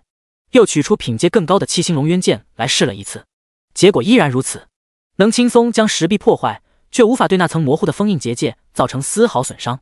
就好像身处于两个交错的时空，即便把整面石壁完全破坏，也依然看不见结界里面究竟有什么东西。应该是需要某种不为人知的特殊法门，才能正式破除封印，进入其中，真是麻烦。沈清眉头紧紧皱起，叹了一声，突然心中一动，想到自己的本命飞剑能够无视任何护盾，结界类的技能不是刚好能派上用场吗？于是马上心念一动，将逍遥给召了出来。发出铮的一声颤音，朝石壁上存在的结界冲了过去。沈清与本命飞剑之间存在着紧密心神的联系，飞剑触碰到结界的瞬间，能清晰无比地感受到，仿佛触碰到一层柔韧无比的隔膜。猛一用力，穿了进去。下一刻，沈清附在飞剑上的神识便跟随逍遥一起出现在另一片空间之中。那是一个巨大无比的地下洞穴，洞穴地上被无数残破的尸骨铺满，每一具尸骨都十分不凡，或是金光闪闪，宛若黄金浇铸而成，或是晶莹剔透，如同用最好的玉髓雕琢，散发出惊人的灵性波动，竟赫然是一具具残破的神魔碎骨。而在洞穴中央，有一汪直径在1丈左右，由精纯神血汇聚而成的血色小池，血池中央生长着一棵半米来高的青铜小树，乍眼看去，仿佛一件完美无缺的青铜工艺品，由世间最好的工匠雕琢而成。枝干之上遍布着玄奥无比的铭文浮雕，每一片叶片之上都有着浑然天成的奇妙纹路，而在枝叶掩映之间，还生长着2颗拳头大小、浑圆如珠的青铜果实。这究竟是什么东西？竟然需要神魔骨血作为养分进行供养？难道是神话级别的至宝吗？沈清心神一阵激荡，马上反应过来，这处结界肯定不是万寿宗的手笔，他们没有这么大的本事，多半是其他某位未知的超级 NPC 部下的手笔。沈清很想操控逍遥过去，把那青铜小树上的2颗果子摘下来，但是接近到一定距离后，就感受到一股雄浑无比的磅礴压力迎面而来。如果继续前进的话，恐怕剑身会当场崩碎开来。没办法，逍遥毕竟才刚刚觉醒，沈清还没有来得及对他进行太多的祭炼，相对而言还很脆弱。于是沈清只能暂时放弃，操纵逍遥从结界里退了出来，看着眼前墙壁之上这朦胧阴险的结界光芒，喃喃自语，想不到这次还有意外收获，也不知道这究竟是哪位大佬的手笔，他人还活没活着呢？回头有机会查查资料，搞清楚这究竟是什么玩意再说。沈清心里打定主意，不管怎么说，自己帮派驻地底下藏着宝贝都是一件好事。只不过这株青铜小树明显不凡，搞不好是神话级别的超级机缘。这种级别的机缘往往不是靠蛮力就能够得手的，怎么顺利把它搞到手，需要从长计议，好好研究。几分钟后，沈清使用回程卷轴回到朝歌城，来到朝天阙的衙门，以神域帮主的身份将万寿宗那个 boss 的首级奉上，提交帮派驻地沈清。现在沈清的声望值早已经突破100万，在国服的 NPC 里都拥有了很高的知名度，不敢怠慢，所以手续办得很快。很快一道系统铃声便在整个国服上空回荡起来。全服公告，恭喜神域在万圣荒山11342-976-8965处扫灭万寿宗一处重要据点，获准在此建立帮派驻地。作为全服第一个建立驻地的帮派，奖励神域驻地各类基础驻地资源10万，免交赋税。我去，允许建立驻地的公告才出来1个多小时，神域就已经把驻地建起来了，这效率未免也太夸张了吧？肯定是早就知道了魔道据点的详细位置，公告一出就直接直捣黄龙了。万圣荒山，那是什么地图？没听说过呀。不用怀疑任逍遥的眼光，肯定是一张富得流油的宝藏地图。有了帮派驻地之后，神域真的要起飞了。无数玩家议论之际，沈清对系统发给的奖励也十分满意，10万各类基础资源足以将驻地建设到一定规模。当然，沈清更看重的还是那个免税优惠。要知道，帮派驻地除了是一个帮派发展壮大的根基之外，更是一个源源不断的印钞机。未来一段时间之后，每天会有大量玩家到那边去刷怪练级，神域的驻地将会成为最前沿的重要补给点。每天光是传送药水、符箓、修理装备等等，就能够带来大量的资金收入。正常来说，这些收入河洛王朝至少要抽取高达 20% 的赋税。这笔赋税免除之后，神域的收入会大幅提升。这笔收入可以用来购买资源，武装玩家，进一步强化神域的实力，绝对是不可多得的好事。沈清心头一阵欣喜，正准备联系苏韵和他商量一下驻地建设的具体事宜，突然头顶天空之中又是一阵通告回荡。全服公告，恭喜千秋工业在阴荡山534783-2859-3785处扫灭万鬼门一处重要据点，获准在此建立帮派驻地。作为全服第2个建立驻地的帮派，奖励千秋工业驻地各类基础驻地资源5万，赋税减半。第111章血脉升华，晋升传说。咦？沈清抬起头来望向天空，听完天空中回荡的系统通告后，眼中露出一丝惊讶。一来是惊讶于千秋工业的动作竟如此之快，仅仅比自己慢了几分钟就获得了帮派驻地的建设权，二来则是惊讶于公告里提及的那个地点——阴荡山，位于河洛王朝南域境内，确实是一个魔道盘踞的高级地图，地理位置也很不错。但是沈清清楚记得，前世千秋工业的第一个帮派驻地可并不是在那里，这大概就是传说中的蝴蝶效应了吧？看来我的重生确实改变了很多东西啊！沈清喃喃自语，有所明悟。到现在为止，沈清重生后给自己制定的计划已经快完成的差不多了，那些要争取的机缘基本都已经拿到手了，还有一些重要机缘则是因为时候未到，必须耐心等待，在特定的游戏活动才能获取。所以之后一段时间，沈清开启了稳健的发育模式，每天绝大部分在线时间也不去干其他事情，就安安心心在自己精心培育的是妖虫培育基地杀虫子、刷属性，顺便练习技能熟练度。至于帮派驻地建设的事情，几乎全盘都交给了苏玉，这一刷就是10多天。在此期间，整个国服可以说是风起云涌，许多之前名声不显的游戏高手开始逐渐崭露头角，声名鹊起。各大帮派为了争夺地盘资源，也展开了一场场角逐较量，其中竞争最激烈的就要数神洛城了。千秋工业、水主沉浮、风花雪月、问天等好几个实力雄厚的大型工会，围绕着几处关键的地图资源点合纵连横，明争暗斗，各种激战纷争不已。与之相比，朝歌城的局势就显得平淡许多了，只有神域一家独大，稳稳占据朝歌城周边几处有水最足的资源点，任凭风浪起，稳坐钓鱼台。经过全体帮派成员10几天的共同努力，帮派等级也终于顺利升到了5级，成员上限提升到5万人。期间，苏韵曾经问过沈清，要不要考虑组建分盟，扩充实力，但是被沈清否决了。因为沈清深深明白兵不在多而在精的道理，自己麾下只要全服最顶尖的精锐，不需要太多乌合之众来硬凑人数。而随着时间一天天过去，神域成员的平均等级越来越高，所能够狩猎的怪物等级也随之提升。越是高等级的怪物，血肉之中所蕴含的灵性就越足，越能令食妖虫快速成长，加速繁衍。所以沈清的刷怪效率也随之提升，水涨船高。从最开始几天平均每小时只能刷几千属性点，涨到现在每小时能够刷1万多点，一天下来轻轻松松增长个10几万属性。如果被其他玩家知道了，恐怕会当场震惊到下巴都掉在地上。在这10几天时间里，除了每日刷怪之外，沈清还专程去了一趟蜀山，学习了2个新技能：天师符法主动，技能等级天阶，掌握程度入门0、500。技能介绍是单体技能可以进行多重施法，额外指定一个目标造成 70% 的技能效果，冷却时间60秒，技能消耗1000法力。风雷锁妖咒主动，技能等级天阶，掌握程度入门0、500。技能介绍召唤风雷之力，汇聚锁链，使目标陷入禁锢状态，每秒造成 30% 法强的法术伤害，持续时间10秒，技能消耗200法力秒，技能冷却120秒。这2个技能的技能效果都很实用。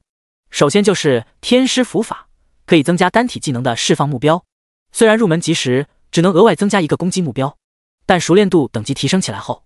额外攻击的目标数量也会跟着随之提升。有了这个技能加持，沈清的破天一剑、一剑格式等强力的单体技能，破坏力无疑会更加恐怖。至于第2个风雷锁妖咒，是一门蜀山秘传的控制类法术。沈清学习这个法术主要是为了弥补自己缺乏有效控制类技能的短板，毕竟不能每次防范敌人逃跑都直接用大眼剑阵。这2个技能都并不是间隙技能，吃不到沈清对间隙技能的特殊加成，所以熟练度并不太好练。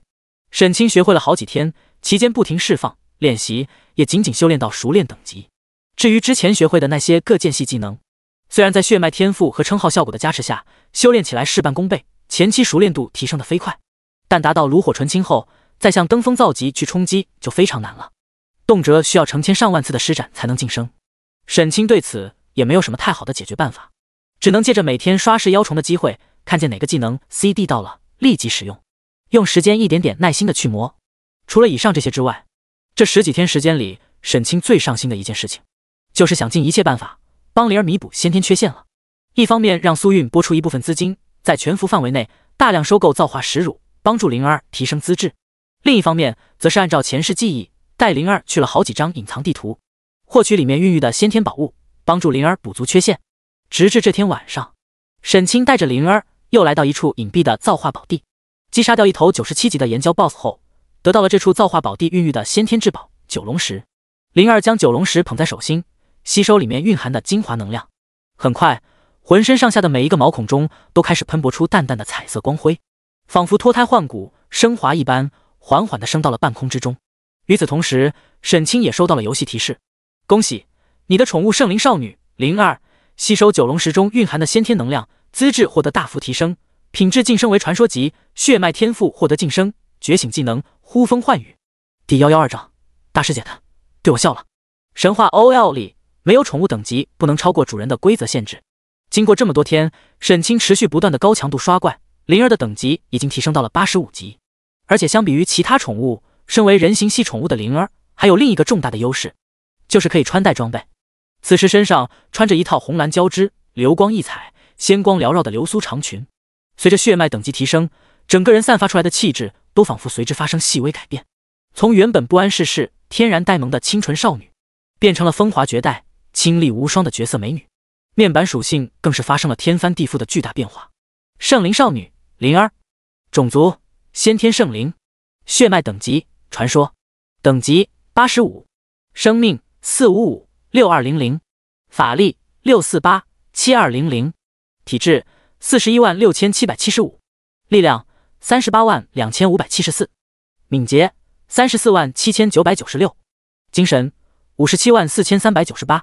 天赋1，天眷，天地孕育的先天圣灵，气运所中，受天道眷顾。天赋2，通玄，所有法术威力翻倍，冷却时间缩短 30%。技能五行遁术，登峰造极，风卷残云，炉火纯青，武器朝元，炉火纯青，风雪冰天，炉火纯青，缥缈仙灵，炉火纯青，泰山压顶，炉火纯青，太白剑咒，炉火纯青，森罗万象，精通，炼狱真火，精通，呼风唤雨，精通。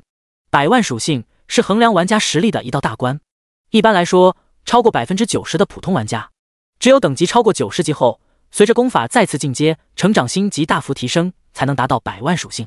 能够在90级之前就拥有100万属性的，便足以称之为佼佼者了。原本血脉提升之前，即便穿了一套80级的灵气装备，灵儿的4维属性总量距离100万大关也还稍稍差了一些，大概需要再升2级才能达到100万属性。然而血脉晋升至传说级后，4维属性直接迎来爆炸式的增长，裸装属性直接翻了1倍还多。现在的4维属性加起来，距离200万都不远了。再加上给力的技能与天赋配置，沈清估计现在的灵儿单挑100级以上的高级 BOSS 可能还有点困难，但是100级以下的大多数 BOSS 基本都可以不怵了。这份无与伦比的卓然天赋，即便放在所有传说级宠物中，也绝对可以称得上顶尖了。不愧是拥有神话级资质的宝藏女孩，真不知道要是有朝一日真晋升到神话级别，究竟会有多么恐怖。沈清心中喃喃自语，对灵儿的实力蜕变十分高兴。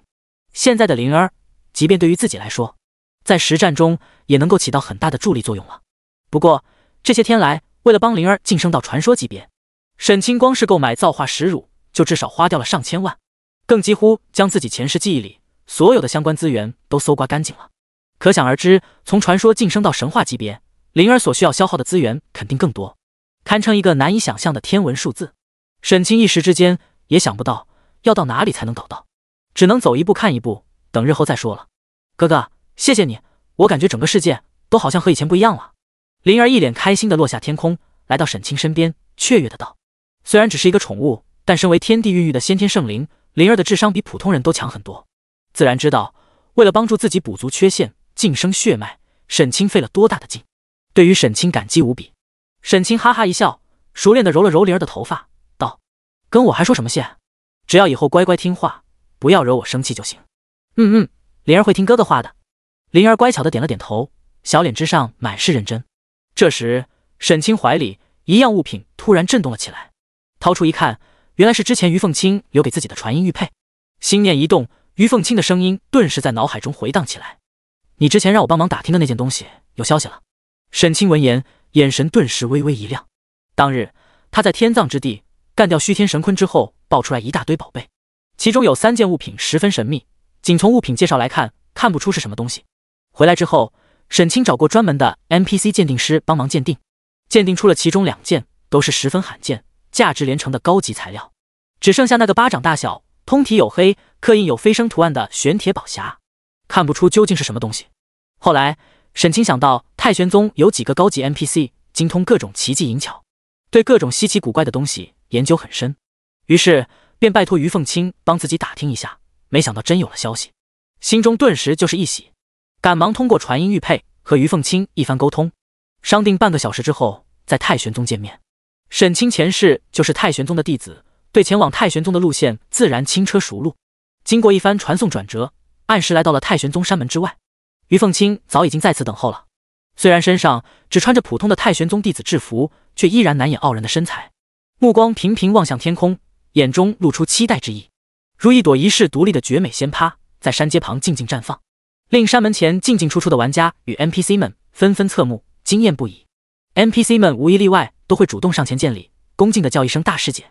相对而言，玩家们在礼数方面就欠缺了很多，毕竟在现在所有人心目之中，游戏里面的 NPC 不过是没有感情的代码而已，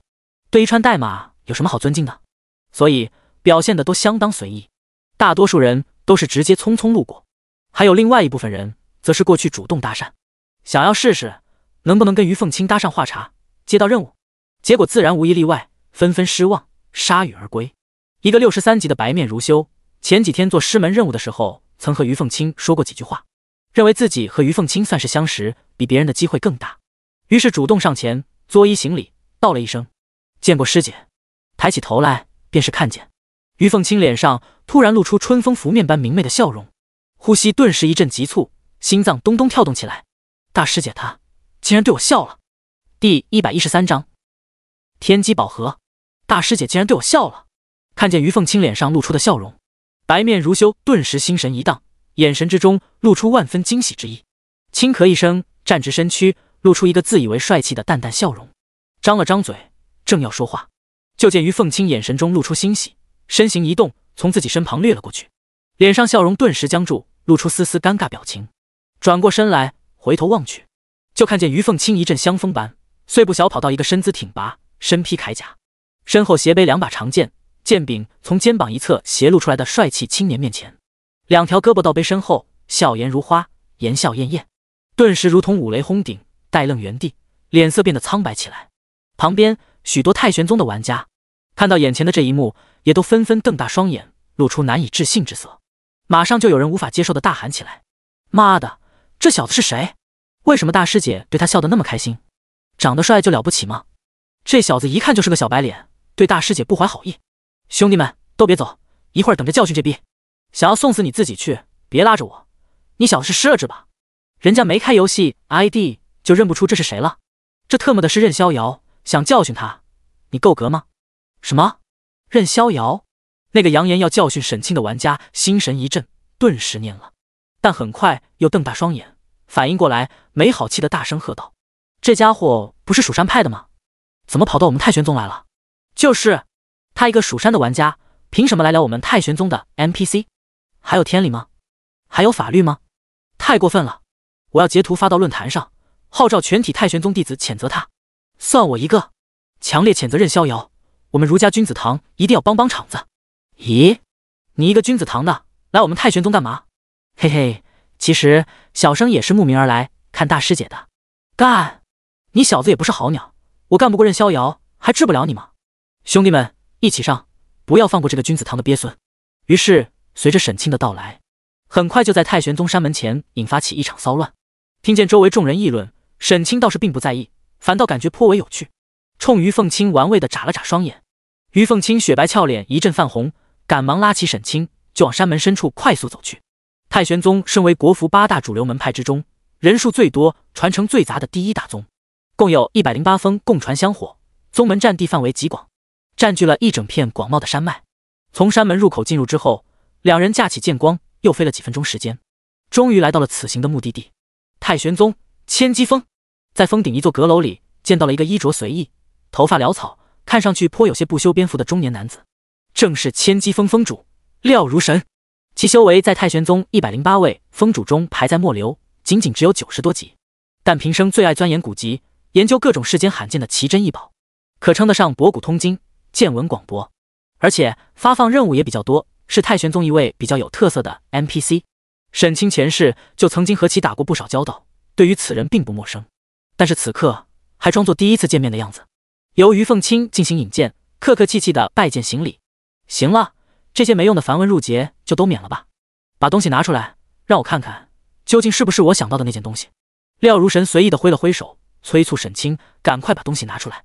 沈清点了点头，将那个神秘的玄铁宝盒取出来，双手拿着递给他。廖如神从沈清手中接过宝盒，眼神之中顿时射出一缕金芒，拿在手中仔仔细细的看了大半天，认认真真摸过上面的每一道铭文，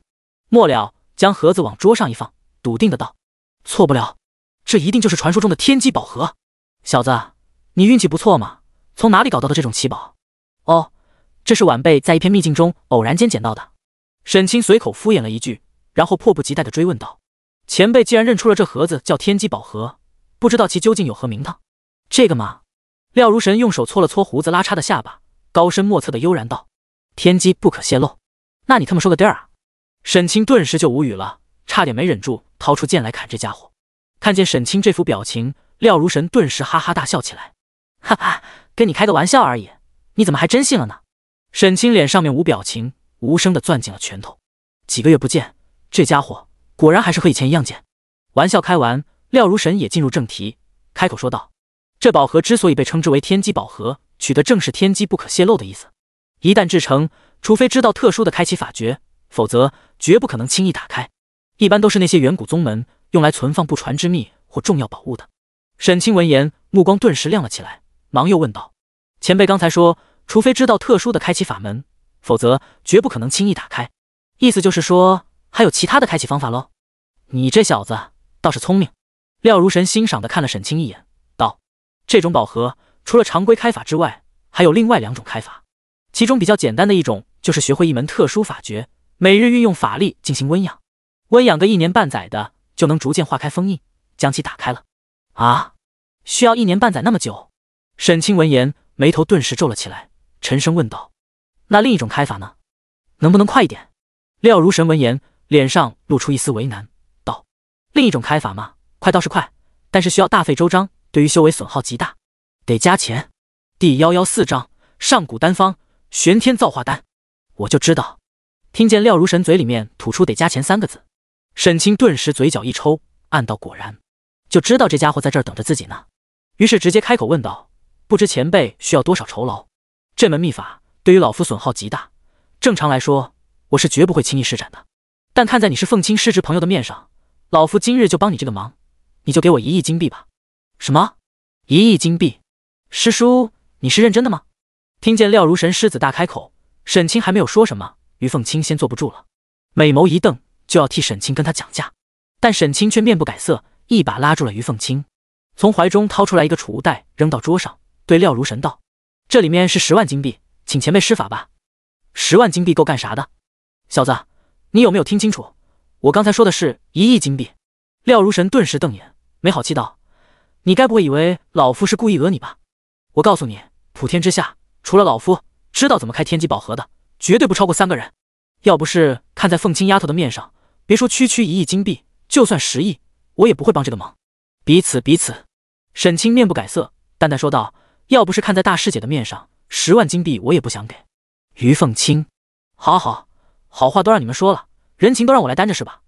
沈清和廖如神2个人大眼瞪小眼，一时间气氛有些沉默下来。直至过了半晌之后，廖如神见沈清一点都没有让步的样子，终于有些绷不住了，突然间一拍桌子，指着沈清大笑起来：好小子，我喜欢你这种桀骜不驯的性格，给你打个折，1000万金币，不能再少了，最多100万，不能再多了。你小子别太过分了，100万也太少了，连我买丹药恢复元气的钱都不够。那我走。好，100万就100万，你先给钱。廖如神咬着后槽牙答应下来，满脸不爽地盯着沈清，一副自己吃了大亏的模样。但是沈清心里门清，这老家伙从来都不干赔本的买卖。要知道，现在游戏金币和现实货币的汇率水平已经基本稳定在1比1了，这100万金币放现实里就是实打实的100万，到正规的洗浴中心天天消费，能连续去好几年了。不过这个天机宝盒是虚天神坤爆出来的东西，沈清估计就算廖如神之前的话语存在忽悠夸大之嫌，里面的东西也肯定价值不菲。花100万将其打开，应该还是划得来的。再怎么说，也比做一圈乱七八糟的任务强。那样，除了能多省几张字数外，没有其他任何意义。于是从神域的运营资金里花了100万金币，爽快地交了钱。廖如神点算无误，验收之后顿时一阵眉开眼笑，对两人摆了摆手，道：“你们两个退开一点，接下来老夫要施法了。”沈清和于凤清两个人不敢怠慢，赶紧推到房间角落。便见廖如神从椅子里站起身来，身上衣物无风自动，浑身上下散发出一股令人心惊的强大气势，脚踏天罡，龙行虎步，然后猛然挥出一掌，啪的一声拍在桌上的天机宝盒上。原本严丝合缝的天机宝盒霎时之间破碎开来，当场碎成无数碎片。在一旁观看的沈清和于凤清顿时两眼一阵发直，有些傻眼。这就完了？你所谓普天之下不超过3个人知道的开启方法，就是直接把盒子拍碎？廖如神看见两个人脸上表情，马上义正言辞的大声道：“你们俩是什么眼神？以为老夫开这个盒子很简单吗？还是修为太浅薄了，只能看到我开盒时拍的那一下，看不出我那一下里蕴含的玄机？我那可不是乱拍的，不能用蛮力，用的是画劲儿。”沈清嘴角一阵抽搐，刚才廖如神用的是不是画劲儿他不知道，但他知道自己那100万恐怕还是给多了。果然姜还是老的辣，这老登没那么容易对付。现在只能期待天机宝盒里开出的物品价值够高，能弥补那100万的开盒费用了。沈清眼中金芒一闪，已经看见天机宝盒破碎之后，从无数碎裂的残片之中亮起一团银色光芒，3叶巴掌大小，薄如蝉翼，闪泛着金属光泽的银色纸张缓缓飘起，上面写满了密密麻麻的金色小字，散出阵阵不同寻常的非凡气息。沈清心中顿时一动，伸手一抓，将3页银纸射到手中。凝神细看，只见这3页银纸上记录的赫然是3种不同的丹药丹方。封魔燃血丹，丹药品阶8品，丹药效果：药力狂暴的上古奇丹，服用之后，玩家进入封魔状态，全属性提升 100%， 持续时间100分钟。封魔状态结束后，陷入虚弱状态，全属性削弱 50%， 持续时间300分钟。还魂丹，丹药品阶8品，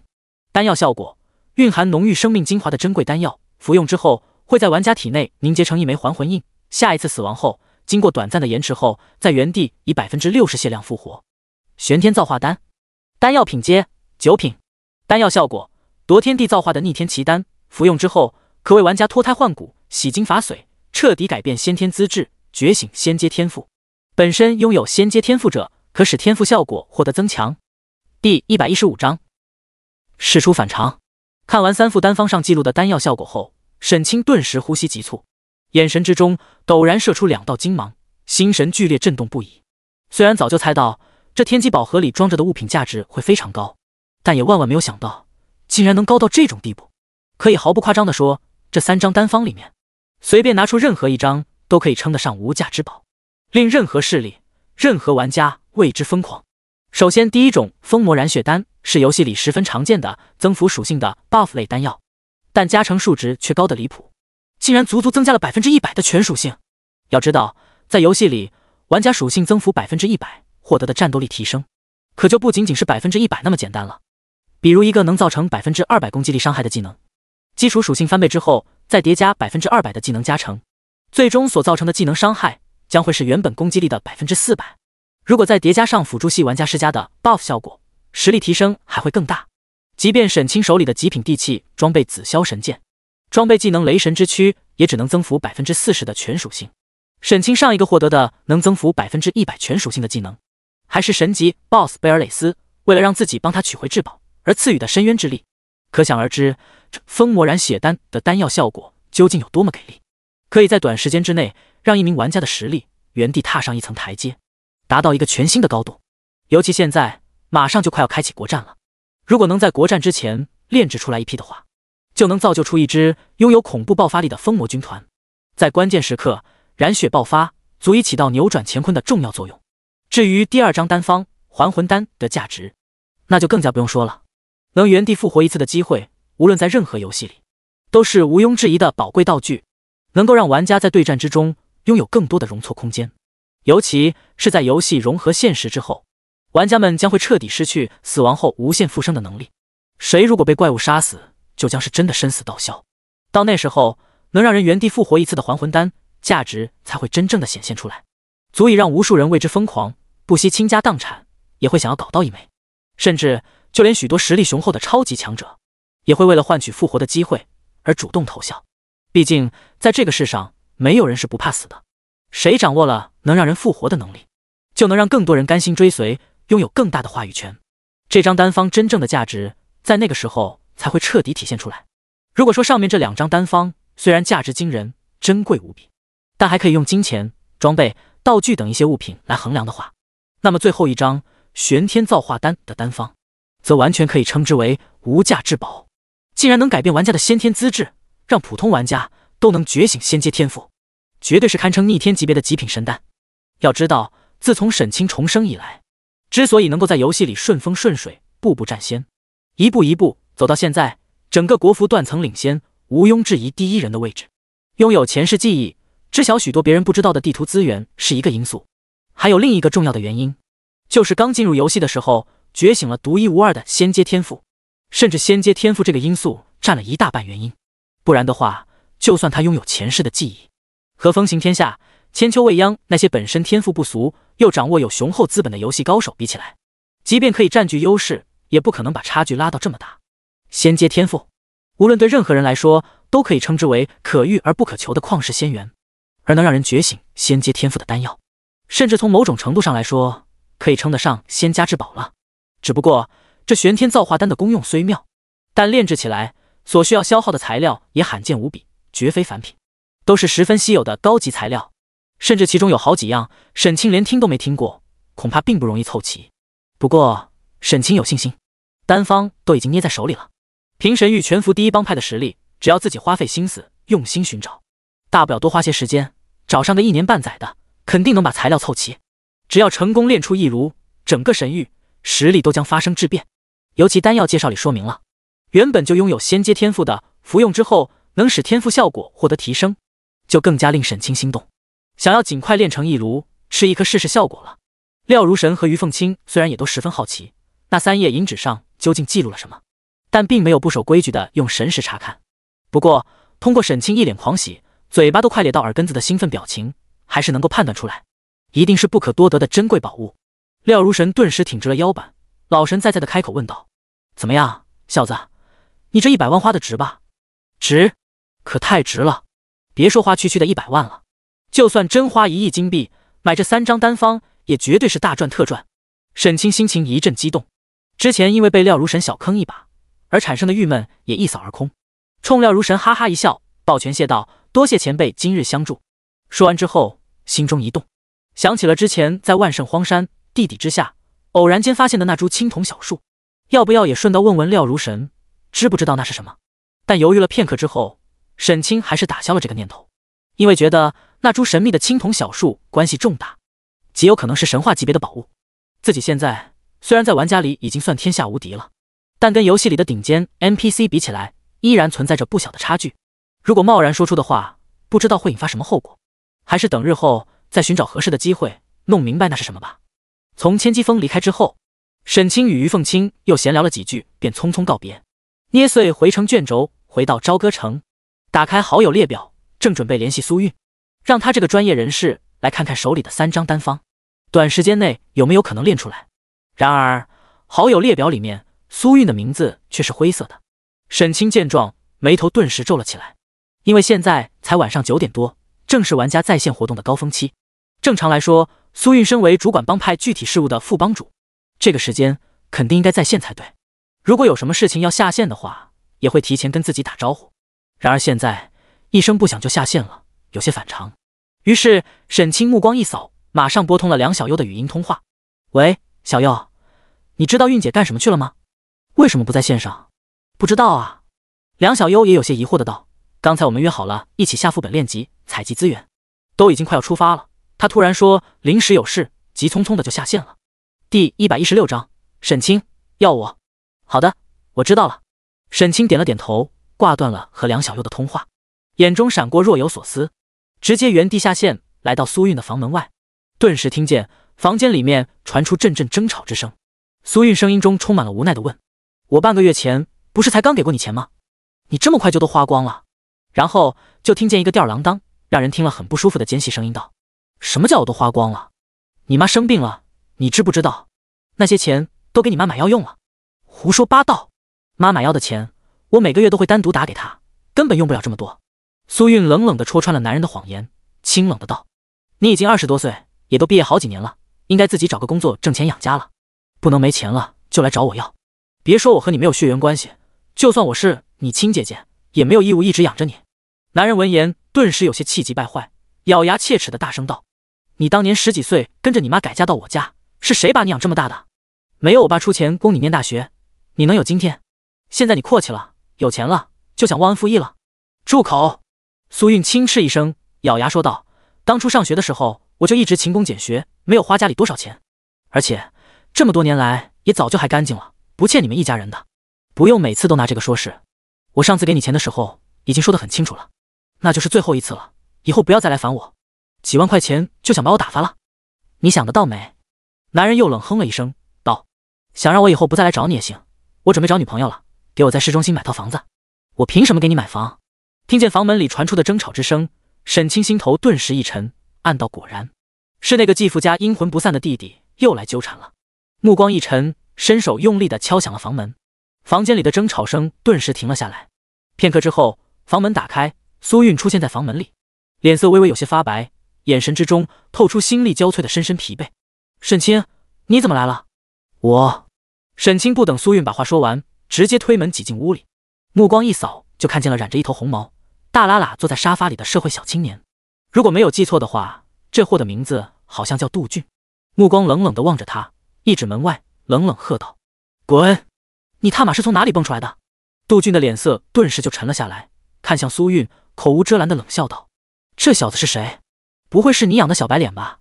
好啊，我一会儿就回家告诉你妈。怪不得你没钱给家里呢，原来都用来养野男人了。住口！苏韵顿恼怒不已，大声呵斥。沈清却没有那么好的脾气，直接撸起袖子，一个箭步冲上前去，抡起巴掌，啪的一声就给了杜俊一个大逼兜。你他妈的，嘴巴给老子放干净点！王八蛋，你敢打我！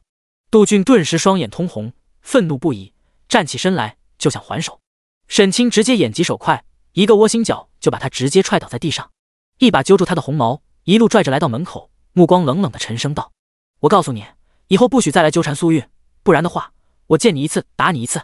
说完，又一脚把他踹出了房门。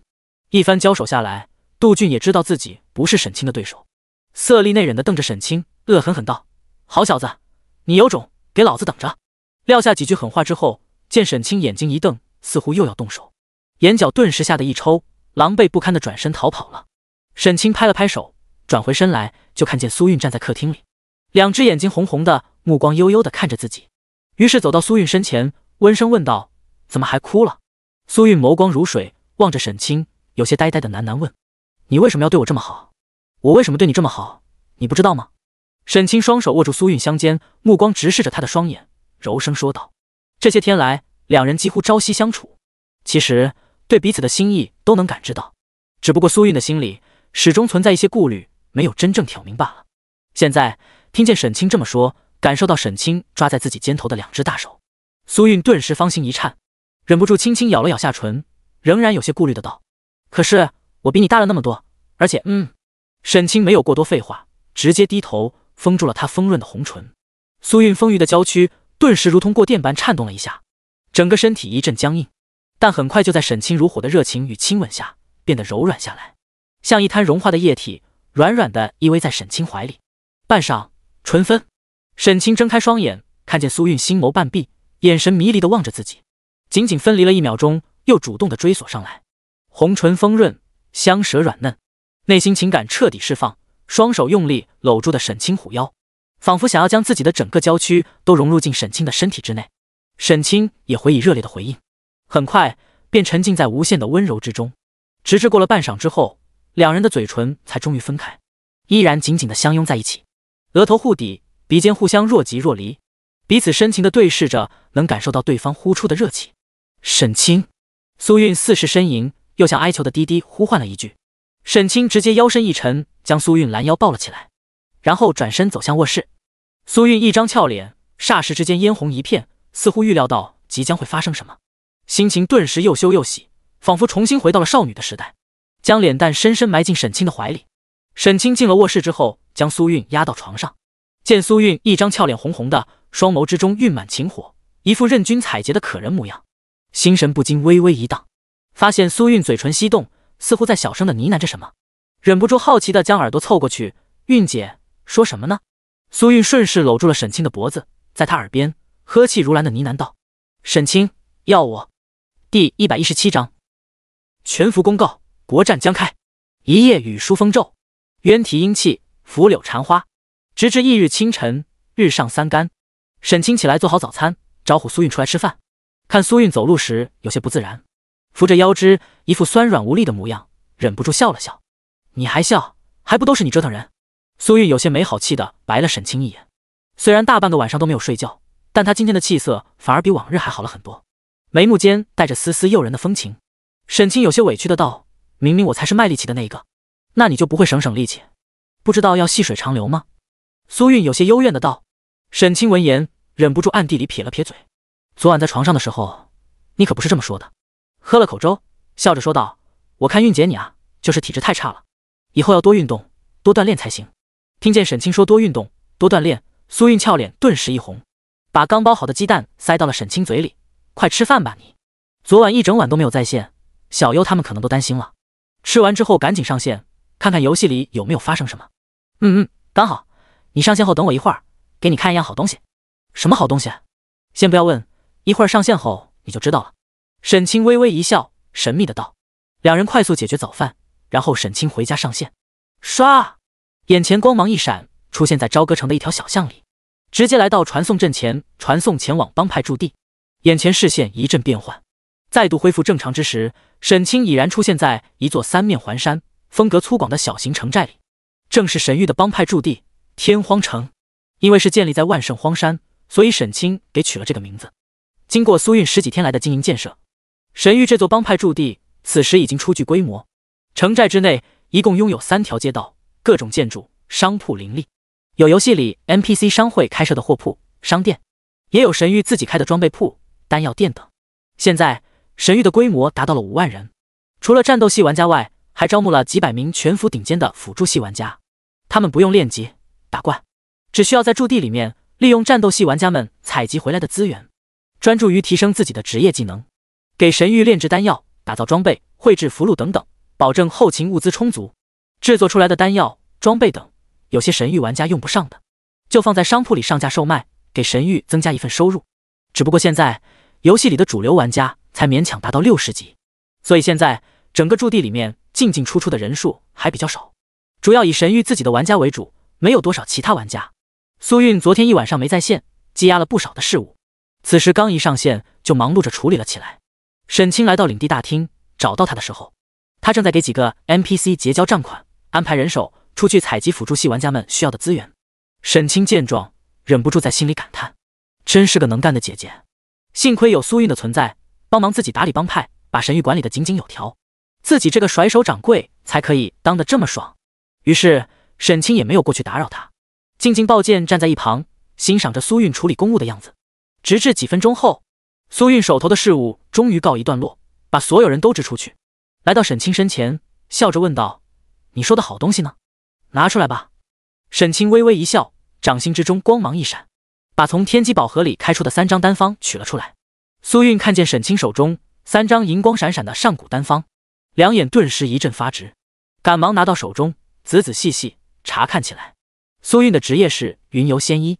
除了拥有许多强力的治疗类技能外，炼丹也是拿手好戏，是神域的首席炼丹师，自然能够判断得出这3张丹方的价值有多么巨大。当看完3张丹方的属性之后，美眸之中顿时露出一抹震惊，情不自禁地张大了小嘴，看着沈清，难以置信的喃喃问：1张9品丹方，2张8品丹方，这3种丹药的效果也太逆天了，你是从哪里搞来的？嘿嘿，这个你就不用问了。沈清笑道：帮忙看看里面的材料咱都有没有，可不可以炼得出来？苏韵点了点头，也并没有详细追问，开始低头认真研究起了丹方。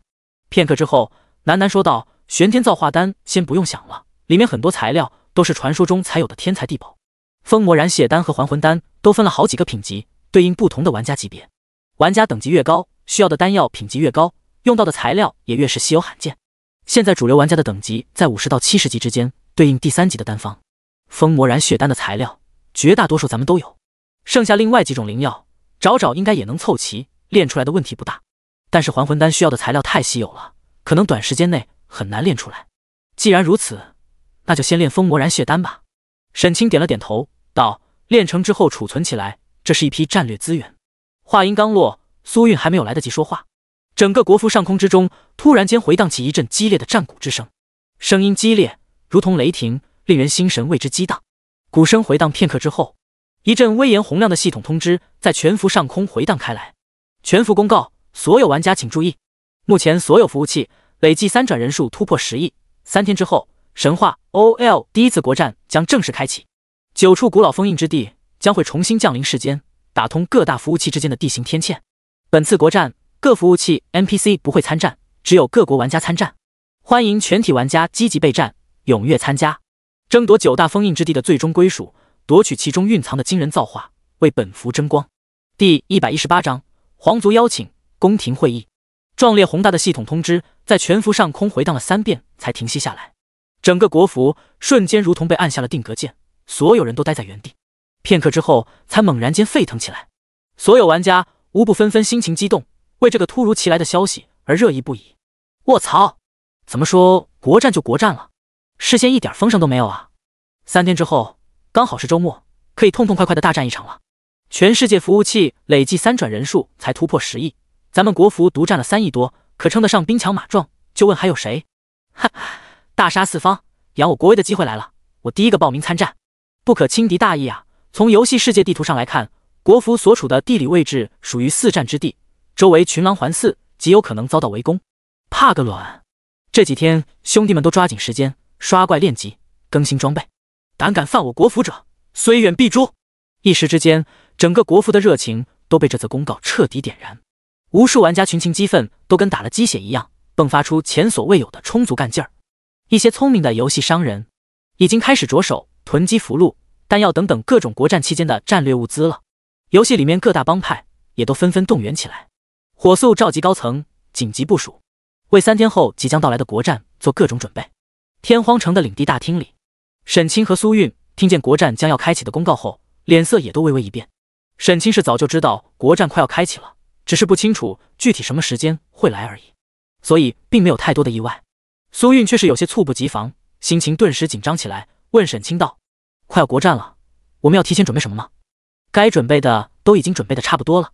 只要让兄弟们提前养足精神，到时候能准时上线鏖战就行。沈清拍了拍苏韵的肩膀，笑着说道：不用紧张，我们神域现在哪怕放眼世界，也绝对是首屈一指的超一流公会，无论碰上任何强悍的对手都可以应付。这次国战是我们收割资源打出威名的机会，该紧张害怕的是我们的敌人才对。对于这全服第一次国战，沈清心中十分看重，因为这是唯一一次没有各国 NPC 参与的国战，也是自己优势最大的一次。沈清心里十分清楚，现在自己之所以能够在游戏里呼风唤雨，单枪匹马可以横扫千人万人，最主要有2大原因，一个是独一无二的仙阶天赋杀伐正道，为自己带来了强悍的属性加持，还有另一个重要的原因是无极剑体的血脉天赋，使得自己可以无视等级要求装备任何剑系武器。甚至从某种程度上来说，第2个原因占据的比重更大，因为按照神话 OL 的实力体系，玩家每经历一次转职，实力都会大幅跃升，相对应的装备所附加的属性数值也会随之突飞猛进，越是高等级的装备加的属性就越恐怖。比如沈清的地气紫霄剑，一件武器就加了1000多万的属性值，而沈清从开服到现在，通过天赋刷的属性值加起来也不过才200多万，其他玩家没有沈清这么多的因缘机会。现在全球等级最高的玩家也没有达到70级，只能装备60多级的灵气装备，即便天赋非同寻常，属性能够达到100万，基本上也就顶天了，和沈清压根就不在一个数量级上，无法构成任何威胁。但等到下一次国战的时候，世界各国都会有极少数玩家觉醒和杀伐正道同一级别的仙阶天赋，个人实力获得脱胎换骨式的飞跃，而且普通玩家们的装备等级也会慢慢追赶上来。到那时候，沈清可以无视限制，装备高等级装备的优势也会变相受到削弱。虽然全服第一人的宝座多半无人可以撼动，但拥有的属性优势却肯定不会像现在这么大了。而且更为重要的是，从第2次国战开始，每次国战各国都会派 NPC 参战，那些超级 NPC 的实力一个个都猛的一匹，除非沈清能找到神器级别的超级装备，否则短时间内也很难能正面硬刚。所以对于沈清来说，这场没有 NPC 参与的首次国战将是他优势最大的一次，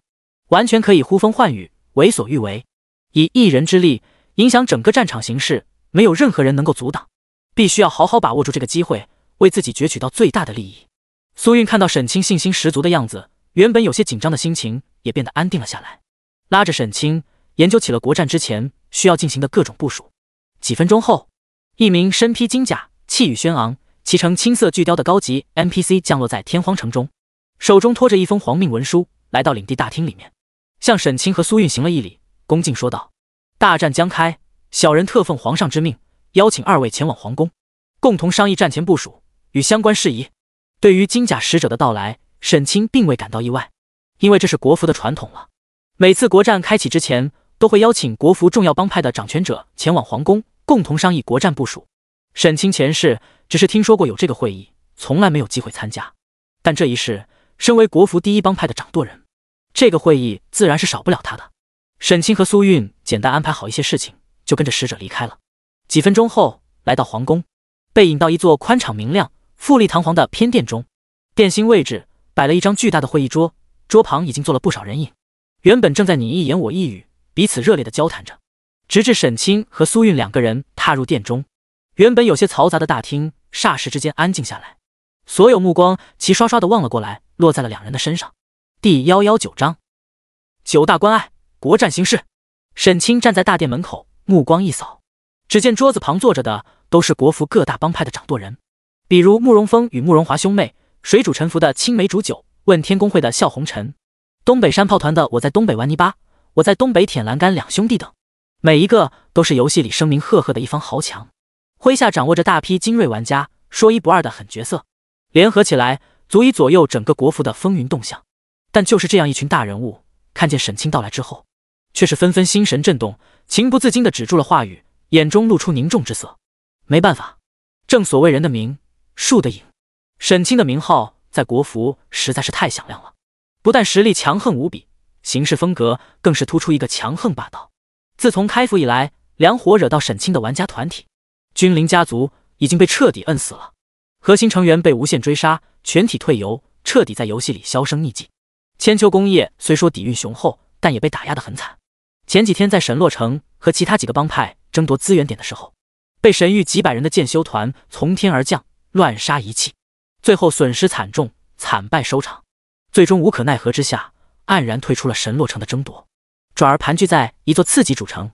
将主要精力放在经营自己的帮派驻地了。国服所有其他帮派看见千秋工业的前车之鉴，对于沈清以及神域无不感到深深忌惮，压根不敢轻易招惹，反而或多或少存在结交讨好之意。只不过沈清每天都在忙自己的事情，没怎么和这些人打过交道。倒是苏韵管理着神域的具体事务，和其中很多人都十分相熟，此时微笑点头致意。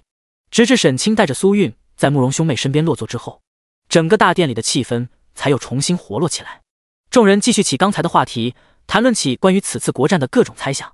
沈清也和慕容兄妹闲聊了起来。之后几分钟时间里，又陆续有一些人到来，直至最终国服排名前10的帮派话事人都已经悉数到场。大殿之外，在2名侍卫的陪同之下，走进一位身穿紫色锦服的青年男子，对众人拱了拱手，朗声笑道：各位久等了，在下当朝二皇子姬云天。想必各位都已知晓，9大封印之地不日即将正式解封。解封之初，其内依然存在限制，只有天降之人才可进入。所以今日本殿特奉父皇之命，将各位从百忙中召集过来，共同商议应对之策。由于玩家们身份特殊，从某种程度上来说，属于响应诸神召唤降临到这个世界的外来者，和河洛王朝并没有严格意义上的从属关系。所以即便姬云天贵为皇子，对众人的态度也十分客气。众人也并不敢托大，纷纷起身客气回礼，以示尊敬。经过一番短暂的寒暄后，终于开始进入正题。只见姬云天大手一挥，顿时空中光芒一闪，一张清晰无比的全息地图出现在了半空之中。地图之中有9处位置在闪烁着不同颜色的光芒，而他们所在的位置刚好位于全球几大服务器之间的地图关隘，正是之前宣告国战的游戏公告里所说的9片古老的封印之地。在游戏背景故事里，整片古老的神话大地因为修炼体系、宗教信仰、种族血脉的不同，演化成了几个王国，彼此之间战火频仍，纷争不休，直至数万年前神明出手，施展惊天伟力，改变了整片神话大地的地形地貌，将几大王国间彼此连通的9处关隘封印起来。从此，几大王国之间的联系便彻底割断，无法互通，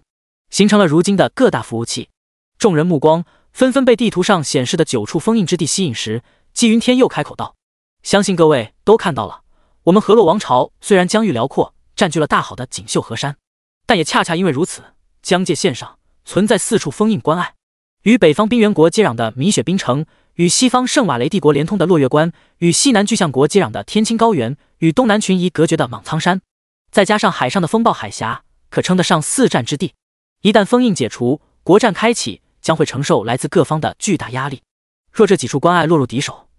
那么日后将随时可以长驱直入，入侵我河洛王朝的大好河山。所以今日，我希望大家能一起讨论一下，几天后该如何应对，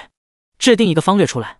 听完姬云天的话后，众人都并没有急着说话，眼中光芒闪动不已，露出沉思之色。沈清拥有着前世的记忆，知道姬云天的担心绝对不是空穴来风。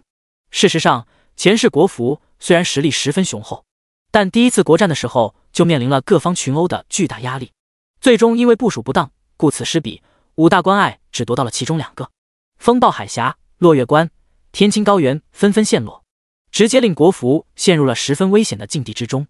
第2次国战的时候，为了应对从这3个方向杀进来的敌人，付出了十分惨痛的代价，对游戏融合现实后的世界格局都产生了十分深远的影响。姬云天见众人都在沉思，没人主动发表意见，又开口道：“我再告诉大家一个情报，这9处封印之地与世隔绝无穷岁月，每个里面都积蕴着海量的珍贵资源，既是关隘，也是宝藏。我可以代表河洛皇族向各位承诺，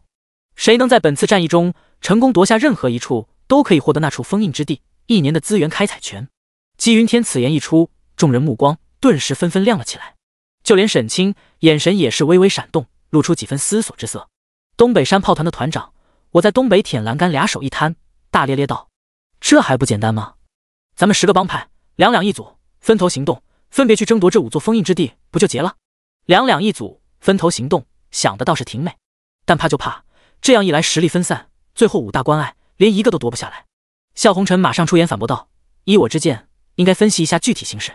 集中优势兵力，重点突破，至少确保夺下5处关隘中的3座。至于另外2座，到时候是情况而定，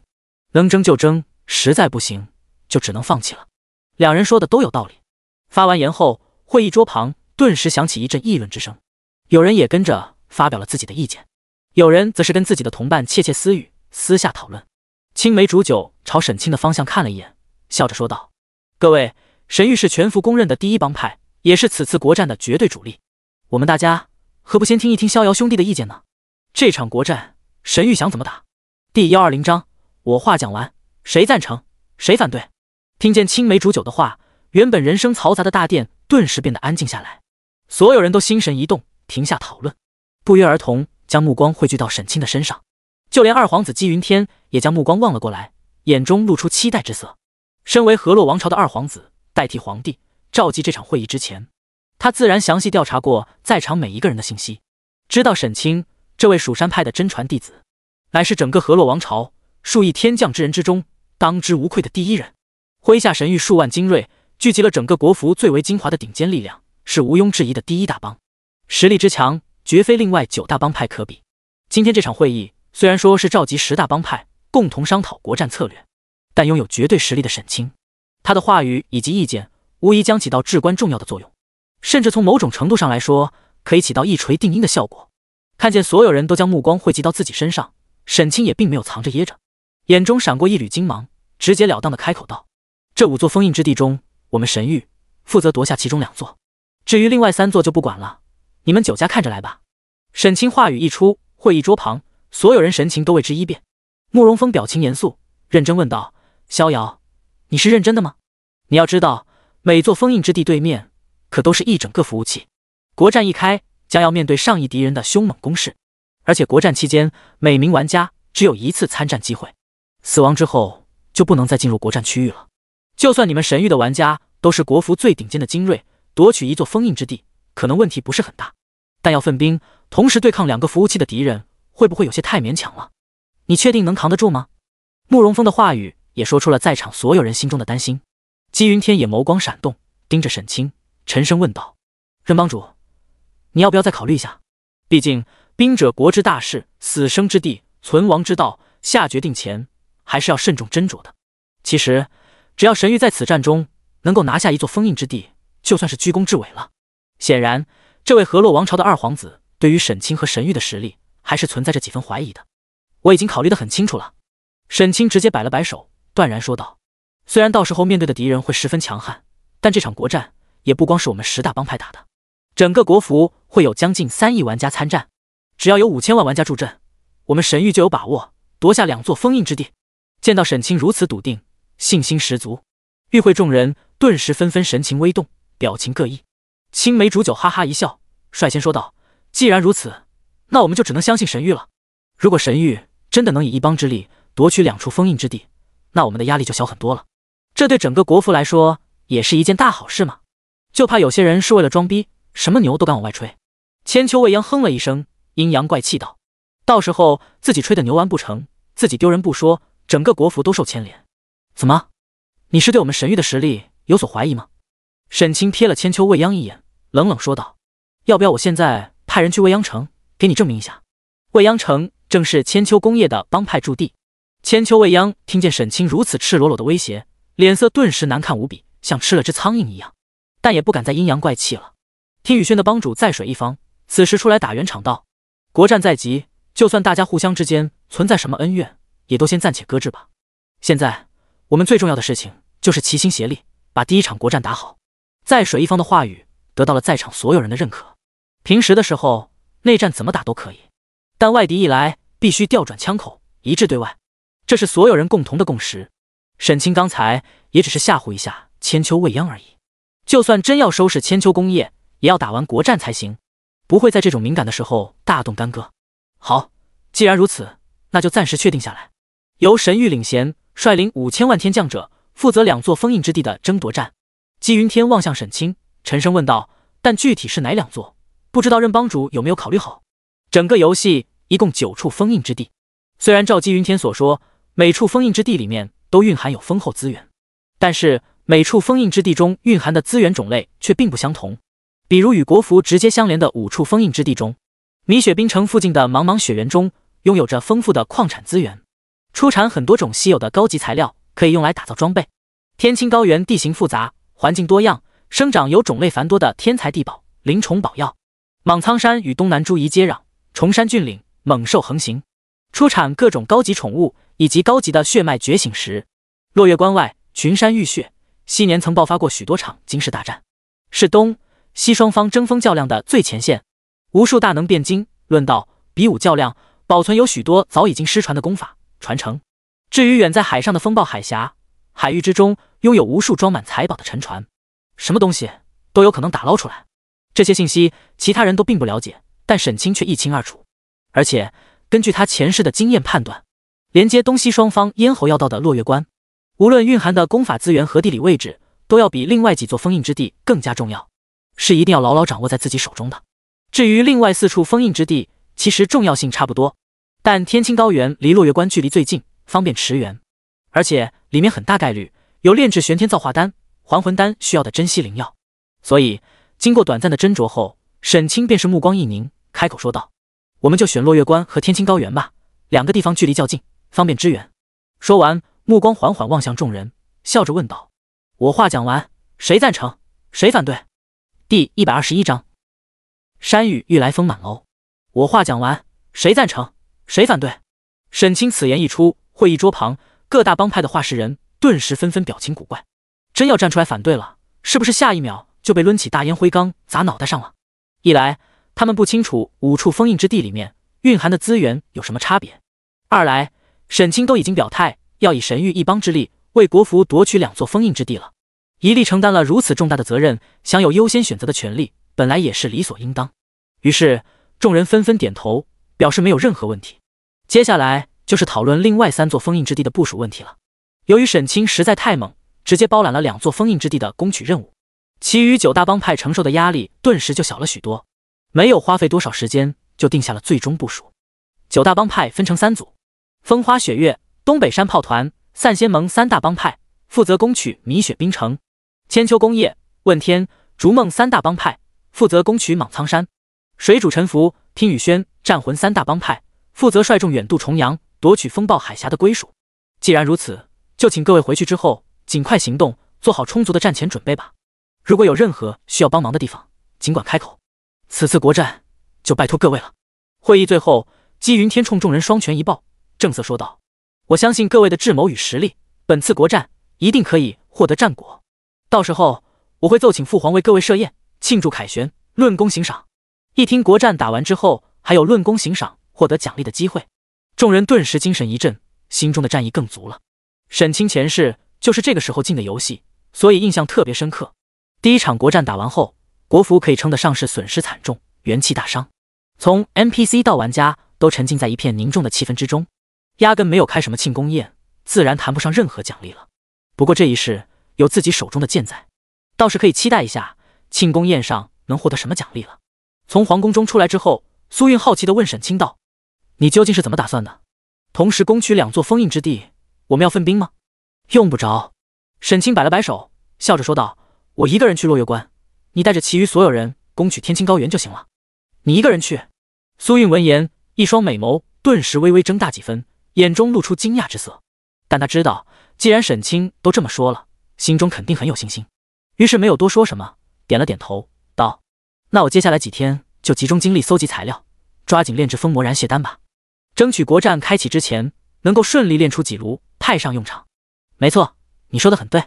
沈清点了点头，道：“还有帮派仓库里的存放的装备、技能、血脉觉醒石等，都可以挑选合适的成员，先给他们发放下去，增强实力。帮派积分不够的先欠着，等国战后慢慢补上。”“之后几天时间里面，整个神话 OL 游戏世界都陷入一种山雨欲来风满楼的氛围中，全球各大服务器中，所有帮派、工会之间的竞争摩擦都停滞下来，都在集中精力整合资源，磨刀霍霍，为即将到来的第一场国战紧锣密鼓地筹备着。各种游戏论坛、新闻头条、短视频 App 的评论区也都前所未有的活跃起来，所有话题都围绕着即将到来的这场国战。原本世界几大服务器间数据隔绝，大多数玩家都专注于自己服务器内部的游戏竞争，彼此之间交流不多。然而现在，随着国战的脚步临近，许多玩家都开始关注起其他服务器的各种情报。国服作为全世界玩家数量最多，同时接壤封印之地数量最多的服务器，自然尤其受到瞩目，吸引了无数外国玩家的目光。甚至许多热血上头的外国玩家早早来到国服论坛，发表各种嚣张言论，为自己的服务器造势。天性软弱的龙国人根本不配占据这么广阔的游戏地图，准备迎接来自西方的恐惧吧。哈，国战快一点开启吧，我的大刀已经迫不及待，想要饱饮龙国人的鲜血了。那个叫什么任逍遥的，被龙国人吹得神乎其神，好像挺厉害的样子，也不知道能不能接住我们岛国女武神的一剑。马踏朝歌，剑指神落，整个龙国服务器早晚是我们泡菜国的思密达。对于这些乱七八糟的挑衅言论，国服玩家也是一点不惯毛病，在一群网络剑仙 C 语言大师的领衔下，全都狠狠喷了回去，甚至组团出征外服，口诛笔伐，叫嚣骂阵。正式国战还未开打，网络上面的口水战已经打得如火如荼，热火朝天了。各大服务器的论坛上都充满了浓浓的火药味。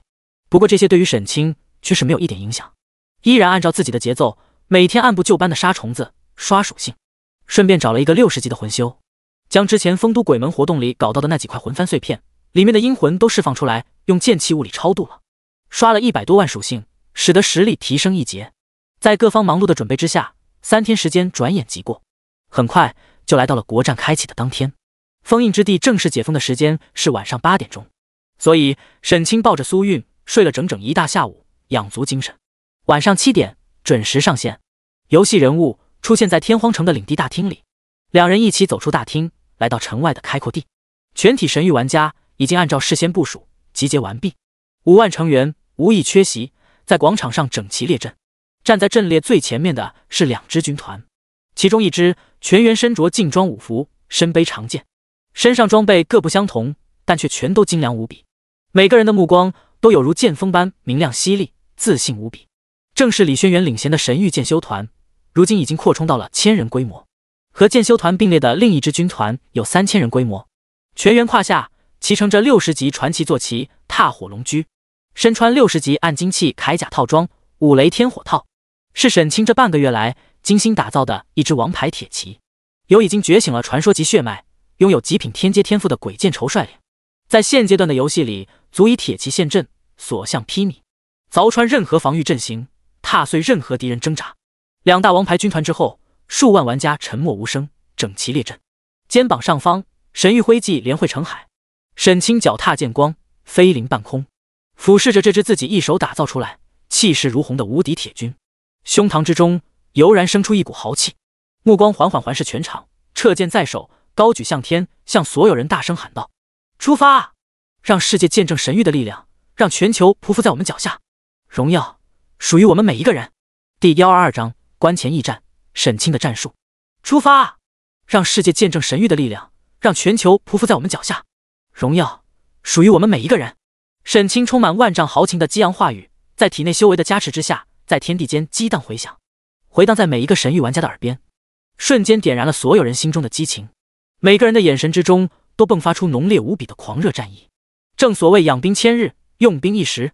磨剑10载，只为一招。这些国服一流的顶尖玩家，为了提升实力，加入神域，一步一步走到今天，每一个都付出了远超常人的巨大努力。谁不渴望建功立业，证明自己？而国战战场正是他们上阵杀敌、证明自己的最好机会。此时，随着沈清一声令下，马上开始行动起来，整齐有序地走入领地，通过城内的传送阵传送前往战场前线。沈清脚踏剑光，凌空而立，看着一批批玩家被传送离去，眼神之中光芒闪动。对于现在神域的实力，他还是很有信心的。除了剑修团与雷火铁骑这两大王牌军团之外，随便拎出任何一个普通的1000人团，战斗力都十分强悍，而且顶尖强者的实力也十分给力。鬼剑仇与李轩辕两个人在沈清的培养之下，个人战力都有竞逐国服前10的资格。7月流火那小子也很有点东西，不知用了什么办法，竟然培育了一批70多级的变异式妖虫，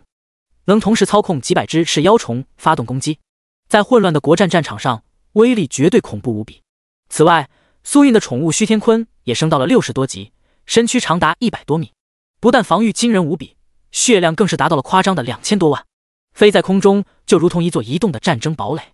也堪称一件大杀器。如此强横的帮派实力，再加上其他一些大大小小的国服帮派从旁辅助，对付在全球几大服务器中，战斗力只能算2流的三哥服，应该没有太大问题。即便无法取胜，也肯定能坚持很长时间。只要自己先把落月关那边的战局搞定，然后火速驰援过来，顺利拿下天青高原，绝对没有任何问题。跟苏韵、梁小优、李轩辕等几位帮派高层又交代了一些需要注意的细节后，沈清也在城中补给完毕，踏进了传送阵的光芒之中。唰，眼前光芒一闪，沈清来到了距离落月关最近的一个地图传送点，一座名为玄泉驿的边陲小镇。这座平日里十分冷清的边陲小镇，此时此刻却是已经人满为患，被从各地传送来的玩家们挤满。沈清御起剑光，冲天起，向100里之外的落月关快速飞去。沿途一路，天空之中剑光如织，大地之上一眼望去，也满是密密麻麻的玩家身影，成群结队，浩浩荡荡向落月关方向赶赴，都是自发前来参战的散人与玩家团体。与此同时，100里之外，一片丘陵地带前方，朦胧迷雾封锁前路，天地之间更是有一道巨大的光幕横亘，正是落月关的地图屏障。此时，这道屏障前方漫山遍野，聚集了海量的玩家，一眼看去，黑压压的望不到边。越是距离屏障近的位置，玩家的等级与装备也普遍较好，玩家阵容也更整齐，被一些颇具实力的帮派占据。这些帮派的精锐程度虽然比起10大帮派相差甚远，压根无法相提并论，但却胜在数量众多，是国战中真正的中坚力量。此时，几十名帮派领导人都聚集在屏障前方，目光频频望向远方，似乎在等待着什么。神域的人怎么还不来？他们不是说要分兵2处，同时进攻落月关于天青高原吗？天青高原那边传来消息，神域精锐已经开始入场了，咱们这边怎么还不来？该不会他们突然临时改变主意，不来落月关这边了吧？靠！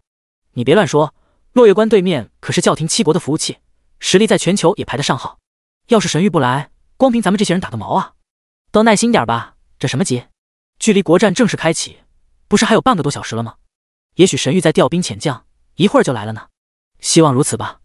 众人阵阵议论声中，又是10几分钟过去，距离国战正式开启只剩下最后10几分钟时间了。然而期待中的神域军团却是依然没有出现。一群早早赶来的帮派领导人顿时纷纷失望无比，产生出了各种猜测。就在此时，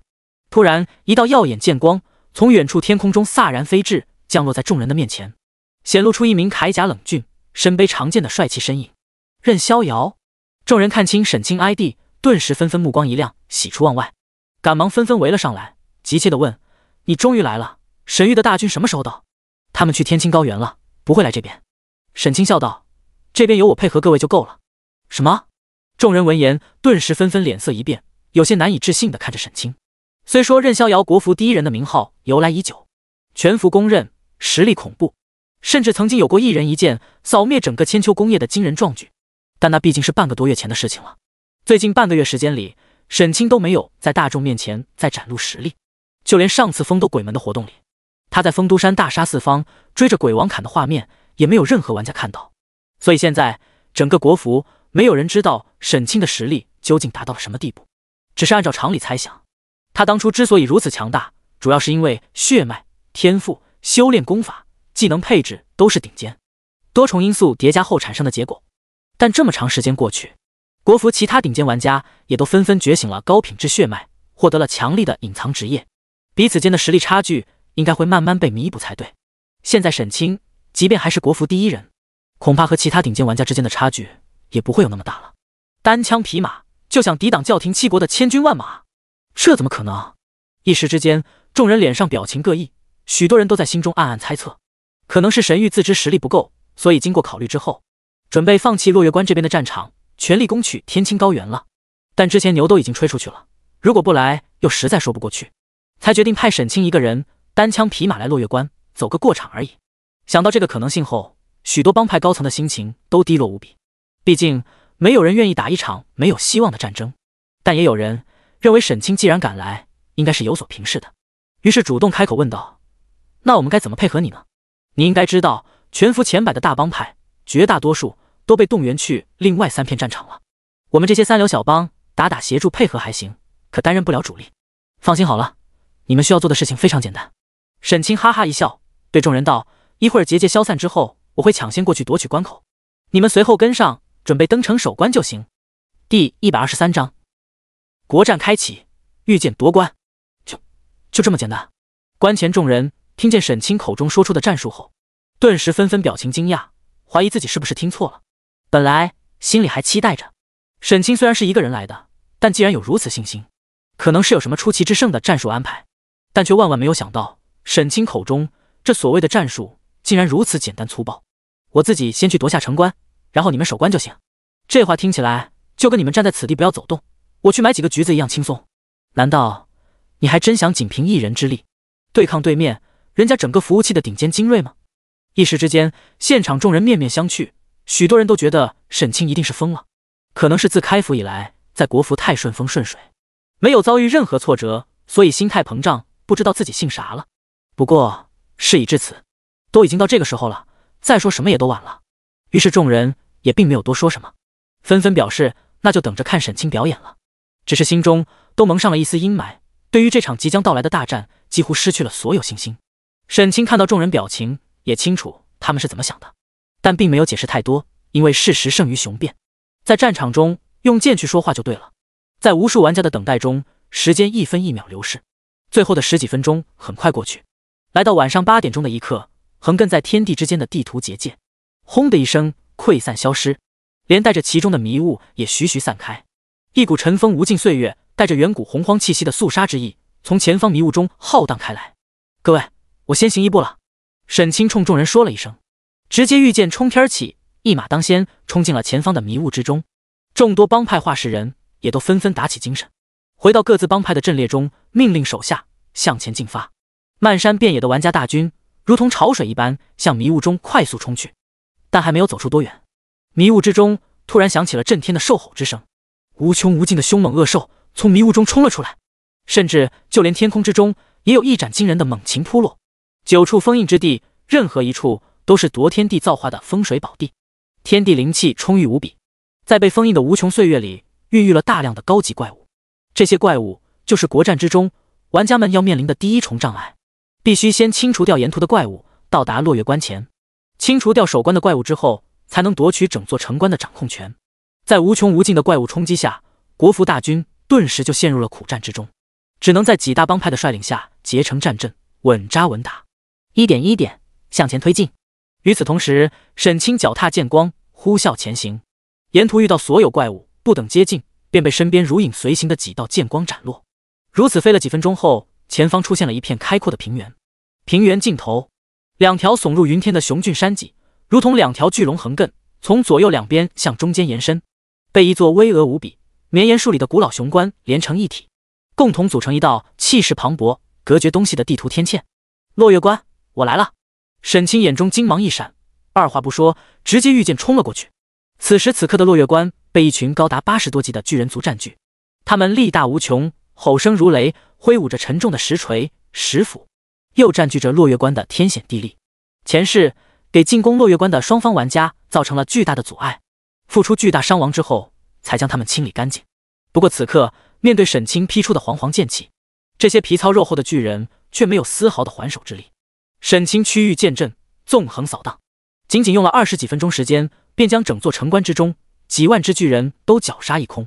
几尊 BOSS 的头颅也斩落下来，将落月关夺到手中。然后独自一人立在关前，目光遥遥望向西方，等待着教廷7国大军的到来。好，没过多久，远处空中突然传来一声震耳欲聋的龙啸之声，一只浑身绿色鳞甲的西方巨龙，口中喷吐着灼热的龙息，龙背上站立着一名玩家，一路斩杀无数怪物，从云层中俯冲下来。沈清目光顿时一凝，知道那是7国联军派来的斥候，赶在大军到来之前，先来观察落月关情况的。眼神之中杀机一闪，唤了一声灵儿。站在沈清身后的灵儿顿时会意，脚步一跺，飞向空中，五行遁术施展开来，转眼之间便到了那位西方龙骑士的头顶上空，伸出雪白小手朝下一按。下一刻，无穷无尽的冰雪风暴霎时之间从天而降，转眼之间便将那位实力不俗的西方龙骑士直接冻成了一个大冰坨，当场化为一道白光，飞回老家复活去了。在此之后，又陆续有一些西方的高级玩家作为斥候来探落月关的情形，但却无一例外都被灵儿雷霆碾杀，压根无法接近关前，损兵折将，却获得不到任何情报。而国服的论坛上面此时可谓热闹非凡，5处战场同时打响，战斗场面震撼人心，令无数人热血沸腾。许多玩家纷纷化身战地记者，打开游戏直播功能，向所有玩家直播前线最新战况。而在所有5处战场之中，最受人瞩目的就非落月关莫属了。早在国战打响之前，听说神域要以一个帮派之力同时负责2大战场的时候，论坛上面就出现了2种不同的声音。一种声音认为神域不愧是国服第1大帮，气势豪迈，勇于担当，充满期待的等着看神域在国战中大放异彩。另一种声音则认为神域此举太托大了，想以一个帮派之力抗衡人家2大服务器的精锐，简直就是不自量力，等着看神域被打脸。当几10分钟前，神域全体精锐集结天青高原，只有沈清一个人赶来落月关的消息一出，整个网络更是瞬间就炸开了锅，舆论几乎完全偏向了一边倒，认为神域是放弃了落月关战场，白白将一座至关重要的国服门户拱手让给了敌对服务器，甚至引来无数骂声，指责这是卖国行径。许多游戏主播纷纷嗅到了流量的味道，争先恐后的奔赴落月关，想播报第一手战况。经过几10分钟的艰难拼杀后，终于一名实力强大的修真系主播，在几名同伴的合力保护下，率先突破了怪物的重重封锁，来到落月关前，马上迫不及待将直播画面对准了远处的落月关，一边飞速接近过去，一边在直播间里激动无比的大声道：兄弟们，快看前面，那就是我们国服的西境大门落月关。开战之前，任逍遥曾放出豪言，要独自一人攻下城关，让其他帮派准备登城守关就行。现在答案就在眼前，我们一起来看一看他有没有实现自己的承诺。兄弟们，点赞收藏，助力主播加速飞行，快点看见落月关的战况。第124章兵临城下，一夫当关。随着巍峨雄壮的落月关出现在直播间画面之中，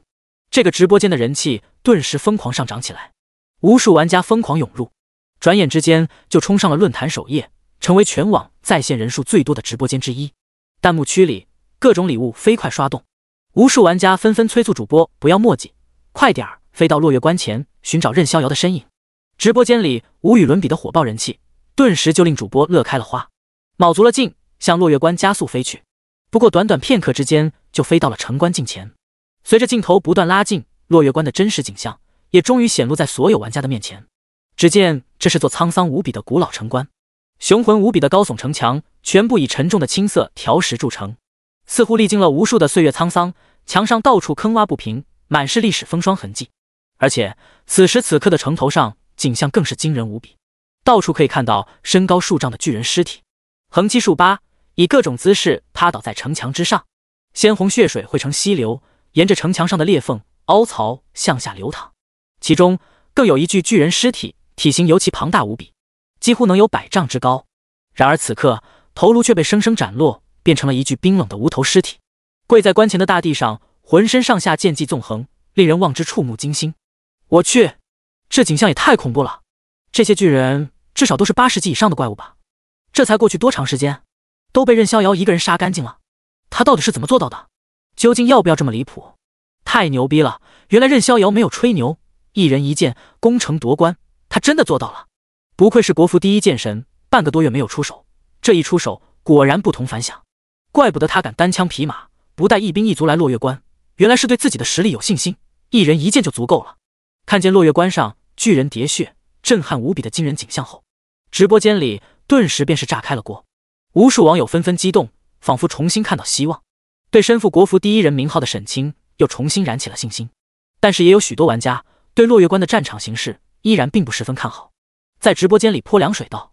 不过就是杀了一窝等级高点的野怪罢了，有什么好激动的？就是光杀怪厉害有什么用？这场国战真正的敌人是对面教廷7国的亿万大军，是人家一整个服务区最顶尖的精锐玩家。就算沈清实力再强，难道还真想指望他以一人之力横扫人家全服的强者吗？国战可是要打足整整24个小时呢，城关先夺下来没用，还得能够守住才行。没错，就算他任逍遥实力再强，一个人能守住多长的城墙线？能抗住人家亿万大军的持续猛攻吗？直播间里评论两极分化严重，一部分玩家看见沈清的战果后纷纷感觉心神振奋，相信沈清不会拿自己国服第一人的荣誉开玩笑，既然敢来落月关战场，就说明对自己的实力有信心，能够打赢这场战役。另一部分玩家虽然也认同沈清的实力，承认他国服第一强者的名号毋庸置疑，却并不认为这个游戏里真的有人能够仅凭一己之力力挽狂澜，抗衡一整个服务器强者的猛攻，觉得沈清这个逼装的太大了，很有可能最后把自己装进去，甚至连累整个国服一起跟着承受代价。双方各执一词，你来我往，在直播间里吵得不可开交，推动直播间的人气继续向上疯狂蹿升。很快在线观看人数竟达到了惊人的3000万人，主播心情激动无比，脚踏剑光沿着落月关雄伟的城墙飞行，很快就找到了独自一人立在城头上的沈清，但并没有太过接近，而是远远停了下来，将镜头锁定在沈清身上。与此同时，远处天空之中突然传来一阵震耳欲聋的龙吼之声，10几只颜色各异的西方巨龙从云层中俯冲下来，在天空中振翅翻飞，后方更是跟着数之不尽的狮鹫骑士，嘶鸣之声响彻天地，如同一片充满压迫性气息的巨大阴云从天空中振翅飞来。地平线上更是出现了浩浩荡荡的整齐军阵，马蹄如铁，踏碎平原，爆发出震耳欲聋的奔踏之声，密密麻麻，如同潮水朝落月关快速冲来。教廷7国的玩家大军终于到了。与此同时，国服大军离落月关还有10几里的距离，还在和沿途的地图怪物浴血拼杀，激烈搏战呢。从这里也可以看出，国服大批精锐玩家都被风花雪月等几大公会带往另外的3片战场了。来落月关参战的国服玩家实力全都非常一般，虽然人数也很不少，却严重缺少高端玩家，整体素质远远无法与对面的7国联军相提并论。如果沈清不来的话，恐怕坚持不了2个小时，就会直接全线溃败，输掉这场重要战争。但是沈清今天来了，一切结果都将不同。兄弟们，你们听到什么声音了吗？没错，是马蹄震撼大地的声音，叫停七国的大军到了。主播声音激动无比，在直播间大喊一声，然后调转直播画面，将镜头转向了关前平原。浩浩荡荡，如潮水般涌来的外附大军，整个直播间的氛围刹那之间就被点燃，被推上了一个高潮。卧槽！外附大军这么快就到了，我们的玩家军团呢？我们还在路上和野怪激战呢，估计先头部队最快也得20分钟才能正式到达战场。靠！差了20分钟时间，那特么还打个毛啊！这下任逍遥真的只能一个人面对外附大军了。上啊，任逍遥！一夫当关，万夫莫开，让这帮不知道天高地厚的外附玩家见识下国服第一剑修的实力。直播间里群情激动，无数玩家纷纷都屏住了呼吸，所有目光都凝注在沈清身上，等待大战到来之际。外附军团的先头部队终于抵达落月关前。第125章，剑斩龙骑，震破敌胆。落月关的城墙竟然被龙国人先拿下了，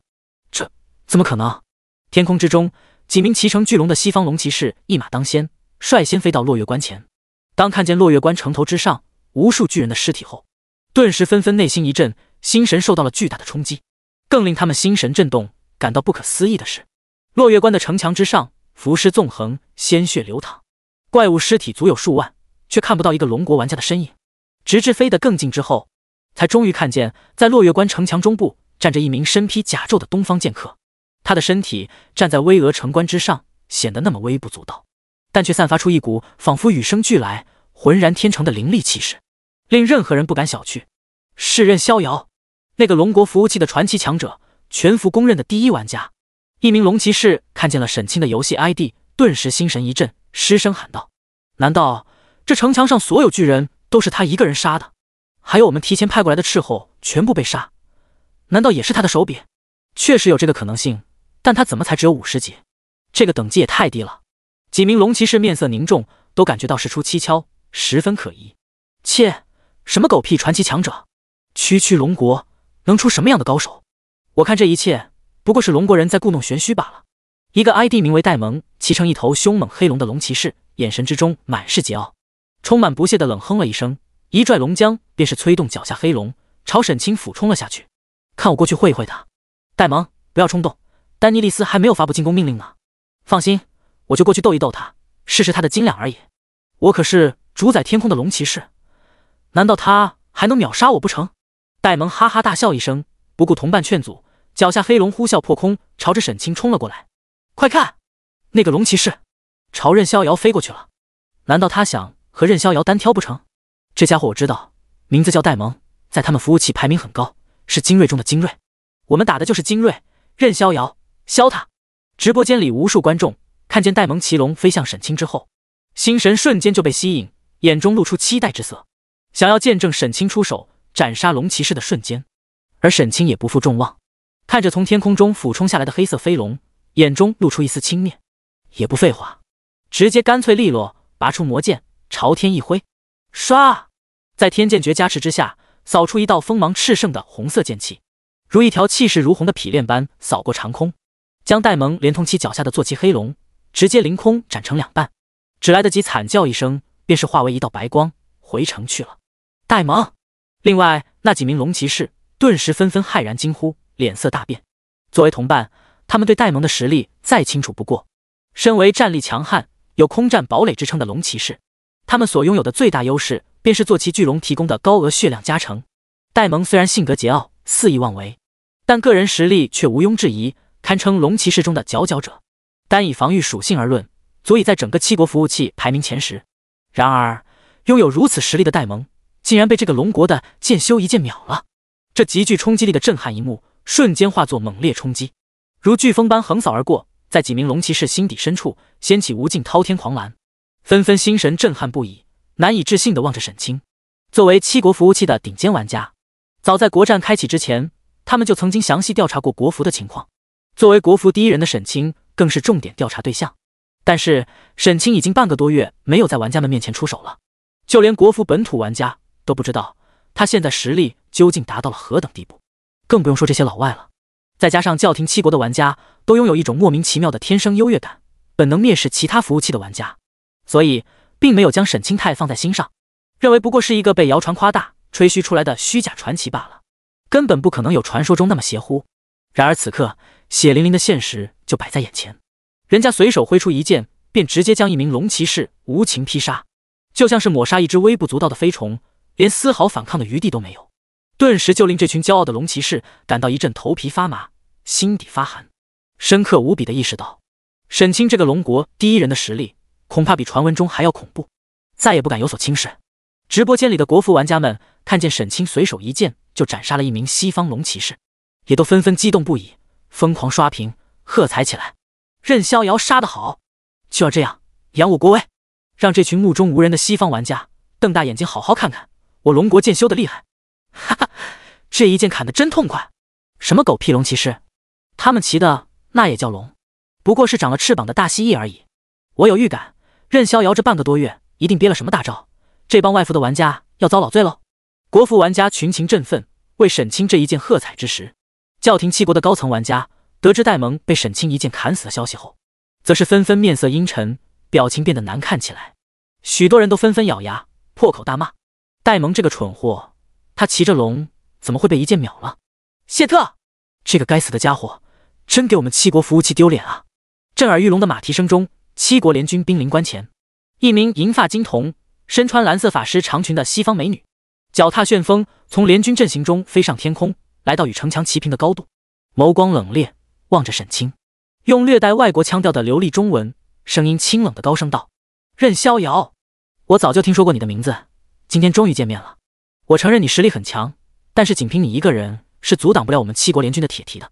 你们龙国有句古话，识时务者为俊杰，向我臣服，献上城关，可以让你身后的玩家们免遭屠戮。待我们七国的勇士征服整个世界之后，会给你们龙国玩家赏赐一片安居之地的。”第126章，好客沈清欢迎你，送酒神咒当大礼。靠，这外国娘们好大的口气，就凭区区七国那么点人，还做梦想征服世界？知不知道自己姓啥了？敢犯国服天威者，虽远必诛！装逼装到我们国服头上来了，这能忍吗？任逍遥，削他，给他一坨子，看他还敢不敢这么嚣张！听见银发女子目中无人的话语后，直播间里无数网友顿时便都炸开了锅，感觉受到了极大的侮辱，纷纷感到义愤填膺，在评论区刷屏怒斥。而落月关的城墙之上，沈清孤身立在城头，目光饶有兴致地打量着这位风情万种的西方美女——风暴女王丹妮莉丝。对这个女人的名号，沈清前世可以说是如雷贯耳。隐藏职业风暴法师，无论职业天赋、技能配置还是操作意识，都堪称是世界一流。不但个人实力恐怖无比，更厉害的是其手腕惊人，运筹帷幄。一手创建的工会冰火之歌，网罗了大量的顶尖高手。虽然身为一介女流，却令全服的男性玩家都甘心折服，俯首称臣。在七国服务器的地位，几乎和沈清在国服差不多。前世就是这个女人率领教廷七国的玩家联军，在全世界范围内东征西讨，纵横捭阖，打得好几个服务器抬不起头来。游戏降临现实之后，更获得了诸神恩眷，沐浴圣光，转生成为天使之躯，是真正屹立于全球10几亿玩家绝巅的几人之一，足以影响世界风云的无敌强者。前世沈清与这个级数的强者之间差距之大，宛若云泥，压根没有任何交集。但这一世注定是属于沈清的时代，没有人能让他低头。甭管什么风暴女王、天命之子，在他面前全都只有臣服的份。沈清目光平静地望着丹妮莉丝，波澜不惊，淡淡说道：“既然你听说过我的名字，就应该知道我在我们服务器的名声是怎么来的。同样的话反送给你，识时务者为俊杰。现在退兵，向龙国服务器俯首称臣，岁岁纳贡，我可以饶你们不死。如果我不答应呢？”丹妮莉丝目光深深地望着沈清，冷声问道。沈清苍啷一声，拔剑出鞘，朗声笑道：“那我就只好发挥我们龙国的好客之道，送你们免费回家了。大言不惭！想不到堂堂龙国第一高手，竟然如此狂妄自大，我还真是高看你了。”丹妮莉丝冷哼一声，向自己的身后一指，对沈清道：“我身后有1000万精锐，就算放开了让你杀，你一个人能杀多少？就算你个人的实力再强，在我们七国联军的兵锋之前，也不过是螳臂当车，不自量力。只要我现在一声令下，我们联军的铁蹄马上就能踏碎城关，将你所有的狂妄与骄傲踏成粉碎。既然如此，那你们就放马过来吧，看看我一个人能杀多少。”沈清哈哈一笑，目光望向关前平原，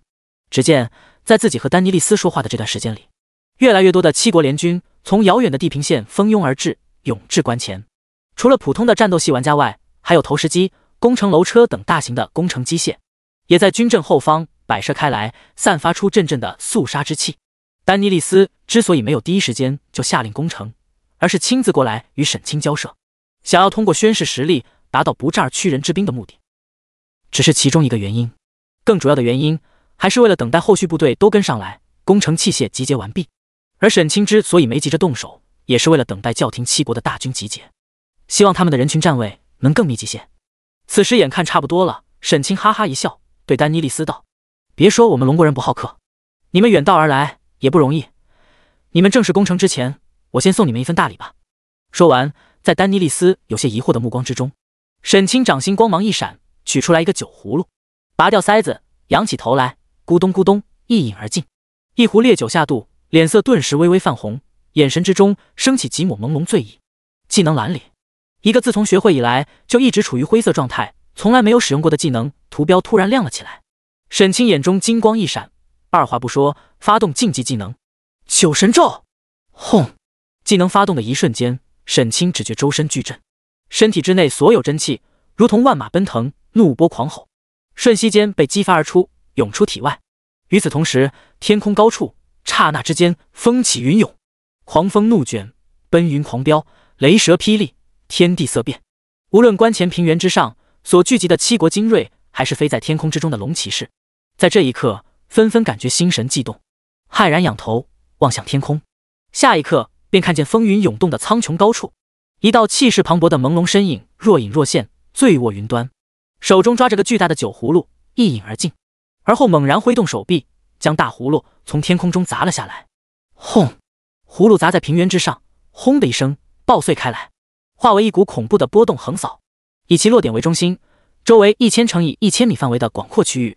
全部被这股恐怖的风暴席卷。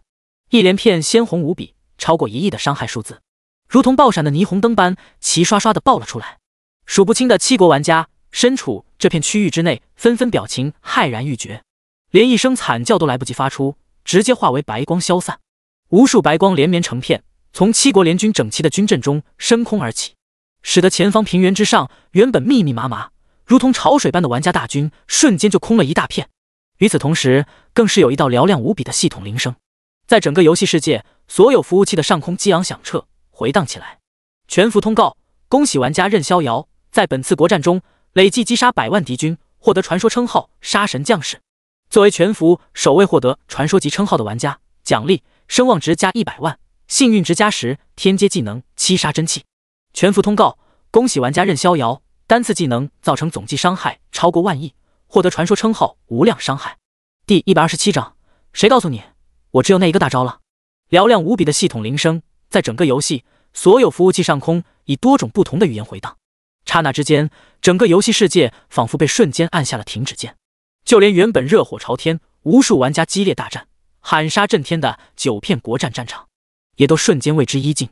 这一刻，全球几十亿玩家无不纷纷表情呆滞，情不自禁抬头望天，被天空中回荡的公告震撼，心中掀起滔天狂澜，几乎要怀疑自己的耳朵听错了。直至过了几秒钟后，所有人才渐渐回神。无数角落，无数玩家同时爆发出惊天的议论之声。卧槽，有没有搞错？刚才的系统公告是认真的吗？国战才开始不到1个小时，就击杀了100万敌方玩家，这家伙是人形核弹吗？这还不是最夸张的，最夸张的是，这么多人好像都是被一个技能秒杀的。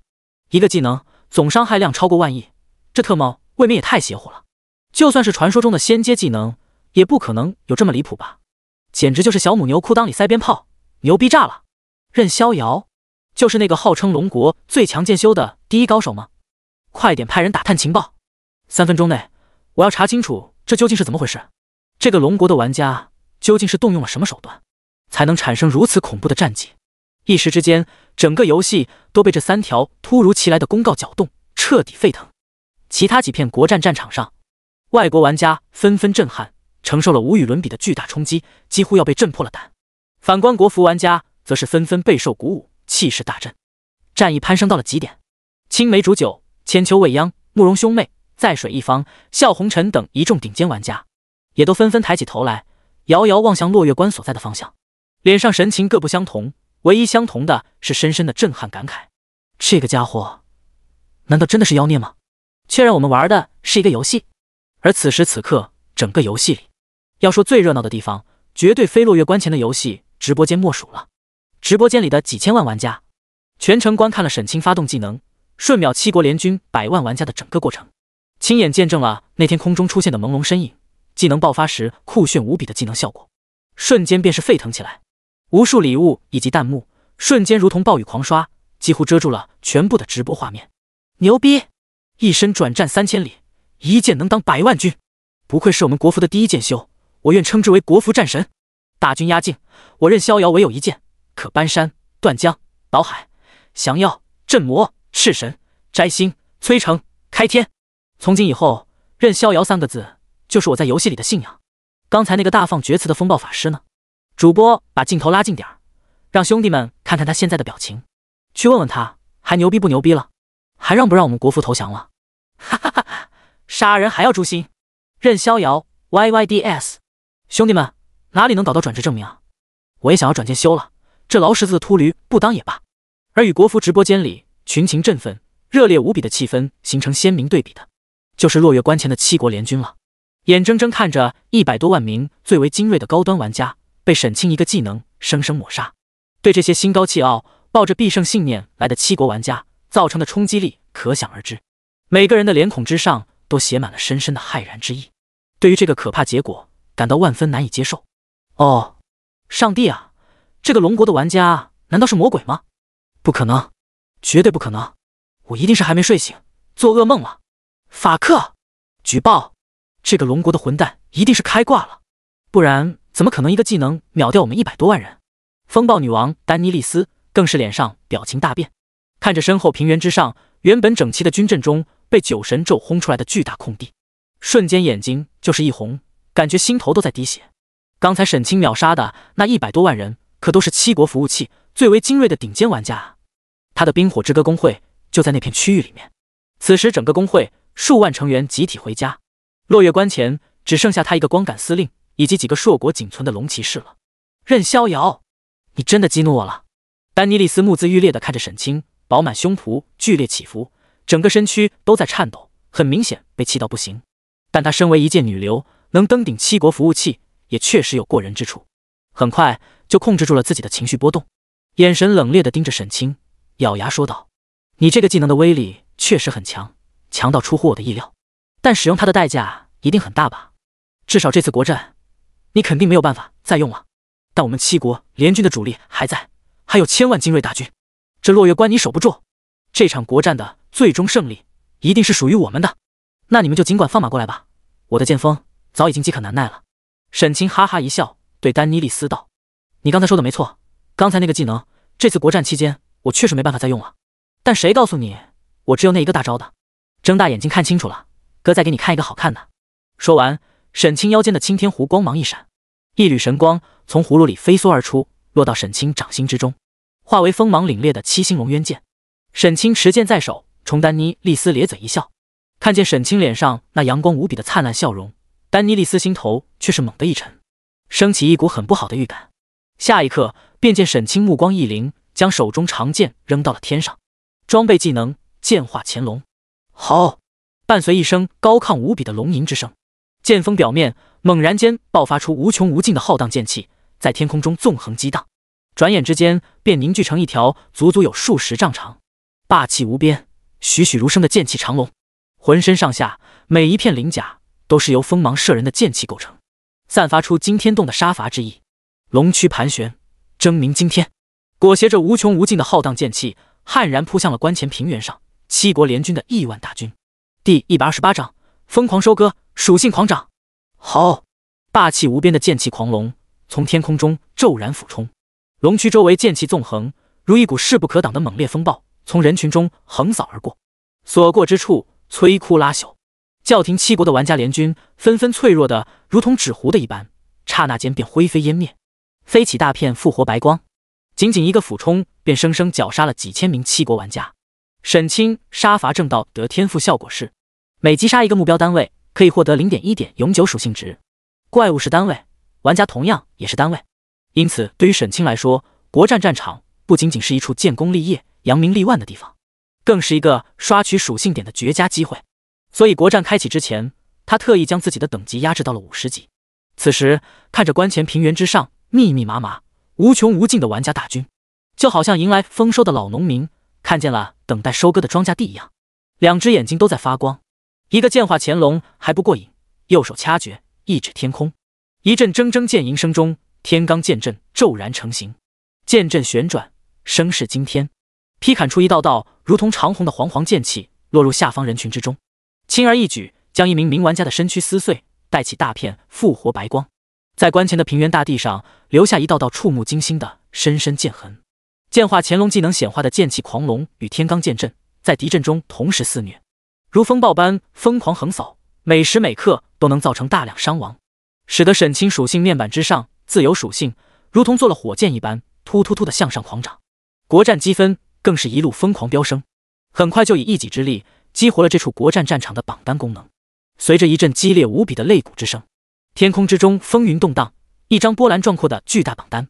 如同从苍穹垂落的巨大荧幕般在虚空中映照而出，上面一共有100个位置，将记录这处国战战场之中杀敌最多的100名双方玩家。然而此刻，整张巨幅榜单之上却只有任逍遥这一个名字，以1300多万的恐怖积分高悬榜首，绽放出耀眼无比的璀璨金光，并且积分数值的后几位还在以令人眼花缭乱的速度疯狂跳动，持续不断向上飙升。任逍遥，你这个魔鬼，我跟你拼了！看着自己身后的玩家大军竟然如此轻而易举就被沈清疯狂收割，丹尼利斯霎时之间心头狂震，脸色瞬间苍白无比，整个身躯都在颤抖，全然没有了最初之时的高贵冷傲，双眼喷火地瞪着沈清，怒吼一声就要冲上来跟沈清拼命。沈清只目光淡淡地瞟了一眼，随手一挥，发动技能风雷锁妖咒。下一刻，丹尼利斯身体周围的虚空中陡然之间风雷大作，狂风卷聚化为屏障，雷霆闪射凝成锁链，转眼之间便将他牢牢地束缚起来，吊在空中无法动弹。风雷锁妖咒是控制系技能，虽然也附带有一定的伤害效果，但只有法术强度的 30%， 加成可以说非常低，但再低的伤害加成也架不住沈清的属性数值太高了。捆绑住丹尼利斯的雷霆锁链不断射出丝丝电弧，不过短短几秒钟时间便将一身极品灵气装备的丹尼利斯电得呻吟不已，花枝乱颤，只剩下一丝残血了。沈清顿时吓了一跳，赶忙收手撤掉技能，他可不想这么快就把这个不可一世的风暴女王给玩死了。望向一旁的灵儿道：灵儿，帮我看住他，别让他跑了，也别让他死了。是。灵儿马上乖巧点头答应下来。不过到现在为止，灵儿觉醒的技能数量虽然很多，但大多数都是威力巨大的攻击型法术，控制技能反而没有，于是只能采取物理手段进行控制。飞到丹尼利斯身边，一把将他牢牢抱住。丹尼利斯还想挣扎，但属性与已经逼近90大关的灵儿差距太大了，被灵儿轻而易举地压在地上，手脚并用牢牢锁住，两个美女的身体紧紧纠缠在一起，场面一时有些香艳，妙不可言。直播间里的玩家们远远看见这一幕后，顿时纷纷惊叹起来。早就听说任逍遥有一只全服罕见的人形宠物，难道就是这个小美女吗？这样的宠物是哪里搞的？我也好想养一只啊！神农岭有人形系的女野人，你要不要？胸毛发达，孔武有力，要的话我马上给你送来。滚滚滚，你还是自己留着吧。哈哈，过瘾。堂堂外服风暴女王被我们国服高手的宠物摁在地上摩擦，看她以后还敢不敢再猖狂了。将丹尼利斯控制住后，沈清并没有急着收拾他，先让他睁大眼睛好好看一会儿自己是怎么杀齐国玩家的。顺便沈清打开面板检查了一下刚才获得的系统奖励，首先是那2个传说级的称号：杀神将士称号等级传说，称号效果对总属性值低于自身 50% 的目标有 20% 几率直接处决，无量伤害。称号等级传说，称号效果一切攻击伤害提升 40%， 传说级称号的加成效果强悍程度毋庸置疑。要知道沈清本就是以攻击灵力著称的剑修系玩家，获得这样2个加成攻击与杀伐能力的称号效果，简直如同如虎添翼，输出能力直接再上一个台阶。除此之外，那本天阶技能树的效果也十分强大。七杀真气被动技能等级天阶。掌握程度：入门0500。技能介绍：攻击附带7杀之力，造成 2.5% 额外伤害，真气侵蚀目标身体，每秒造成 0.5% 的伤害，持续5秒钟。技能效果简单粗暴，单纯增加攻击伤害，而且对于任何用真气催动的技能和普通攻击都有效果。虽然现在加成不高，只有区区 5%， 但这只是入门级的技能效果。等熟练度等级提升上来后，无论是直接造成的额外伤害，还是后续伤害的持续时长，都能获得巨大提升，能让沈清更加克制虚天神坤那一类皮糙肉厚、回复惊人的回血流敌人。学完7杀真气之后，沈清这才不紧不慢，将目光转向了丹尼利斯。该是时候跟这个七国服务器的第一高手好好谈一谈了。第129章，杀人还要诛心。丹尼利斯看到沈清向自己走来，眼神之中顿时流露出深深的忌惮之意，银牙紧咬，色厉内荏的大喊道：“任逍遥，让你的宠物把我放开，或者干脆直接杀了我，哪有那么容易的事？”沈清微微一笑，居高临下的望着丹尼利斯，淡淡说道：“相信通过今日一战，你应该可以认清楚七国服务器和我们龙国服务器的差距。我现在给你2个选择：第一，向我们龙国服务器臣服，以后每月上供资源，保你们七国服务器今后无忧；第二，你也可以拒绝我的提议。那么下次国战，我将会率领神域的精锐，从落月关长驱直入，马踏七国，将你们教廷的圣城攻陷，纳入河洛王朝版图之中。白日做梦！”丹尼利斯听完沈清的话语后，直接冷哼一声，果断无比的拒绝道：“我们七国的玩家都是信奉光明与荣耀的勇士，绝对不会向任何人俯首称臣。我承认，这次国战我们严重低估了你的实力，但你肯定是用了什么不为人知的特别手段。我不相信你能一直维持这么强大，拥有绝对的统治力。等下次国战的时候，我们教廷七国的大军一定会重回落月关，彻底洗刷今日耻辱。到那时候，我也要将你活捉，让你亲眼见证龙国服务器的陷落。”听见丹尼利斯咬牙切齿的发狠话语，沈清嘴角顿时一抽，无语的道：“你一定是第一次当俘虏吧？”丹尼利斯顿时一愣，皱眉问道：“你为什么会这么问？”啪！回应他的是沈清视大力沉的一个大巴掌，用力拍在他法袍包裹下挺翘的丰臀之上，声音清脆而又响亮。如果掀开法袍来看，肯定高高肿起了巴掌印。啊！丹尼利斯猝不及防，忍不住痛呼了一声，一张俏脸顿时通红，恶狠狠地瞪着沈清。这个可恶的龙国人竟然敢打自己的屁股！要知道，此时此刻的落月关作为9处国战战场之一，可以说是风云之地，至少数亿名玩家的目光都聚集于此。不知道多少名游戏主播从各个角度游戏直播呢？刚刚发生的那一幕也肯定被直播出去了，岂不是说整个七国服务器的玩家都看见了？自己以后还怎么混？一时之间，丹尼利斯恼怒无比，几欲喷火地瞪着沈清，咬牙怒道：“你干什么？干什么？让你明白下自己的处境。”沈清冷冷哼了一声，伸出手来，在其雪白的俏脸上轻轻拍打了几下。当俘虏就要有当俘虏的觉悟，你有骨气，拒绝投降没有问题，但是还敢大放厥词，跟我叫嚣就是你的不对了。说话间，沈清拽着丹尼利斯来到落月关的城墙边缘，让他目光望向城下，道：“你刚才说下次国战要让我亲眼见证国服的陷落。好啊，那我今天就先让你见识一下我们龙国的剑修是怎么杀敌的。”沈清说完大笑一声，直接御剑飞下城头，手中剑刃猛然一挥，在天剑绝佳持之下扫出一道浩荡剑气，一瞬间秒掉10几名七国玩家。丹尼利斯气的胸脯一阵起伏，马上就闭起了双眼。但下一秒，沈清那如同魔鬼般的声音便从战场中远远传来：“灵儿，给我盯着他，他只要敢闭上眼睛，你就给我狠狠打他的屁股。”丹尼利斯一听这话，顿时吓得浑身一颤，赶忙快速睁开了眼，不情不愿地睁大眼眸，看着沈清在关前战场上御剑横空，不断变换花样，释放各种酷炫技能，如同无情的死神般大肆收割着七国玩家的生命，可谓憋屈到了极点。好几次都忍受不住，想要强制下线逃避，但按照神话 OL 的游戏规则，在战斗状态中强行下线，游戏人物并不会直接消失，而是会继续保持在线上，直至被杀或者脱离战斗状态。到时候还不知道任逍遥这个家伙会对自己做出什么更加无耻的行为呢。所以他也只能强忍不适，乖乖听从沈清的话，承受自己刚才大放厥词所带来的这种后果，心情憋屈到了极点。与此同时，直播间里看见沈清这波操作之后，无数网友纷纷喝彩，忍不住的鼓掌叫好。666，任逍遥这一招实在厉害，直接把这外服妹子拿捏得死死的。虾人还要诛心，太可怕了！有没有数学好的兄弟出来帮忙计算一下，丹妮莉丝现在的心理阴影面积有多大？哈哈，什么风暴女王，不过是我们国服大佬的玩具罢了。教廷七国虽然一共有7个国家，但是总人数加起来还没有龙国1半多，全服3转玩家的数量加起来都不到1亿。除了与河洛王朝接壤的落月关外，还有另外一处与冰原国相连的封印之地，他们也是兵分2路，同时进军2处战场，所以来到落月关战场的7国玩家人数大约在5000万左右。然而在沈清诀对压倒性的实力面前，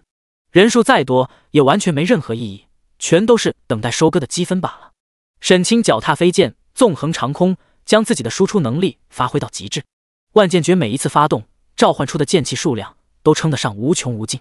几乎挤满大片苍穹，景象如同浩劫降临。再加上剑化乾隆和天罡剑阵这2大杀招的疯狂肆虐，简直杀得天昏地暗，日月无光。只用了短短10几分钟时间，杀敌数量就迅猛无比地突破了1000万人，国战积分超过1亿。一人一剑杀得7国联军丢盔弃甲，心胆俱寒，哪里还有勇气向落月关发动攻击？纷纷哭爹喊娘的调转方向，向着远处落荒而逃。沈清不肯放弃如此难得收割属性的大好机会，一路御剑追杀下去。直至此刻，国服方面2000多万玩家大军终于清空了沿途一路的各种怪物，来到落月关前。众多帮派的帮主们率先登到城墙上方，目光望向关前平原，瞬间心神齐齐一震，深深倒吸一口冷气，被眼前看到的景象彻底惊呆。第130章臣服还是毁灭。一群国服帮派的帮主们登上落月关的城头，站在城墙边缘，放眼望去，只见广阔无比的关前平原上土石翻卷，剑迹纵横。平原中间有一个仿佛被惊天伟力轰击出来的巨大深坑，整片大地一片狼藉，一派激战之后满目疮痍的惨烈景象。在满目疮痍的大地之上，更是散落了无数闪闪发光的装备道具，在阳光下闪闪发光，无声诉说着刚才一战中究竟有多少玩家阵亡在这片战场。虽然刚才来的路上，这群消息灵通的帮主们早就通过手下汇报与游戏直播间得知了落月关上发生的一切，也提前在直播间里看到了一部分战斗情形，但是此刻亲临城头，亲眼看到这番场景，和从直播间里看到的感受完全不同，纷纷心神震动不已，受到了无与伦比的巨大冲击。直至过了半晌之后，才有人咕咚咽下一口唾沫，难以置信的喃喃道：“我的天哪，这么多人都是任逍遥一个人杀的！一夫当关，灭杀外服1000万大军，这要不是亲眼所见，谁能相信？”现在回想起来，开战之前任逍遥说的战术还是保守了，只要他在，哪里需要我们帮忙登城守关？只要站在后方观战，替他一个人摇旗呐喊就够了。一群帮派帮主闻言，顿时纷纷沉默下来，脸上表情有些尴尬。最开始的时候，得知神域全体精锐全都赶赴天青高原，只有沈清一个人来落月关的时候，他们全都失望无比，认定神域是决定舍弃落月关战场了。至于后来沈清制定的战术策略，在他们中大多数人看来更是感觉可笑无比，牛逼吹到天上去了。斩将夺关说得轻巧，你一个人就算再强，难道还能与人家一整个服务器的顶尖玩家抗衡吗？然而令所有人大跌眼镜，万万没有想到的是，如此匪夷所思的惊人壮举，沈清还真就做到了，而且比一开始承诺的情况更加离谱。不但真的一人一剑成功夺下了落月关，更是一阵嘎嘎乱杀，杀得教廷7国1000万大军大败溃逃。直至此刻，看见落月关前平原之上这触目惊心的战斗痕迹，所有人在震动之余，才又一次深深明白，沈清国服第一狠人这个名号的含金量究竟有多足。那可不是吹出来的，而真是实打实杀出来的。半个多月没有出山，在公众面前展露实力，绝不意味着他实力衰退，泯然众人，可以被随意轻视了，而是经过沉淀之后脱胎换骨，拥有了更令人绝望、无与伦比的可怕力量。毫无疑问，今日落月关前的这一战，将为沈清自从开服以来传奇无比的辉煌战绩添上浓墨重彩的重重一笔，让任逍遥这3个字和国服第一剑修的名号彻底响彻整个神话 OL 的游戏世界，让所有服务器为之震动，无数玩家传颂敬畏，甚至载入整个游戏界的史册。几分钟后，远处天空之中，一道剑光飒然飞至，转眼间便飞至近前，落到城墙之上，显化出沈清的身影。一群帮派帮主马上热情无比地围了上去。逍遥兄弟，怎么样？外府大军都被你一个人追杀跑了。沈清点了点头，一脸遗憾的道：可惜这帮外府的家伙跑得太快了，才让我杀了1700多万人，想多刷一点积分都不行。一群国服帮主闻言，顿时纷纷表情古怪，不知道说什么好了。杀了1700多万，你还嫌少啊？人家一个服务器3转玩家的总数，总共才1亿多出头，今天来到落月关的大约在5000万左右，你一个人灭了将近1/3，还不够啊？真拿自己当白起了，不全歼都不算胜仗。沈清也清楚这是没有办法的事，毕竟自己只有一个人，受到地图规则限制，还不能进入7国服务器，也没办法把对方的后路堵死，围起来杀。能杀掉这1000多万，也算是十分难得了。这时，一个 ID 名为飞天小猪的帮主眼中光芒微微闪动，看了眼关前平原上闪闪发光、铺满一地的无数装备，试探着向沈清问道：逍遥兄弟，现在战斗是打完了，敌军爆出来的这些装备啊？沈清沉吟片刻，对众人道：我一个人也捡不过来，白白刷新掉也怪可惜的。这样吧，你们每个帮派给我转2000万金币，可以派100名玩家出关打扫战场，最后可以捡到多少，就全凭你们的运气了。沈清话音落下，一群帮派帮主目光顿时纷纷亮起，眼中露出兴奋之色。这简直是天上掉馅饼的好事！要知道，7国服务器玩家的平均水平几乎是全球公认最高的。这次前来攻打落月关的大军，更是他们服务器的精锐，云集了大量的一流玩家。他们爆出来的装备精良程度可想而知，按每个人死亡之后掉落2件装备计算，眼前这片平原之上所掉落的装备数量也至少有2000万件，称之为一个巨大的宝藏也毫不为过。只需要花2000万买一张入场券，就能派人进去搜刮，绝对是稳赚不赔的好事。于是，一群国服帮主纷纷称赞沈清豪爽仗义，争先恐后的给沈清转账，然后安排人手出关去平原上搜刮装备，生怕自己交钱晚了，好装备都被其他帮派捡走了。沈清乐呵呵的站在原地收钱，不过短短片刻时间就入账了10几亿金币。虽然跟关前平原上散落一地的装备价值比起来，可能连1/5都不到，但反正自己一个人那么多装备也捡不过来，与其让他们白白刷新掉，不如打折卖给这些国服帮派。一来利用这批装备提升一下国服玩家的实力水平，二来也算做个顺水人情，给这些国服帮派点甜头尝尝。日后如果有需要用到他们的地方，调动起来更加方便。在一群帮主们都交完钱，热火朝天的忙着安排人手出关搜刮装备之时，沈清独自一人来到了被灵儿控制的丹妮莉丝身前，咧嘴一笑，淡淡问道：怎么样，我刚才的表演好看吗？选择臣服还是毁灭？你现在有答案了吗？